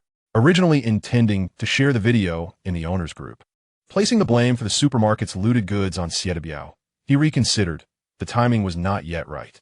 They still had their lifeline, the government's provision of limited supplies. He needed to wait until the state could no longer afford to sustain them and began to reduce supply quotas. Only then would they truly understand hunger. Li Fan did not expect those in a time of plenty to muster the courage to confront Xie Biao head-on. Meanwhile, Xie Biao returned home, consumed by anger and unease. Upon entering, he found Zhou Qiang disheveled and Lu Rian with red eyes adjusting her dress, which only fueled his fury. What are you doing? Go get me a glass of water. Zhou Qiang did not dare to retort and hurried to the kitchen to fetch a glass. Xie Biao took the water without acknowledging him. Turning to Lu Rian, when you last visited Li Fan's fortress, did you only film 1 floor's supplies? Have you been to other floors? Lu Rian shook her head. What is your relationship with Li Fan? Think carefully before you answer. I'm not in the mood to play games. Noticing Xie de Biao's stormy demeanor, Lu Ruyan felt a strange sense of satisfaction, quickly overshadowed by his murderous glare. I have no relationship with him. Truly, he only paid me to spend the night with his good friend. Xie de Biao scrutinized her, clearly skeptical of her words. You were at Li Fan's fortress for less than an hour, and ended up in his bed? Did you also receive payment? No. Lu Ruyan quickly shook her head. You slept with him without payment? Still unwilling to speak the truth? Are you and Li Fan in a romantic relationship? Lu Ruyan was at a loss. Unsure how to explain to Xie de Biao that when they were in bed, Li Fan had said it was to ensure Xie de Biao believed the video's authenticity. She never anticipated that moment would leave her in such a precarious position. Seeing her speechless, Xie de Biao's anger flared. The humiliation he suffered at Li Fan's hands today was unprecedented in the past decade. He approached Lu Ruyan, extending his hand. Give me your phone. Lu Ruyan obediently handed over her device. Xie de Biao dialed Li Fan's number, and it was quickly answered. Kid, Lu Ruyan is here with me. Do you have anything to say? Boss, yeah. You wouldn't be trying to use a woman to threaten me, would you? That's quite beneath you. Xie de Biao was unaccustomed to being spoken to in such a manner, and his simmering emotions threatened to boil over. I know your relationship with Lu Ruyan is special. I'll give you a chance. I'll trade her for 5 million worth of supplies. After saying this, he pressed the phone to Lu Ruyan's lips, gripping her hair painfully, causing her to whimper. Did you hear that? You have 30 seconds to decide. Li Fan's voice turned cold. Xie de Biao, is it befitting of you to unleash your wrath on a young girl? Isn't that beneath your dignity? Xie de Biao finally found a sense of accomplishment in Li Fan's tone. Think carefully. She is surrounded by my gang of over a dozen men. However, he was unaware that Li Fan was currently enjoying a chilled beer while watching a comedy performance, the hot pot bubbling and filling the room with a savory aroma. Li Fan eagerly dipped his favorite beef tripe into the boiling pot, ensuring to cook it just right. Before Li Fan could begin counting, he heard Xie de Biao's voice over the speakerphone. 15 seconds, 10, 9, 8, 2, 1. Time's up. Have you made your decision? Li Fan picked up his chopsticks, glancing at the perfectly cooked tripe, and dipped it into a prepared sauce of sesame paste, garlic, and cilantro before eagerly tasting it. Delicious. What do you mean delicious? Li Fan froze, realizing he had become so engrossed in the food that he lost track of time. Quickly regaining his composure, he replied with feigned anger. I really want to kill you, Xie old dog. If you lay a finger on her, I will ensure you regret it. All right, kid, just you wait. Xie de Biao, holding the phone in one hand and gripping Lu Ruyan's hair with the other, stormed into the bedroom. Soon, cries of pain echoed from within. It hurts. Not there. Oh. The piercing wails persisted for nearly an hour. As the bedroom door swung open, Xie de Biao emerged and gestured to his subordinates. Aside from Zhou Qiang, who sat silently in the corner, engrossed in his phone, the remaining subordinates rushed eagerly into the bedroom. It was not until over 4 hours later that tranquility finally descended upon the room, with everyone sprawled haphazardly around Xie de Biao's home. After a prolonged period of unconsciousness, Lu Ruyan slowly opened her eyes, laboriously maneuvering past 2 slumbering men adorned with tattooed arms. Dragging her weary body from the bed, she made her way into the bathroom. Standing beneath the shower, droplets cascaded onto her young skin, marred by bruises and bite marks. Tears mingled with the water, streaming down her face. Her eyes filled with a lifeless gaze, her heart consumed by hatred, despair, and regret. Gazing into the mirror above the sink, countless suicidal thoughts surfaced in her mind. Yet she lacked the courage to end her own life. After weeping for an extended period, she exited the bathroom only to encounter Zhou Qiang waiting at the door. She forced a self-deprecating smile, unfastening the towel draped over her chest, revealing a body riddled with scars. What's wrong? Wasn't there a spot for you just now? How do you wish to play? Zhou Qiang bent down to retrieve the towel from the floor, tying it around Lu Ruyan himself before turning to leave, leaving her with a parting remark. Go sleep in the nanny's room. I prepared some medicine for you. Rest early. Lu Ruyan watched Zhou Qiang's retreating figure, recalling the numerous occasions when she had witnessed Xie de Biao reprimanding Zhou Qiang without regard for the setting. A glimmer of determination flickered in her eyes. She could not permit herself to perish. Even in death, she must take a few down with her. Perhaps Zhou Qiang could serve as a suitable leverage point. Chapter 49. A dire situation. Having savored a delightful hot pot meal, Li Fan ascended to the observation deck, settled on the sofa. and sipped tea while admiring the city that remained brightly illuminated even at 3 or 4 in the morning. Bored, he took out his phone to scroll through short videos, noting a decline in the optimistic, light-hearted clips from the previous day, now replaced by an abundance of negativity. There were complaints about ambulances being delayed, grievances regarding insufficient supplies, and dissatisfaction with employers failing to pay wages during the natural disaster. However, Li Fan paid little heed to these issues. He sought out several official accounts from provincial and municipal levels, uncovering the latest announcements. In Chang'an, the number of heatstroke-related fatalities had reached 62,135. In Hu City, the count stood at 98,375. In Chunsong City, 31,890 had succumbed. Jinzhou City reported 11,282 deaths, while Baolin City recorded 26,544. After perusing multiple municipal accounts, he noted the varying death tolls, with first- and second-tier cities experiencing fatalities in the range of 70 to 80,000. The situation was slightly better in lower-tier cities, yet even they hovered around 10,000. It was disheartening that the national official account had yet to provide an aggregated figure. In his past life, he had been relegated to a warehouse, unable to squander phone battery, relying solely on hearsay from others in the community regarding the true state of the sweltering summer. In this life, he realized that during the initial days of the apocalypse, the death toll had already spiraled beyond control. At that moment, the voice of Ran Lin echoed in his mind.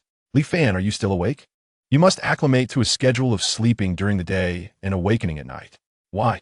Because during the day, everyone is unable to venture outside, and there is no need for vigilance. Nighttime marks the onset of darkness. Look at those vehicles flashing their sirens, tirelessly traversing the city, attempting to prop up buildings on the verge of collapse. Yet, all this effort is in vain, merely prolonging the inevitable. Ran Lin's tone was tinged with disappointment. I cannot see it.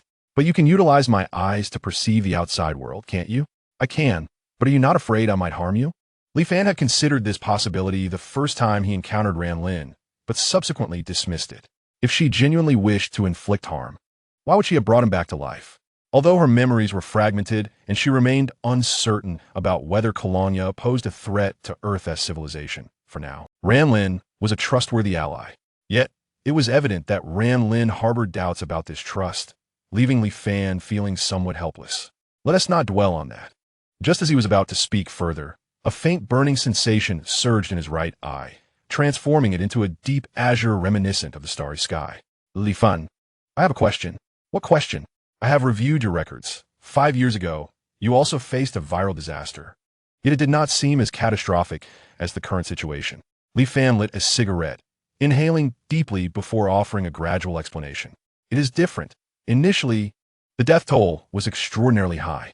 Just from the data I casually gathered, over 400,000 have perished, predominantly the elderly, infirm, and those with compromised health. Yet, this represents a tremendous shock to the civilization's order during peacetime. Is the chaos solely due to the overwhelming number of deaths? Li Fan Shukulat Sufli, shaking his head as he lifted his teacup. Not merely that. In the past, during the pandemic lockdown, only a few severely impacted areas were sealed off, and the lightly affected zones were restricted for only a few days. Nevertheless, during the lockdown, many industries supplying essential goods continued to operate, ensuring a steady flow of necessities to the populace. Lightly affected areas could even assist heavily impacted ones with medical and supply provisions, operating around the clock. But now, each city must be self-sufficient. Medical and supply distributions must be completed within the 10-hour window from 8 in the evening to 6 the next morning, encompassing production, transportation, distribution, and medical care across the entire city. Smaller cities with smaller populations can barely manage, but for metropolises with populations exceeding 10 million, this is an insurmountable challenge. Chaos is inevitable. Ran Lin retreated to her alternate space, stating, Li Fan, you must locate Nuka swiftly. I require more memories. This is not only for my quest to find my kin, but also for you to comprehend the true nature of this calamity. Li Fan set his teacup down and reclined on the sofa. It matters little. I'm not particularly concerned about the origins of this disaster. However, I will do my utmost to gather information about Nuka. Subsequently, Ran Lin fell into silence. At 5 in the morning, in the conference room of the Chang'an Municipal Bureau, The director sat at the head of the table, listening to video reports from various districts. With a haggard appearance and a hoarse voice, he said, "Comrades, the situation is more dire than anticipated. Since last night at 7 until now, the number of reported cases has reached the total usually seen over the span of 7 to 8 months. The homicide count has soared to over 1,000. Criminal investigation team leaders, please share your thoughts." The chief, Zhang Qinggang, was the first to speak. "Everyone is aware of the current circumstances, so I will be direct about my proposal. In times of chaos, strict laws must be enacted. We should consider assigning a prosecutor to each inspection team to conduct immediate arrests, judgments, and executions on site. Only in this manner can we instill a sense of reverence in the populace. Otherwise, the public's mindset will be led astray." This suggestion was both grave and practical. Yet no one dared to shoulder the consequences of such a course of action. The director was also hesitant to endorse Zhang Qinggang's proposal, glancing at the military representative assisting them. "Colonel Meng, do you have any input?" "Don't ask me. We will operate according to wartime management regulations. Our mission is to assist you in maintaining stability. If we encounter rioters, we will adhere to our own protocols. As for how to deal with the offenders, that is your responsibility. I cannot assist you." Scanning the room, no one dared to revisit Zhang Qinggang's proposal, including the members from the National Security Department, who remained silent. After a prolonged silence, the director sighed helplessly, shaking his head. "The feasibility of Captain Zhang's proposal is excessively low, but I will elevate this suggestion. For now, let us continue with the procedures established last night." Checking his wristwatch, he noted it was already 6:30. "Let us adjourn. Everyone should return home quickly to avoid the rising temperatures after 6. Please take care to prevent heat-related illnesses." The group promptly stood and departed the municipal building. Wang Yu, weary and fatigued, drove home with a heavy heart. Beside her, Wang Yun sat in the passenger seat, burdened by her thoughts. "Sister, why are you lost in thought? Are you exhausted?" Wang Yun shook her head and, gazing at Wang Yu, inquired, "Yeah, do you still believe your younger brother is merely an ordinary university student?" Taken aback by her sister's mention of Li Fan, Wang Yu replied, "Why do you suspect him again? Love can cloud one's judgment. Reflect on the underground fortress, the supplies, and the timeline." Upon hearing this, Wang Yu began to feel an unsettling sensation. As a police officer, she possessed a baseline analytical capability. Yet she had never before considered Li Fan with suspicion. Now, after Wang Yun's prodding, the pieces began to fall into place. "Are you suggesting that Li Fan was already aware of the impending disaster? That the media base is a facade, and hoarding supplies to weather the catastrophe is his true intent? You're not foolish. I had my doubts when I visited his fortress. I suspected he was not merely starting a business. However, I had not connected it to the disaster until now, and given the current circumstances, it appears all his preparations were made in anticipation of the calamity." Wang Yu felt a chill run down her spine. It was incomprehensible to her that an ordinary university student could possess such audacity, risking everything on this one disaster. The thought that Li Fan might be planning to profit from the national crisis filled her with dismay. Chapter 50. Preparing for the assault on the fortress, noticing Wang Yu's despondent demeanor, Wang Yun smiled subtly. "What troubles you? Have you come to realize that your idealized version of him is not so perfect after all? There's a bit of disappointment. If he truly intends to profit from the disaster, I will personally apprehend him." Wang Yun rolled down the car window, and an immediate wave of heat rushed in, causing her eyes to squint slightly. "Don't be too disheartened. Perhaps he never considered exploiting the disaster for profit. How could that be? The supplies he purchased were delivered in dozens of trucks. In this sweltering heat, if not dealt with promptly, many items will spoil. You underestimate this young man. Ever since that day I left the fortress, I have investigated him through the police system. Do you know that his fortress is constructed from military-grade concrete? Its architectural style and functionality are designed for defense. All of his preparations indicate he is gearing up for a prolonged struggle." "A prolonged struggle? Why? Didn't you witness it last night? How many lives have been lost due to the lack of supplies? And this is just the first day." Wang Yun recalled what Chun Zemin had said about coastal cities potentially sinking and how Beijing might also be affected. She felt that the current oppressive heat was merely a prelude to the disaster. "Yeah, how long do you think this calamity will last?" "Isn't it predicted to last about 8 days? I doubt it will conclude so swiftly. This world may truly be on the brink of transformation." The two women returned home, each consumed by their own concerns. After a shower, Wang Yu entered her room to find Wang Yun poring over files on her computer. Leaning closer, she discovered Wang Yun was examining Li Fan's bank transfer records and calculating his purchase list on paper. Half an hour later, 2 A4 sheets were filled with notes, and Wang Yu was astonished by the quantity of supplies listed. Sister, did Li Fan purchase all these supplies? Wang Yun nodded gravely. This is merely a rough estimate. The actual amount may be even greater, but the quantity differs from what we observed that day. What we saw was likely only half of what you calculated. A glimmer of insight crossed Wang Yun's eyes as she slowly articulated, hence, we have been deceived. The fortress is definitely not limited to the few layers we witnessed. There must be additional levels underground. Are you implying there are 3 underground levels? Could the 3 individuals who were killed be genuine? A wave of panic washed over Wang Yu, as the thought of Li Fan being a murderer terrified her. Wang Yun chuckled lightly. It remains uncertain. These are merely my deductions. Wang Yu shook her head in bewilderment, murmuring, it seems I must pay another visit. Wang Yun gently ruffled Wang Yu's hair and advised, now is not the time to investigate a few dead thugs. I suspect we will be busier tonight. Let us set that aside for now. Who can predict the future? Conflicted emotions swirled within Wang Yu, as the tender stirrings of first love brought with them the weight of uncertainty. The following day, as the sun barely peeked over the horizon, temperatures soared to 48 degrees. And even the air conditioning, working at full capacity, could only maintain a semblance of coolness at around 30 degrees.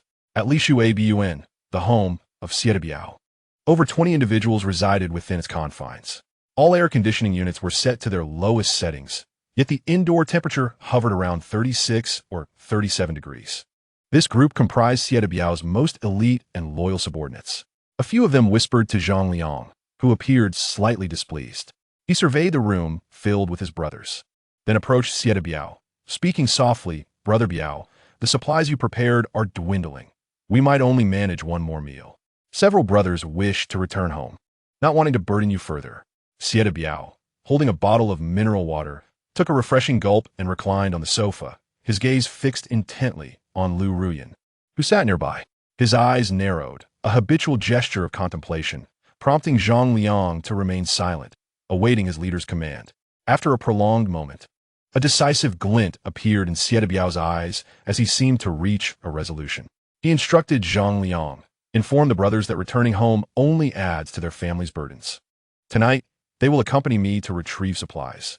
Tonight, where shall we procure the supplies? First, go find Heilang. We will then make another trip to Li Fan's fortress, ensuring we are thoroughly prepared this time. Upon hearing this, Zhang Liang's eyes sparkled with excitement. They all understood that Li Fan's fortress contained abundant supplies, and being underground, it would surely be cooler than the underground garage. Brother Biao, you've finally decided to deal with that petty brat. If we can breach the fortress and seize it, we can enjoy a comfortable life. Sieta Biao smiled knowingly and called out to Lu Ruyan in the corner, Lu Ruyan, you will accompany us tonight. Lu Ruyan merely nodded absently, her expression devoid of emotion. Zhang Liang glanced at Lu Ruyan beside Sieta Biao and involuntarily licked his lips, seemingly reliving the exhilarating events of the previous night. Brother, do you intend to use her to unlock the fortress door? Yes, bring her along tonight. She is the key to opening that door. Once we gain entry, Li Fan will be like a lamb to the slaughter. Go ahead and reassure the brothers.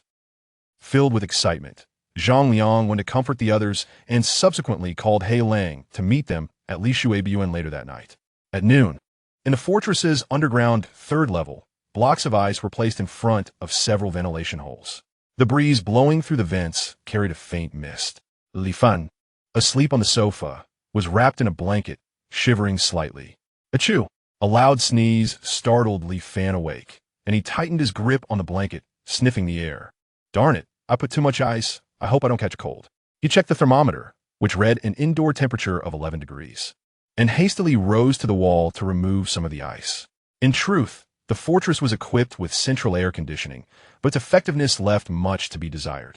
Since acquiring the alternate space, the large blocks of ice originally intended for preserving meat had become redundant, and Li Fan repurposed them for cooling. Surprisingly, the results were immediate, though managing the temperature proved challenging. Seeing the outdoor temperature gauge display 52 degrees, Li Fan could scarcely fathom how long a person could endure such heat outside.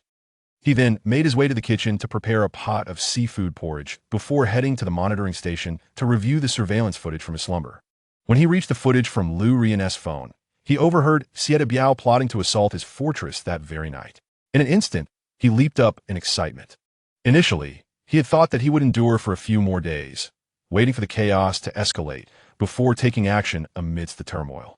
To his surprise, he could not restrain himself for long. After pacing back and forth in his room for a while, his mind began to race, and soon he paused, a glimmer of cold determination flashing in his eyes, formulating a plan.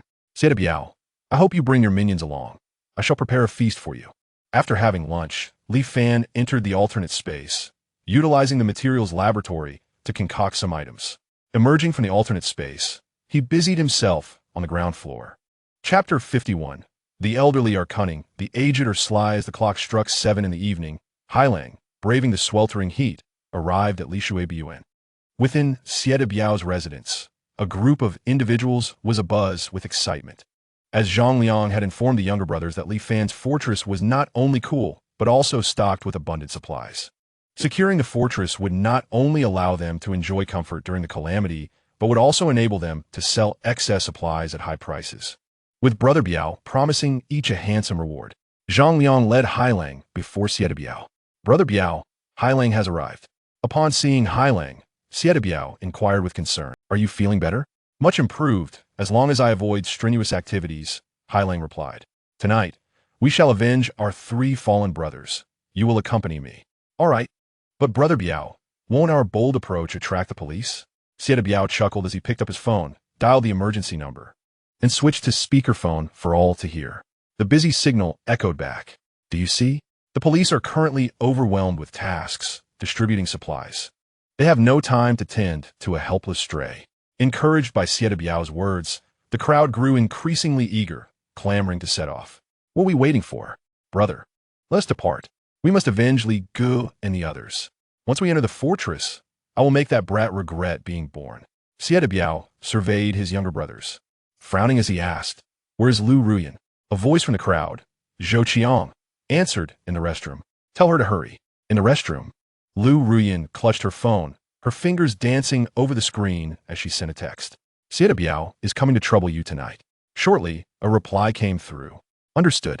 Remember, once the door is open, do not enter, otherwise you bear the consequences. Upon reading this message, a sickly smile finally crept onto her previously expressionless face. Hearing Zhou Chang's insistence from outside, she deleted the text and emerged to face Sieta Biao. Whether Li Fan opens the door tonight rests on you. If you succeed, your only task will be to serve me well, and when the calamity ends, we will part ways amicably. Sieta Biao scrutinized Lu Ruyan's impassive face, adopting a more sinister tone. However, if you fail to unlock Li Fan's door, you will belong to us brothers. And I believe you would not wish to endure another experience like last night. As Lu Ruyan processed Sieta Biao's latter statement, her eyes brimmed with boundless hatred, and she nodded numbly. I understand. Upon hearing Lu Ruyan's response, Sieta Biao rose from the sofa and retreated to his bedroom, where he opened the safe and retrieved an M1911, checking the magazine before placing it into his bag. He then gathered 20 men and several vehicles, setting off towards Li Fan's fortress in a grand procession. When the convoy halted outside the fortress wall, Li Fan had already been waiting on the second floor for quite some time, observing through the phone surveillance. He noted that Sieta Biao and his men were not rushing towards the fortress, but were instead pressed tightly against the courtyard wall, believing themselves to be concealed, unaware that their every move was under Li Fan's control. Everyone remained silent and quietly approached the sides of the fortress, he instructed. Upon hearing this, the group stealthily edged closer to the fortress, hiding beside the doors. At that moment, Sieta Biao pushed Lu Ruyan forward, whispering, Go knock on the door. Lu Ruyan's heart raced. She was uncertain of Li Fan's preparations, but it was clear that tonight would witness bloodshed. Remembering Li Fan's instructions, she approached the massive titanium alloy door and knocked forcefully. However, the heavy door was constructed in such a way that no sound could penetrate from within, regardless of how hard she struck. Watching Lu Ruyan knock through the surveillance, Li Fan took a remote control from the nearby table and pressed a button, causing the titanium alloy door to open with a soft hiss. Upon witnessing the door's effortless opening, Xie Biao furrowed his brow and waved his hand to his subordinates. Brothers, charge in. At this command, Zhang Liang led the charge, loudly pushing open the titanium alloy door and rushing inside. As the door swung open, Lu Ruyin stepped aside, refraining from entering the fortress. Meanwhile, Xie Biao cautiously stood outside, peering in, as did Hailang and Zhou Qiang. The moment Li Fan pressed the button to open the door, he switched the surveillance feed to the interior of the first floor, observing that most of those rushing in were long-standing foes. A smile involuntarily crept onto his face.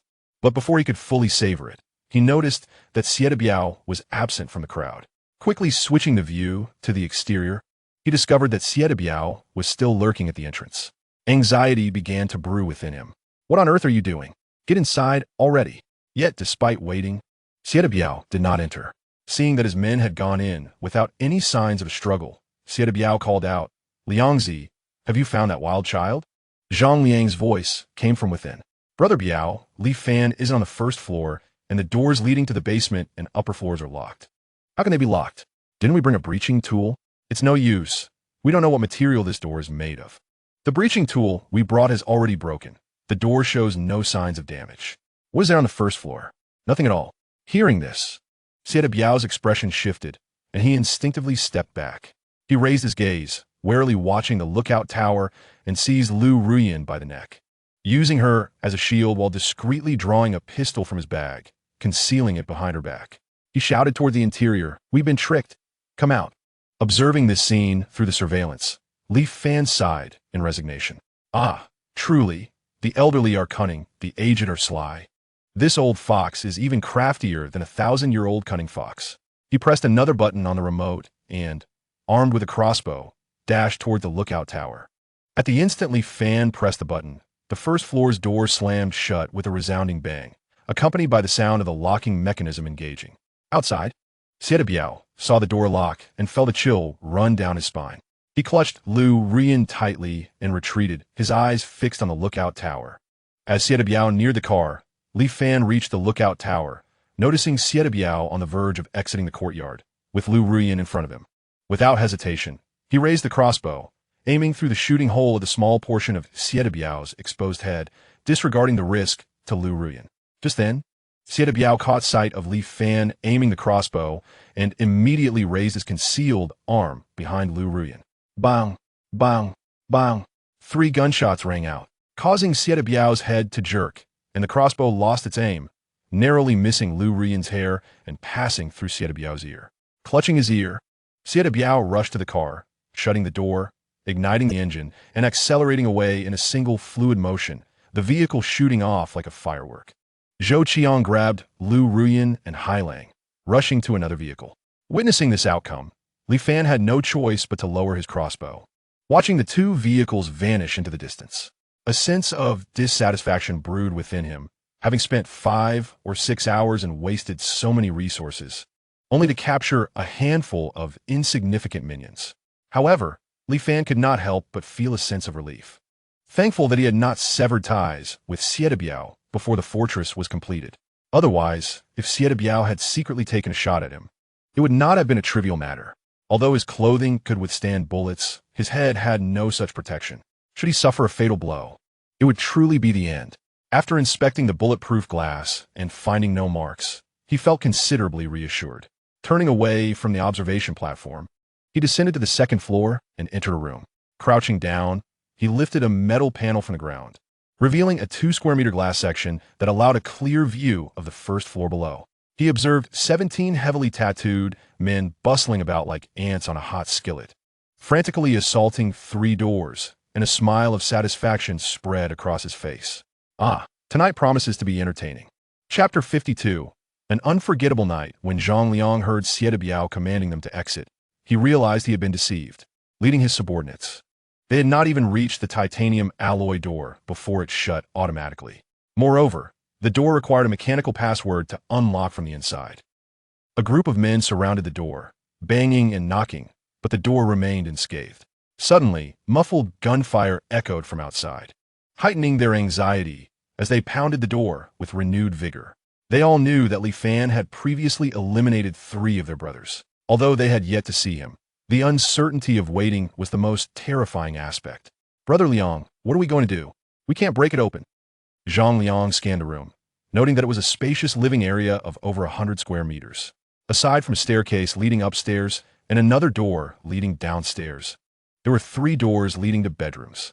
He immediately instructed his subordinates, stay calm. 2 of you continue trying to break the door, while the rest check those 3 bedroom doors. Upon hearing this, aside from the 2 still struggling with the main door, the others split into 3 groups to assault the bedroom doors. Li Fan stood above them, observing their futile efforts without a hint of concern. From a different dimension, he retrieved a recliner, a coffee table, chilled watermelon, and lit a cigarette, enjoying the spectacle of their desperate struggle. In his mind, he addressed Ran Lin, Xiao Ran, begin collecting their physical appearance and movement data. Are you going to make a surveillance video? Yes, I will inform you of the content once I conclude. Is that really necessary? Li Fan nodded with a smile, a glint of wisdom in his eyes. It is indeed essential. Consider this. If you were Xie Biao and your most capable brothers were trapped by me, what would you do? After a moment of silence, Ran Lin replied, either gather more people for rescue or abandon them entirely. He might even seek to negotiate with you. Li Fan shook his head, analyzing, gathering more men is impossible. His most loyal and courageous subordinates are right here. The rest are merely a motley crew gathered by self-interest. Abandoning them is equally unfeasible, not due to his sense of righteousness, but because if he forsakes them, he will struggle to maintain his standing in Chang'an. In their world, loyalty and brotherhood are paramount. As for negotiation, that is utterly impossible. He knows I intend to kill him, and negotiating would equate to capitulating. What then will he do? Li Fan Shukla Kudli. If he cannot outmaneuver me through underhanded tactics, he will resort to overt means. Let's not forget, he has a formidable shield in Chang'an. Someone whose identity I am unaware of, but who has managed to protect such a dark blight for over a decade, undoubtedly holding a significant position. Ran Lin then grasped the situation, asking, you are collecting their data and creating a surveillance video to deal with his protector? Precisely. It is not yet the opportune moment to confront the authorities directly, so I must resort to subtler tactics for my survival. The physical appearance and movement data of the 17 individuals have been collected. Do you require audio? Li Fan pondered briefly before responding. Of course, that is necessary. You will need to ensure each of them speaks. Patience is key. Allow the bullets to fly for a while longer. Do you know what type of fear is most despairing? Ran Lin's haughty voice came through. I know, it's the unknown. Just like a drawn bow that is yet to be released, the uncertainty of its trajectory is the most frightening. Indeed, let them expend their mental and physical energy before I begin to play with them. A glimmer of murderous intent appeared in Li Fan's eyes, a smile gracing his lips as he silently watched the throng of men struggle in desperation. He recalled a past life where, had he not groveled before Xie Biao, Zhang Liang and his few subordinates would have long since met their demise. An hour passed, and Zhang Liang and his subordinates were drenched in sweat, parched and exhausted. Brother Liang, none of these doors will budge. What are we going to do? Are we to be trapped here? Zhang Liang, surveying his weary brothers, noted their drained spirits and incessant swallowing, clearly parched to the brink of desperation. Do not panic. Li Fan has yet to appear, indicating he is not confident in facing us directly. We can always negotiate terms with him. Upon hearing Zhang Liang's words, the group began to calm slightly. Although Li Fan had killed 3 of their brothers, they had not witnessed it firsthand and still considered him a university student they could manipulate. Li Fan observed them huddled together to rest, their panic gradually subsiding. Discarding the watermelon rind, he picked up a microphone from the computer desk in the room, tested it with a few taps to check the sound. Welcome, 17 esteemed guests, to my fortress. I am here, please look up. As he spoke, Li Fan stood atop the glass, waving at the crowd below. The sound emanated from speakers installed in the first-floor ceiling. Zhang Liang and the others looked up to see Li Fan perched on the glass, greeting them with an almost mocking demeanor. Fury ignited in them, and they erupted in curses. Hey, you bastard, come down here. Let's see if I don't kill you. Come down, you coward. Hiding like this is no skill. You're finished, kid. If we get out of here, you will regret ever being born. In that moment, they seemed to release their pent-up fears. It was a natural reaction of the strong feeling fear towards the weak. In their minds, Li Fan was merely an orphan without support, someone they should intimidate. Yet, This evening's spectacle instilled a sense of dread within them instead. How could a bully, accustomed to tormenting others, accept such emotions? Only through curses and insults could they attempt to salvage their dignity. With a smile playing on his lips, Li Fan quietly observed their tirades. He leisurely retrieved a crossbow, opened a shooting aperture at one corner of the glass, casually aimed at one individual, and pulled the trigger. Whoosh! An arrow streaked through like a meteor, piercing through the right eye of the loudest yellow-haired man, taking with it an eyeball and a spray of red and white. The yellow-haired man had no time to evade. The remaining eye was filled with regret and terror as he fell backward, lifeless. The surrounding individuals hastily scattered, and the previously raucous room fell into an eerie silence. Particularly, those who had been the most vociferous now averted their gazes from Li Fan, their bodies trembling, shuffling behind their companions for cover. Meanwhile, the others deliberately distanced themselves from those few, inadvertently casting them into the spotlight. Li Fan put away the crossbow, maintaining a dragon king-like smile as he once more grasped the microphone and cleared his throat. Ahem. Let me reiterate my opening remarks. Welcome to the 16 friends in my fortress. I hope tonight will be an unforgettable evening for all. Let the music begin. Li Fan, with his phone in hand, randomly selected a song and directed it towards the microphone. The vast expanse of the horizon is my love. I apologize. I mistakenly pressed the wrong button on my phone. Unforgettable is this evening. Unforgettable is this evening. Chapter 53, Because I Am Willing. Zhang Liang fixed his gaze on Li Fan, his cheeks puffing up as he nearly bit down on his own teeth in fury. He was acutely aware that Li Fan was humiliating them. Yet, he could not comprehend why, despite this being their second meeting. In most of his subordinates encountering Li Fan for the first time, he felt as if this was a meticulously planned act of revenge. They were to endure despair, fear, and humiliation. Taking a deep breath to suppress his inner rage, he recognized that the current situation rendered him as mere prey, while Li Fan was the predator. Li Fan had the liberty to eliminate them at will, while they were powerless to retaliate, akin to a group of condemned prisoners bound hand and foot, awaiting the bullets destined for them. Observing Li Fan, he saw no trace of panic overtaking lives. Instead, there was an air of calmness and indifference that gave Zhang Liang the illusion of facing a professional assassin. Was this truly an ordinary university student? An orphan without parents or support? Regardless, he had to negotiate terms with Li Fan. Zhang Liang called out, Li Fan, let us talk. We bear no deep-seated enmity. There is no need, Sho. Listen to the music. Such enchanting melodies warrant your full attention. Li Fan interrupted, raising his index finger to his lips. Moments latte. As the music concluded, Li Fan picked up the microphone. Such exquisite music. Why is there no applause? The crowd looked at Li Fan, sensing his childishness and madness. Too fearful to utter a word, terrified that he might shoot them once more. Your spirits are low. The fervor has yet to ignite. I promised that tonight would be unforgettable for you all. Allow me to assist in awakening your passions. With that, Li Fan seized the remote control for the door and pressed another red button. From the edges of the ceiling on the first floor, black tubes emerged every 4 to 5 meters. A muffled roar erupted as flames shot forth from the tubes. These flamethrowers had been deliberately installed by Li Fan at noon, not to incinerate them, but to torment them. There was no particular reason, merely a perfect reckoning for the days he had been treated like a dog in his past life. As the fire's serpents spewed forth, the group quickly huddled into the safe zone at the center. Although they had avoided being burned alive, the oppressive heat in this confined space soon escalated to a horrifying level. A smile danced on Li Fan's lips, with a glint of madness in his eyes. At that moment, the concerned voice of Ran Lin echoed in his mind. Li Fan, are you all right? I am perfectly fine, feeling quite well, in fact. But your current state feels rather unfamiliar to me. The madness in Li Fan's eyes gradually subsided, his tone melancholic as he gazed indifferently at the plight of those below. Ran Lin, do you understand the depths of humiliation when one is compelled to kneel and plead? Have you tasted the bitterness of gruel laced with urine? Do you know the feeling of being treated as a seat for 2 hours just to beg for a bottle of water that rightfully belongs to you? Do you comprehend the agony of being beaten to the brink of death while attempting to escape?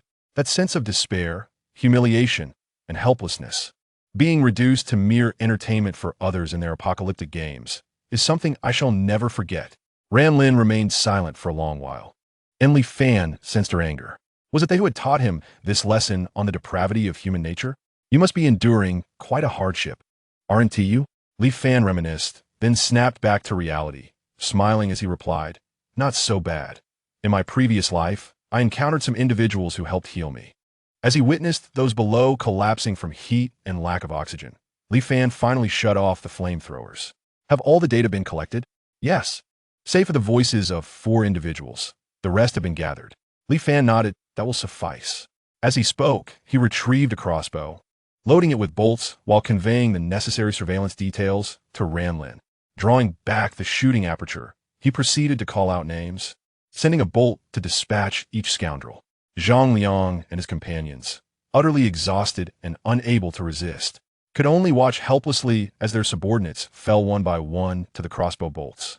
Those yet to be targeted, witnessing their comrades being pierced, drained their last reserves of strength to cry out for mercy. Please do not kill me. I have a wife and children. I beg you. I do not wish to die. Spare me, and I will do anything for you. I did not want to come. It was he, this Zhang, who urged us to come. Some resorted to curses. Li Fan, may you meet a terrible fate. Bastard, you will eventually pay for this. Li Fan paid no heed to their pleas or curses, his demeanor remaining as calm as the wind. Each bolt from his crossbow found its mark, and as one box of bolts was exhausted, he reloaded once more. Seizing the moment, Zhang Liang shouted, Li Fan, spare us, let us talk. Li Fan glanced at him with indifference, inquiring, Talk? About what? We harbor no deep-seated hatred. If you kill us all at once, you will be burdened with the label of a murderer. And then what? He continued, loading bolts without pausing. We can help you dispose of the bodies, ensuring the police remain oblivious. We can testify that you released us, and the others have simply vanished. It has nothing to do with you. Upon hearing Zhang Liang's proposition, a mocking smile crept across Li Fan's face as he completed loading the bolts. While continuing to shoot, he addressed Zhang Liang. Zhang Liang, you have killed many, haven't you? Do not pretend to be a saint who abstains from violence. Among those you have slain, were there none who pleaded for mercy? I imagine there were, yet you still killed them. Why? Zhang Liang realized that Li Fan had no intention of sparing any of them as the bolts continued to fly. As the last of his subordinates met their end, despair shattered Zhang Liang's defenses, and he screamed in anguish, Why? Why? We have only met twice. Why must you eradicate us all? Are you mad? Li Fan, witnessing Zhang Liang's frantic state, found his amusement growing, bursting into laughter that gradually escalated into maniacal guffaws as he replied, Why? Because I am willing. With a swift motion, an arrow pierced Zhang Liang's throat, a deliberate act intended to prolong his consciousness, allowing him to experience the slow ebbing of his own life. Zhang Liang clutched at his throat, blood gushing through his fingers with each breath. His face twisted in terror, the suffocating pain rendering his features grotesque. In less than 10 minutes, the first floor fell into complete silence. Gazing at the corpses strewn about, Li Fan exhaled a heavy sigh, feeling a sense of release as the pent-up resentment within him dissipated, his face breaking into a smile of liberation. He activated the ventilation system on the first floor and placed several ice blocks within, for he had no desire to endure the heat while cleaning up the battlefield. Approaching the computer desk, he grabbed a chilled slice of watermelon and switched on the tablet, connecting to Lu Ruyi's surveillance feed. Chapitre 54, 11e de Biao Esplan. Upon returning to the Li Shui villa, Sieta Biao found old Xiao and several subordinates waiting for him at the entrance. Seeing Sieta Biao clutching his ear, blood trickling from his fingers and staining half of his cheek, they were taken aback and rushed over. Big brother, what happened? Who harmed you? Sieta Biao's expression was dark enough to draw water, with a hint of fear lurking in his eyes. Zhou Qiang, standing behind, stepped forward to open the door, addressing Lao Xiao. Brother Xiao refrained from asking, Let us first tend to uncle's wounds inside. Only then did the crowd gather around Sieta Biao as they entered the home. Meanwhile, He Lang and Lu Ruyin, trailing behind, were lost in their own thoughts. After a thorough treatment, Sieta Biao, with a bandage wrapped around his head, sat on the sofa in the living room, his ear having been nearly severed. The 7 or 8 individuals accompanying Lao Xiao were those who previously assisted Zhou Qiang with loan transactions, standing silently and anxiously to the side. Sieta Biao surveyed the room and ultimately fixed his gaze on Lu Ruyin. Did you betray us? Upon hearing this, Lu Ruyin felt a surge of panic and quickly defended herself, It wasn't me. I had no idea why Li Fan would lie in wait. Xie Biao narrowed his eyes, emanating an icy, murderous intent akin to a tiger poised to pounce. Lu Rian recoiled repeatedly, shaking her head and stammering her explanation. It wasn't me, truly. Standing nearby, Zhou Qiang cautiously approached Xie Biao, saying, "Uncle, I believe it is inconceivable that Lu Ruyan is involved. Li Fan's arrow initially disregarded her life. If it weren't for your gunfire diverting his crossbow bolt, I suspect his intent was to eliminate both you and Lu Ruyan." Upon hearing this, Xie Biao momentarily hesitated, looking at Lu Ruyan as his suspicions began to wane. He too sensed that Li Fan had no regard for Lu Ruyan's safety. If Lu Ruyan were indeed colluding with Li Fan to orchestrate their demise, she would not have recklessly fired that arrow. He then turned his attention to He Lang, his voice low and serious. "Why didn't you go in at that time?" He Lang's expression changed slightly as he hurriedly explained, "Brother, my injuries do not permit strenuous activity. Lao Xiao is aware of this. I feared I would slow down the brothers." Lao Xiao quickly interjected to support him. "Brother, He Lang's injuries truly do not allow for vigorous movement. That arrow struck him from behind. Had it penetrated 2 centimeters further, it could have pierced his heart." Hearing Lao Xiao's words, Xie Biao dismissed his doubts about a conspiracy between He Lang and Li Fan. He had previously suspected that He Lang and Li Fan were enacting a ploy. Yet Lao Xiao's comments indicated that Li Fan had nearly killed He Lang. No one would orchestrate a ruse that could potentially cost them their life. Xie Biao lit a cigarette, reclining on the sofa, with his head resting against the back, staring blankly at the ceiling. Could it be that Li Fan possessed foresight, anticipating his intentions, and thus had prepared a trap for him? Lao Xiao glanced nervously at the four who had returned, carefully inquiring, "Brother, what exactly transpired? What about Liangzi and the others?" However, Xie Biao seemed oblivious, offering no response. Zhou Qiang softly recounted the earlier events to the group. After hearing the night's occurrences, Lao Xiao appeared perplexed. "Are you suggesting that Liangzi and the brothers were captured by Li Fan?" Zhou Qiang nodded in affirmation, replying, "Indeed. We are unaware of what transpired inside. Li Fan was poised to strike from the lookout, and we had no means to retaliate. So we could only retreat and devise a plan." Xie Biao seemed to regain his composure, sighing, "Liangzi and the others likely faced dire circumstances." The group gasped in disbelief. Lao Xiao quickly protested, "That cannot be. There are over a dozen of them. They're seasoned fighters. Dealing with a university student should pose no problem."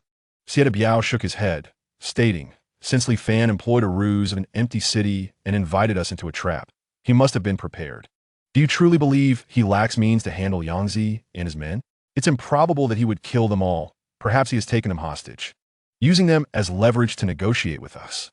Xie Biao's words struck a nerve, and he pointed to his injured ear, saying, "Lao Xiao, do you call this negotiating?"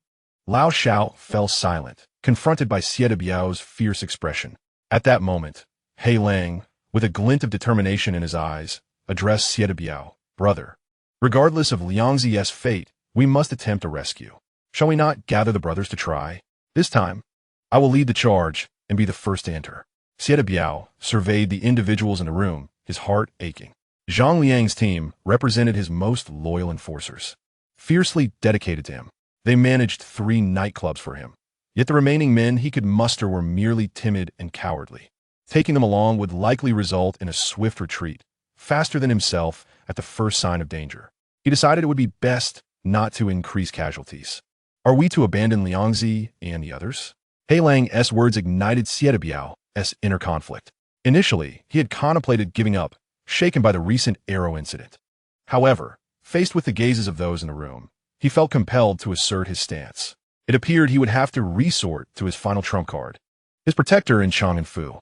A significant portion of his illicit earnings had been funneled to that individual. Rest assured, Liangzi has been my brother for 7 or 8 years. I will never forsake him. Since the underhanded approach is insufficient, I shall resort to legitimate means. I refuse to believe that this orphan dares to oppose the national apparatus." At these words, He Lang's eyes flashed with delight. He had successfully maneuvered Xie Biao into a corner, compelling him to utilize his legitimate connections. In his undercover mission, one task was to ascertain the identity of Xie Biao's protector. Lao Xiao observed Xie Biao, inquiring, should we contact Li Fan first, perhaps to gauge his intentions? If a peaceful resolution is possible, it would be ideal to rescue Liangzi and the others. Once they return, we can deliberate further. Lao Shao still believed it improbable that Li Fan would execute all of them at once. As Xie Biao's personal physician, he had never been involved in the gang's violent affairs and lacked a profound understanding of such matters. Do you still think Liangzi and the others are alive? Xie Biao composed himself and slowly replied, we have underestimated this orphan. From our two encounters, it is evident that he is not the naive weakling I once thought. He is decisive and astute. I suspect his fortress and stockpiled resources are preparations for this catastrophe. Is it possible he foresaw the disaster? Xie Biao laughed coldly, saying, do not forget, he is a student at Shigongda. His information is undoubtedly more reliable than that of the average person.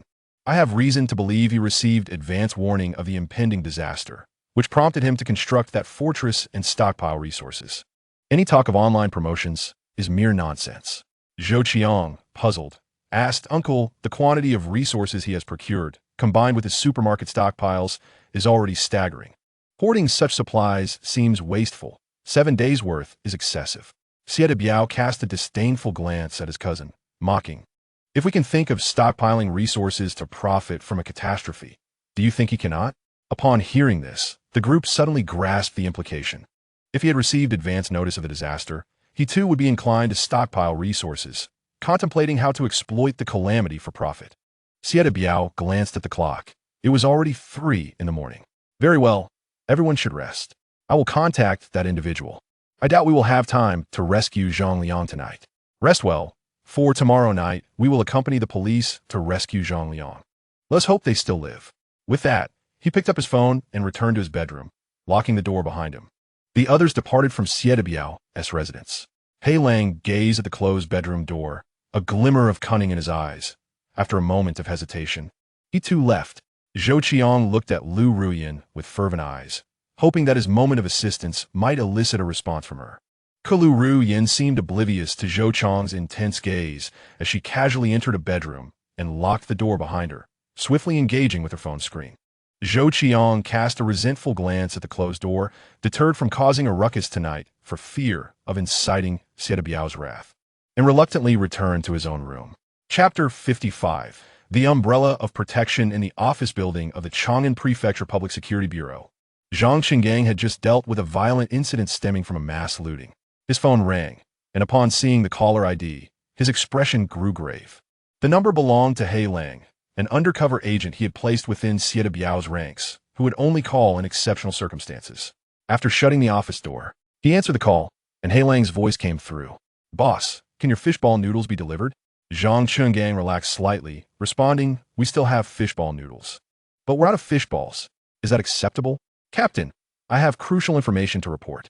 Although the primary task at hand was maintaining stability, Zhang Qinggang had been pursuing Xie Biao for too long to let him slip away easily. Even if there was no time to deal with Xie Biao at present, once the evidence was gathered, he intended to eradicate this malignant tumor as soon as the calamity subsided. You see, I'm alone here. Tonight, Xie Biao took his gang from the nightclub to Li Fan's stronghold, intending to exact revenge and seize control. Unbeknownst to them, Li Fan had set a trap, imprisoning Zhang Liang and his men within the stronghold.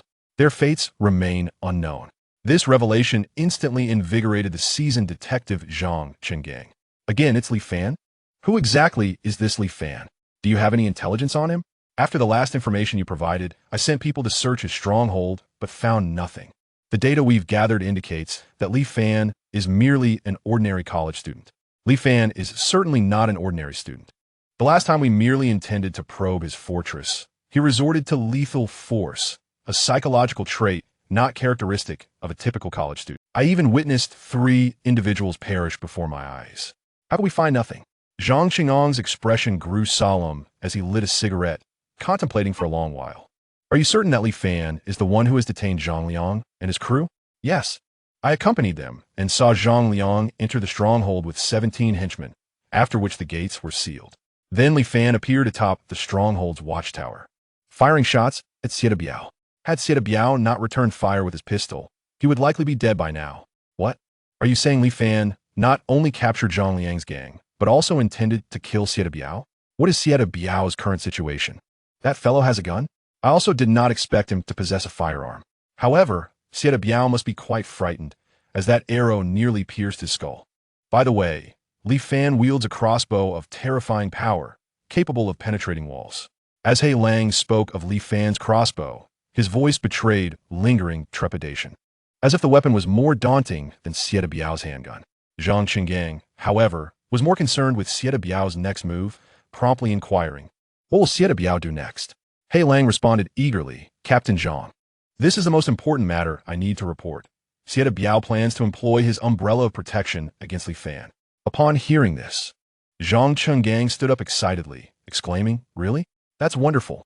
For 7 long years, we've tried every means to expose this scoundrel, and now there's finally a breakthrough. This menace is the key. Once the umbrella of protection is removed, Sieta Biao will have nowhere to escape. Captain, what should I do next?" "Continue your infiltration and prioritize your safety. The police system cannot spare additional manpower to assist you at present. If you sense any suspicion from Sieta Biao, withdraw immediately. Rest assured, just this last hurdle, and I will resolutely fulfill my mission." Both parties ended the call and deleted the conversation records. Zhang Qinggang extinguished his cigarette and proceeded to the bureau chief's office. Chief Meng, he had been overwhelmed these past few days. Just yesterday alone, there were nearly 1,000 homicide reports throughout the city, not to mention the thousands of cases of brawls, malicious injury, theft, and robbery. This was only the information that the overloaded emergency response center managed to handle, with countless calls still unaddressed. In just one day, the crime rate had skyrocketed 100-fold, and today's figures had yet to be compiled, suggesting an even graver situation. Yet, the higher-ups continually emphasized the importance of maintaining stability, focusing their efforts on suppressing large-scale unrest.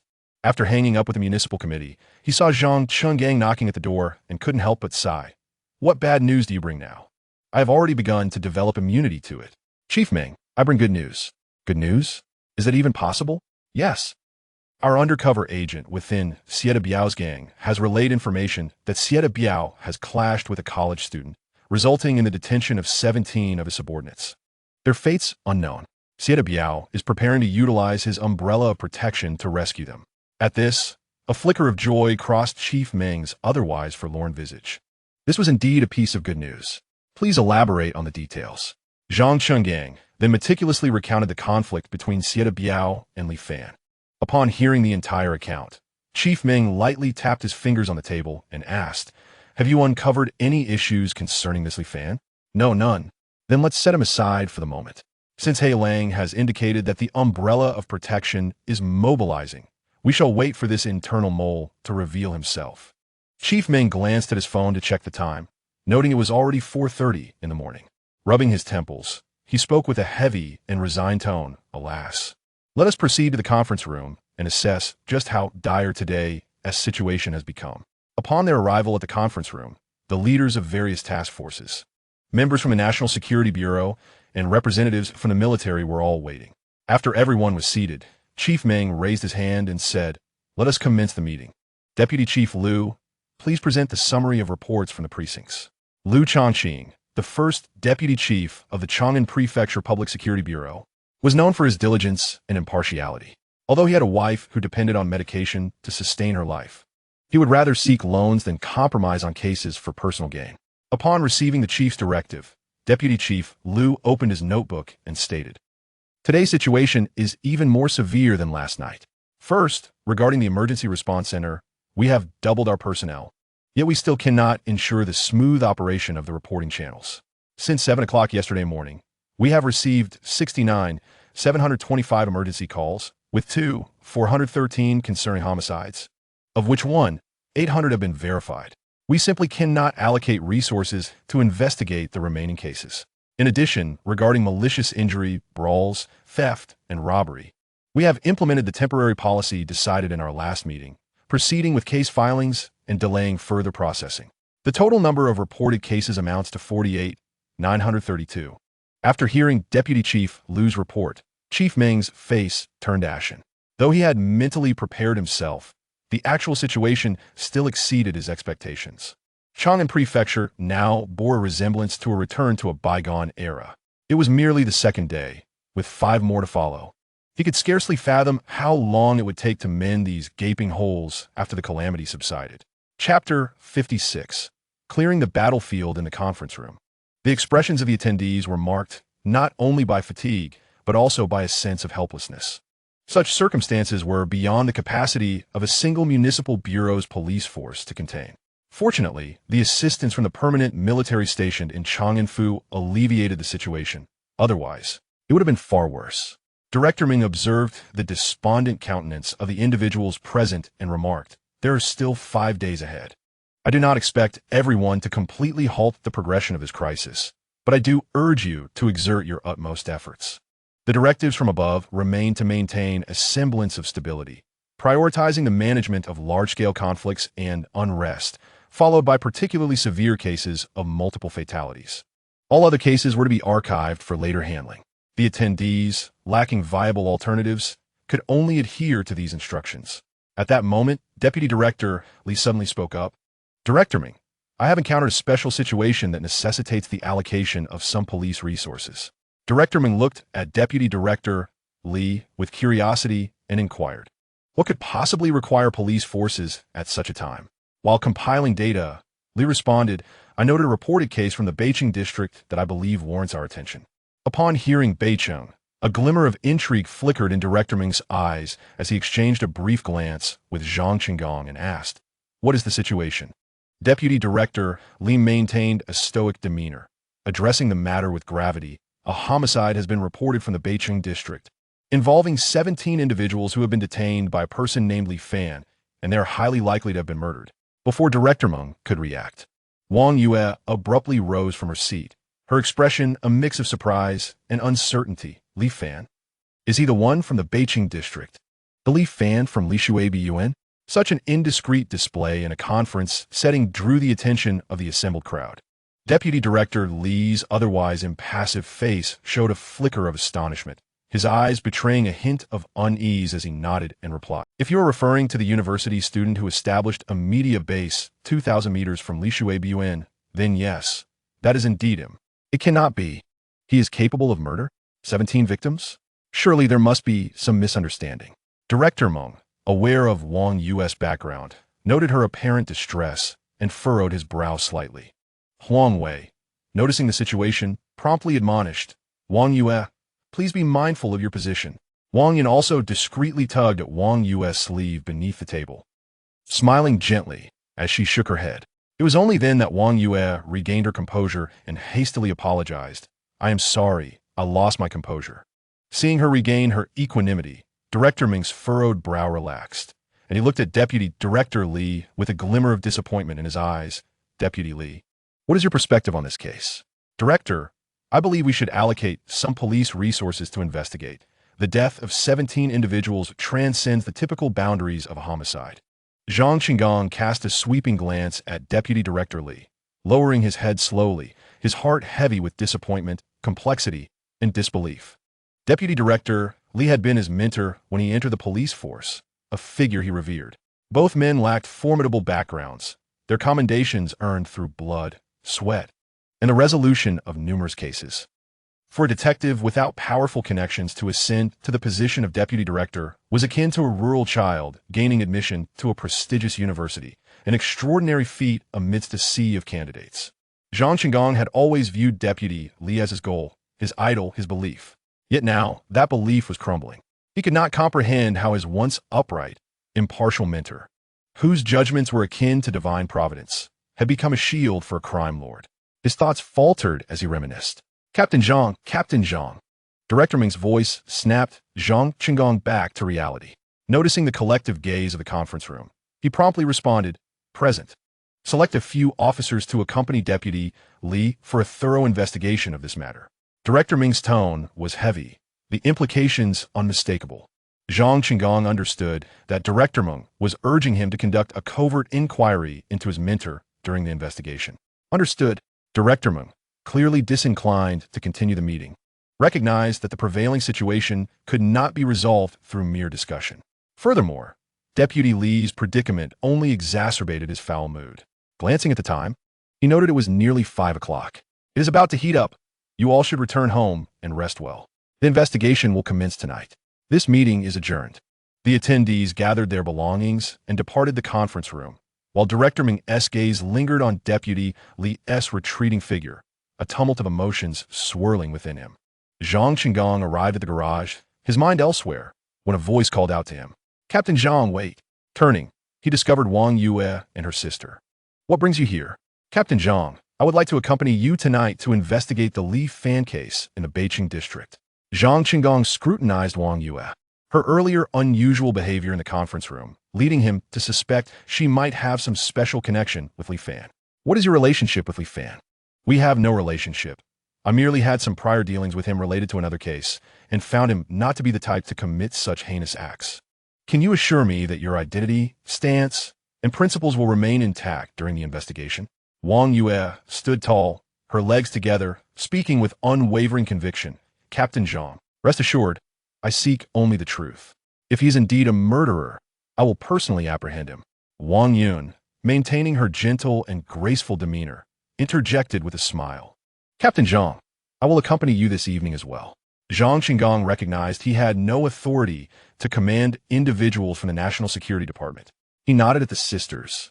Very well, you may join the investigative team tonight. With that, he drove away.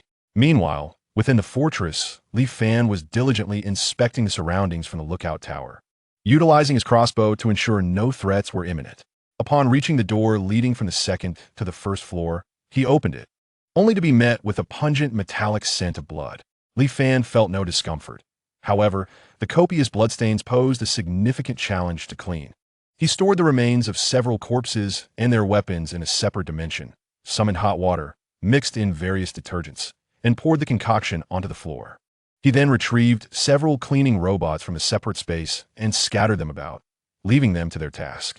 Subsequently, Li Fan opened the door to the first floor and cautiously stepped outside with his crossbow, retrieving a stray bolt and cleaning up the blood left by Biao in the courtyard. After several thorough checks, he returned to the first floor.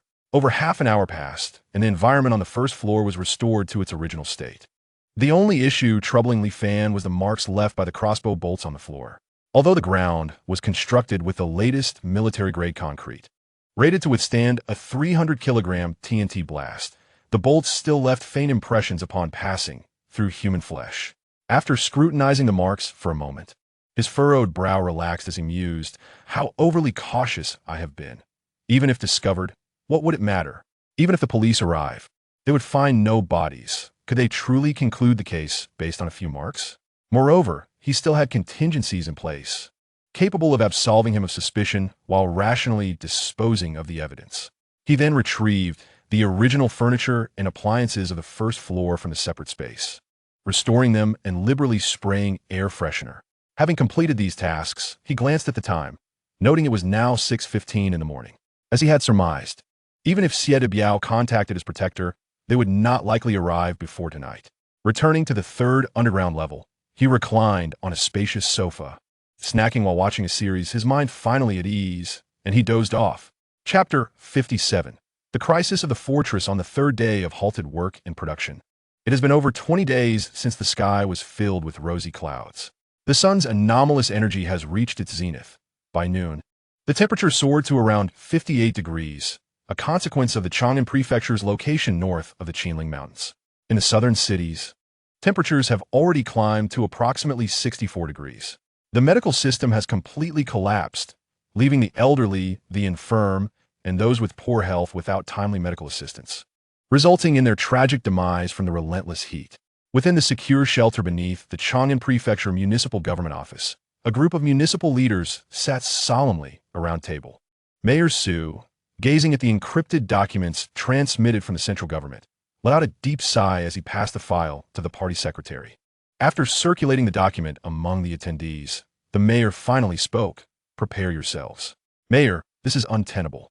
If power rationing is enforced, the death toll will soar, one leader protested. Indeed, Mayor, the medical system is already overwhelmed. Should power be curtailed, the number of heatstroke patients will multiply exponentially. Perhaps you should negotiate with the higher authorities. Chang'an Prefecture has over 14 million residents. If power is limited, chaos is inevitable, and maintaining order will become increasingly difficult, another added. Mayor Su rapped the table sharply, his voice stern enough. Am I unaware of what you speak? Does the nation remain oblivious? The rising sea levels have forced the shutdown of the 4 coastal nuclear power plants. This is an unavoidable outcome. Is it appropriate to lament our plight now? The party secretary stood, hands raised to calm the agitated crowd. Everyone, please remain composed. The situation in Chang'an Prefecture is significantly better than in the southern cities. At least the overall stability is maintained and the government retains control over the locality. Our immediate priority is addressing the heat management and resource allocation following power rationing. Limiting power does not equate to a complete halt. Families can manage by sharing air conditioning units. I have discussed resource allocation with the mayor. Given the current inefficiency in resource transportation, we will have to requisition from the entire city, supermarkets, grain depots, logistics parks, with equitable compensation. The finance department must prepare accordingly. As the meeting concluded, various departments received directives regarding power rationing and resource requisition. Simultaneously, official short video accounts and television news broadcasted the developments. At this moment, Li Fan was lying comfortably on the cool 3rd underground level, drifting into slumber, when the persistent ringing of his phone interrupted him. Groggily, he checked the time. It was already past 1 in the afternoon. Hello, is this Mr. Li Fan? A woman's unfamiliar voice emerged from the receiver. Who is this? I am Hu Chuyan, the newly appointed community director of Li Shui Community. Are you available to talk? Li Fan rubbed his sleepy eyes and responded, Yes, I'm listening. The government is currently facing a shortage of supplies and is requisitioning resources from all supermarkets in the city. The Ministry of Finance will purchase the goods at standard prices. Would it be convenient for you to come to the supermarket tonight to verify the inventory? Taken aback by the new community director's words, Li Fan glanced at his phone's calendar and recalled that, in his previous life, there had indeed been a situation involving resource requisition. However, at that time, the supermarket was no longer under his control. Xie Biao had utilized certain connections to prevent his supplies from being seized. In this life, however, Xie Biao had not acquired the supermarket's goods, nor had he begun selling them at inflated prices.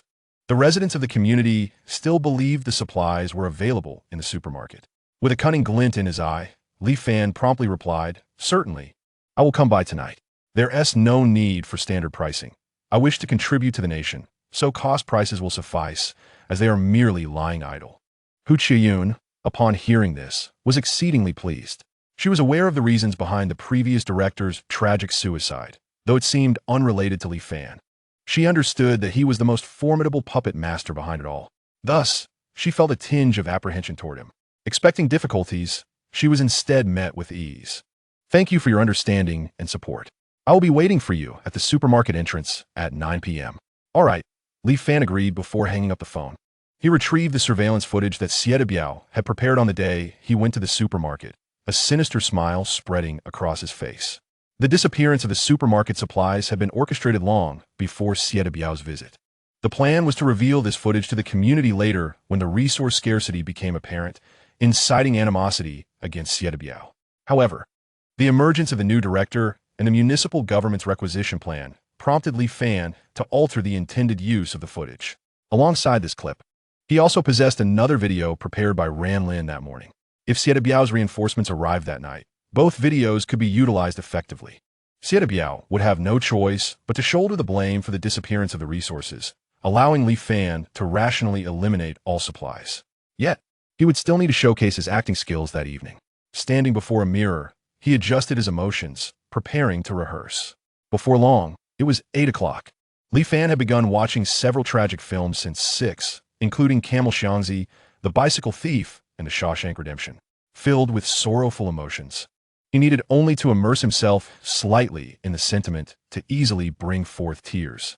He activated the surveillance cameras inside and outside the fortress, observing the situation outside as he awaited Xie Biao and his reinforcements. At 8:15 p.m., a convoy consisting of 2 police cars, 1 military vehicle, and 2 private cars halted outside the fortress. Li Fan's eyes sparkled with renewed hope, his sorrow momentarily alleviated. He quickly closed his eyes, striving to imagine himself as the beleaguered Xiangzi, his eyes becoming moist and reddened. Outside the fortress, a peculiar assembly of police officers, soldiers, and Xie Biao emerged from the vehicles. Leading them was the deputy director Lu Chongqing, flanked by Zhang Chenggang, the Wang sisters, and on the other side, the obsequious Xie Biao alongside He Lang, Lu Ruyan, and Qiu Chong. A squad of fully armed soldiers disembarked from the military vehicle. Lu Chongqing surveyed the unusual structure before him, his brow furrowing slightly as he inquired, "Is this the residence of that Li Fan you mentioned?" Xie Biao nodded vigorously. "Yes." Deputy Director Lu. On the surface, Li Fan appears to be a university student, but in reality, he is a ruthless individual. He has imprisoned my 17 employees inside, and their whereabouts are now unknown. Lu Chongqing cast a disdainful glance at Xie Biao, his eyes harboring contempt as he asked, "Why did your employees venture into his home?" Xie Biao wore a mask of respect, but internally, he dismissed the question.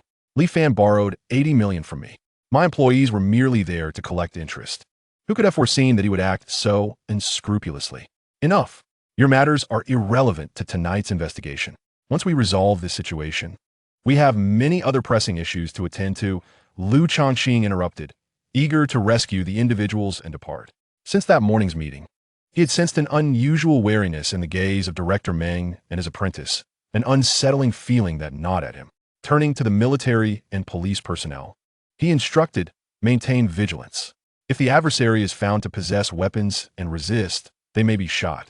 Send someone to knock on the door." Wang Yu, upon hearing this, felt a flicker of anger and resolutely declared, "I will go knock, but everyone must remember our responsibilities in these uniforms." With that, she cast a scornful glance between Lu Chongqing and Xie Biao before striding towards the titanium alloy gate.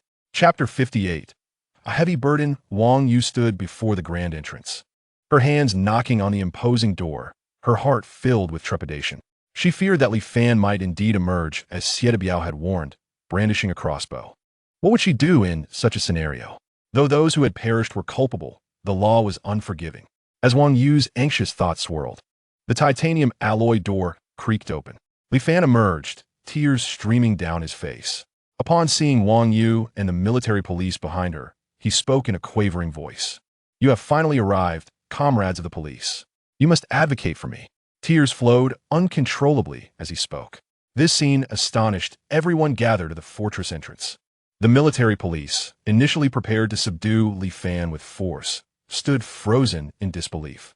A significant question arose in everyone's minds. Was this tearful young man truly the cold-blooded murderer they had been told about? Confronted by the dark barrels of weapons, Li Fan remained unperturbed, having rehearsed the script throughout the afternoon. Suddenly, feigning surprise at spotting Xie Biao in the crowd, he displayed a facade of cowardice. Retreating to Wang Yu's side, appearing fearful of Xie Biao, a heavy silence settled over the gathering. Eventually, Wang Yu broke the stillness, inquiring, "What is the matter? Speak slowly." Li Fan parted his lips, casting another glance at Xie Biao, appearing wronged and hesitant to speak, which drew the crowd's attention to Xie Biao. Xie Biao, momentarily taken aback by Li Fan's maneuver, found himself under the scrutiny of the onlookers. His face flushed with anger, he admonished Li Fan, "Do not feign innocence in front of the police. Where are Zhang Liang and the others?" Upon hearing Xie Biao's voice, Li Fan involuntarily shuddered, quickly retreating behind Wang Yu. This display only served to infuriate Xie Biao further, deepening the crowd's confusion. Among those present, only two maintained their composure, Zhang Chenggang and Wang Yun, who stood apart from the crowd, arms crossed and a serene smile gracing her face. Zhang Chenggang cast a glance at the black wolf at the edge of the crowd, his eyes questioning, while the black wolf, bewildered, shook his head slightly. Wang Yun remained silent, quietly observing Li Fan's every move. "Li Fan, stop acting in front of the police. Did you take Zhang Liang and the other somewhere?" Xie Biao pressed. Silence. Wang Yu interrupted coldly, her eyes blazing with ire. "You are simply a complainant. This is not your place to interrogate." At that moment, Lu Chongqing approached Li Fan, his piercing gaze fixed intently upon him. "You're Li Fan, correct?" Li Fan activated his emotional assessment device, gauging the sentiments in the room. Except for a few who harbored skepticism, the remaining military police exhibited goodwill towards Li Fan, with several showing sympathy levels soaring to 100. It was time to play his card. "I'm asking you a question. Please respond." Liu Shengqing insista, noting Li Fan's distractagaza. Wang Yu gently patted Li Fan's arm in a gesture of reassurance, softly saying, "Do not fear. This is our deputy director from the Chang'an Public Security Bureau. Answer his questions honestly. Li Fan, grateful for Wang Yu's support, nodded and replied to Lu Chongqing, I am indeed Li Fan. 17 individuals entered your fortress last night, correct? Yes, they were his employees, Xie Biao interjected hastily. No, they are employees, not thugs, Xie Biao corrected. Wang Yu furrowed her brow, chastising him, be silent. If you interrupt again, I will have you taken back to the police station for obstructing justice. Lu Chongqing shot a glance at Xie Biao and continued his inquiry. Where are those individuals now? Li Fan hesitated before responding, recalling the tragic life of Xiangzi, tears welling up once more as he choked out. They took what they wanted and left. They left after robbing you? What did they take? They summoned dozens of trucks and cleared out all the supplies I had prepared for my live stream, Li Fan explained.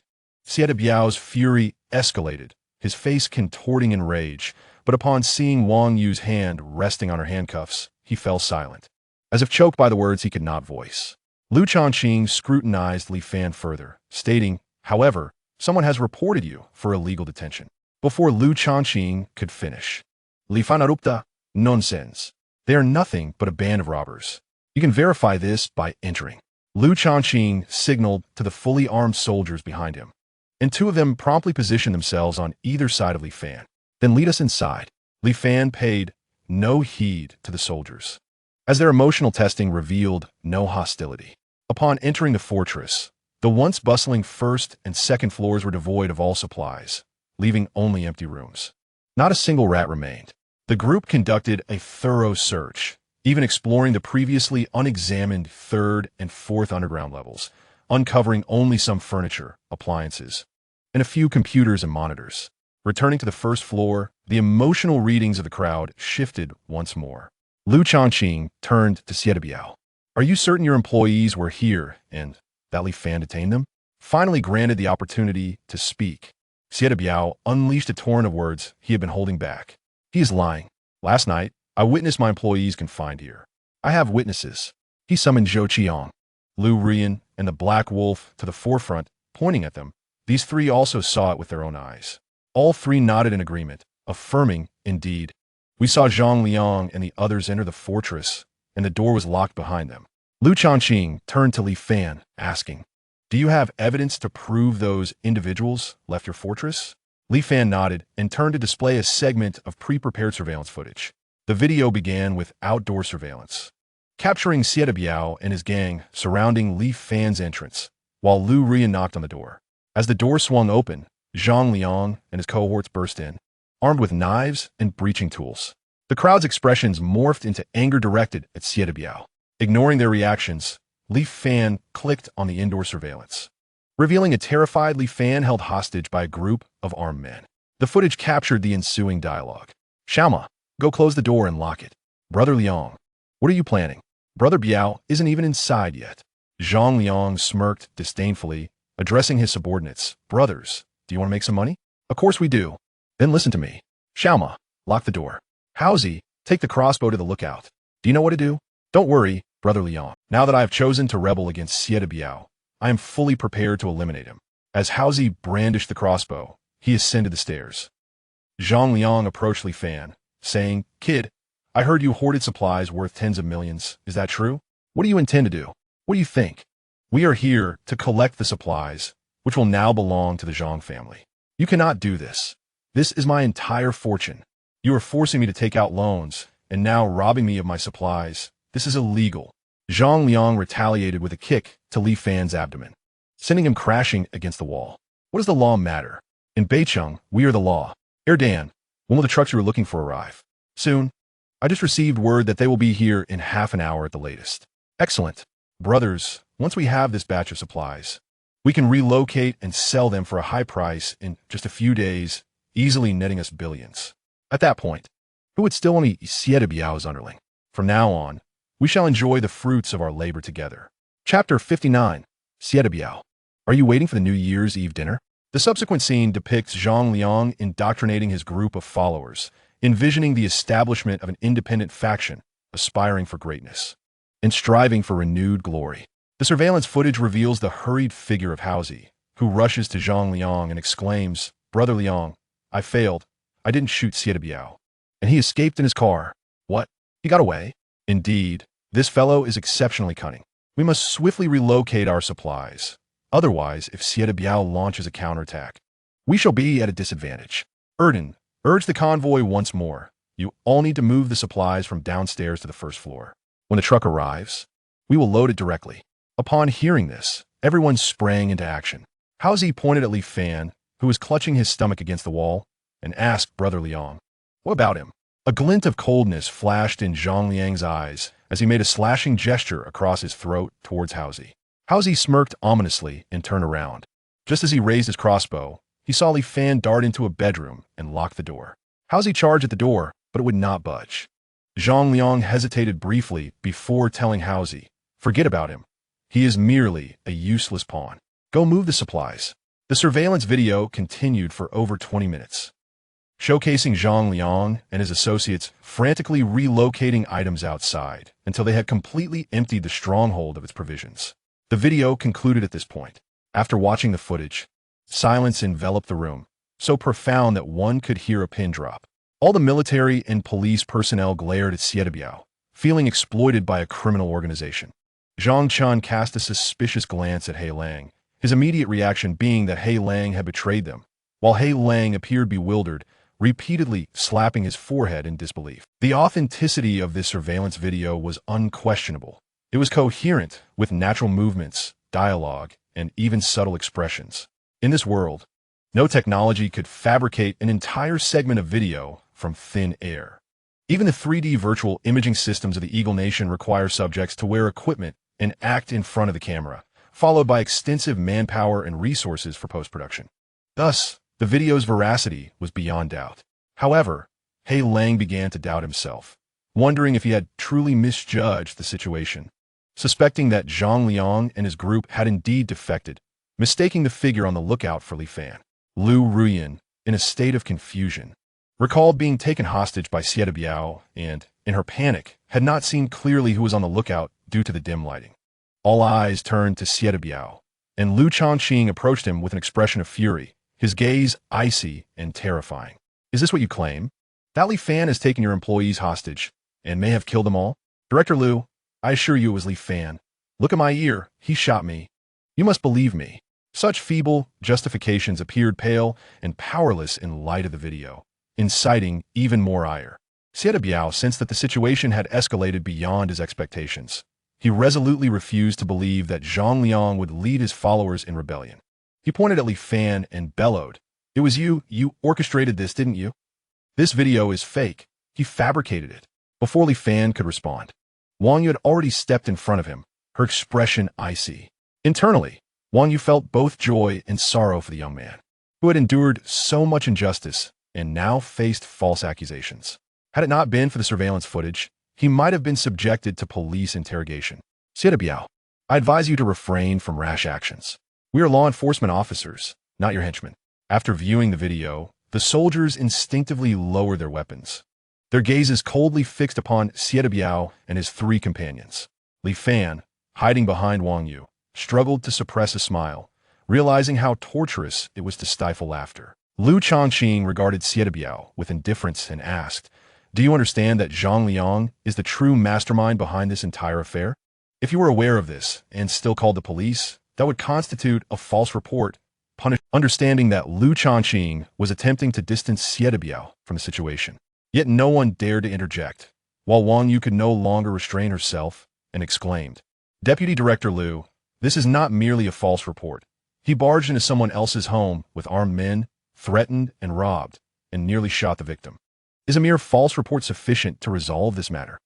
Lu Changqing, wary of Wang Yu's influential background, refrained from using his authority to suppress the issue, instead blinking subtly at Sieta Biao.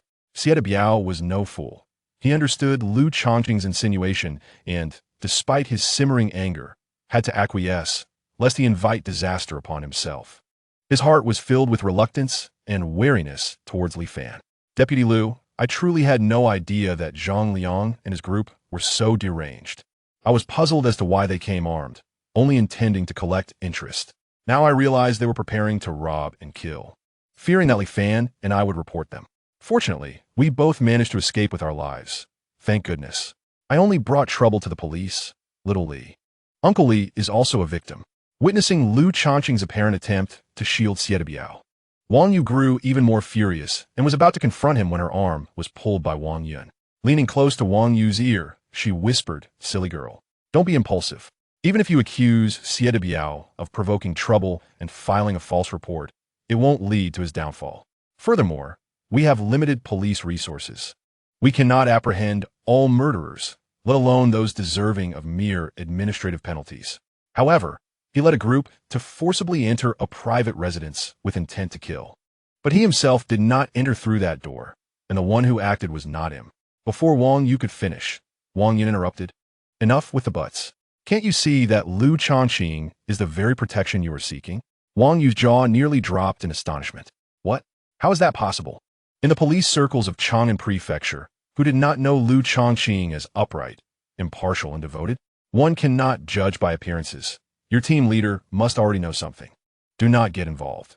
The remaining matters are for the Discipline Inspection Commission and Director Meng to handle. Li Fan, standing behind Wang Yu, listened to the sisters' conversation. Casting a sidelong glance at Lu Changqing and Biao, a glimmer of coldness flashing in his eyes as understanding dawned upon him. Lu Changqing sternly reprimanded Biao, who bowed and apologized repeatedly, while everyone else merely observed with cold indifference. Lu Changqing then turned to Li Fan, speaking in a gentler tone. "I sincerely apologize, young comrade. Our work has fallen short." Li Fan, with a pained expression, shook his head and replied, "It's all right. These are trivial matters. The important thing is whether you can help me retrieve my supplies. Rest assured, I will deploy officers to assist you in recovering your provisions." As soon as Lu Changqing finished speaking, Wang Yun stepped forward and said, "Deputy Director Lu, let us sisters take on the task of tracking the stolen supplies." Wang Yu, puzzled, wondered why her sister would take on such a mission. However, thinking of Li Fan, she felt a flicker of anticipation. Lu Changqing nodded in agreement, responding, "Very well. Then this case is entrusted to you both. Ensure that you recover that batch of supplies." "Yes, we will guarantee task completion." Lu Changqing disregarded Biao and his companions. Gesturing to the remaining officers, dismissed, "Hurry to the bell tower. We just received news that there has been unrest due to the requisition of supplies, and support is needed." With that, he led the remaining officers away from the stronghold, leaving behind Li Fan, the Wang sisters, and Biao's quartet. Wang Yu continued to shield Li Fan with a cold expression, taunting Biao, "Are you not leaving? Are you planning to stay and wait for the New Year's Eve dinner?" Chapter 60. The fragrant embrace Biao now possessed neither the courage nor the means to confront Li Fan. Engaging in underhanded tactics had resulted in significant losses, while playing fair not only led to his being deceived, but also exposed his own cards. Ever since Li Fan had borrowed money from him, Biao sensed that Li Fan was no longer the pliable, honest man he once appeared to be. Instead, he had transformed into a more treacherous serpent than himself, stealthily lurking nearby, ready to strike at any moment. Li Fan met Biao's gaze, and this time, he discerned the fear in Biao's eyes, while Biao recognized the mockery reflected in Li Fan's. Withdrawing his gaze, Biao felt a surge of indignation and commanded the three individuals behind him, "Let us go." Fear, anger, and unease swirled within Biao as hard as he resolved to lie low for the time being. Without a guaranteed lethal strike, he would refrain from taking action against Li Fan. After watching Biao and his companions depart, Wang Yu turned to face Li Fan, her tone hinting at reproach. "Why didn't you call me immediately when such a significant incident occurred?" Li Fan felt a twinge of awkwardness. According to his plan, the script had not accounted for the involvement of these two sisters. Their presence had been entirely unexpected.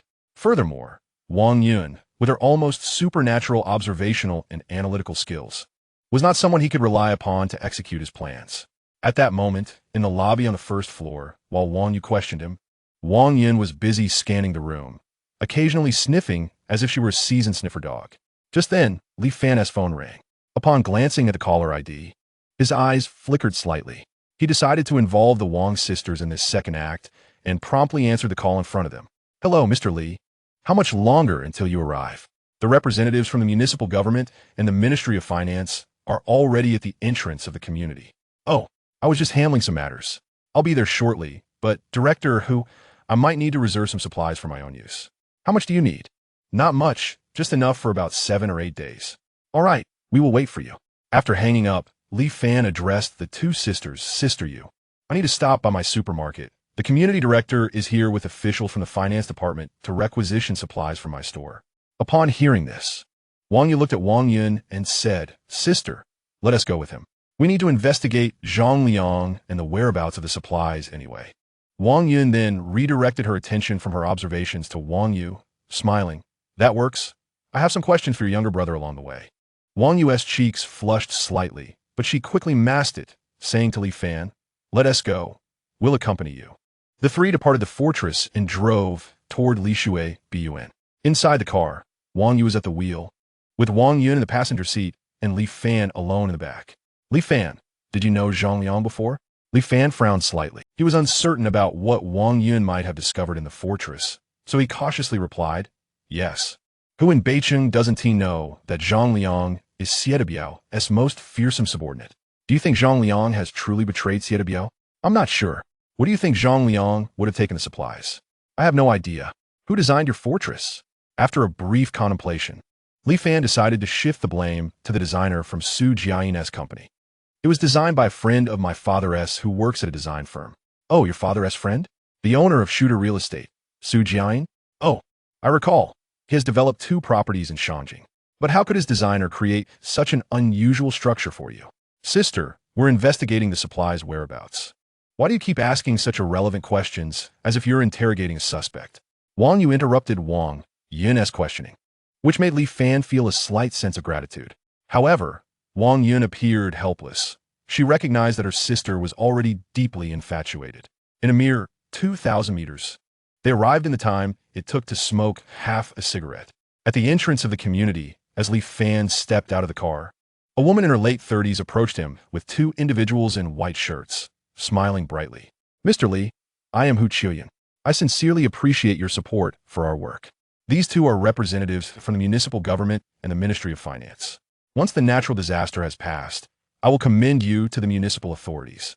Hu Qiuyan's enthusiasm stemmed from the upper echelons delegating tasks to the community, requiring each community to initially requisition supplies from supermarkets and small shops. Each community was assigned a government representative and a finance official to provide reassurance and compensation. However, she had previously visited 2 small shops only to be turned away, nearly leading to a confrontation. Her community director had a communication group and learned from it that the requisition tasks across various communities were exceedingly challenging. And 2 supermarkets had experienced violent conflicts over requisitioning supplies, resulting in fatalities. Li Fan's cooperation significantly altered her perception of him. She deemed Lu Yulian's demise as a consequence of her own actions. No need for formalities. This is what a good citizen should do. Let us hurry. Those supplies will likely keep you busy for the whole night. As she spoke, Li Fan strode ahead, leading the group toward the supermarket. Approaching the entrance, 3 or 4 meters away, Li Fan reached into his pocket for the keys, but his body suddenly froze. Noticing Li Fan's unusual behavior, the others stepped forward, glancing at the supermarket entrance. Hu Qiuyan's heart sank as she observed the damaged lock. Mr. Li, quickly, let us go inside and take a look.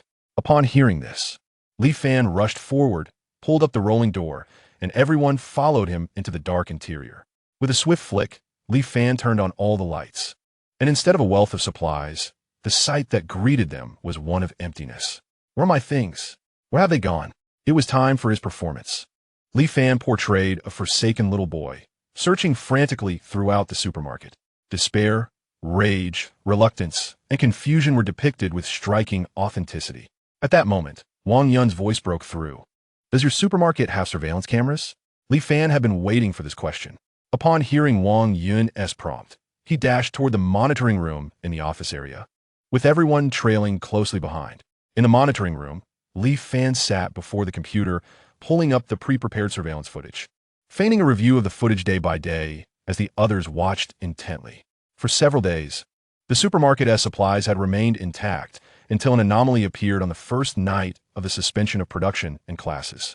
The surveillance footage revealed the supermarket's entrance being violently breached, with Siedebiao and a group of around 20 individuals entering the store. Initially, they wreaked havoc, but Siedebiao soon intervened. After several hours, the group began to carry the supplies out. It resembled a raid. Nothing was spared, not even the shelves. Seeing the scene, Hu Chuyun's face fell in defeat as she lamented, "What are we to do now? Once the supplies are in Biao's hands, they're like meat buns thrown to dogs. There's no return." How infuriating. This malignant tumor of Chang'anfu. Why is he everywhere? Wang Yu was seething with anger at Biao's actions. The two government representatives and the finance official also appeared disheartened, suggesting, "What should we do now? Should we call the police?" "Yes, let us report it to the authorities." Wang Yu produced her identification and briefly showed it to Hu Chuyun and the others, stating, "You need not concern yourselves with this matter. I will take charge. Let us go check other supermarkets. Perhaps we might still find something." Hu Chuyun nodded and led the two away from the supermarket. Wang Yu felt something was amiss. She had an inkling that the fortress being robbed and the supermarket being stolen from were orchestrated by a hidden hand. "I'll go take a look around." In the monitoring room, Li Fan sat before the screen, finally able to grant his mind a moment of respite. Acting can indeed be exhausting. However, with two supplies discreetly disposed of, Li Fan would now appear to others as an inconsequential, ordinary individual. Survival is paramount. Just as Li Fan's thoughts began to relax, a pair of delicate arms encircled him from behind, drawing him into a soft, fragrant embrace. The sensation of two supple forms pressing against his head caused his recently relaxed mind to short-circuit. Chapter 61. The difficult Wang Yun Li Fan had always been a person of intellect, yet lacking in emotional understanding. Otherwise, he would not have remained a virgin at 21, compounded by 8 years of apocalypse. Being enveloped by such softness was a first for him, leaving his body tense and his blood racing, as the subtle, elegant fragrance surged through his nostrils, invigorating his senses. Wang Yu, upon noticing Li Fan's stillness before the monitor, felt a pang of concern. Fearful that the two supplies might be taken from him, she wished to offer comfort, but before she could articulate her thoughts, her body instinctively reacted. Only when she felt Li Fan's heavy breaths and the warmth of his exhalations did she realize the impulsiveness of her actions, rendering her body rigid. Her cheeks flushed crimson. Now, neither releasing him nor continuing the embrace seemed appropriate. The room fell into an eerie silence. The sound of a pin dropping could be heard. Even the rhythm of each other's heartbeats resonated in the stillness. They maintained this peculiar position, neither daring to move. Just then, a sudden intrusion by Wang Yun startled Wang Yu, causing her to release Li Fan and retreat to Wang Yun's side. She feigned nonchalance, saying, "Please don't misunderstand. I merely wished to comfort him." Having noticed he seemed quite upset, it was merely a simple embrace, nothing more. Wang Yun, however, saw through her sister's facade, noting the flush of her ears, and smiled without pursuing the topic further. She addressed both of them. "I just checked the scene. From the moment Biao and his crew began moving the goods until they finished took a total of 5 hours. Therefore, their vehicle likely departed around 5:30 a.m. There are only 2 roads in front of the supermarket, one leading to the city center and the other towards Bailin District. So between 5:30 to 6 o'clock a.m., which is half an hour, you both are more familiar with Chang'an Mansion than I am. What do you think Biao might have hidden supplies?" As the discussion turned to the case, Wang Yu's emotions quickly stabilized, and she responded, "Biao has 6 properties in Chang'an Mansion, 3 of which are nightclubs. One is in Bailin District, which has been shut down since a recent fire that resulted in fatalities. The other 2 are in the city center, along with a small loan company not far from Bailin District, and 2 gravel factories located far outside the city, requiring over 2 hours' drive." After listening to Wang Yu's analysis, Wang Yu nodded, contemplating, thus considering distance and time, the 3 nightclubs and the small loan company are the most probable locations. Upon hearing this, Wang Yu immediately raised her fists in excitement, exclaiming, "Let us take the surveillance footage and apprehend Biao," demanding he reveal the whereabouts of the supplies. However, Li Fan was not inclined towards having Biao captured by the police at that moment. He sensed Wang Yun's excessive concern regarding his lost supplies.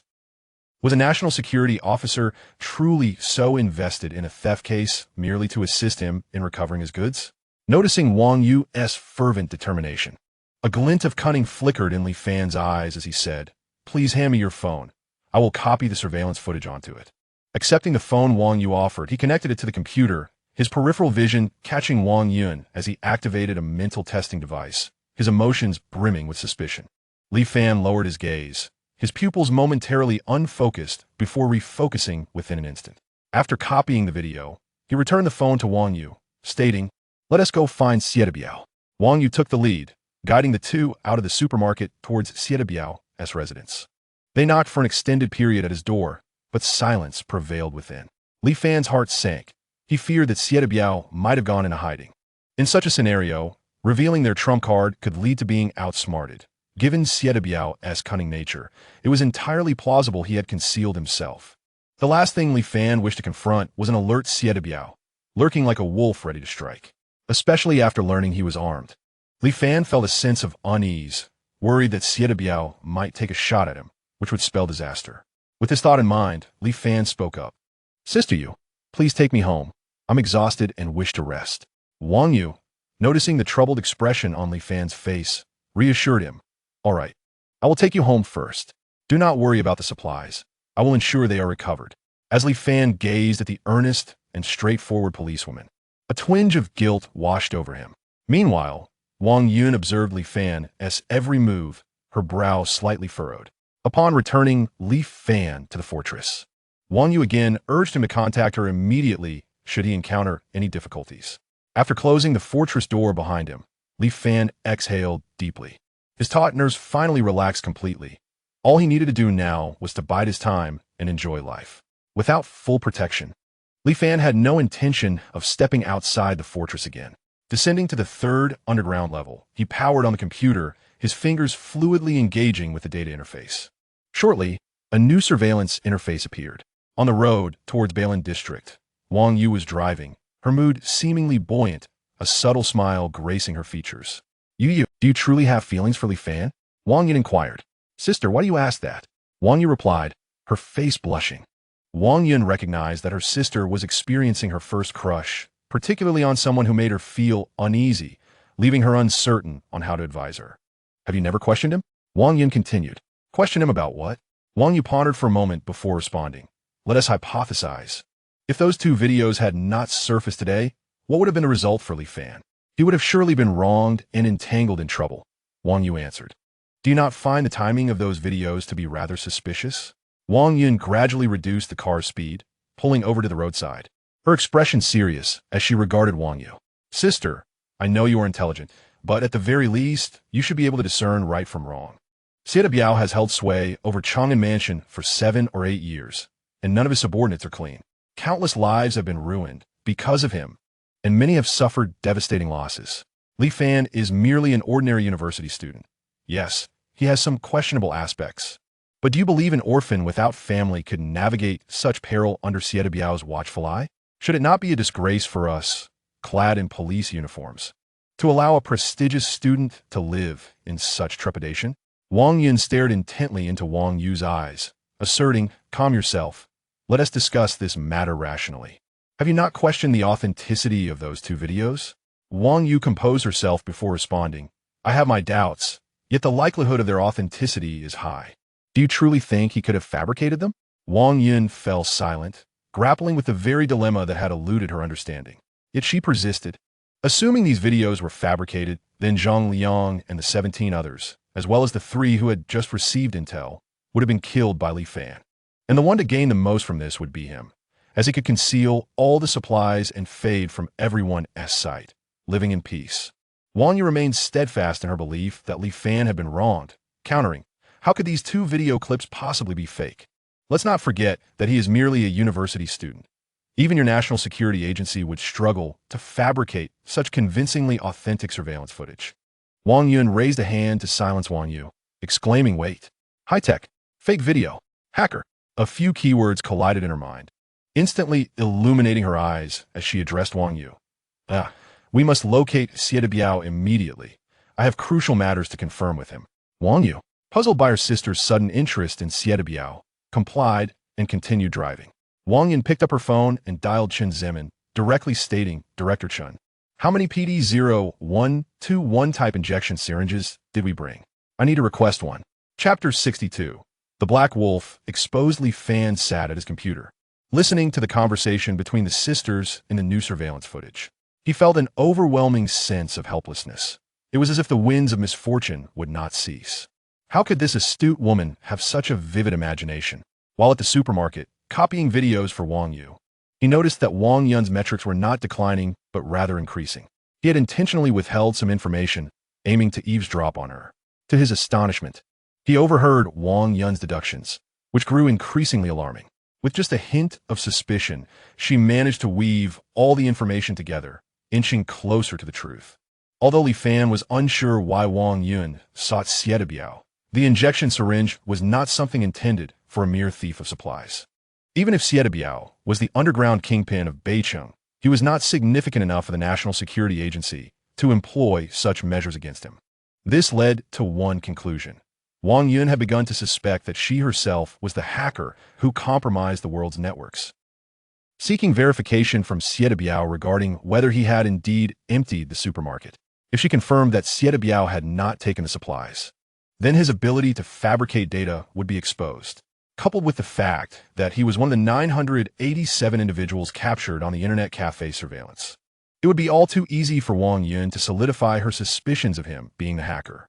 Sighing in resignation, Li Fan found himself wishing for the early outbreak of the Tylenol virus, leading to a breakdown of order and communication. Even if she discovered he was the hacker, what of it? He could simply flee in his apocalyptic fortress vehicle, the Unicat Terra Cross 59, and travel wherever he pleased, rather than being plagued by caution and wasting cognitive resources. After a moment of contemplation, he sighed again, retrieving a new phone from the dimensional space, inserting a new SIM card, and asking Ranlin to install a voice-changing software. He then dialed a number, and upon connection, Xie Biao's voice came through the receiver. "Hello. Who is this? Don't concern yourself with my identity. Where are you right now?" After a prolonged silence, Xie Biao cautiously inquired, "Are you friend or foe?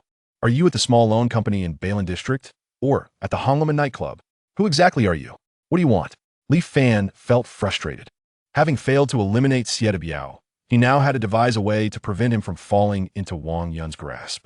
This was more nauseating than finding half a worm in an apple. "Here's some advice. Flee quickly. The police are already on their way to apprehend you." Xie Biao's laughter echoed through the phone. "Huh? Why should I believe you? I've been in Chang'an for years. I've seen all sorts of storms. If the police could catch me, they would have done so by now. Do you think Lu Changqing can protect you? He's merely a mud Buddha crossing a river." Upon hearing Li Fan's words, Xie Biao's body stiffened, and he asked in a low voice, "Why are you helping me? Who exactly are you?" "I don't wish to help you. I just know that if you're captured, I won't fare well either. Hurry and hide. I noted your phone number. If you find yourself in a dire situation, remember to contact me, and I shall come to your aid." Without waiting for Xie Biao to respond, he hung up. He could neither take the risk of killing Xie Biao, nor did he wish to. He had a gun, and the risk of a direct confrontation was considerable. If Xie Biao had other means of survival and Li Fan failed to eliminate him completely, it could easily leave more incriminating evidence for the National Security Agency. Having done what he could, if the outcome was unsatisfactory, he could always make a hasty exit. Casting aside his phone, he rummaged through the dimensional space for a plethora of ingredients, preparing to cook a sumptuous meal. After an entire evening of theatrics, he deserved to treat himself well. In Bailin District at the small loan company, Xie Biao sat in his office chair, absorbed in thought, his phone in hand. The recent phone call had instilled a profound sense of crisis within him. He now regretted having utilized Lu Changqing as a safeguard. Raising his gaze to the three individuals who had returned with him, he commanded, "We must leave immediately. We need to lie low for a while." The three on the sofa were momentarily taken aback, with Zhou Qiang asking, "Cousin, what happened?" "Enough chatter. Just follow me." At that moment, the Black Wolf's eyes flickered with doubt. Was the police planning to move against Xie Biao? Yet he had not received any related orders.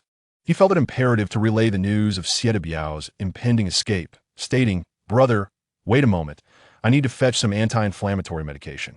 Xie Biao waved him off, and as Black Wolf turned to exit, a glint of malice flashed in Xie Biao's eyes. Black Wolf entered the restroom, just as he retrieved a SIM card from a cigarette box to insert into his phone. Bang! The restroom door was violently kicked open.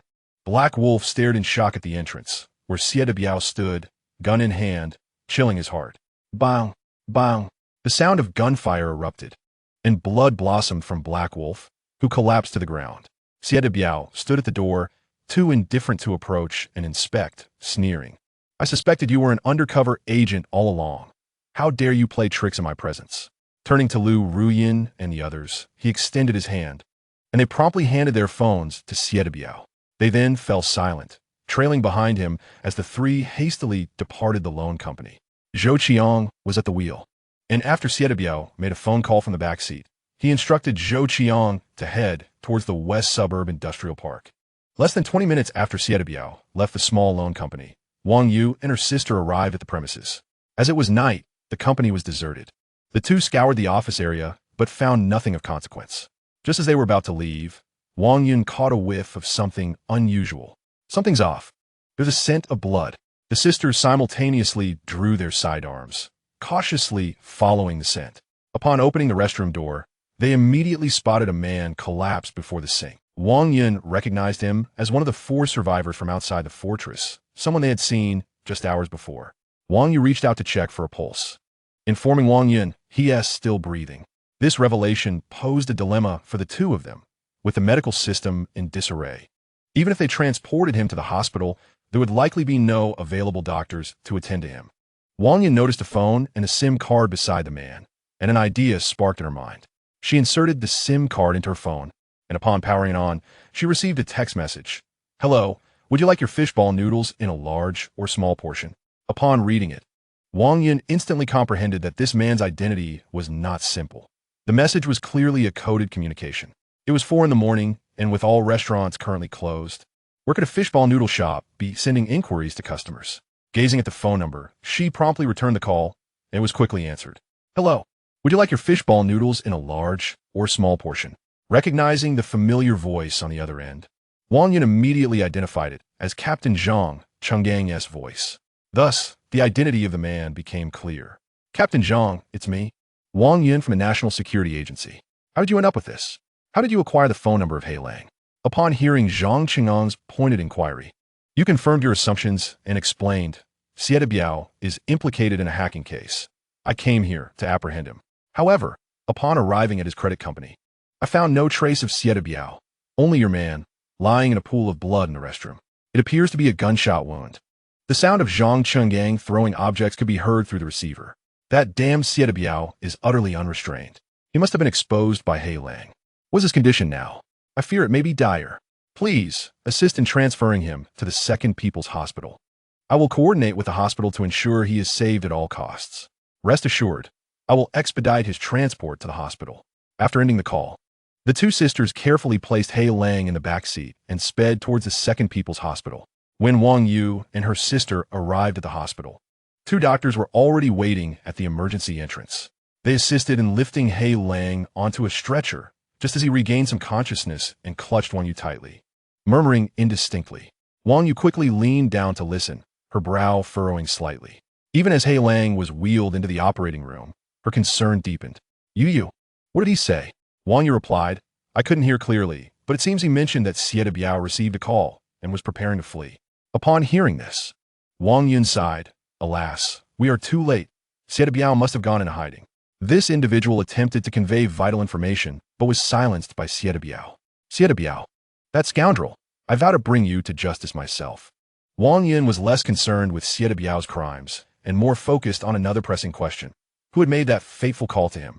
They had video evidence of Xie Biao stealing from the supermarket, which prompted their sudden decision to apprehend him. Only 3 individuals were privy to this plan, making it highly probable that the call originated from Li Fan. Logically, Li Fan should be eager for them to capture Xie Biao. This unusual behavior only served to reinforce her suspicions. Wang Yun's eyes sparkled with realization. What she lacked was concrete evidence, and Xie Biao was the key. Yu, let us go find Xie Biao. Once we locate him, everything will be revealed." Wang Yun did not intend to disclose her thoughts to her sister. She sensed that Wang Yu's feelings for Li Fan had evolved beyond mere affection. Wang Yu, interpreting her sister's words as a simple desire to apprehend Xie Biao, replied, "All right, let us check Xie Biao's potential hideouts. But sister, we need to return to the city bureau for a meeting. It is already 5 a.m. Wang Yun glanced at her phone, nodded in resignation, and the two sisters departed for the city bureau. In the underground, level 3 of the fortress, Li Fan dined on exquisite cuisine while monitoring the phones of Lu Ru Yin and Wang Yu. From Wang Yu's device, he gleaned 2 favorable tidings. Firstly, Xie Biao had successfully escaped, temporarily alleviating the risk of Wang Yun obtaining evidence against him. Secondly, the quiet man whom he had shot with an arrow and who had not perished turned out to be an undercover officer. From Liu Ruyan's phone, Li Fan intercepted information indicating that Xie Biao had contacted someone and had fled to the west suburb industrial park, after which there was no further communication. Li Fan was all too familiar with this location. The hundreds of billions worth of goods in his alternate space had been procured from the logistics park in the west suburb industrial park. Yet, who was the individual aiding Xie Biao in hiding? Li Fan's circumstances were anything but tranquil. He faced relentless pursuit from an astute national security beauty while contending with a vengeful gangster armed with a gun. Among those who had accompanied Xie Biao to the supermarket that night, only Xie Biao remained alive.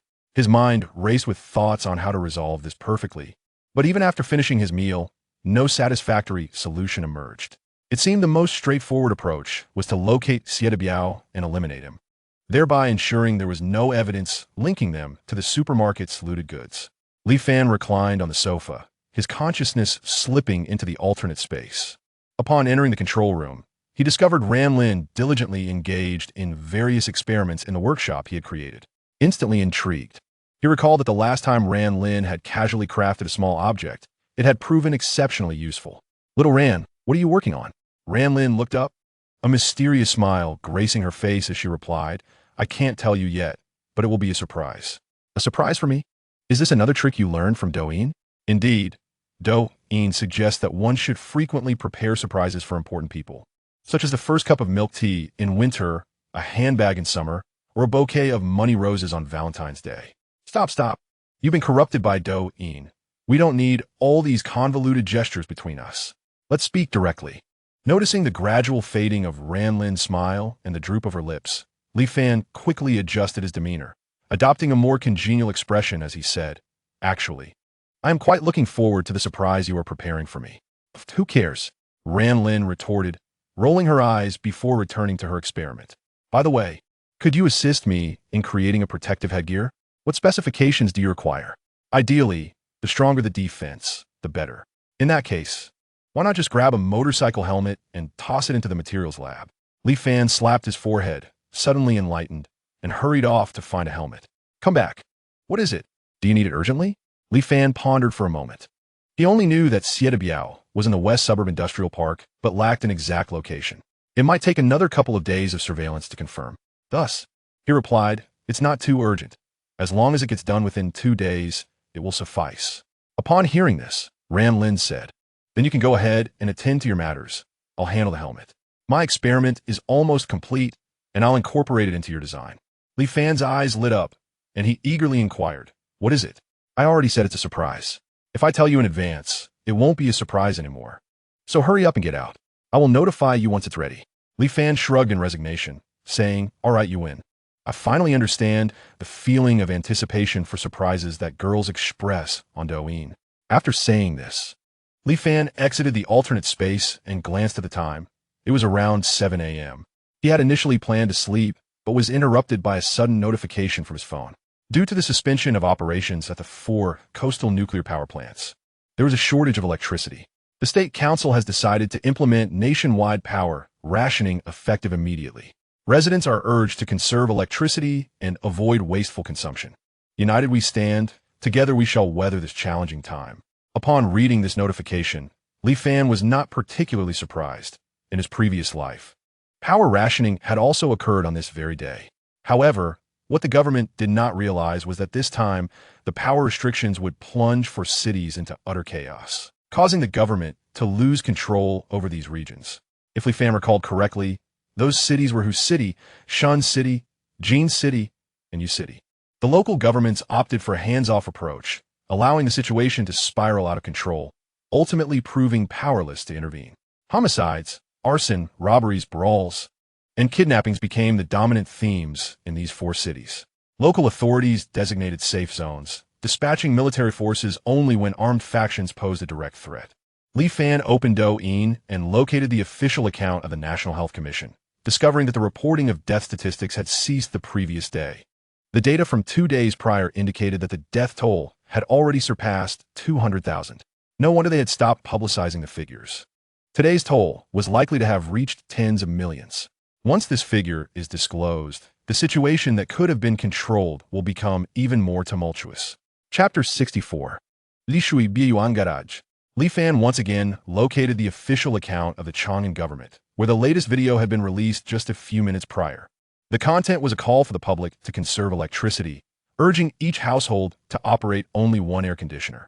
If the voltage still could not support the air conditioning, citizens were encouraged to assist one another, suggesting that 3 households should share a single air conditioner for cooling. Furthermore, residents of complexes with 2 or 3 underground levels were advised to seek refuge in the underground garages to escape the heat. Li Fan smilat finally, reflecting that there would be some entertainment to observe in the coming days. The methods employed by the Chang'an government had also caused considerable turmoil in his previous life. While the approach was not flawed, the higher-ups in the municipal government had overestimated human nature. As Li Fan aimlessly scrolled through personal videos on his short video app, the owners group of Li Shui Biyuan erupted once more over the issue of electricity restrictions. Initially, the newly appointed community director, Hu Chiyun, announced in the group, everyone should have received the text message regarding the electricity restrictions, which will result in air conditioners not functioning properly. The only solution is to reduce the number of air conditioners in use, so please operate just one per household. Aunt Zhang, known formally as Zhang Guilan, age 58, notorious for her meddling nature, retorted, "How can this be? Our family of 5 is crammed into one room.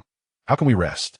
We currently have 3 air conditioners running with no issues. I think this is just alarmist rhetoric. All 4 of my air conditioners are on, and we are perfectly fine. Are we supposed to heed the community's directives regarding our own home? Nonsense. Not only are all my units running, but they are also set to 16 degrees.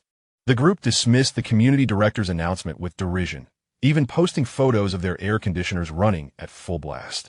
Observing the cacophony in the owners group, Li Fan felt nothing but disdain. It was now 7 a.m., and in a few hours, the day would reach its peak heat, with temperatures projected to exceed 60 degrees at noon. By that time, the power supply would be utterly inadequate, leading to intermittent outages that would render even restored electricity incapable of supporting so many air conditioners. Setting aside his phone, Li Fan descended to the 4th underground level, activated 3 generators, and switched the power system to the fortress's independent supply. He then returned to the 3rd underground level, placed several ice blocks at the ventilation openings, and nestled into the large sofa to sleep. In Li Shui Biyuan, people drifted into slumber aided by the cool air of their air conditioners, as modern lifestyles had largely accustomed them to sleeping during the day and engaging in activities at night. At 11 a.m., the entire Chang'an region suddenly experienced a blackout. Air conditioners ceased to function, and indoor temperatures rapidly escalated. Aunt Zhang, along with her family, awoke to the sweltering heat, realizing the power was out. "Grandma, it's so hot," exclaimed her grandson. "Mom, the power is out." Aunt Zhang picked up her phone, opened the owners group, and discovered that the entire complex was affected. An idea struck her. She exclaimed, "Quick, we live on the 2nd floor. Let us hurry to the 3rd underground garage and secure a spot. Son, grab the cooling mats and a kitchen knife." Upon hearing this, her son and daughter-in-law sprang into action, and the family hurried to the 3rd underground level. Since they resided on the 2nd floor, there were only a few people when they arrived. Aunt Zhang found the most well-ventilated spot and spread out several cooling mats, as if claiming territory, while shooing away anyone who dared approach. Shortly after they settled, a continuous stream of people poured into the safe corridor. Within 20 minutes, the 3rd underground level, originally a comfortable 30 degrees, had quickly heated up to around 40 degrees. As the crowd grew, various conflicts began to arise, although no violent incidents had yet occurred. Pushing and shoving became commonplace. Li Fan remained oblivious to the events at Li Shui Biyuan, comfortably asleep on the sofa in the 3rd underground level, covered by a blanket. A sudden flurry of phone rings jolted him awake. Upon glancing at the caller ID, he frowned slightly. It was that woman he preferred to avoid, Yuan Ruoxue. Since realizing his rebirth was not merely a dream, Li Fan found it increasingly difficult to face Yuan Ruoxue. He distrusted Li Yuhang's words. Yet it was impossible to claim he had no doubts. Was Yuan Ruoxue, as the orchestrator of that mission, truly oblivious to everything? The moment suspicion took root, a rift had formed. He tossed the phone aside, allowing it to ring. Rising, he approached the surveillance computer and opened the monitoring feed for Lu Ruyan and Wang Yu's phones. After reviewing the recorded audio, he found nothing of value and left the surveillance running. After the phone rang 4 or 5 times, it finally ceased. Li Fan picked it up and opened WeChat, where he witnessed the lively exchanges in the owner's group. Director, who inquired, when will the power be restored? Has anyone received a notification from the community? The crowd responded, who brought water? Sell me a bottle for 50 yuan. Is there a doctor in the community? My father has heat stroke. Help. Another voice shouted, can someone assist me in bringing my mother down from the 9th floor? She is paralyzed. I'll pay 500 yuan. To which someone replied, don't go up there. The indoor temperature is at least 50 degrees. Your mother is likely already cooked. You are the one who has cooked. Another retorted, I was just trying to help you, and you dare insult me? Where are you? Let us settle this. Li Fan, clutching his phone, snuggled deeper into the sofa, covered with a light blanket, and chuckled at the absurdity unfolding in the group. Suddenly, an idea flashed through his mind, one that could heighten the drama. He quickly typed a message and sent it to the group. The power is out. Why not get into your cars and turn on the air conditioning? Are you afraid of wasting fuel? This message instantly awakened the car owners, who hurriedly took their families to their vehicles, igniting the engines and activating the air conditioning. In an instant, the underground garage, both the 2nd and 3rd levels, was filled with the sound of idling engines.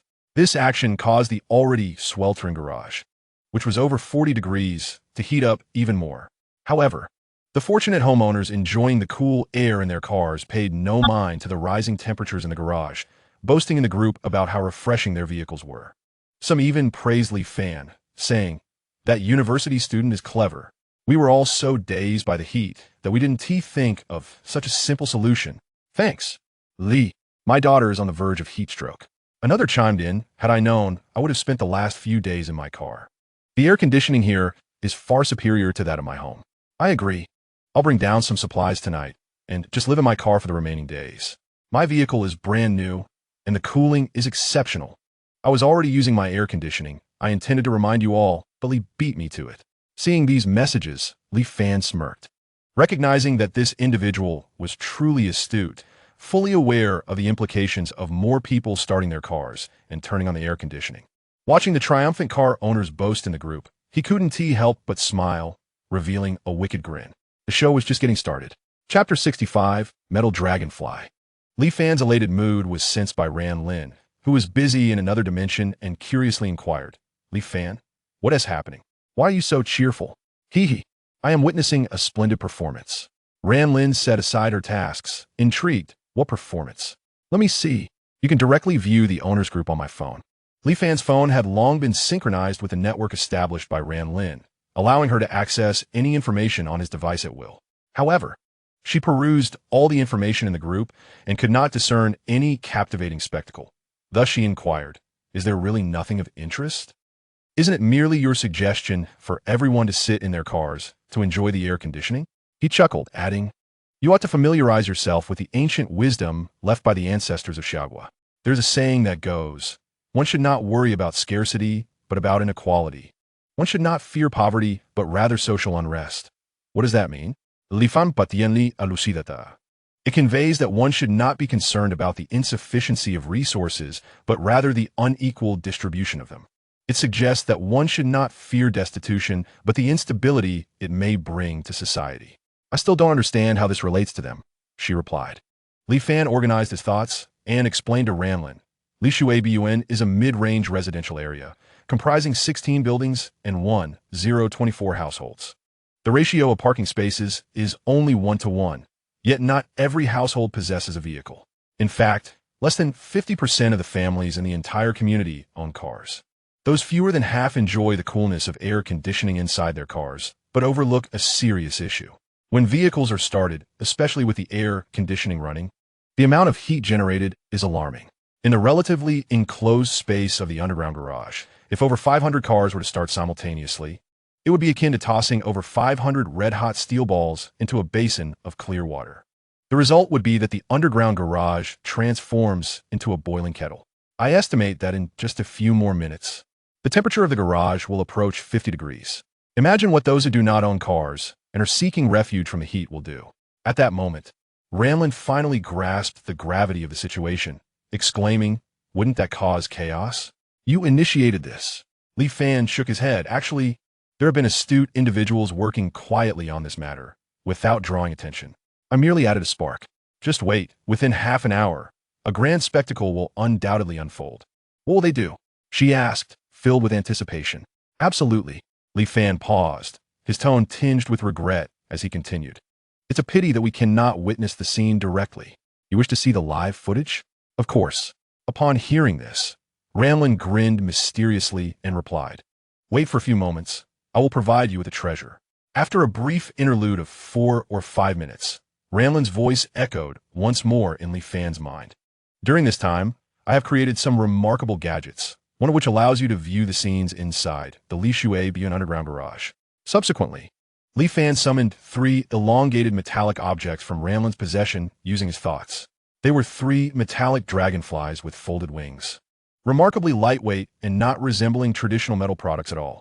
Their surfaces gleamed with a silvery gray sheen, each measuring the size of a cigarette.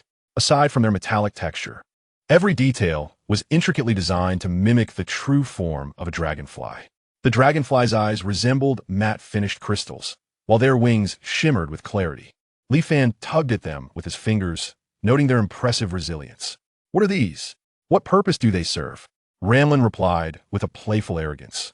These are crafted based on the concept of drones from your world, utilizing limited materials from your space. They are equipped with a 187-megapixel high-definition camera and possess the ability to visualize biological magnetic fields. Thus, they can maintain the highest pixel quality over a maximum shooting distance of 800 meters without distortion, along with data collection and replication capabilities. Their maximum flight distance is 10,000 meters, with a top speed of 160 meters per second and a battery life of 120 hours. They operate using biological magnetic chain rays for command transmission and data conduction, technology that does not exist on Earth. After listening to Ramlin's introduction, Li Fan felt a surge of excitement. With this device, he could command an area of 10,000 meters from the comfort of his home. Is this the surprise you prepared for me? Ramlin, with a hint of playfulness, proudly responded, This is merely a small accessory within the surprise. You wished to see the live footage, did you not? I took it out for your use, so remember to return it after. Upon hearing this, Li Fan's curiosity was piqued. He was eager to learn about Ramlin's creation. If a mere accessory was so impressive, what could the complete entity possibly be? However, before he could inquire further, Ramlin interrupted, Don't ask. I won't tell you. Li Fan sighed, gazing at the 3 metallic dragonflies in his hand. All right. Then what is this called? How do I activate it? How do I control it? As for a name, it hasn't been designated yet. You may choose one. Regarding control, were these, she said, producing a pair of glasses resembling tactical eyewear used by special forces. With a thought, Li Fan summoned the glasses from another dimension. Upon donning them, he felt the arms rest against his ears, and a slight tingling sensation graced the back of his head, reminiscent of when he wore a mental testing device. To his amazement, a 3D projection appeared before him, displaying the data status and energy statistics of the 3 dragonflies. Beside the data frame was a diminutive 3D projection of Ramlin. Oh, can you project through these glasses into reality? The miniaturized Ramlin pouted, exclaiming, This is merely a projection mediated by the glasses. I can only connect with the wearer, and I cannot communicate with the outside world. Furthermore, only you, the wearer, can see these 3D projections. Others cannot perceive what appears before you. All right, don't be disheartened. I will ensure you can eventually explore the world, Li Fan said soothingly, reaching out to gently tap the mini Ramlin on her tiny head, though unable to make contact. If others were present, they might think Li Fan was unhinged, wearing peculiar glasses and conversing with thin air. Now tell me how to operate it. The miniature Ramlin gazed at him as though he were simple-minded and said, You haven't forgotten how to use the mental testing device, have you? Are you implying that I need to control its flight using my thoughts? Not quite. You merely need to convey your requests and destination through your mind. It will autonomously plan its route and discern useful information. Li Fan found this setup satisfactory, indicating that the Dragonfly drone's intelligence was advanced and did not require constant manual operation. With a thought, the 3 dragonflies responded, spreading their wings and hovering before him. Li Fan perked his ears to listen closely, barely catching a hint of the sound of air vibrations, as the dragonflies made no noise during flight.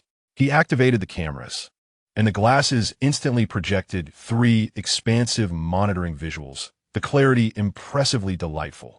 Li Fan then commanded the dragonflies to proceed to the Li Shui Bun underground garage for surveillance. Before he could reach the observation platform to create a shooting hole, the 3 dragonflies had already entered the ventilation duct.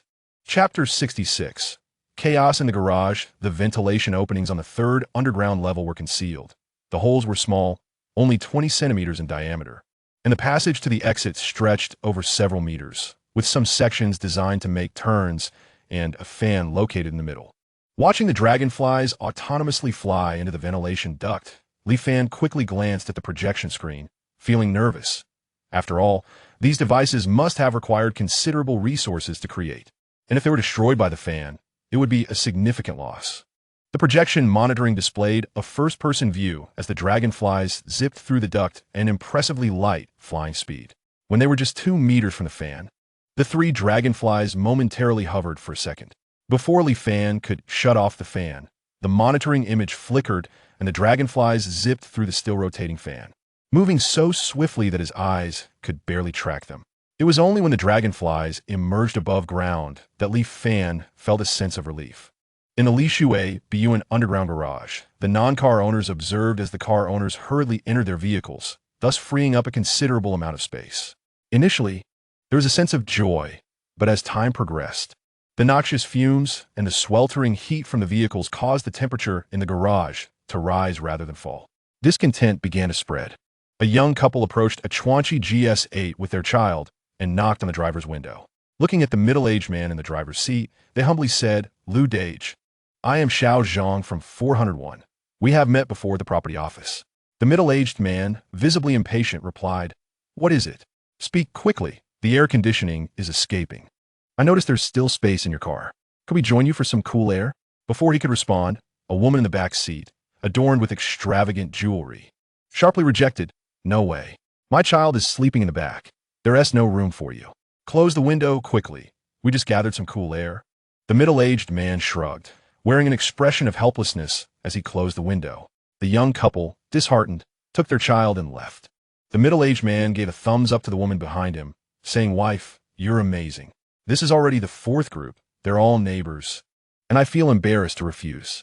The woman laughed mockingly, a bunch of poor souls, unable to afford a car, yet wanting to leech off others. They deserve to suffer in the heat. Not far away, a tall, elegant girl stood by the driver's side of a Toyota Land Cruiser, addressing the middle-aged, greasy man inside.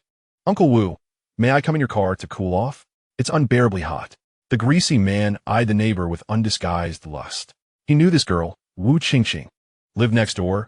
She was a recent college graduate without a job, making a living through borderline online streaming.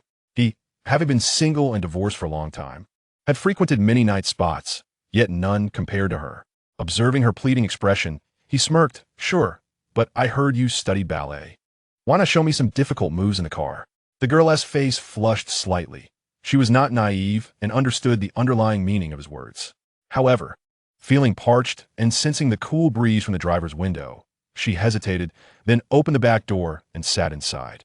Minutes later, the Toyota Land Cruiser was performing a ballet.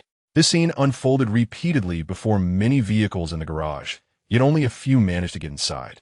Gradually, the carless crowd coalesced into several small groups. Aunt Zhang, originally pleased with her family occupying the best spot, was taken aback to realize that this prime location had become the hottest area. Observing the gathering crowd, she stepped forward and shouted, "These people lack civic sense. They sit in their cars with the air conditioning on, releasing all the heat. Can anyone still stay in this garage? Yes, this is outrageous. The garage is a public area. Why should they be allowed to do this?" Initially, everyone had quietly waited in the garage, able to endure until the power returned. Now, with the situation as it was impossible to remain. "But where can we go? My dad is sweating heavily. Does anyone have Huoxiang Jingqi water? I'll pay for it." And Zhang, observing the agitated residents, quickly shouted, "Neighbors, if we continue like this, we will surely perish from the heat." These selfish car owners only care for their comfort, turning what was once a bearable garage into a stifling hell. "We must unite and drive them out." Her words instantly resonated with everyone present. Yes, we must drive them out. Turn off the engines to lower the garage temperature. Otherwise, the elderly and children will surely suffer. "I agree. Let us come together to expel them." At that moment, a young man in his 20s, brimming with youthful vigor, stepped forward, raising his fist and shouting, "Neighbors, follow me. Let us fight for our survival." This young man, known as Zhang Jianfeng, was a passionate enthusiast of the two-dimensional world, often seen cosplaying as Naruto Uzumaki, making a spectacle at various comic conventions. With someone leading, many others quickly followed. As the saying goes, strength in numbers. In no time, Zhang Jianfeng had gathered 70 or 80 people, marching with determination toward the nearest vehicles. Meanwhile, another large group of carless individuals was gathering. "Damn, these car owners are so comfortable." A shirtless man spat, his gaze fixed intently on a black SUV nearby. Inside the vehicle sat a family of 3. The man wore sunglasses, lounging in his seat, while the woman was engrossed in her phone, and the child in the back savored an ice cream. Why should they enjoy air conditioning while we are left to sweat like in a sauna? Another slender man chimed in, his t-shirt soaked with sweat clinging to his back. "Hey, could you open the window so we can cool off too?" The shirtless man suddenly raised his voice, shouting at the SUV. The occupants seemed oblivious, remaining indifferent. The shirtless man's expression soured as he strode over and pounded on the window. "Hey, can you hear me? Open the window." Finally, the man inside the vehicle removed his sunglasses, casting a cold glance at him, as the window slowly descended a crack. "What do you want? You have air conditioning while we're dying of heat. Can we please come in and cool off?" The shirtless man's tone was laced with clear provocation. "This is my car. Why should I let you in?" The man inside retorted without hesitation. "So what if you have a car? You think you're something special?" The shirtless man suddenly slammed his fist against the window, producing a dull thud. The child inside screamed in terror, and the woman quickly embraced the child, her face pale.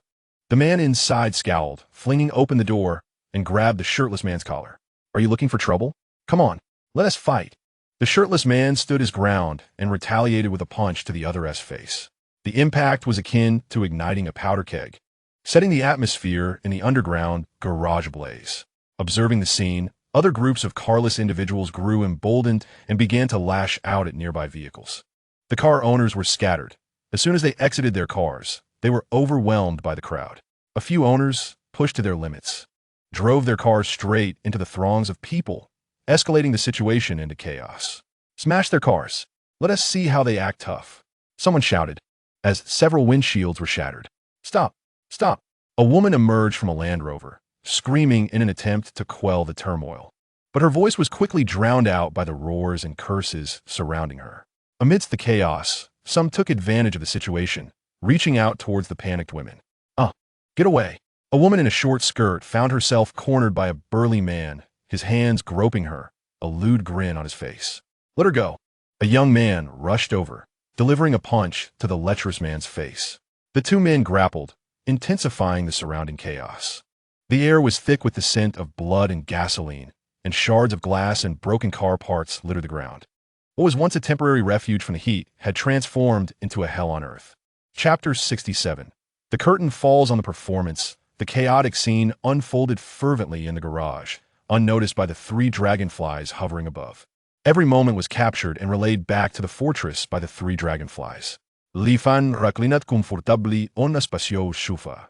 His right index finger pinching a lit cigarette, while his right hand reached into a nearby fruit bowl to retrieve some sunflower seeds, which he cracked open with a satisfying crunch. He was intently focused on the live broadcast of the chaos unfolding in the garage, occasionally emitting commentary. It was surprising to see that Uncle Hu, nearing 70, still possessed such agility, wielding his cane with great vigor, reminiscent of the legendary Zhao Zilong of Changshan. "Hey, pay attention to what's behind you. Oh, look, someone has been knocked out." In the footage, a gaunt old man lay on the ground, blood pooling beneath his head, his body twitching sporadically. "Zhang Dama, why don't you intervene? You only stand in the back, fanning the flames of chaos. Truly, you're notorious as the community's troublemaker. What on earth are you doing, Zhang Jianfeng? Weren't you supposed to lead the crowd against the vehicle owners? Why are you harassing a girl instead? I wouldn't even bother criticizing you. You're not fighting for survival, but rather for your own brother. Chun Jiatsong, kick him, gouge his eyes out, deliver a low blow, yes. That's the rhythm." Beside the projection, the mini version of Ranlin watched Li Fan's animated gestures with rolling eyes. "Li Fan, you've really outdone yourself." Just as he was about to take a drag from his cigarette, He paused and glanced at the mini Ranlin, saying, "Do you think I am particularly sinister and shameless? Brimming with hostility?" Ranlin unconsciously nodded and replied, "I always feel like you have a dual personality. One is optimistic and sunny, while the other harbors darkness and brutality." Li Fan sat up, extinguishing his cigarette, his gaze becoming distant as he slowly said, "I was once an innocent youth. After 8 years of the apocalypse, anyone who walks in my footsteps and returns to the starting point without seeking revenge on society is already commendable. Do you harbor a grudge against them? It's not so much a grudge. I merely wish to tear away their facade of virtue and expose their savage fangs, allowing them to tear each other apart. I want them to experience the pain and despair I once endured." Ranlin was puzzled, eager to understand Li Fan's past experiences. "What kind of encounters have you had with them?" Li Fan pointed towards the screen, indicating Zhang Dama, and said slowly, "Do you see that woman? The one weeping while clutching her blood-soaked son.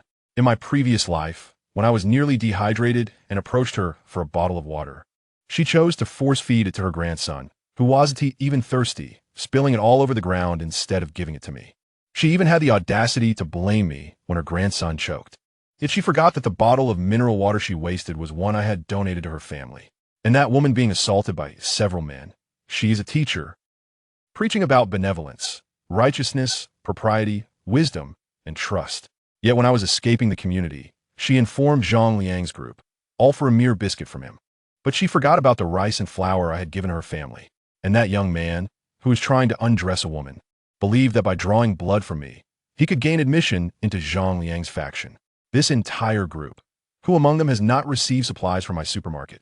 Yet when Zhang Liang treated me like a dog, did any of them utter a single word on my behalf?" As Li Fan spoke, his eyes brimmed with murderous intent, a palpable malice enveloping him as his voice chilled the air. "No, not a single person spoke up for me. Not one offered me even a morsel of sustenance when I was on the brink of starvation and dehydration. Instead, they chose to exacerbate my suffering for their own gain." Ranlin floated to Li Fan's shoulder, unable to physically touch him, but reaching out with a tiny finger to poke his cheek. "Enough of that. I don't care whether they live or die. I just don't want you to let hatred blind your eyes. A heart filled with hatred cannot find happiness. You are the host I have waited countless years for, and retrieving my memories relies solely on you. Don't let insignificant insects derail your mental state. I have a premonition that we may face numerous troublesome and rather challenging situations ahead, so keep your wits about you." Li Fan exhaled a deep sigh, taking several breaths until the hostility on his face dissipated. He smiled at the mini Ranlin and said, "Rest assured, I will not tread the same path as in my previous life. Besides, I have you to assist me now. I believe we will soon gather the necessary materials to activate the gate." Upon hearing Li Fan's words, Ranlin beamed with joy, her eyes sparkling, radiating beauty. When the two refocused on the surveillance projection, the conflict in the garage had transformed into a raucous gathering of miscreants. The underground parking lot, once home to 4,000 to 5,000 individuals, had now fragmented into numerous factions. It was no longer a division between those with vehicles and those without, but rather a congregation of residents from the same building. After several skirmishes with mutual casualties, the fighting gradually subsided. The garage now lay in disarray, with no vehicle left unscathed. The ground was littered with car parts, shattered glass, and a grim tableau of bodies and the injured. In a moment, the various factions began to disperse, eyeing each other warily. Each building commenced discussions on how to proceed, selecting representatives. A middle-aged man from Building 2 stepped forward and said, "Stop fighting. First, let's rescue our loved ones." The representative from Building 5 echoed, "The origins of this matter are no longer important. Saving lives is our priority." The others fell silent, and gradually, some individuals emerged from the crowd, desperately searching for their relatives. Just as calm seemed to return to the garage, anguished cries erupted once more. "Dad, wake up! Please wake up! Honey, are you all right? Those brutes! My grandson, my dear grandson! Damn them! They won't spare any of the children." The representatives from various buildings wore somber expressions. They too were victims, whether their vehicles had been vandalized or their loved ones harmed, humiliated, or killed in this mass riot. Yet, no viable solution for damage control was available. Reluctantly, the 15 building representatives gathered to discuss their next steps. The representative from Building 1 suggested, I believe it would be more appropriate to leave this matter to the police. The representative from Building 6 scoffed, retorting, "Leave it to the police? Just look at those still standing. Who among them is innocent? Are you innocent?" The representative from Building 10, clearly an official, spoke in a grave tone. "Don't expect much from the police. Their forces are already stretched thin. Even if they come, it will merely be a formality. At most, they might apprehend a few ringleaders." The representative from Building 3 interjected, "Let's not dwell on that for now. We should rescue as many people as possible. Each group should take care of its own and maintain distance while waiting for the power to be restored to prevent further incidents." I agree with the proposal from Building 3. Let us delineate the parking area so that individuals from different buildings do not wander into each other's territories. The representatives from several buildings then began to discuss the division of the garage area. By 3 p.m., power was finally restored, and the residents of Lishui, Bun returned home, burdened with the heavy sorrow of their family members' corpses. Meanwhile, the chaos in Lishui Bun had already been reported to the authorities, but due to the sweltering heat, the police could only respond after 8 p.m. Realizing the farce had concluded, Li Fan issued a command for the dragonflies to return. Within 10 minutes, 3 dragonflies flew back from the ventilation shaft to the 3rd underground level, landing gracefully on the coffee table. Li Fan picked one up, captivated by its presence. Ranlin, observing him as if he were a child with a cherished toy, gently suggested, "Why not give it a name? Let us call it Silver Dragonfly." "Indeed. How can one replenish energy?" I was just about to address this question. The energy I utilized for the Qing Ting this time was Nuka energy, and only this once. Should the Tainua virus erupt, I can construct a rudimentary energy extractor to siphon an alternative biological energy from corpses. Li Fan detected a flaw in Ranlin's statement and immediately inquired, "Are you implying that the next energy replenishment necessitates locating Nuka or waiting for zombies to extract energy from their bodies?" With her large, innocent eyes wide open, Ranlin nodded. "Yes, is there a problem?" "Ah, why didn't you mention this earlier? I wasted several hours of energy."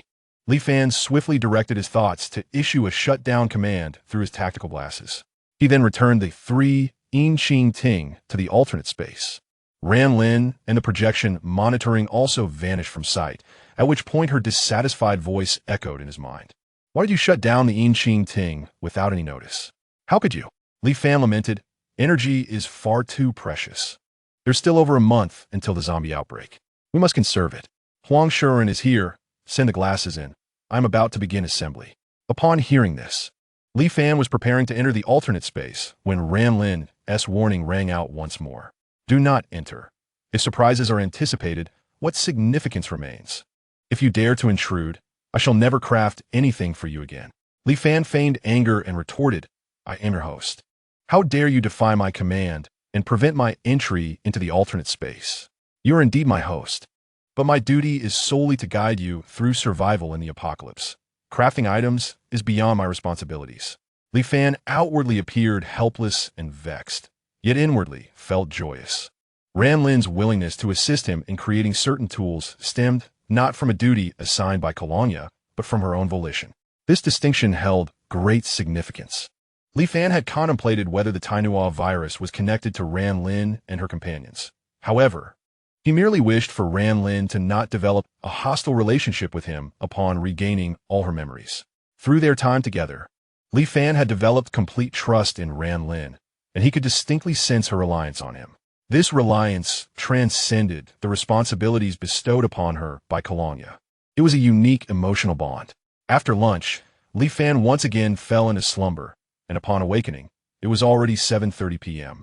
Within the Lishui Bun community, over 80 soldiers and police officers alighted from several military vehicles. Earlier in the day, the city bureau had become aware of the large-scale riot that had transpired at Lishui Bun. This time, Director Meng personally led the team. As they arrived, the residents of the various communities anxiously gazed from their windows. At this moment, a police officer brought Hu Qiuyun before Director Meng. "Are you the community director?" "I am Meng He, the director of the Chang'an City Bureau." "Director Meng, you have finally arrived," Hu Qiuyun replied, her voice trembling.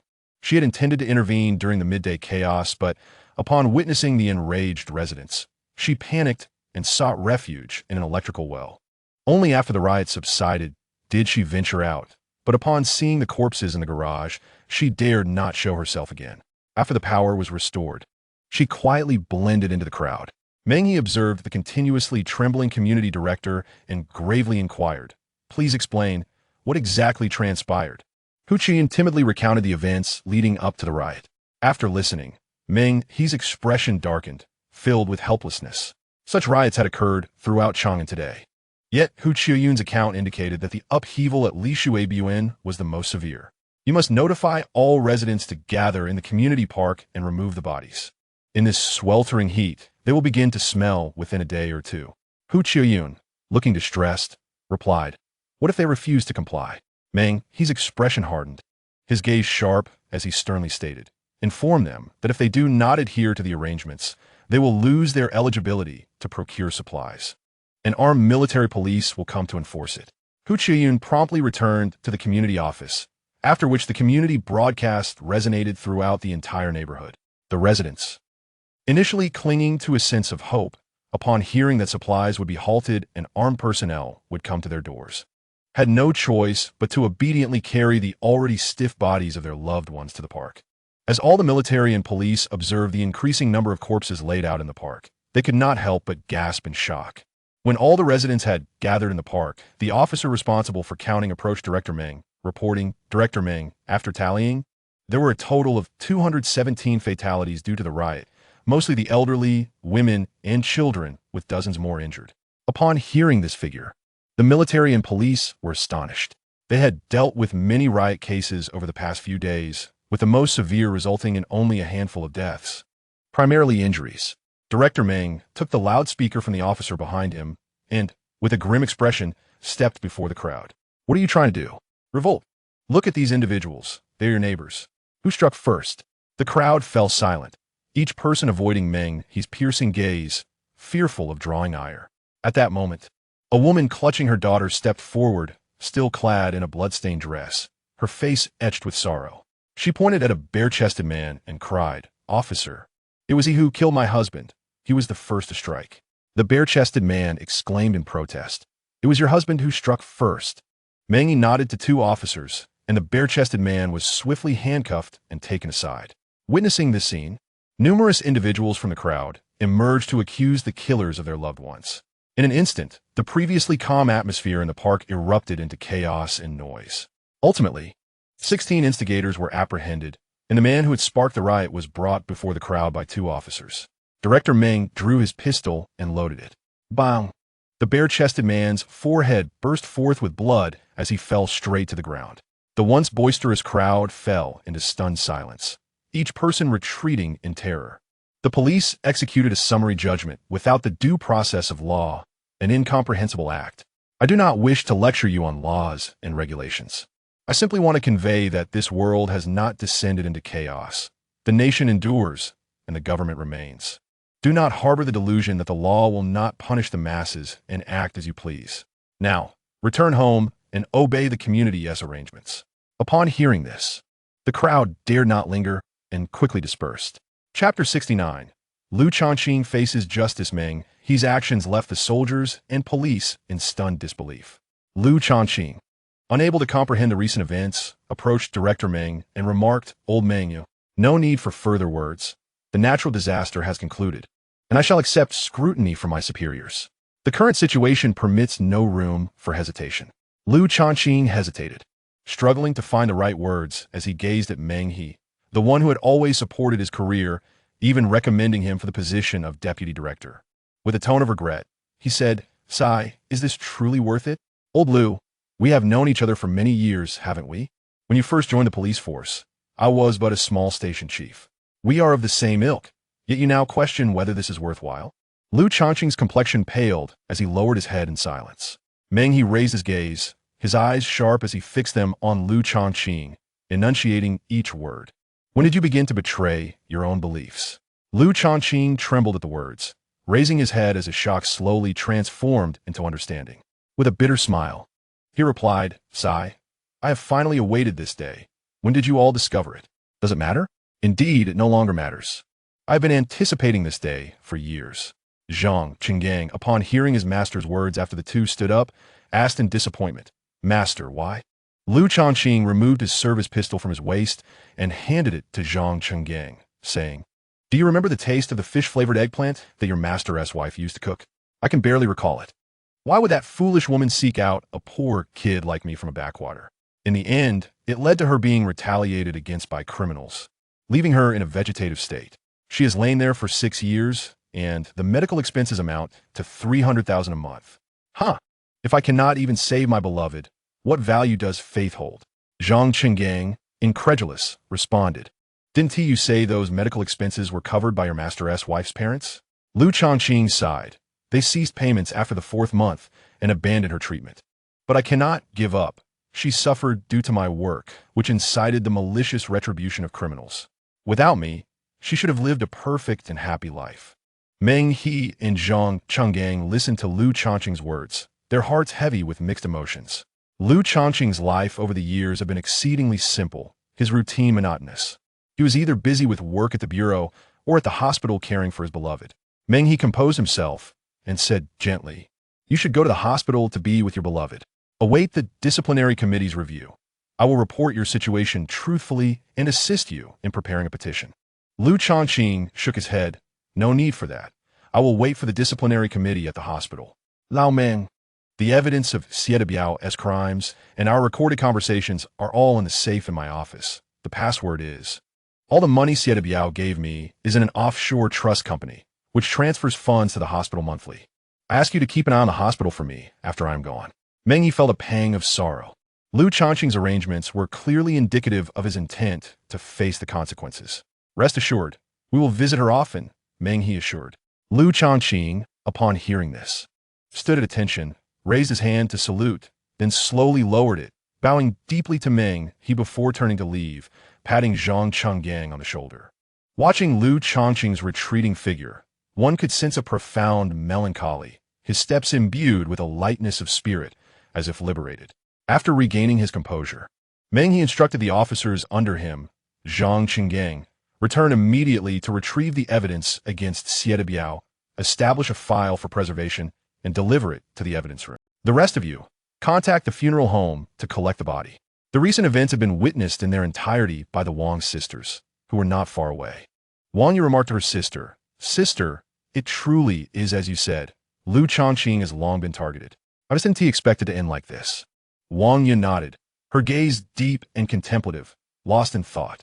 She then approached Zhang Chenggang and said, "Captain Zhang, we'll accompany you back to the municipal bureau. Xie Biao is implicated in the hacking case, and I need to review that evidence." By rank, Zhang Chenggang was superior to Wang Yun, yet in terms of privilege, he had to comply with her request. Upon hearing Wang Yun's demand, Zhang Chenggang had no choice but to acquiesce. The three drove back to Deputy Director Lu Chongqing's office, retrieving a file folder and a USB drive. Upon opening the file, it contained Xie Biao's offshore bank card along with his transaction records, as well as evidence of Lu Chongqing profiting from his position. Plugging in the USB drive, they found thousands of call records, some dating back 6 years. Wang Yun donned headphones, directly accessing the most recent dozen call records, listening intently to their contents. Upon hearing the last 2 entries, her eyes brightened, and a victorious smile graced her face. She then said to Zhang Chenggang, "Captain Zhang, I need to copy the last 2 call records." "Certainly, just have Director Chun sign in the evidence room when the time comes." Wang Yu, standing nearby, was oblivious to the information her sister had uncovered, but her expression suggested she had indeed found a lead related to the hacking case. "Sister, how could Xie Biao be connected to the hacking case?" Wang Yin did not answer directly, but instead teased, "Your little brother is lacking in supplies. Aren't you going to check on him?" Wang Yu smacked her forehead, realizing, "I almost forgot. Let us go deliver some supplies to him." With that, Wang Yu hurriedly exited the office, while Wang Yun turned to Zhang Chenggang and inquired, "Captain, how is that undercover officer doing?" Zhang Chenggang sighed. "The person was rescued, but due to excessive blood loss, he has remained in a coma. If he awakens, please inform me. I need to gather some information from him." "Understood." With that, Wang Yun swiftly left the office in pursuit of Wang Yu. The incident at Lishui Bun was hastily concluded, in a chaotic melee involving over 5,000 individuals. 217 were dead, and 17 were arrested, with 1 executed on the spot. This news rapidly circulated among the community groups. Li Fan, holding his phone, gleaned fragmented information from the messages, and grasped the police's handling of the situation. It appeared that the authorities still maintained control over Chang'an Mansion. Minor skirmishes resulting in a few deaths would be overlooked, but in the event of a large-scale fatal riot, the official response would be swift and severe. Nevertheless, none of this concerned him. He only wished to eat and sleep, awaiting accurate information regarding Biao's whereabouts from Lu Ruyan. Just then, a monitoring alarm went off, revealing the Wang sisters standing outside with supplies in hand. Li Fan felt a surge of annoyance. Why were these two women back again? If it were just Wang Yu, he might not have minded, but the presence of Wang Yun was a source of considerable irritation for him. Perhaps noticing his reluctance to open the door, Wang Yu called Li Fan. Reluctantly, he descended to the first floor, opened the door, and welcomed the two female officers into his fortress. Chapter 70. Confrontation between Wang Yun and Li Fan. Once inside the fortress, the sisters settled in the living room on the first floor, with Wang Yu placing the supplies on the coffee table. The assortment included fruits, vegetables, and staple goods, enough for one person to last 4 or 5 days. I know you're out of supplies, so I brought some over. Once you finish, remember to call me, and I will bring more, she said. Gazing at the supplies on the table, Li Fan felt a twinge of emotion, yet his guard remained intact upon seeing the ever-smiling Wang Yun. He activated the psychological testing device and discovered that her hostility level had reached 80, a notably high score, indicating her suspicions were intensifying. Bang Yun, sensing Li Fan's gaza, smiled and teased. These supplies were specially procured by my sister through special connections. You should know that supplies are scarce throughout the city. She even deducted these from her own share. Wang Yu's cheeks flushed with warmth, feeling both surprised and bewildered. Hadn't her sister always advised her to be cautious around Li Fan? Why was she now playing matchmaker? Before she could ponder her sister's erratic behavior, Li Fan politely interjected. I truly appreciate it, yeah. How much do I owe you? I'll transfer the funds. Wang Yu hurriedly waved her hands, her eyes darting away shyly. No need. It's not much. Observing the sisters' reactions, Li Fan concluded that Wang Yu harbored no hostility toward him. Rather, her feelings were leaning toward affection.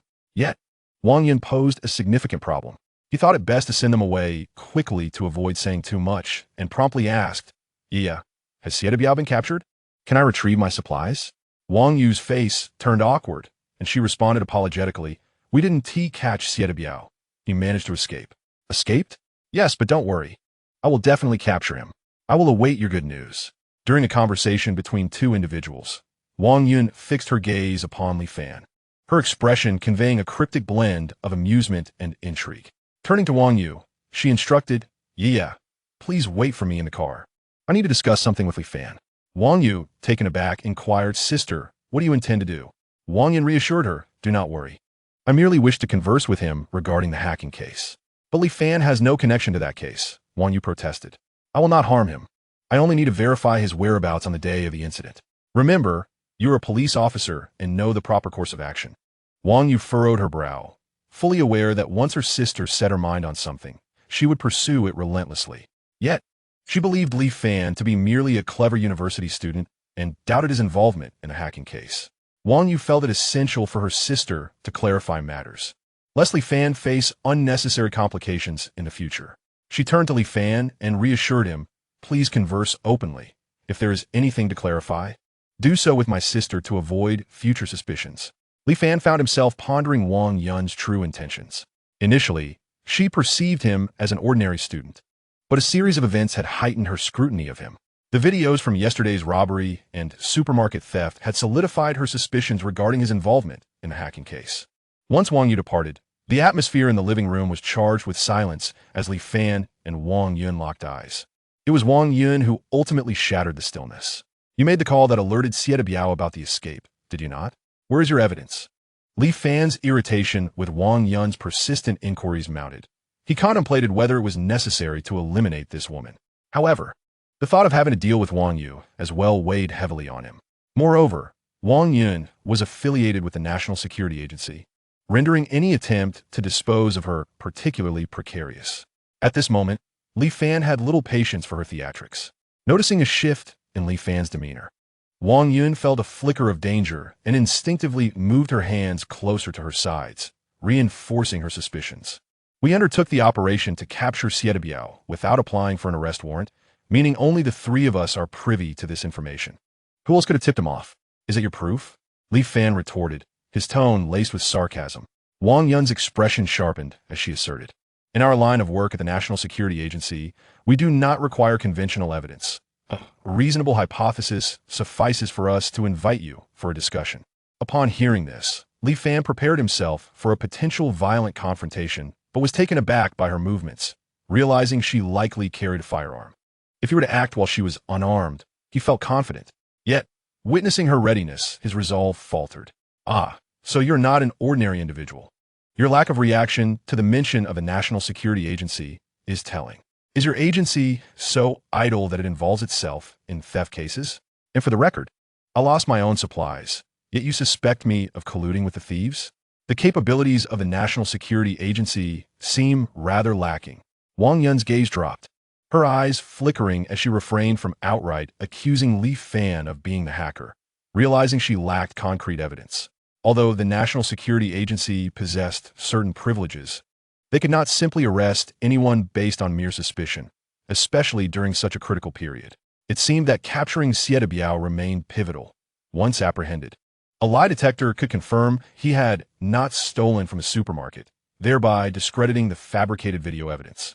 With this in mind, a serene smile returned to Wang Yun's face. "Very well, I will expedite the search for Biao and assist you in recovering your supplies." Li Fan's expression remained impassive, his tone icy as he gestured dismissively. "Feel free.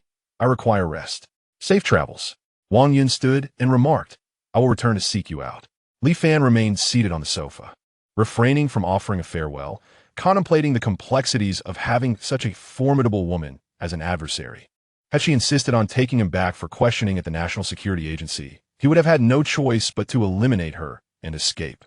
The fact that she ultimately abandoned her pursuit of him left him momentarily bewildered. Upon reflection, he understood her need for Biao's genuine testimony and witness. The remaining individuals involved in the supermarket theft were now solely reliant on Biao. It was imperative to locate him and deal with him swiftly, ensuring Wang Yun did not reach him first. Li Fan descended to the underground level 3, activating Wang Yu's mobile surveillance to ascertain the sisters' next moves. Chapter 71. The hidden Biao at 2 a.m. The streets remained bustling with activity. A Volvo XC40 sped along the road towards Balin District.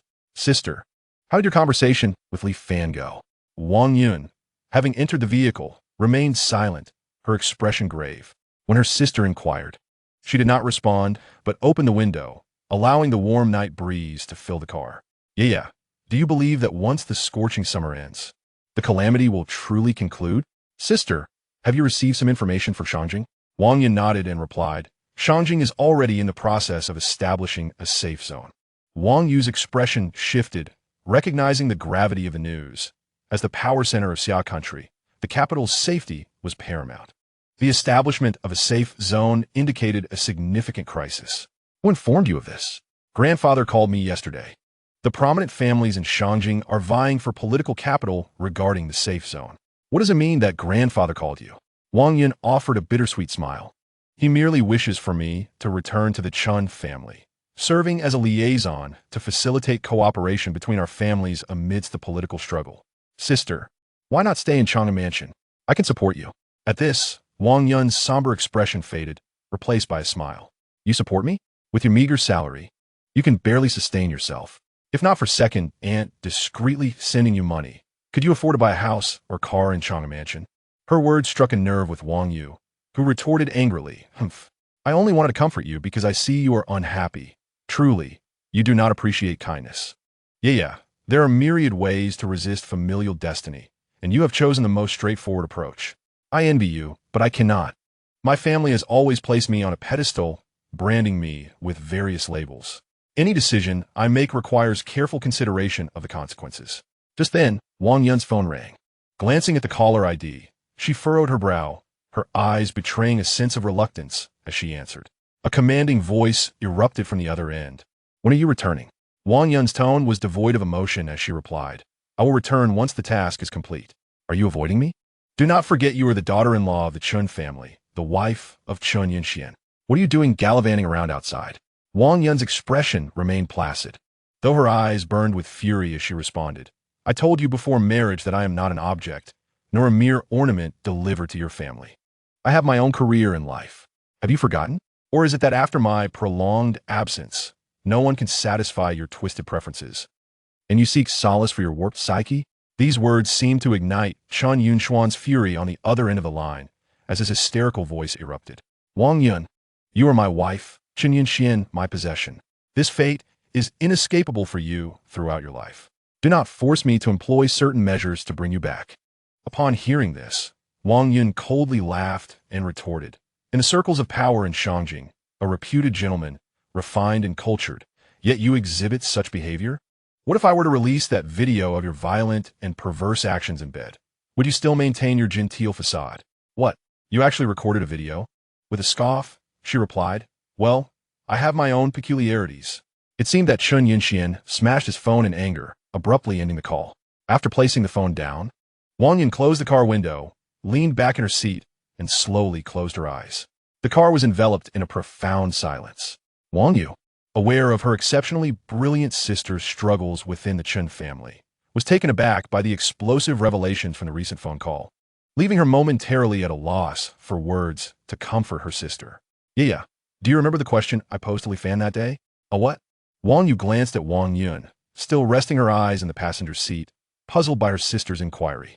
I asked him, who can rise above the laws and rules? He replied, absolute power. I believe he is quite right. Perhaps I should consider another method to resist the fate imposed by my family. After uttering this, Wang Yun opened her eyes, which gleamed with determination, tinged with a hint of madness. Meanwhile, in the fortress, Li Fan, while monitoring Wang Yu's phone, did not glean any leads regarding Xie Biao's whereabouts, but inadvertently stumbled upon a crucial piece of information. Shangjing had begun preparations for establishing a safe zone. However, it remained uncertain whether Shangjing had detected the Taino virus amidst the melting glaciers. Nevertheless, these matters did not concern him greatly. His immediate priority was to locate Xie Biao. Li Fan was not inclined to wait idly for updates from Lu Ruyan's phone surveillance. He swiftly initiated communication with Ran Lin. Xiao Ran, when will that surprise be ready? Soon. Have you found Xie Biao's location? Not yet, but I plan to personally search the industrial park. I will have it ready for you by 8 tonight. Confirming the timing of the equipment, Li Fan opened the monitoring computer to check Lu Ruyan's surveillance records, which still yielded no information. He then shut off the monitoring and turned to the map of the Shijiao Industrial Park. The entire industrial park was divided into 5 zones: light industry, heavy industry, logistics, chemical, and special metals. Li Fan had visited the logistics park, but the remaining zones were still unfamiliar to him. Staring at the densely populated factories, dormitories, and office buildings on the map, he felt a headache coming on. It seemed that quickly locating Xie Biao would not be an easy task. He would have to search through each area one by one. As dawn broke, the sun rose, casting scorching air across the land. With only 3 days remaining until the end of the sweltering heat, the temperature remained unyieldingly high. Humans, resilientes, seemed to have adapted to the perilous conditions after an initial panic, no longer exhibiting excessive emotion upon hearing news of neighbors and friends passing away. Each individual was preoccupied with how to swiftly acquire essential supplies, and their reverence for the law had notably diminished. Within a factory basement in the Shijiao Industrial Park, Xie Biao sat with Zhou Qiang, Lu Ruyan, and Old Xiao gathered around a dilapidated long table, partaking in meager meals. Suddenly, a phone rang from Xie Biao's bag. Opening it, he found 4 mobile phones, 3 of which were powered off. With a grim expression, he retrieved his own phone and answered it. A middle-aged man's voice resonated from the other end. Old Xie, I've inquired through friends and learned that Lu Changqing has been suspended, awaiting the end of the calamity, after which the disciplinary committee will commence an investigation. Just as I suspected. Old Xie, how did you manage to get into such a predicament? I was ensnared by a little brat. Has that phone number been traced? It's an anonymous group buying card, which lacks register information. Thank you, Old G. Once my brothers arrive from the battlefield, I will express my gratitude. No need to mention it. Our friendship over the years warrants assistance. After ending the call, Xie Biao squinted, his rising and falling chest reflecting his turbulent emotions. Old Xiao was one of the earliest members gathered under Xie Biao's wing when he first established himself in Chang'an Prefecture. and he had been with him the longest. Over the years, old Xiao had made a considerable fortune alongside Biao, though he was not deeply entrenched in the underworld dealings. To facilitate communication with the outside world, Biao had brought him along after going into hiding. Brother Biao, what's the situation? Lu Changqing is out of the picture. We can only rely on ourselves now. Old Xiao, please head to the battlefield and bring Huzi and the others over. Also, find out if the police are on the lookout for me. Old Xiao stood up and left the basement, which fell silent once more. On the 6th day of halted operations, the outdoor temperature remained steadfast, with the ground reaching 68 degrees, rendering the city akin to a ghost town.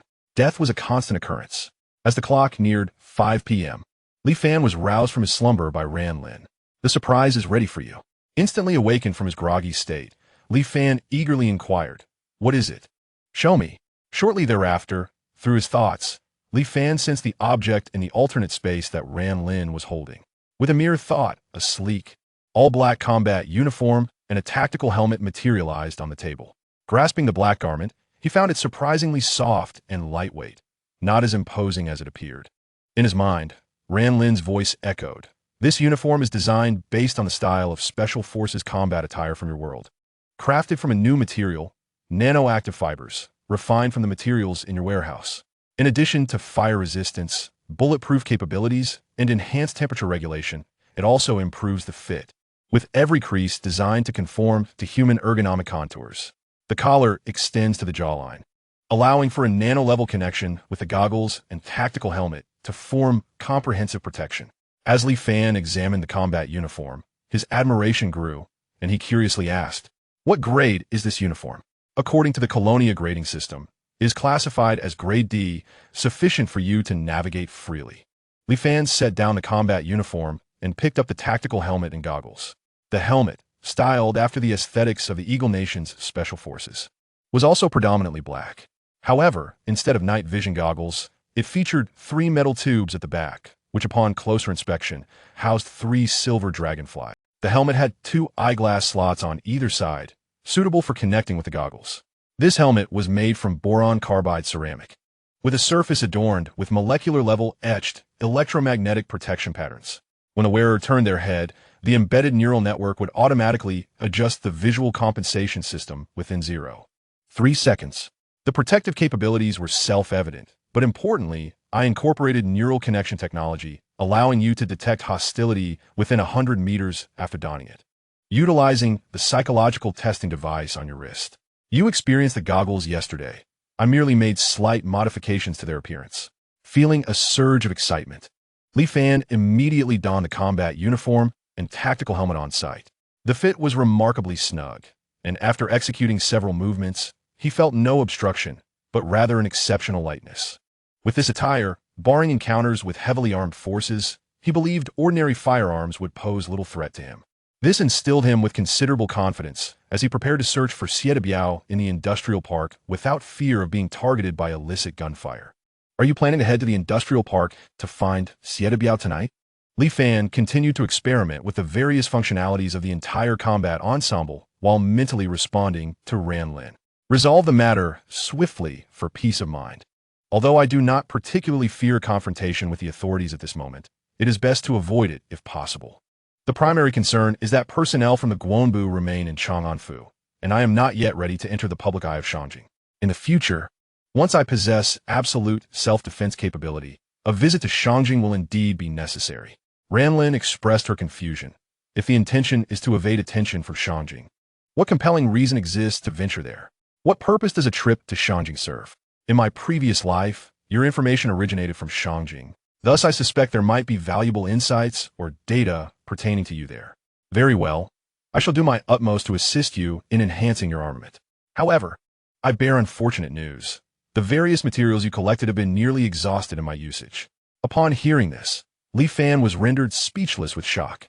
"Are you saying that these materials have been depleted to create this set of equipment?" "Not entirely depleted. Come inside and take a look for yourself." Li Fan immediately entered the alternate space, arriving at the storage area. As he surveyed the surroundings, he noted that the previously stocked cables in the warehouse had completely vanished, and of the over 100 luxury vehicles, only a handful of off-road campers and SUVs remained. This sight tugged at Li Fan's heart, and turning to Ranlin, he jested, "You truly do not appreciate the value of resources when not in charge. So many materials have only produced this single combat suit." Ranlin shrugged and replied, "Not all have been used up. The rare materials that could be utilized were consumed after decomposition. Common materials such as iron, copper, aluminum, graphite, and plastic are still piled up in the materials laboratory. Now, you must find a way to acquire some rare metals. They will be invaluable for the armory and high-tech laboratory in the future." Li Fan wholeheartedly agreed, although the remaining laboratories had yet to be activated. Preparing in advance is undoubtedly prudent. Based on recent experiences, the consumption in Colonia is indeed staggering. He then addressed Ranlin. "Provide me with a list of what is needed, and I shall endeavor to collect it." Ranlin waved her hand, and a 3D projection of the list materialized before Li Fan. Beryllium, lithium, rubidium, cesium, platinum, iridium, osmium, gallium, germanium, indium, thallium, scandium, yttrium, lanthanum, cerium, titanium, zirconium, tantalum, vanadium, niobium, polonium, radium, actinium, uranium, plutonium, an overwhelming array of rare metals that made Li Fan dizzy. Upon reaching radium and uranium, his scalp prickled. Are these items even attainable by a university student? What purpose do these radioactive rare metals serve? Ranlin mentioned the yet-to-be-activated high-tech laboratory and the dark matter laboratory, stating, "It is only after these two laboratories are operational that the need for each respective rare element will arise. Otherwise, seek out mineral resources so that the materials laboratory can refine them, achieving self-sufficiency."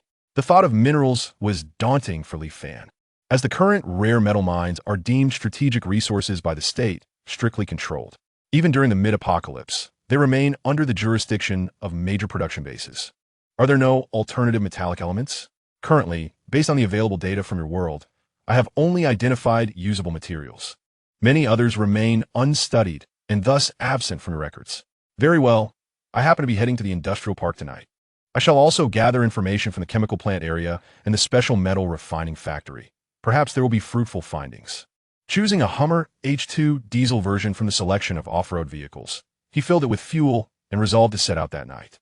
After exiting the alternate space, Li Fan lowered the visor of his helmet, activating the 3D projection to display a panoramic map of the industrial park, studying it meticulously.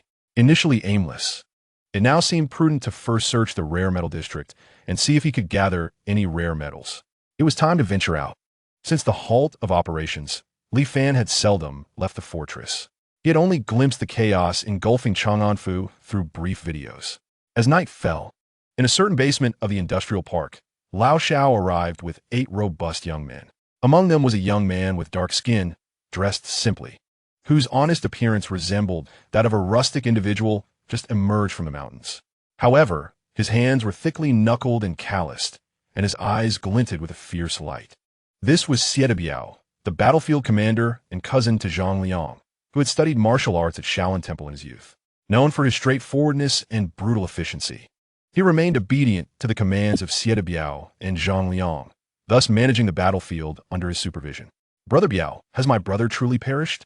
Huzi asked, disbelief evident in his voice. "You doubt my word?" Lao Shao had relayed the details, claiming a video captured his brother's betrayal, but Huzi was adamant. "My brother would never." "Enough, Huzi," Xie Biao interjected. "You two brothers are my most loyal subordinates, and I trust you implicitly. Otherwise, I would not have entrusted the nightclub and battlefield to your management. That video is a fabrication. Your brother must have been killed by that brat. I summoned you here to seek an opportunity for revenge." Upon hearing this, Huzi clenched his fists, muscles bulging, eyes filled with bloodlust as he solemnly declared, "Brother Biao, just say the word, and I will lead my men to turn that little brat into mincemeat." Xie Biao approached Huzi, patting him on the shoulder for reassurance. "Do not rush. That brat's fortress is defensively strong. We must wait until he emerges before taking action. The police may already be monitoring me, making it inconvenient for me to intervene. You go first, and keep 2 brothers on surveillance of the fortress's movements." "Understood. I will gather men to watch closely." Huzi turned and selected 2 comrades before departing the basement. Less than half an hour later, Lao Shao returned to report to Xie Biao. "Brother Biao, Mr. G has arrived." Xie Biao gazed toward the entrance, where a middle-aged man exuded authority. Clad in a white shirt with slicked-back hair, his face adorned with a courteous smile. Lao Xia, my apologies for the inconvenience these past few days, he said.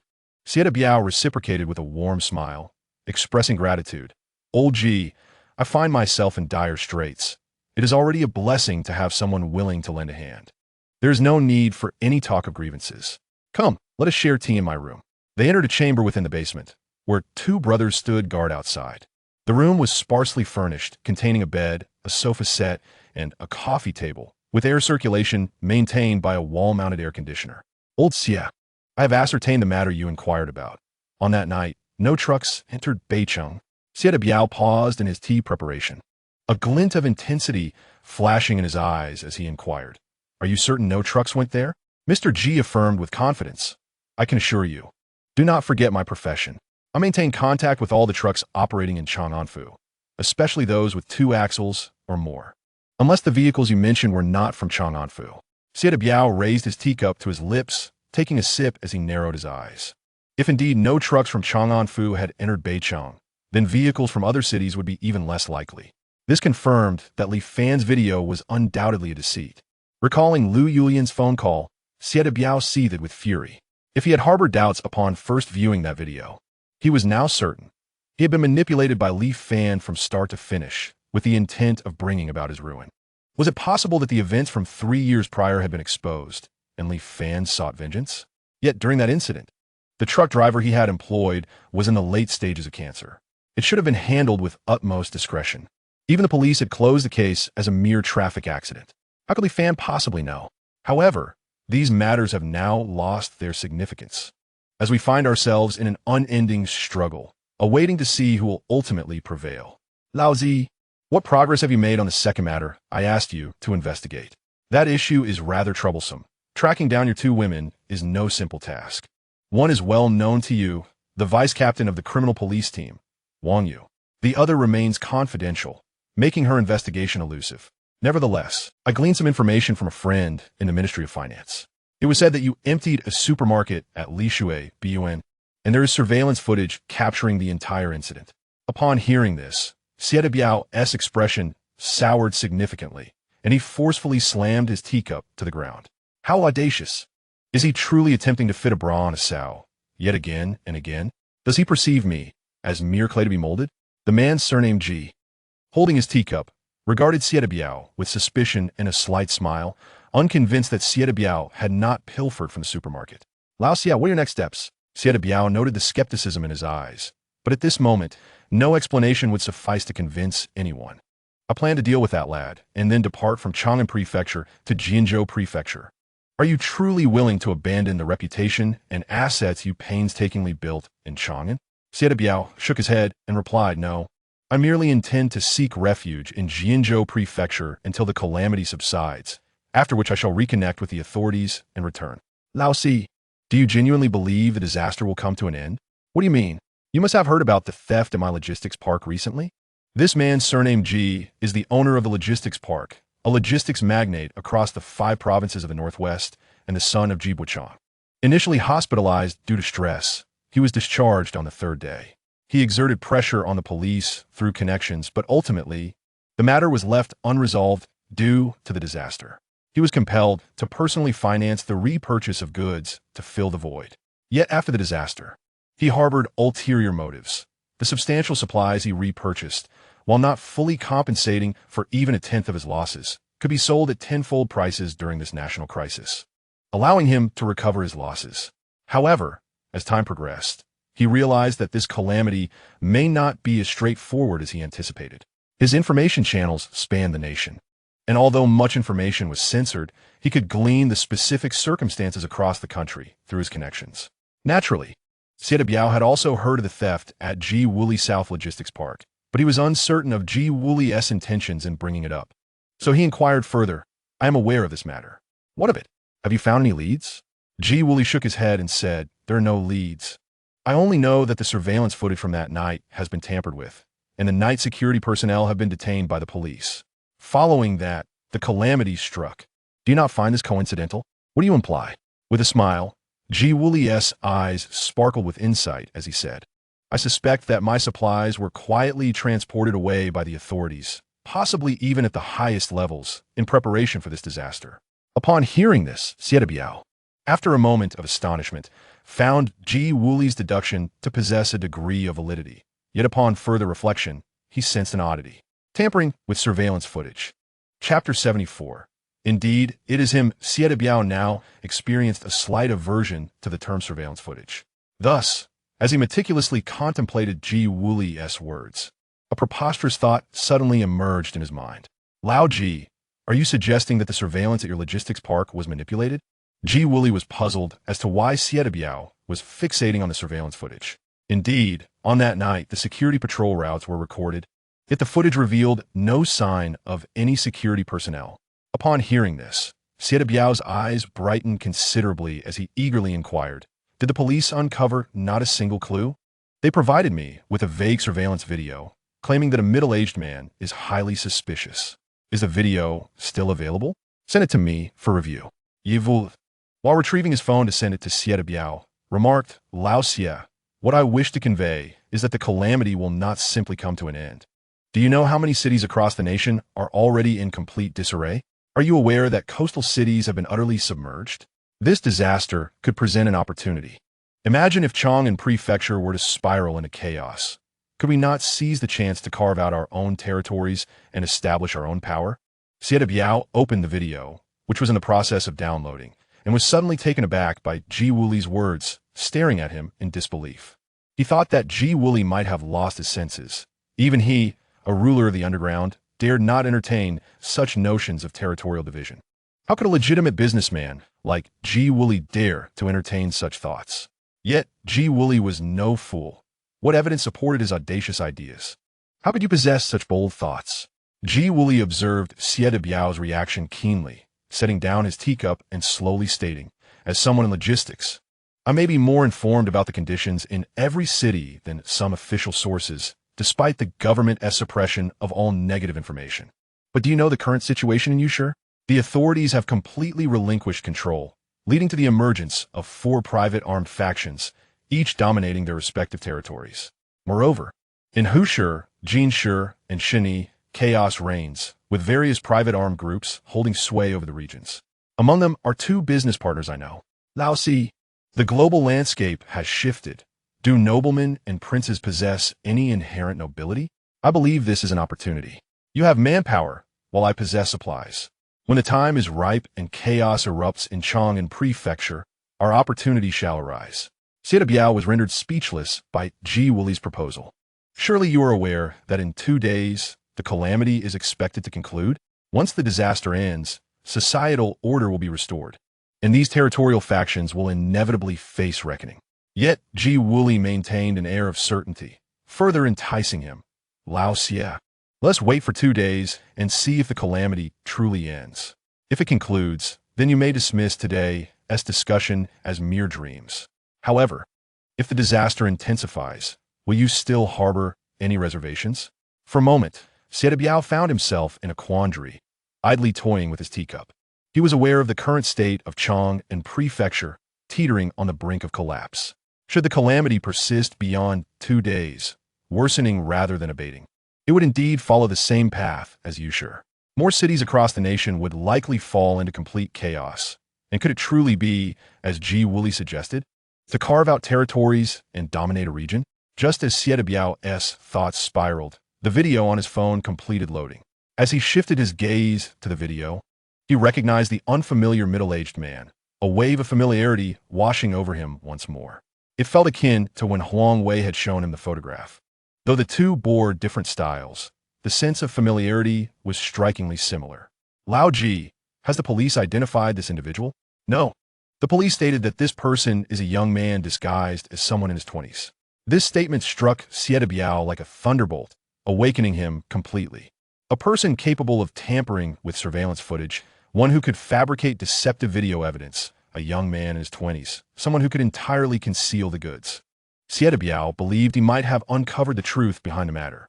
At that moment, his phone rang, revealing a call from Huzi, which he promptly answered. Hello, Bro Biao.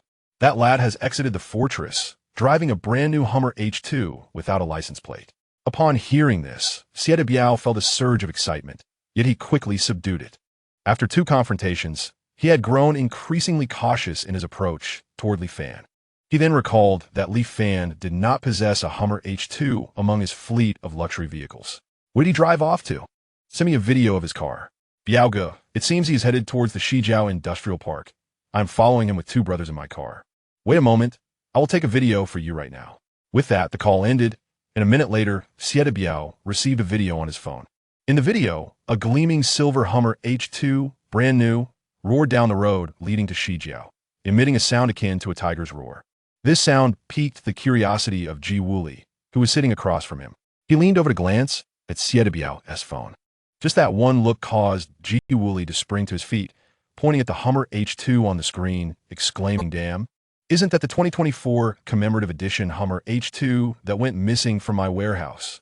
Hearing this, Sieta Biao held the phone video up to Ji Wuli, asking, "Are you sure this Hummer H2 is the one that went missing from your warehouse? Take a closer look." Ji Wuli was exceedingly agitated, snatching Sieta Biao's phone and pointing at the Hummer in the video, declaring, "I absolutely cannot be mistaken. These 2 vehicles are the latest model, the 2024 commemorative edition. With only 200 units globally and just 5 in Xia country. This is the only one in the Northwest. It was meant to be a wedding gift from the Gas King of Gan Province for his son, originally scheduled for delivery next month." Ji Wuli's words enlightened Sieta Biao completely.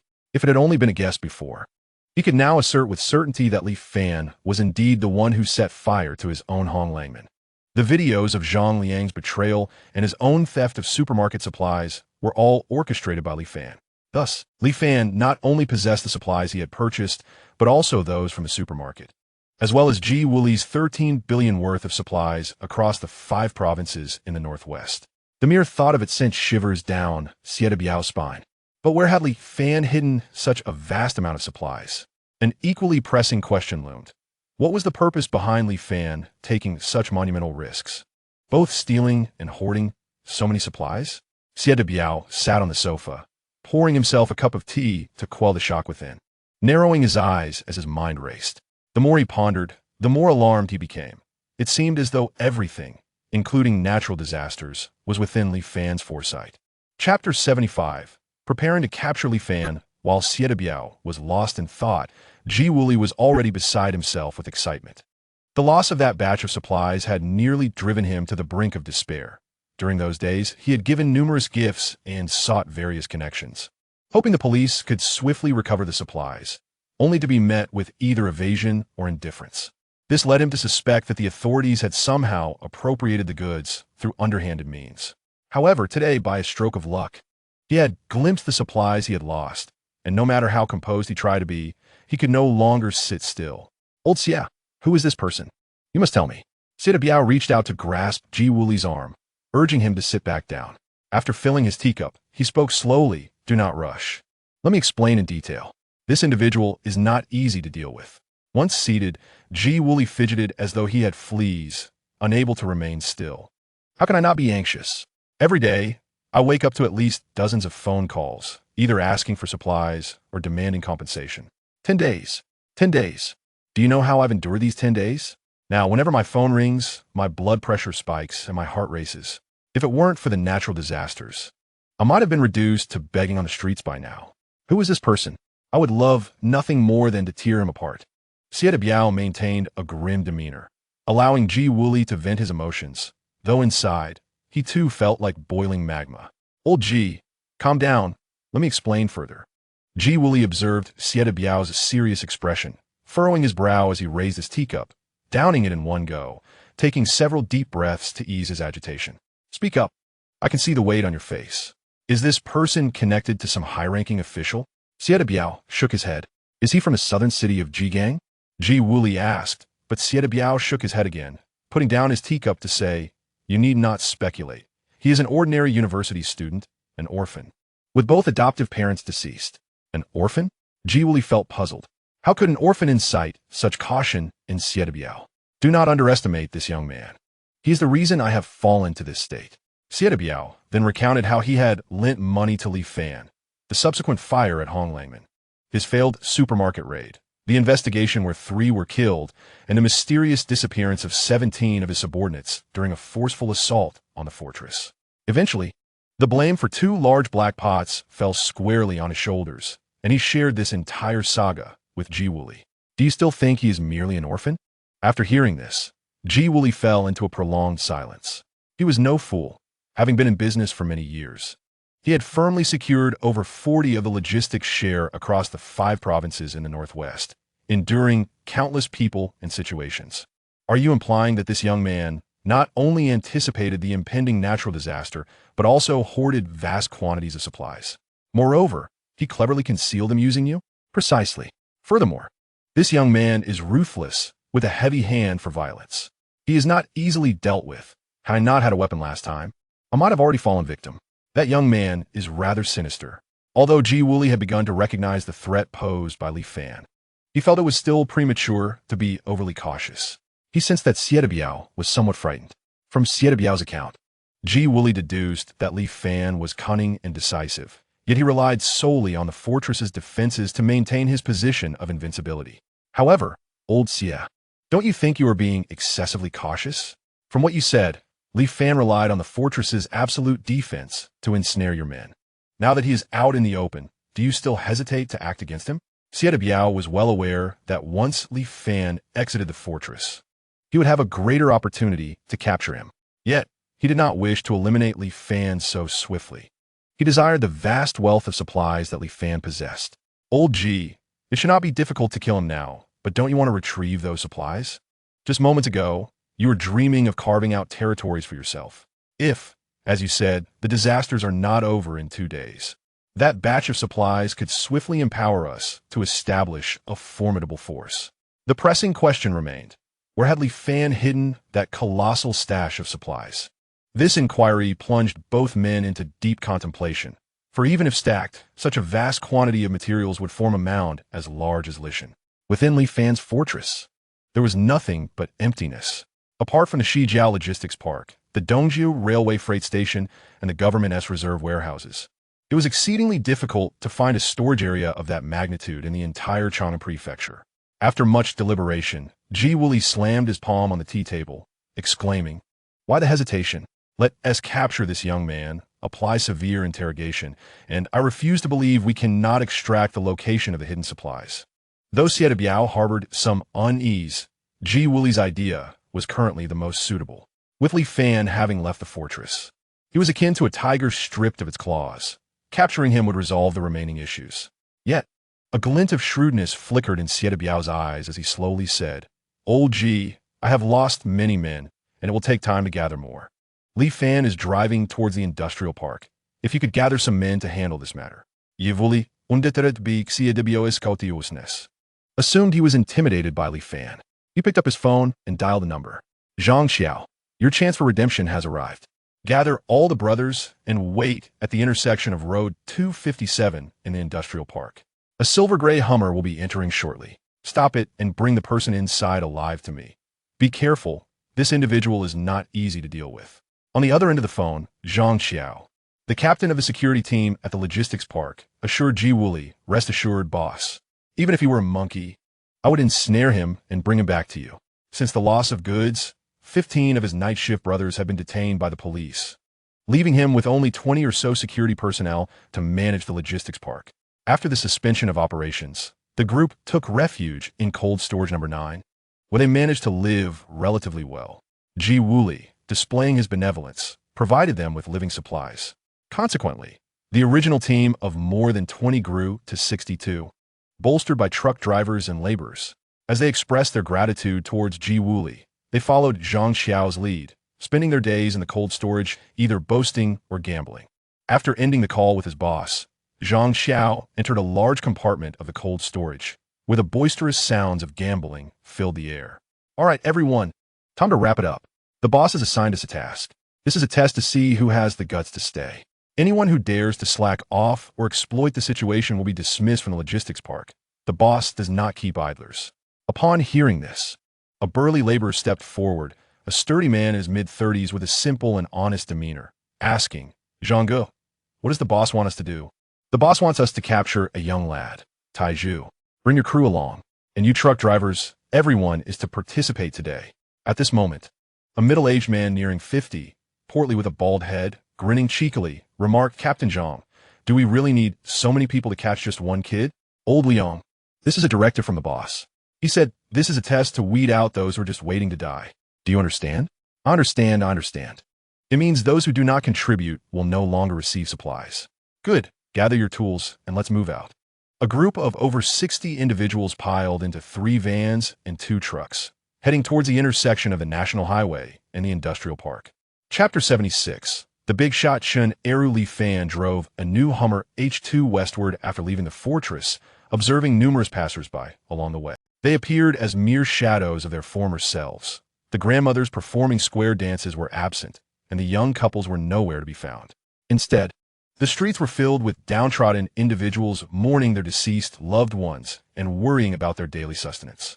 As he traveled, Li Fan noticed several incidents of looting occurring, yet those around him turned a blind eye, as though this was the natural order of things. No one intervened, and no one reported the crimes. It seemed that the public order in Chang'an Prefecture had reached a breaking point. If his memory served him correctly, this situation would only become more dire as the harsh winter approached. After half an hour, Li Fan arrived at the outskirts of the western suburbs, and just over 1,000 meters ahead lay the industrial park. Glancing around, he was about to find a secluded spot to park his vehicle when he noticed a familiar black Passat trailing behind him. After driving a few hundred meters, he made a swift turn, heading back. The driver of the Passat seemed taken aback by Li Fan's sudden maneuver, instinctively slowing down. It was not until Li Fan had passed the Passat by 500 or 600 meters that the vehicle turned around and followed him. Observing the approaching Passat in the rearview mirror, Li Fan felt puzzled. Who would cling to him at such a time? Was it the National Security Agency or Siedebiao? He opened the window just a crack, and a silver dragonfly flew out like a specter, darting towards the Passat. Moments later, Li Fan received a 3D projection from the silver dragonfly. What's wrong? As Li Fan activated the projection, Ran Lin eagerly appeared beside it. I've been followed. That car has been tailing me since the vicinity of Lishui Bun. I didn't pay it much mind at first, but when I was looking for a place to park, I noticed it was still behind me. Who do you think it belongs to? Li Fan's Quinta. Scrutinizing the 3 individuals in the Passat from the projection. They appeared quite ordinary, but their robust physiques and menacing glances were telling. It was difficult to ascertain their identities. I don't know. These faces are unfamiliar to me. With a playful snap of her fingers, Minnie Ran Lin declared, "Leave it to me. I'll dig up their information from the police database." Her eyes glimmered with a cerulean hue, and within 20 seconds, the details of the 3 individuals materialized before Li Fan. Chun Eru, male, 31 years old, from Jianzhou, sent to Shaolin Temple by his parents after elementary school to learn martial arts. Imprisoned for 3 years for intentional injury, later worked in Chang'an Prefecture, and was a cousin of Zhang Liang. Ma Daji, 29 years old, from Chunsong. Lu Xiaodong, 26 years old, from Luo City. Upon seeing Chun Eru's information, Li Fan was taken aback, not merely by the fact that he was Zhang Liang's cousin, but because of the name itself. In a previous life, a power user emerged from Chang'an Prefecture, a dual-element 8th-tier ability wielder specializing in strength and metal body transformation. He was eventually recruited by the government for training. During the fall of Jin City, Chun Eru led a small squad single-handedly to confront a horde of beasts, taking down a 7th-tier mutant tiger, earning him fame and a place among the 8 formidable figures of the government in the capital. Even before Li Fan's rebirth, Chun Eru remained a significant figure amidst the apocalypse. Chang'an Prefecture, having been incarcerated, trained at Shaolin, and fitting the age profile, there was no doubt it was him. Li Fan never anticipated encountering such a powerful figure, still dormant in his abilities at this early stage, and it appeared that this individual bore animosity towards him. A wicked smile crept across Li Fan's face. He must eliminate him. It would be perilous if this man were to grow stronger. That would be an unfathomable threat.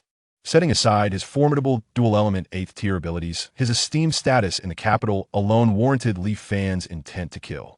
As he watched the Passat closely follow him, Li Fan steered his vehicle into a dilapidated auto salvage yard on the outskirts of the western suburbs, coming to a halt atop the car. He awaited the arrival of the Passat. The salvage yard was expansive, surrounded by walls piled high with discarded vehicles. leaving a considerable open space in the center. Before entering, Li Fan had already scanned the yard with his goggles and found no traces of biological magnetic fields. It was an ideal location for disposing of evidence. The Passat stopped at the entrance of the salvage yard but did not rush in, and the three occupants remained inside the vehicle. "Tiger brother, what should we do? This kid has gone in. Should we follow?" asked Ma Daji, the driver, glancing at Chun Eru in the front passenger seat. Lu Xiaodong, seated in the back, grew impatient, feeling the situation was being blown out of proportion.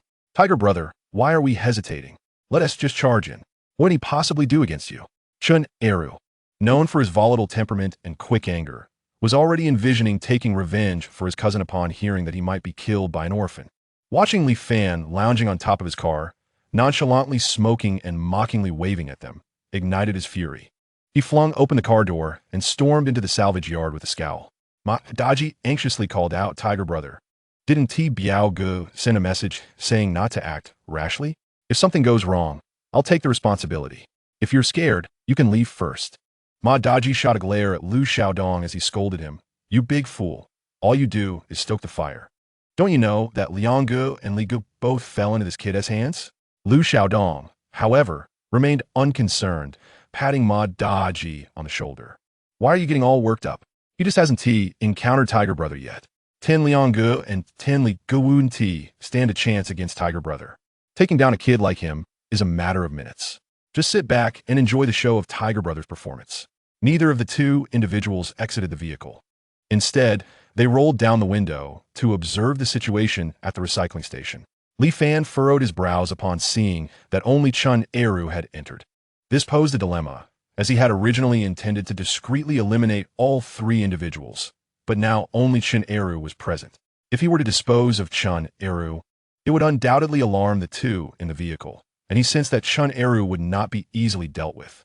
His advantages lay in his equipment and the combat skills he had honed over the past 8 years in this apocalyptic world. Yet, Chun Eru appeared to be a seasoned fighter, having trained rigorously for many years, and his physique was significantly larger than Li Fan's. As Li Fan contemplated how to capture all three, Chun Eru's commanding voice broke through. "Are you Li Fan? What have you done with my cousin, Zhang Liang?"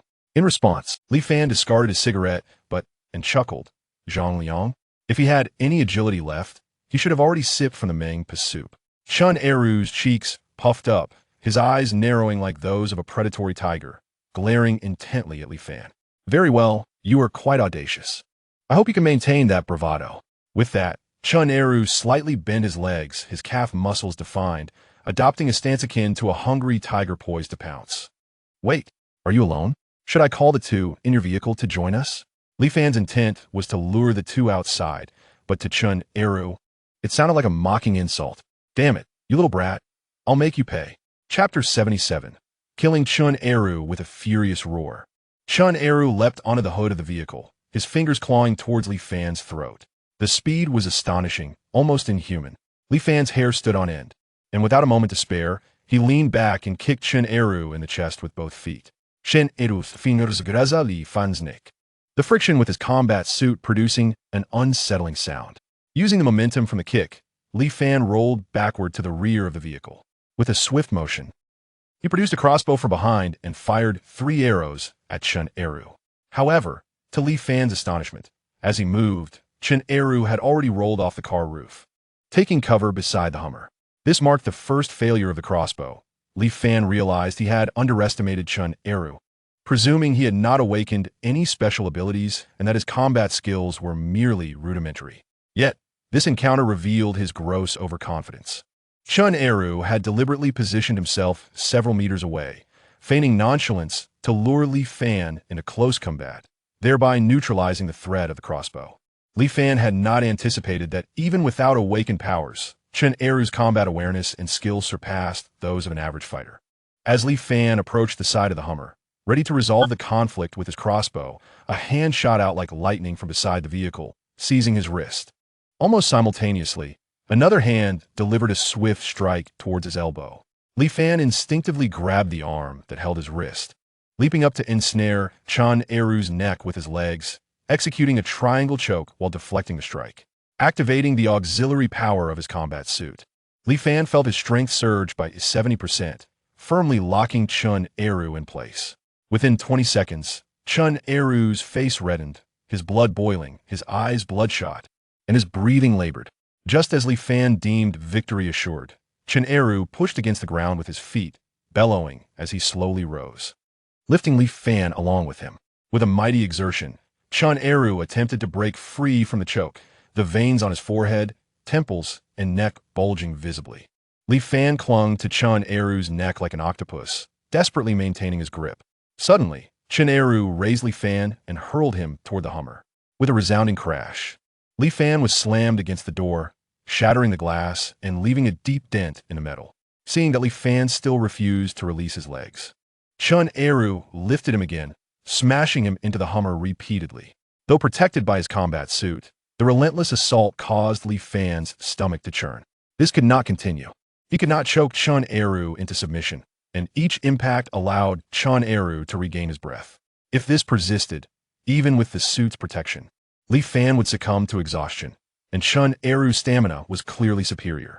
Casting a glance at Chun Eru's head, a ruthless glint flickered in Li Fan's eyes. He aligned his fingers to strike at Chun Eru's eyes. Chun Eru gripped Li Fan's arm tightly, preventing any advance. With his initial plan thwarted, Li Fan leaned back and forcefully collided his head with Chun Eru's. The tactical helmet, crafted from refined metal, caused Chun Eru to bleed profusely from the impact. However, as Li Fan prepared for a second strike, a fierce glint ignited in Chun Eru's eyes. He charged toward a nearby hydraulic press. Recognizing the imminent danger, Li Fan relinquished his grip and pivoted, delivering a swift kick to Chun Eru's groin. Chun Eru halted, crossing his arms to block the blow. Li Fan seized the opportunity to roll away and reposition himself beside the Hummer, once again facing off at a distance of 3 to 4 meters. Out of the corner of his eye, he noticed that his crossbow had fallen beneath the driver's seat during their struggle, and the side of the Hummer was completely crushed. Unlike ordinary cars, the Hummer's exterior was made of aluminum alloy, not bulletproof, but certainly more durable than typical off-road vehicles. The deformation of the Hummer's door and frame demonstrated the sheer ferocity of Chun Eru's strength. Witnessing this, Li Fan's assessment of Chun Eru's combat prowess escalated once more. Truly, he was one of the 8 great kings of Jing in this apocalypse. Even without awakened abilities, his combat experience and physical attributes surpassed Li Fan's unawakened self. If not for his superior equipment and the combat expertise he had cultivated over the past 8 years, attempting to eliminate Chun Eru would have been a fool's errand. However, it was time to bring this to a close. The 2 individuals at the entrance could be left behind. Li Fan's sole focus was to eliminate Chun Eru, as he posed an extraordinary threat. Initially, Chun Eru believed Li Fan relied solely on his fortified position and crossbow, but after their earlier tussle, Chun Eru sensed he might have underestimated Li Fan. Despite Li Fan's smaller stature, his strength was surprisingly comparable. Moreover, his tactics were despicable and unscrupulous, employing every dirty trick imaginable, from eye gouges to strikes to the groin, devoid of formal training, yet viciously effective. Just as Chun Eru hesitated over whether to advance or retreat, Li Fan suddenly launched an aggressive attack, lunging toward him. Chun Eru, caught off guard, hastily assumed a defensive stance, prepared to confront Li Fan. However, he noticed Li Fan's outstretched right hand was neither a fist nor an open palm, but merely extended toward him, devoid of any weapon. Confusion filled his mind. This appeared to be an invitation to exploit a weakness. If he could seize Li Fan's wrist, he could incapacitate him. Just as Chun Eru's eyes glinted with malice, and he reached out to grasp Li Fan's wrist, a flash of silver appeared. Li Fan had conjured a dark Tang Dao from thin air. With a deft flick of his wrist, a silver blade shimmered in front of Chun Eru, who suddenly found himself devoid of feeling in his right arm. His eyes widened with a mix of confusion and fear as the blade's glimmer swiftly traversed his neck. Immediately, Chun Eru witnessed a cataclysmic transformation of the world around him, spotting a familiar headless body standing still, with its smooth neck gushing forth blood like a fountain. Outside the gate, 2 individuals in a Passat initially observed the exchange between Chun Eru and Li Fan with keen interest. They were astounded by Li Fan's combat prowess, fully aware of Chun Eru's formidable fighting abilities. To engage Chun Eru for such an extended duration without yielding was indicative of a skilled fighter. However, Upon witnessing Chun Eru's arm and head suddenly severed, terror gripped the two men, leaving them utterly aghast. As Chun Eru had his back turned towards them, they did not witness the moment Li Fan conjured a knife from thin air, yet this did not diminish their fear of him. Madatsi, pointing at Chun Eru's lifeless form, stammered incoherently, Tiger, Tiger, Tiger, brother Tiger. Drive, hurry up. Do you wish to die? Upon hearing Lu Xiaodong's tirade, Ma Daji finally snapped to attention, grateful that the car remained running to enjoy the air conditioning. He pressed the accelerator, and the Passat bolted away like a wild stallion. Hearing the roar of the engine, Li Fan prepared to retrieve his electric bike to give chase when he noticed through the surveillance of a silver dragonfly a convoy of military vehicles speeding towards the industrial park. What business could these military vehicles have at the industrial park? Was Chang'an Prefecture also preparing to establish a safe zone and gather supplies? It seemed that his plans to visit the industrial park would need to be postponed. Activating the biological magnetic field imaging function of his goggles, he scanned his surroundings and confirmed that no one was near. He then concealed the corpse and the Hummer, retrieving a small electric bike from his space storage. Wobbling his way towards the fortress, temporarily abandoning the plan to head to the industrial park. In Chapter 78, titled Making a Big Move. Within a certain basement of the industrial park, Ji Wuli was reveling in the successful acquisition of supplies alongside Biao, anticipating the moment when Chang'an Prefecture would crumble, allowing him to rise to power. Their revelry was abruptly interrupted by the sound of phone ringing. Upon seeing the caller ID, Ji Wuli smiled at Biao, stating, "It appears we have captured them. The efficiency is commendable." While speaking, he pressed the answer button. Zhang Xiao, bring the individuals directly to the basement of warehouse number 2. The voice on the other end hesitated, silence enveloping the call for a few seconds before responding, "Boss, we did not see the silver Hummer at all. Not even a BMW was present." The triumphant smile on Ji Wuli's face froze instantly. "What did you say? You did not see the Hummer pass by?" "Indeed. My brothers have parked the truck across the road at this intersection for over an hour, and not a single Hummer has appeared." Ji Wuli cast a puzzled glance at Biao, his eyes full of inquiry. Sensing the unease, Biao picked up his phone to call Chun Eru, but there was no answer. This sudden turn of events caused his eyelids to twitch uncontrollably, a wave of intense anxiety washing over him. After multiple attempts to reach Chun Eru with no success, he was about to summon Lao Xiao to inquire about the situation when the door to the room was abruptly flung open. "Cousin, something terrible has happened." Recently, the phrase "something terrible has happened" had become a frequent lament for Biao. The previously amiable expression on his face darkened, becoming as ominous as stormy water. As he glared at the intruder, Zhou Qiang, and coldly inquired, "What calamity has befallen us now? Why the frantic demeanor? Brother Tiger has been killed by Li Fan." "What?" Upon hearing this, Biao sprang from the couch in shock. Chun Eru was his most formidable underling, the one he had once taken to Ji Gang's underground boxing arena to wreak havoc, single-handedly defeating all the fighters present. Chun Eru had gained notoriety in the underground world, yet he possessed a glaring flaw. His simplistic mindset often led to impulsive behavior, making him quick to anger and lacking restraint, which is why Biao had assigned him to manage a gravel factory in the outskirts. Now, hearing that Li Fan had killed Chun Eru left him astonished, quickly replaced by a surge of fury. Hadn't he been advised to avoid reckless actions? How could he engage with Li Fan? Ji Wuli, upon learning of this incident, discreetly ended the call. He had heard of Biao's brainless heavyweight, Chun Eru, reputed to be undefeated in Chang'an Prefecture. The fact that such a person had been slain by a mere university student instilled a sense of caution in Ji Wuli towards the enigmatic Li Fan. Zhou Qiang, feeling the weight of Biao's furious gaze, hastily added, "I'm not clear on the specifics. It was 2 brothers who escaped who informed me. Shall I let them come in to explain?" Biao, with a grim expression, returned to the couch, striving to suppress his inner turmoil, coldly stated, "Let them come in. I wish to hear how Li Fan managed to kill Chun Eru." Soon, the shaken Ma Daji and his companion were ushered into the room. Observing the quaking duo, Biao furrowed his brow and demanded, "What transpired? Speak clearly, every detail." Brother Tiger insisted on avenging Liang Ge, and we cannot stop him. The two recounted the entire sequence of events in a disjointed manner. "You mean to say that Li Fan could contend with Chun Eru unarmed for a considerable duration?" Yes. And in the end, Li Fan decapitated him with a knife? Yes. Then how did you manage to return? Ma Daji and his companions' faces turned pale. Brother Xie. Li Fan was too ruthless. Brother Tiger was no match for him. And we had no chance of victory, so we could only escape to report. Li Fan did not pursue you? No, no. The Hummer was damaged, and we had no means of transportation to catch up. Hearing that Li Fan had not pursued them, Xie Biao felt a slight relief, narrowing his eyes as he waved dismissively at the two men. After Ma Daji and his companion left, an eerie silence enveloped the room, with Xie Biao and Ji Wuli remaining mute. After a lengthy pause, Xie Biao broke into a sinister chuckle, slowly lifting his head, madness gleaming in his eyes as he coldly remarked, "This is becoming increasingly interesting." Ji Wuli, observing the intensity in Xie Biao's gaze, felt a twinge of apprehension. "Old Xie, are you all right?" "I am perfectly fine, old Ji. Tell me, if the calamity persists for another 2 days and chaos erupts in Chang'an Prefecture, do you have any confidence?"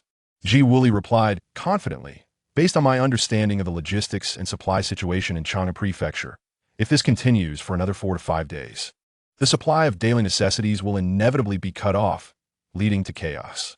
"Good, old Ji, I accept your proposal." Ji Wuli indeed harbored ambitions to establish his own armed force amidst the turmoil, seeking to ally with Xie Biao due to his renown and substantial followers. Initially, Xie Biao had been hesitant, indecisive, feeling as if he were a tiger with the heart of a mouse. However, the current demeanor of Xie Biao exuded the essence of a cornered tiger, instilling unease in Ji Wuli. "Old Xie, have you made your decision?"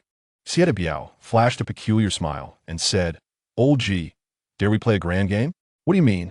"In 2 days, if the calamity does not cease, you will provide a sum of money, and I will procure some quality items." Ji Wuli, sensing the madness in Xie Biao's eyes, felt an inexplicable quickening of his heart and cautiously inquired, "What do you intend to buy?" Xie Biao rose, reached into his bag, and threw an object onto the coffee table. Upon seeing it, Ji Wuli's breath became heavy. He had heard whispers of Xie Biao's involvement in the arms trade, and it seemed the rumors were indeed true. If chaos erupted in Chang'an Prefecture, firearms would undoubtedly expedite the establishment of his armed faction. "How much will it cost?" 80 million. That will raise a true armed force. Originally, Xie Biao intended to remain entirely undercover, planning to escape to Jinju if the disaster ended, awaiting clarity in Chang'an Prefecture's situation before seeking new protection and returning. However, after clashing with Li Fan and suffering significant losses, Xie Biao found himself imbued with the courage to fight back. "With hundreds of men and hundreds of guns, I refuse to believe we cannot handle this Li Fan. Does the tiger not roar? And you truly think I'm a sickly cat?" Ji Wuli was taken aback by Xie Biao's outrageous ideas. Yet he harbored another concern within. Initially, he intended to leverage the individuals and reputation under Xie Biao's influence. But he did not wish to find himself under Xie Biao's absolute control. Observing Xie Biao, he smiled amiably and said, "Old Xie, your ideas are quite intriguing. However, I require half of the weapons you procure, and I would appreciate it if you could introduce me to the channels through which you acquire them. I also have a group of brothers who need to make a living." Upon hearing this, Xie Biao laughed heartily, poured tea for both of them, and raised his cup toward Ji Wuli, saying, "You, old Ji, extended a helping hand during my time of need. Thus, I shall not treat you unfairly. Half of the weapons are yours. When the time comes, we will split Chang'an Fu evenly." Ji Wuli lifted his cup and clinked it with Xie Biao's, exclaiming, "To a pleasant cooperation." Both men concealed a hint of wariness in their eyes. Chapter 79. The renovation of the fortress RV. Upon returning to the 3rd underground level of the fortress, Li Fan entered a different dimension. Staring at the severely deformed exterior of the Hummer, he fell into contemplation.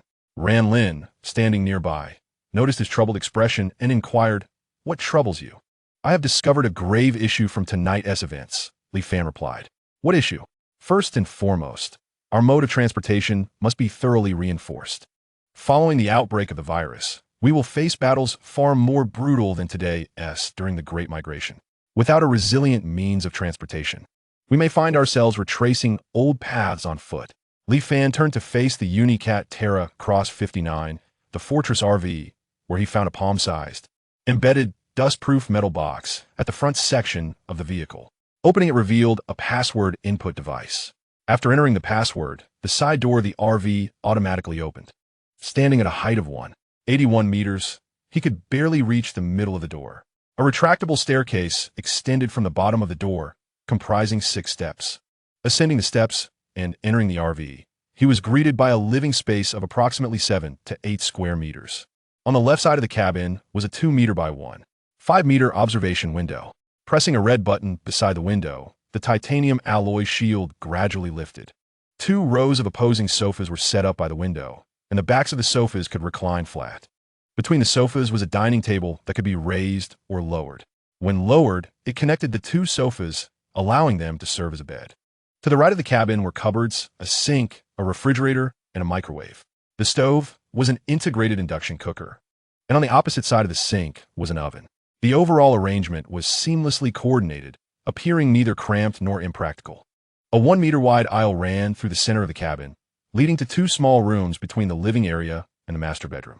The left room contained a bathroom with a sink and a washing machine beneath it, while the right room housed a separate shower area of about 2 square meters, ample enough for 2 people to bathe together. Beyond the bathroom and wash area was the door to the master bedroom. Upon opening it, a large bed measuring 2 meters by 2 meters occupied 80 of the room's space. To the left stood a built-in wardrobe, and at the rear of the cabin, there was another observation window shielded by a titanium alloy panel. Li Fan understood that this was not the entirety of the RV's space. The Unicat Terracross 59 stood at a height of 2 meters, excluding the chassis. Approaching the cockpit, he opened a protective panel to reveal a control panel, which he skillfully manipulated. From a roof of the vehicle, an 80-centimeter high, fully enclosed upper bunk automatically extended, and a vertical ladder led up to the secondary bedroom. The top featured 4 skylights, surrounded by titanium alloy shields, with a latex mattress for sleeping. Returning to the first floor, he opened the protective panel between the cockpit and the living area. When lowered, it created a direct connection between the cockpit and the living space. This is incredibly luxurious.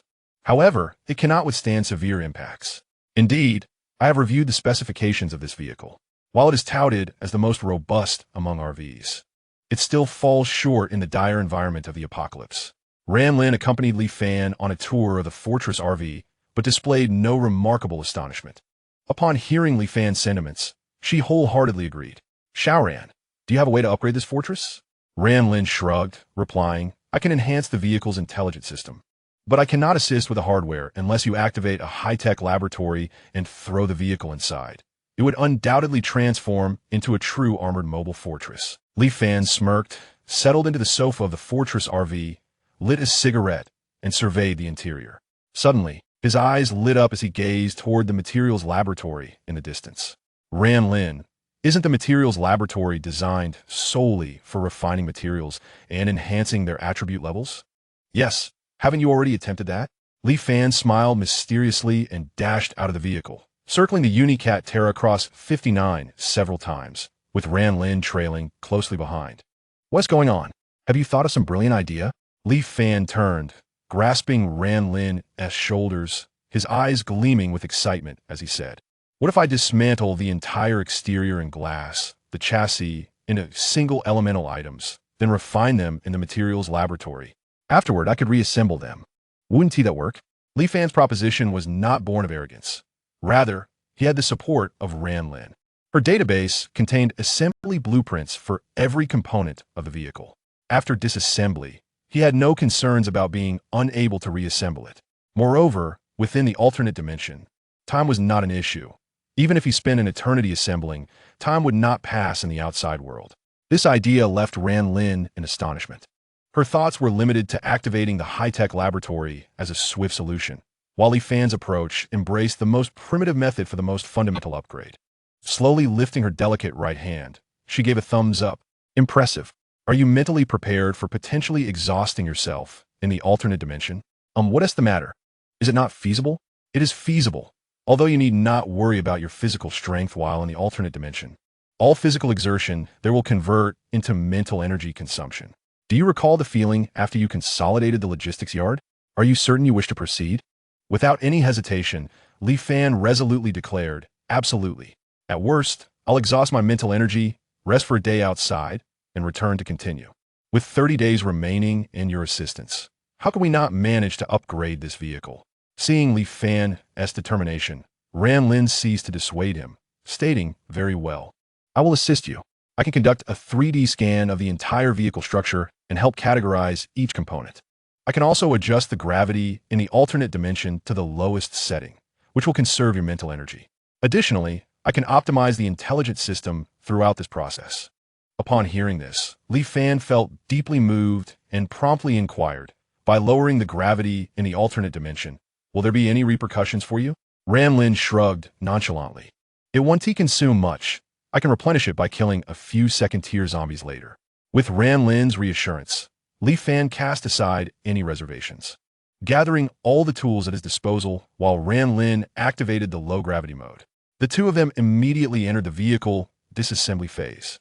Li Fan returned to the fortress, nestled into the sofa, and entered the alternate dimension. In the blink of an eye, he found himself back in reality, mentally fatigued.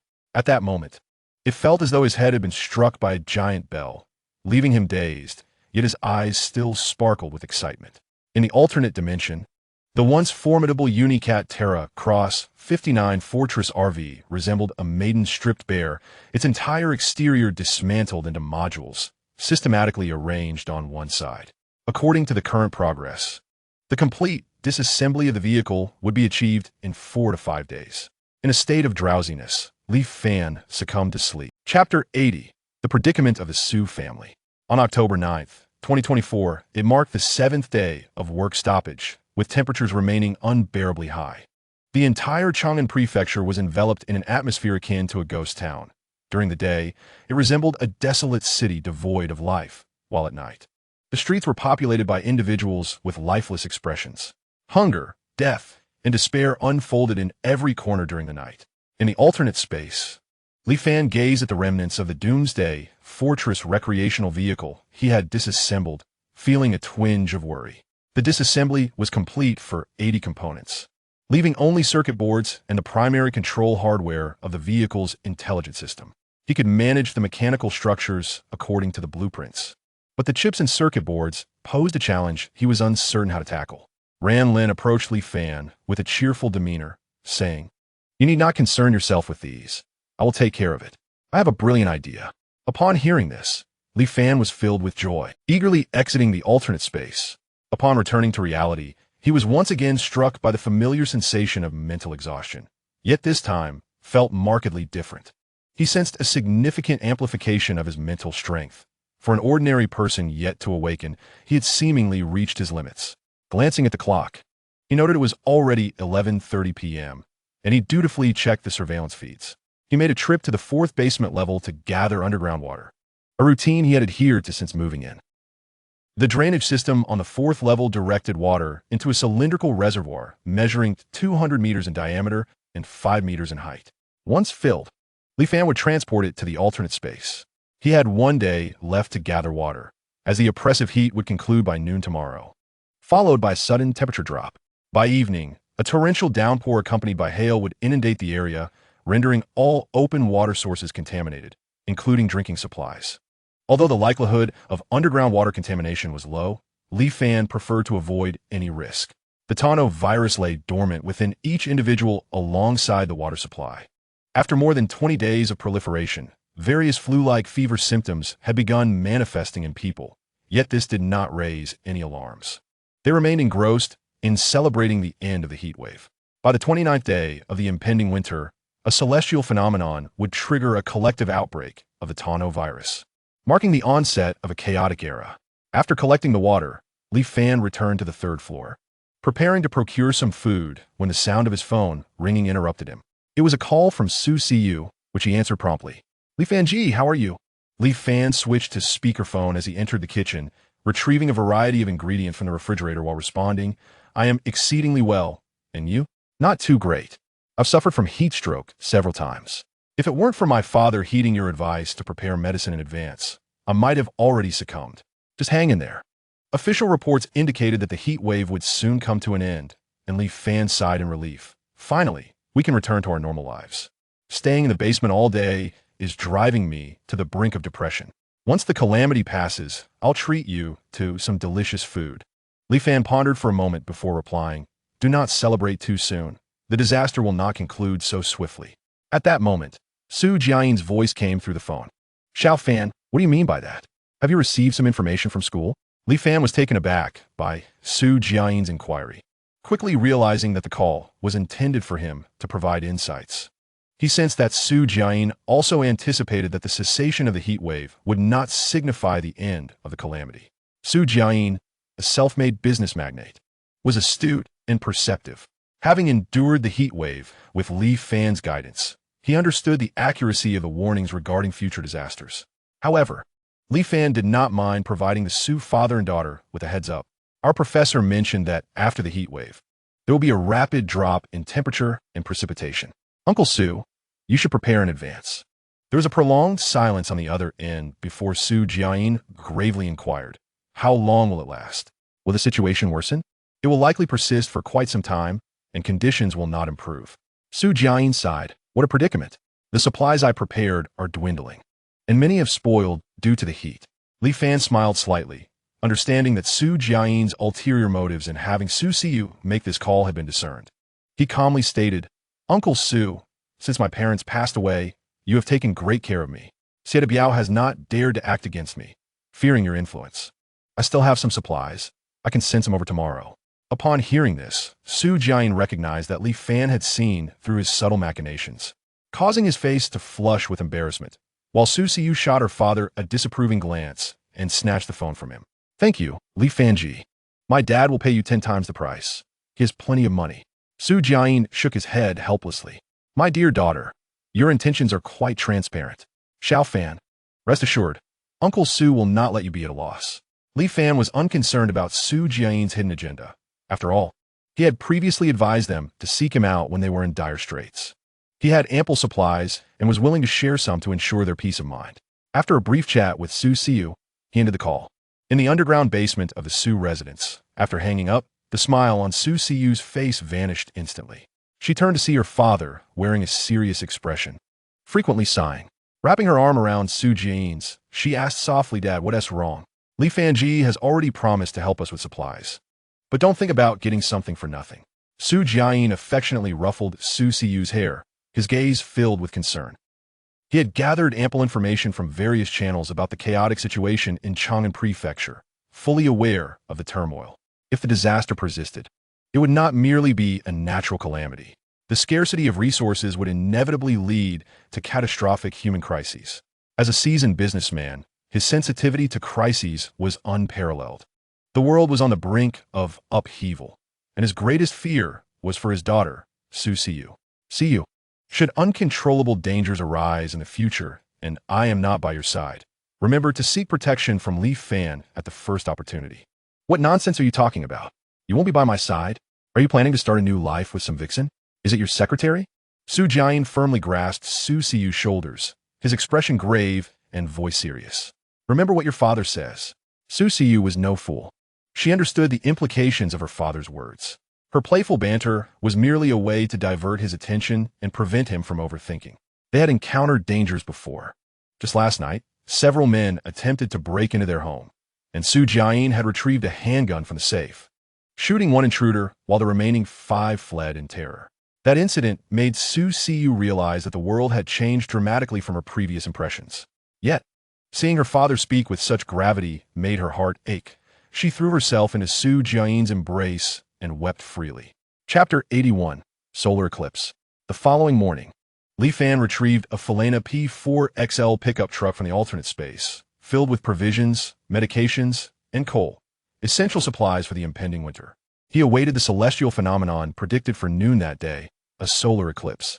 After the eclipse, the sun's extraordinary energy would abruptly vanish, causing temperatures to plummet dramatically, from over 60 degrees down to around 40 degrees within an hour. By approximately 4 in the afternoon, temperatures would normalize, leading the public to celebrate, convinced that the natural disaster had concluded and that they could return to their ordinary lives. Little did they know that those few hours would be their final revelry. After Li Fan made all the necessary preparations, he arrived at the observation deck, set up the astronomical telescope, and reclined on the sofa, ready to indulge in this celestial feast. While he aimlessly scrolled through videos, awaiting the arrival of midnight, the voice of Ran Lin echoed in his mind. All components of the Fortress RV had been meticulously refined. Li Fan was elated upon hearing this and immediately entered the alternate space, returning to the original location of the RV. The ground, spanning over 100 square meters, was cluttered with an array of components, dazzling to behold. The once gray exterior had transformed into a deep black, glistening subtly and exuding a sense of heft. He casually picked up a protective panel, slightly furrowing his brow. Although the shell had been disassembled into numerous modules, he sensed a change in its shape. Xiao Ran, could there have been a mistake? Why do I feel the shell's shape has altered? You noticed that? I've comprehensively upgraded some functions of this vehicle and modified its components as well. Oh, what has it been changed into? Ran Lin waved her right hand through the air, and a 3D projection of the brand new Apocalypse Fortress RV appeared before Li Fan, accompanied by various data about the RV. The moment he beheld the projection, Li Fan was filled with delight. It was truly the dream of every man. The Apocalypse Fortress RV, entirely enveloped in a deep black hue, stood nearly 5 meters tall, measuring 9 meters in length and 3.5 meters in width. The resemblance to the Apocalypse Fortress RV Unicat Terra Cross 59 was utterly absent, replaced instead by an imposing presence, brimming with a sense of advanced technology. I have improved upon the original frame of the Apocalypse Fortress RV Unicat Terra Cross 59, directly fixing the formerly retractable secondary sleeping compartment. The previous secondary sleeping area was excessively large, leading to space wastage. It has now been divided into 2 segments, with a bedroom in the middle and 4 panoramic skylights on either side transformed into turrets, allowing for weapon installation or serving as firing ports. The original temperature control display, operation screen, monitoring screen, and vehicle data display have all been dismantled. All of it. Indeed, I've replaced the entire vehicle's system with an intelligent one. Once assembled, you shall see what it entails. Ran Lin mischievously winked at Li Fan, leaving him in suspense, then slid her fingers across the projection. The projection of the Fortress RV turned to face Li Fan. To enhance the vehicle's stability, a lightweight carbon manganese alloy was employed for the cabin, providing strong defense, thermal insulation, and soundproofing. Most importantly, it exhibited exceptional impact resistance. The defensive capability was increased by 17 times compared to the original titanium alloy, yet its weight was only 50% of the original cabin. The chassis and frame were constructed from titanium aluminum alloy, weighing 3 times that of steel while boasting a load-bearing capacity 72 times greater than steel. Despite the vehicle's height, 80% of its weight was concentrated in the frame and underbody shield. The tires were made from synthetic new material, solid and non-hollow, eliminating the need for gas inflation. This material possessed superior grip and durability compared to the original tires, being explosion-proof, bulletproof, and fire-resistant. After a thorough introduction, Ran Lin looked at him with eager anticipation. Li Fan did not hesitate to give her a thumbs up, exclaiming, "Xiao Ran, you are truly remarkable. Having you is my fortune." Of course, this is the most advanced plan I could devise given the current conditions. However, when Li Fan noticed that the projection data indicated an upgrade option at the bottom, his complexion paled slightly. "Xiao Ran, does this upgrade mean that we will need to disassemble and refine it again in the future?" He vividly remembered the torment of dismantling a vehicle, feeling exhausted after each foray into the alternate space, as if facing a midlife crisis. "Look at you. The materials and intelligent systems I employed are all for your future endeavors in establishing a high-tech laboratory. Once you initiate the high-tech laboratory and the gravitational magnetic field kinetic energy laboratory, even greater surprises await you." Observing Ran Lin's enigmatic demeanor, Li Fan couldn't help but feel a twinge of impatience, yet he understood that she would not divulge anything further. "Stop dawdling. Let us begin assembling." "Not today. I need to step out for a while. I'll assemble it when I return, as it won't be completed in just a day or 2. Upon seeing Li Fan shake his head in refusal to assemble immediately, Ran Lin pouted and inquired, "Are you planning to find Xie Biao again?" "Not at all. After the eclipse today, the scorching heat will come to an end. I intend to deliver some winter supplies to Su Siyu." "Are we already entering the second phase so soon?" "Yes. Once I deliver the supplies and return, I will start the assembly. Ran Lin, slightly disappointed, pursed her lips and remarked, "All right, but I have yet to witness this eclipse you mentioned. Don't worry. I'll activate the silver dragonfly shortly, so you can watch it with me." "Really? Will you actually spare the energy of the silver dragonfly?" Li Fan playfully tapped Ran Lin's forehead. "You make me sound as if I'm a miser."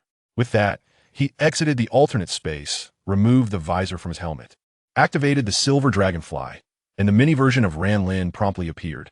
After chatting with her for a moment, the surrounding light dimmed slightly, and Li Fan noticed the time on his phone read precisely midnight.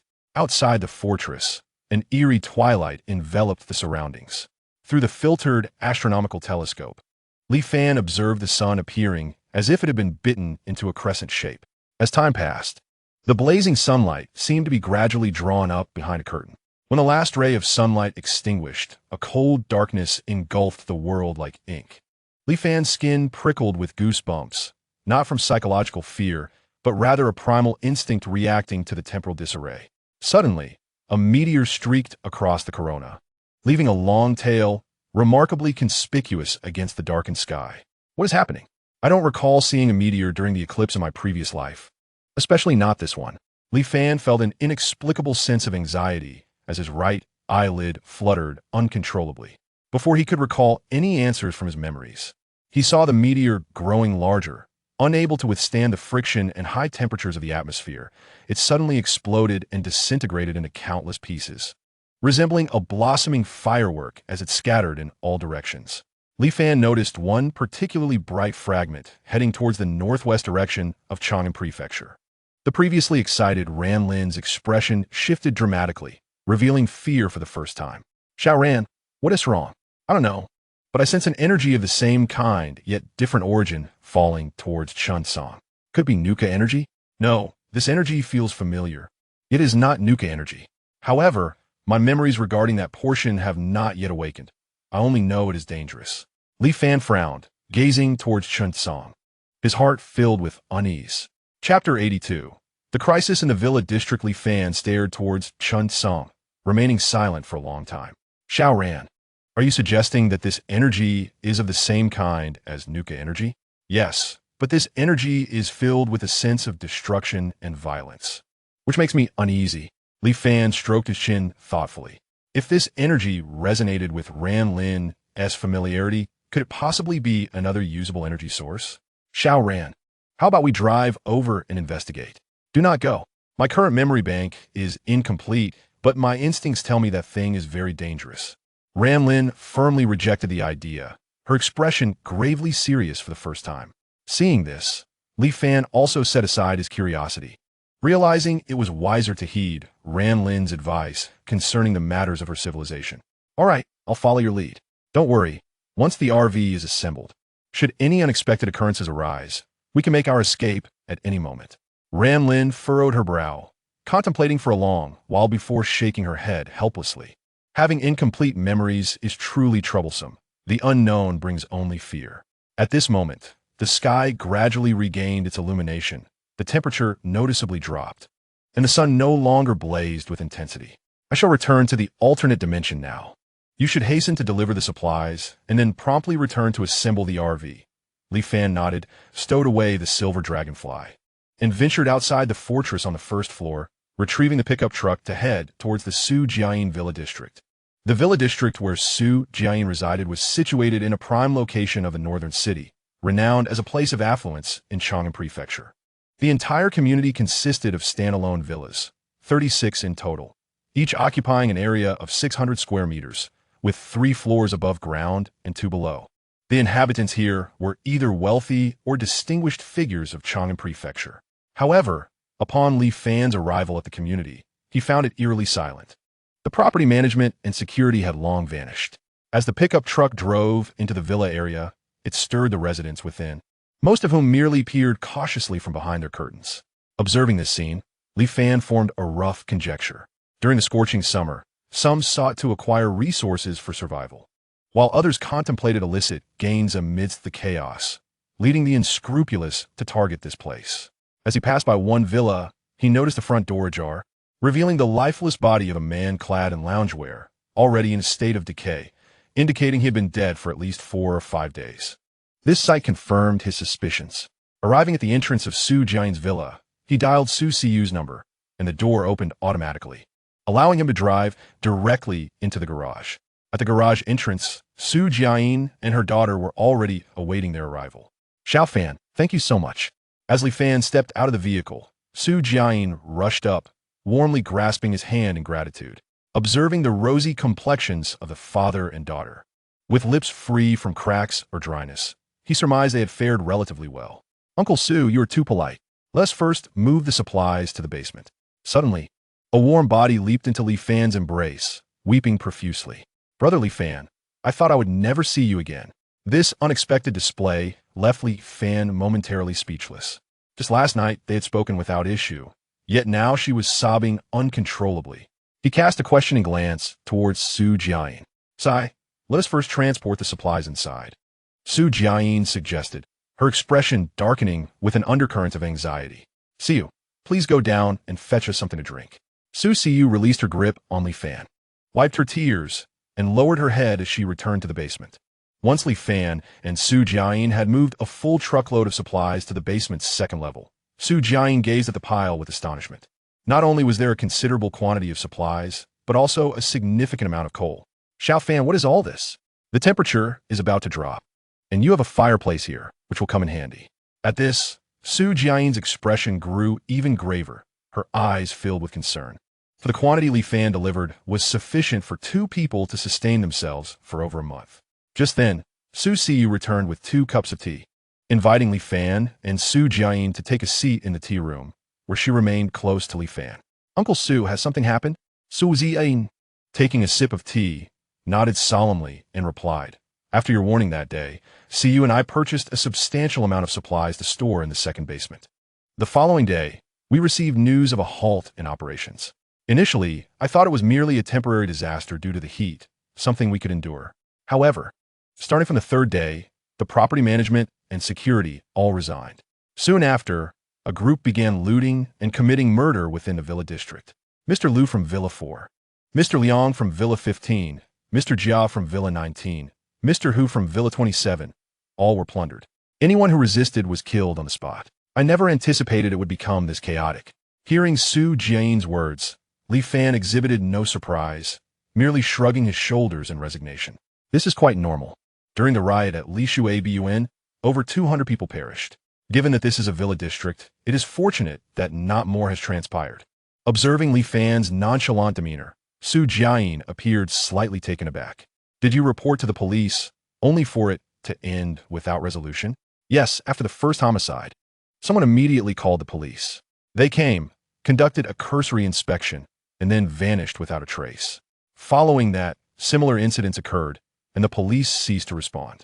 Of course, they are currently overwhelmed with suppressing large-scale unrest and ensuring the smooth distribution of resources.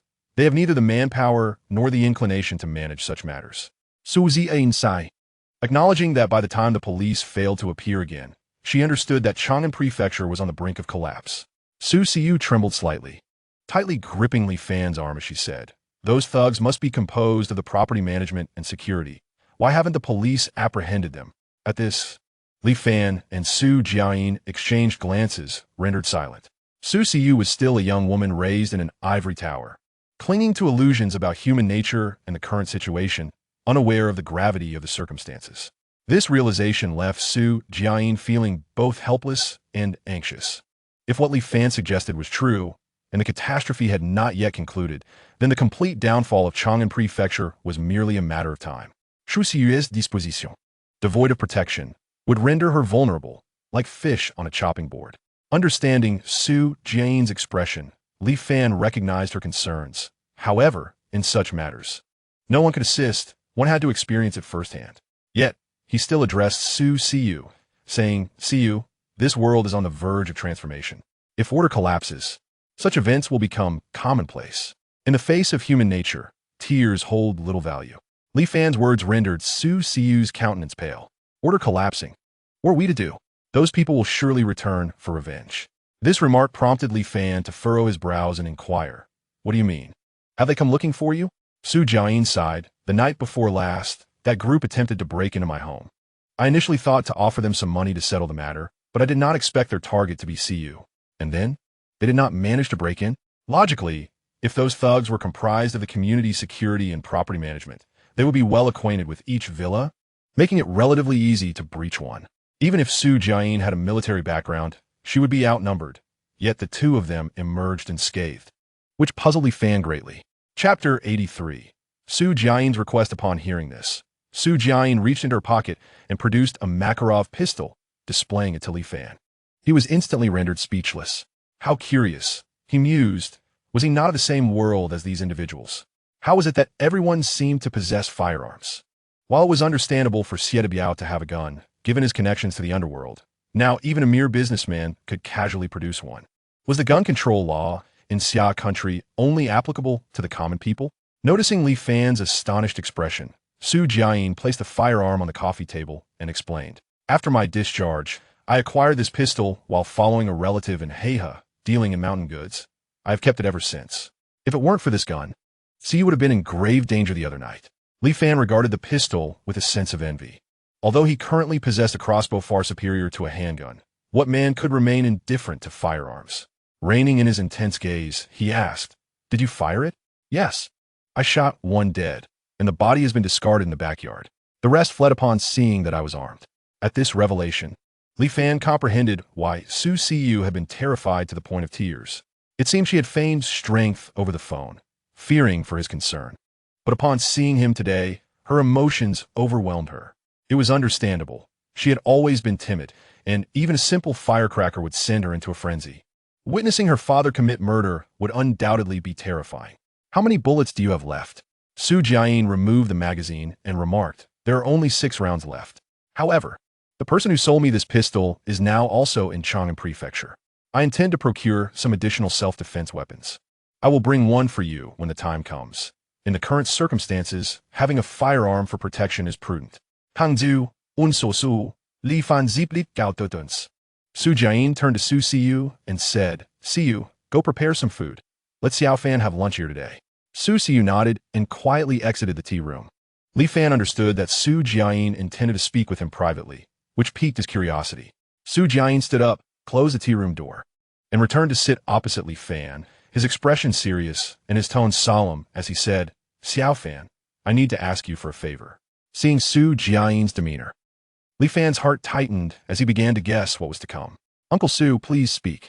Su Jiayin took a deep breath and said gravely, "Xiao Fan, if one day I were to meet misfortune, I implore you to ensure Siyu's safety."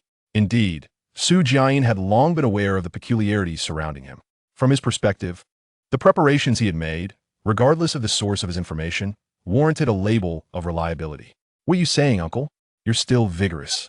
Do not speak such disheartening words. Xiao Fan, you cannot fathom the scale of that group now. Initially, there were just over 20 security guards, but they have now formed a considerable force of around 60 to 70 individuals. They have taken Villa 3136 as their stronghold. I fear for my safety, and Siyu's fate would be dire. This child has never faced hardship. She is gentle and kind by nature. In this environment, such traits could prove fatal. Thus, I beseech you to promise me that if there comes a day when I can no longer protect her, you will safeguard Siyu." Upon hearing this, Li Fan felt a wave of pressure. In truth, he did not wish to abandon the two of them. However, he understood that neither was suited to accompany him on a perilous journey. One was nearing 50, and the other possessed a delicate disposition. Their best course of action was to reach the Jiuquan safe base before the outbreak of the zombies, which was the most orderly and least threatened place amidst the apocalypse. He still had several dangerous ventures to undertake and vendettas to settle, which would undoubtedly be fraught with peril. The tea room fell into silence for a moment, and, ultimately, Li Fan sighed deeply. "Uncle Su, I can only say that if such a day were to arrive, I will do my utmost to protect Siyu, provided the circumstances allow. However, you know that if the situation deteriorates further, I may not be able to ensure her safety." Hearing Li Fan's response, Su Jiayin felt a sense of reassurance, and a gentle smile graced his face. He then retrieved an old satellite phone from a nearby bookshelf and handed it to Li Fan. "This is a civilian satellite phone. Take one for communication in case of a disruption." Li Fan could not help but admire Su Jiayin's foresight, predicting a complete power failure and communication blackout 10 days ahead. No wonder he had managed to survive so well until the outbreak in his previous life. Su Jiayin, observing Li Fan take the phone, felt assured that his daughter's future was secure.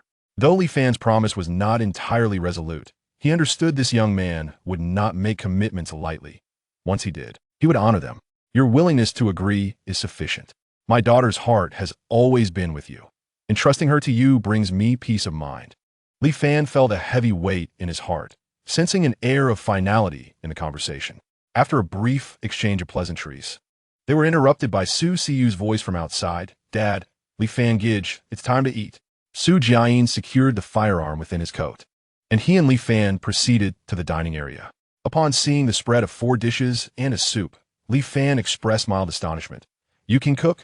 Su Siyu wrinkled her delicate nose and replied, I learned to cook long ago. It was just that I never had the opportunity to showcase my skills with a housekeeper around. Li Fan gave her a thumbs up, showering her with praise. Soon, the 3 of them took their seats, enjoying their meal while engaging in light conversation. Meanwhile, in the living room of Villa 32 at the back of the villa area, 4 shirtless men gathered around a mahjong table. At that moment, a young man with bleached hair entered, approaching a man adorned with a dragon tattoo on his chest, saying, Big brother, a large pickup just entered Villa 20, and it seems there are plenty of supplies on board. The man addressed as Big Brother, Ren Chunlei, was the leader of the security team. During the sweltering heat, he learned from a relative that the police would not intervene in murders, awakening a sense of opportunity within him. He incited his fellow guards to join him in looting, discovering that no law enforcement pursued them, which emboldened him further. After several successful heists yielding significant treasures, he grew dissatisfied with mere material gain. As the saying goes, in times of abundance, desires emerge. They proceeded to raid several villas, capturing attractive, wealthy women to satisfy their carnal pleasures. Once lowly individuals, they now reveled in dominance over those they once served, experiencing a dual thrill of physical and psychological gratification. Ultimately, he set his sights on Su Siyu, having dreamt countless times of her beauty and grace. This fortuitous opportunity could not be missed, yet he had not anticipated Su Jiayin possessing a firearm, resulting in the death of one of their own. It left him feeling like a fox confronted by a hedgehog, unable to strike. Chapter 84. Roadside robbery. Ren Chunlei tossed the mahjong tile aside and inquired of the young man, Did you see who drove the car? No. The pickup entered the villa courtyard and went straight into the garage. At this moment, a lean, dark-skinned man seated to Ren Chunlei's left remarked, Big brother. Su Jiayin is not to be trifled with. He has a gun. Perhaps we should let this go. We have women and money. Why engage in a direct confrontation?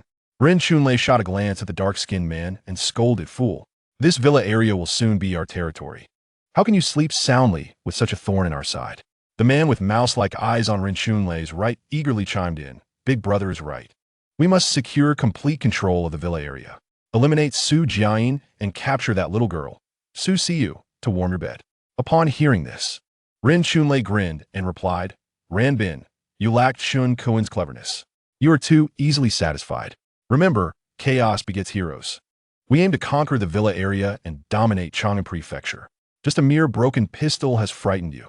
How will you establish your reign? Despite his limited education, Ren Chunlei had heard many stories of self-made triumphs, such as Liu Bang slaying the White Snake and discussing heroes over wine. He believed the current environment was tailor-made for his ambition, and he too wanted to achieve great feats. Across from Ren Chunlei sat Liu In, a middle-aged man with glasses, fair complexion, and a scholarly demeanor. He was the highest educated among them, serving as the brains of the group. At this moment, he adjusted his glasses and said, Big brother, I have a plan to take down Su Jiayin without bloodshed. Ren Chunlei perked up at this, asking, Oh, do tell. Consider this, big brother. Supplies are scarce, and despite the temperature dropping, it remains over 40 degrees. Anyone willing to deliver supplies to Su Jiayin in such weather is likely closely related to him, possibly a family member. If we can capture this person as a hostage, we could demand Su Jiayin disarm. The opportunity will present itself. However, Su Jiayin is not a fool. What if he refuses to surrender his gun? Our objective is not to force him to hand over his weapon, but rather to instill a sense of caution in him, making him hesitate to fire indiscriminately. Once that is achieved, we can breach the villa and eliminate. Upon hearing this, Rin Chunlei's eyes gleamed with excitement as he slammed his hand on the table, exclaiming, "Damn it, you scholars are clever. Let's proceed with the plan. Those upstairs, stop dawdling, it's time to get to work." His voice echoed throughout the villa, prompting over a dozen bare-chested men to emerge from the 4 bedrooms on the 2nd floor, some still putting on their trousers, others yawning.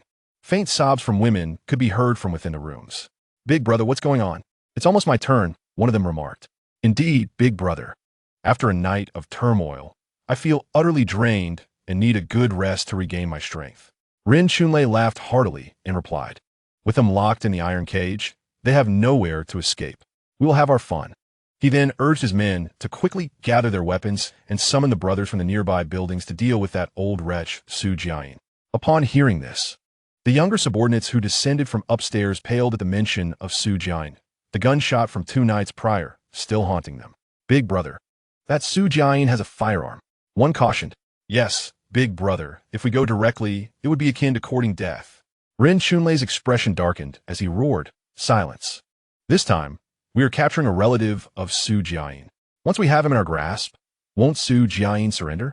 Hearing that the plan was to capture someone rather than assault Su Jiayin, the crowd regained their confidence. Each man found a suitable weapon in the villa, and, following Rin Chunlei, they hastily made their way toward the entrance of the villa area. Meanwhile, Li Fan remained unaware that he was being targeted. After finishing dinner at Su Jiayin's home, he prepared to leave. As he drove his Fueliner P4XL pickup out of the community and onto an overpass, his tactical helmet issued a warning. "Warning, 64 life forms in the vicinity exhibit hostile intent. Located 197 meters to the left front." Startled by the alert, Li Fan slammed on the brakes, wondering who had appeared out of nowhere. Were they bandits lying in wait for him? It was unlikely they were Xiedebiao's men, as he was currently in the western suburbs, over an hour's journey away. If such a large group had been tracking him from the fortress, they would not have been able to conceal themselves. Thus, they must belong to some local faction. Stopping the vehicle at this distance, rather than charging straight at him, indicated they did not want to damage his pickup, a precious asset given that he only had a handful of luxury cars left in his alternate space, having recently lost a Hummer H2.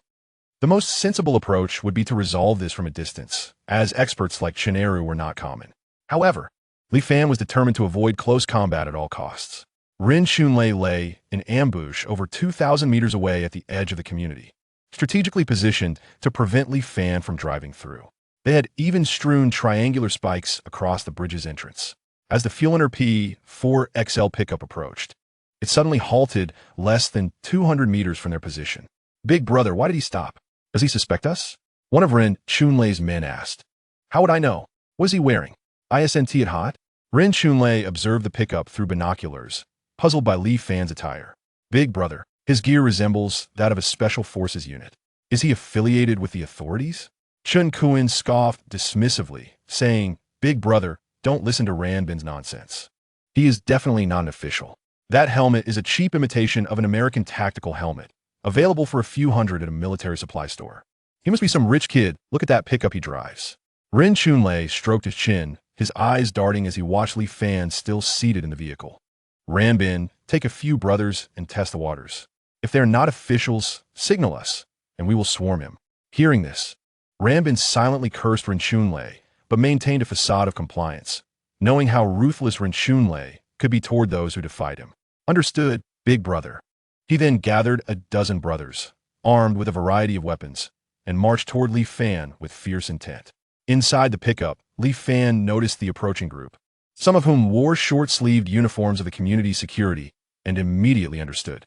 These were the thugs Su Jiayin had mentioned who occupied the villas behind the community. Chapter 85. Run. Seeing the group of over a dozen men, Li Fan leaped from a vehicle, standing in front of it with a crossbow in hand. He did not rush to attack, as he sensed there were still dozens hidden behind them, wanting to discern their intentions. Ranbin led his men to a halt 30 meters away from Li Fan, his heart racing at the sight of the crossbow. A subordinate whispered, "Brother Bing, he has a crossbow. What is there to fear? It takes time to reload after each shot. With so many of us, can he handle it?" Ranbin boasted, though he reflexively took a step back, signaling Rin Chunlei behind him. While the crossbow was formidable, its single-shot limitation was a glaring weakness. They were undeterred by Li Fan's weapon, assuming they could easily overpower him. What do you want? Why did you come from Su Jiayin's house? Li Fan immediately grasped that they were reluctant to confront Su Jiayin directly and sought a soft target to use as leverage. Clearly, he was seen as that soft target. Scanning the group, he found no one particularly formidable, just a motley crew, and he did not view them as a significant threat. A few well-placed shots would surely send them scattering. He then calmly inquired, "What do you intend to do?" At that moment, Ren Chunlei stepped forward from the crowd, casting a glance at Li Fan's crossbow with indifference. "Kid, what is your relationship with Su Jiayin?" "Nothing at all. Nothing at all. Yet you bring supplies in this sweltering heat? Are you trying to fool me? Big brother, why waste time? Just take him down. A little pressure, and he LL spill everything." Ren Chunlei nodded confidently and waved his hand to his subordinates, instructing, "Go, but keep him alive." In an instant, the group surged forward like a flock of lambs released from a pen, charging at Li Fan. Seeing the herd of charging lambs, Li Fan could only shake his head in resignation before raising his hand to shoot. Whoosh, whoosh, whoosh. 3 crossbow bolts struck the heads of the frontrunners, resulting in instant kills. The sudden onslaught of 3 deaths caused the advancing crowd to freeze in shock. Though they had killed before, it had always been against ordinary people who trembled in fear or begged for mercy.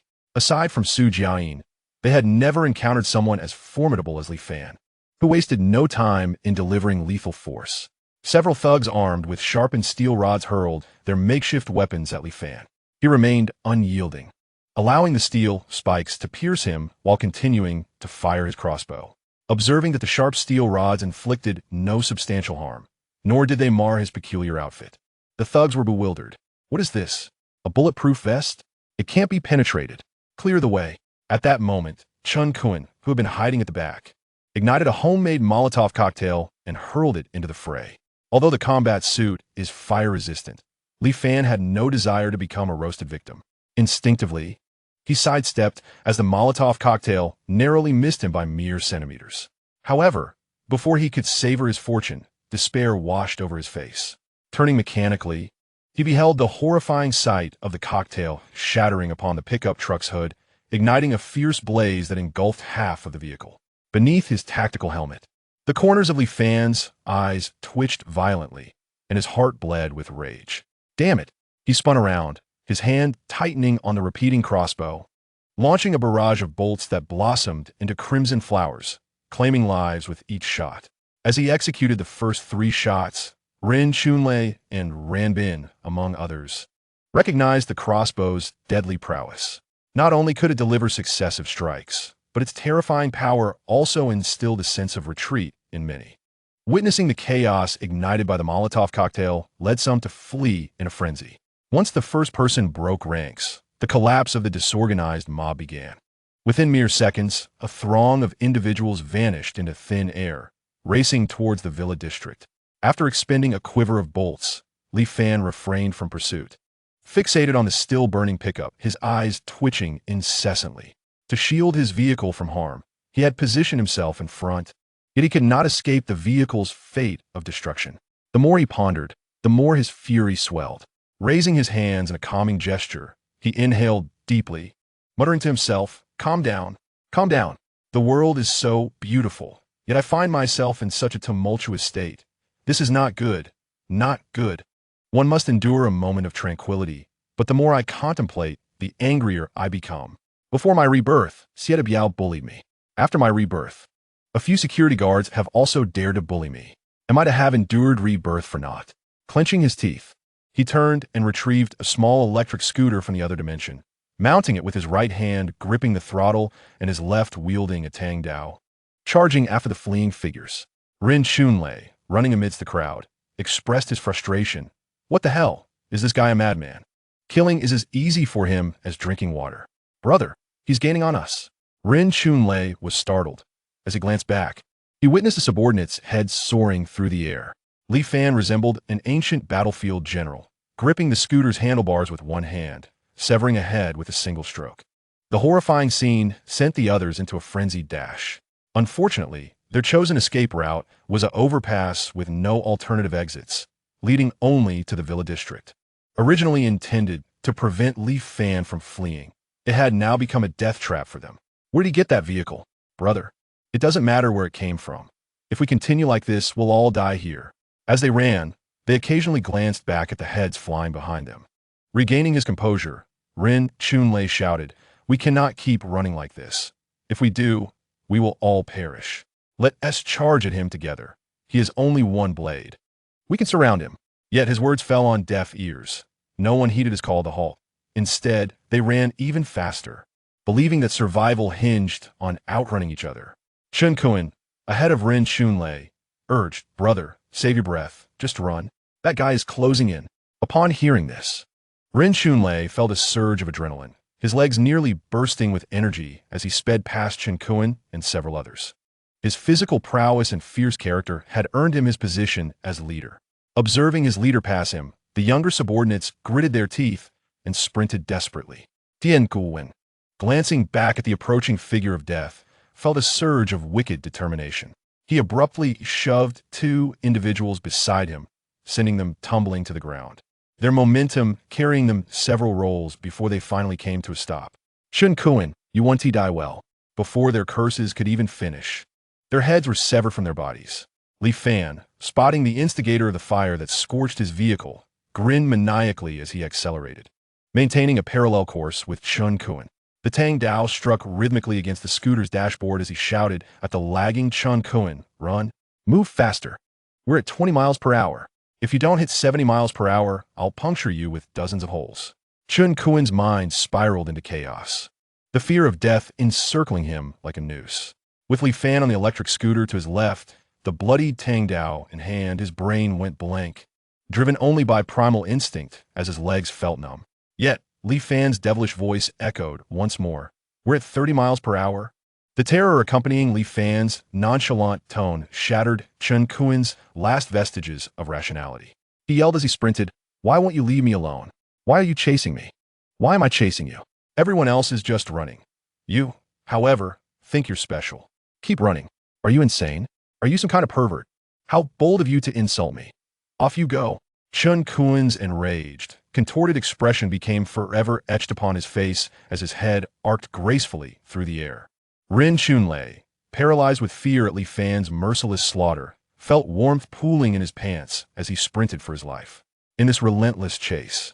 When Rin Chunlei finally reached the entrance of the community, only 18 remained of the original group. Those who had not met their demise at Li Fan's hands had been forced to jump from the high overpass, meeting their end on the ground below. Upon entering the community, Rin Chunlei glanced back at the relentless Li Fan and shouted to his companions, "Split up and run." Without needing further urging, the group scattered like startled rabbits, seeking refuge. Li Fan, perched on his electric scooter at the community entrance, observed the panicked throng with a slight furrow in his brow. Their frantic escape was somewhat disheartening.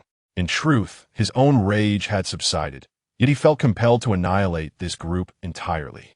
For they were aware that he had pursued them in a vehicle from the overpass, and the sudden appearance of an electric scooter was too suspicious. Although they had not witnessed him conjure the scooter from another dimension, ensuring their silence through death was paramount. Suppressing his anguish, he unleashed 3 silver dragonflies from his helmet, issuing a tracking command. Before long, the 3D projection displayed the hiding spots of the 18 individuals. Li Fan rode forth, eliminating them one by one, his actions stirring the residents of the Villa District, who cautiously peered out from behind their curtains, engaging in hushed discussions on their phones. "Did you see that? Rin Chunlei's gang is being hunted down by a single person on an electric scooter. I saw it too. It's like slaughtering chickens. Finally, they've met their match. Well done, those brutes. I wonder if my sister and the others are still alive?" Li Fan, indifferent to the onlookers, continued his pursuit until only 3 remained. Hiding within Villa number 32, their door firmly locked. Utilizing the biological magnetic imaging feature of his tactical goggles, he observed that 21 individuals were inside. 3 on the first floor, 10 on the second, and 8 on the third. This revelation caused Li Fan to frown slightly.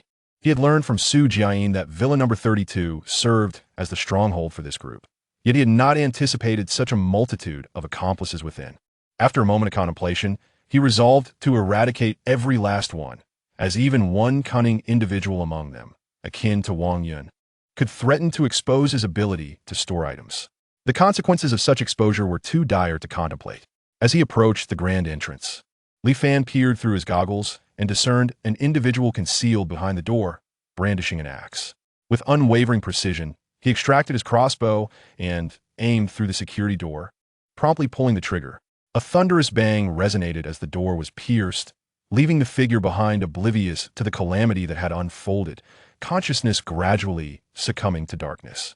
The fire axe clattered to the ground as the person crumpled lifelessly. Rin Chunlei, startled by the scene, let out a piercing scream and scrambled up the stairs to the second floor. Meanwhile, Lewin hastily retreated a few steps, his heart brimming with disdain as he observed the terrified Rin Chunlei.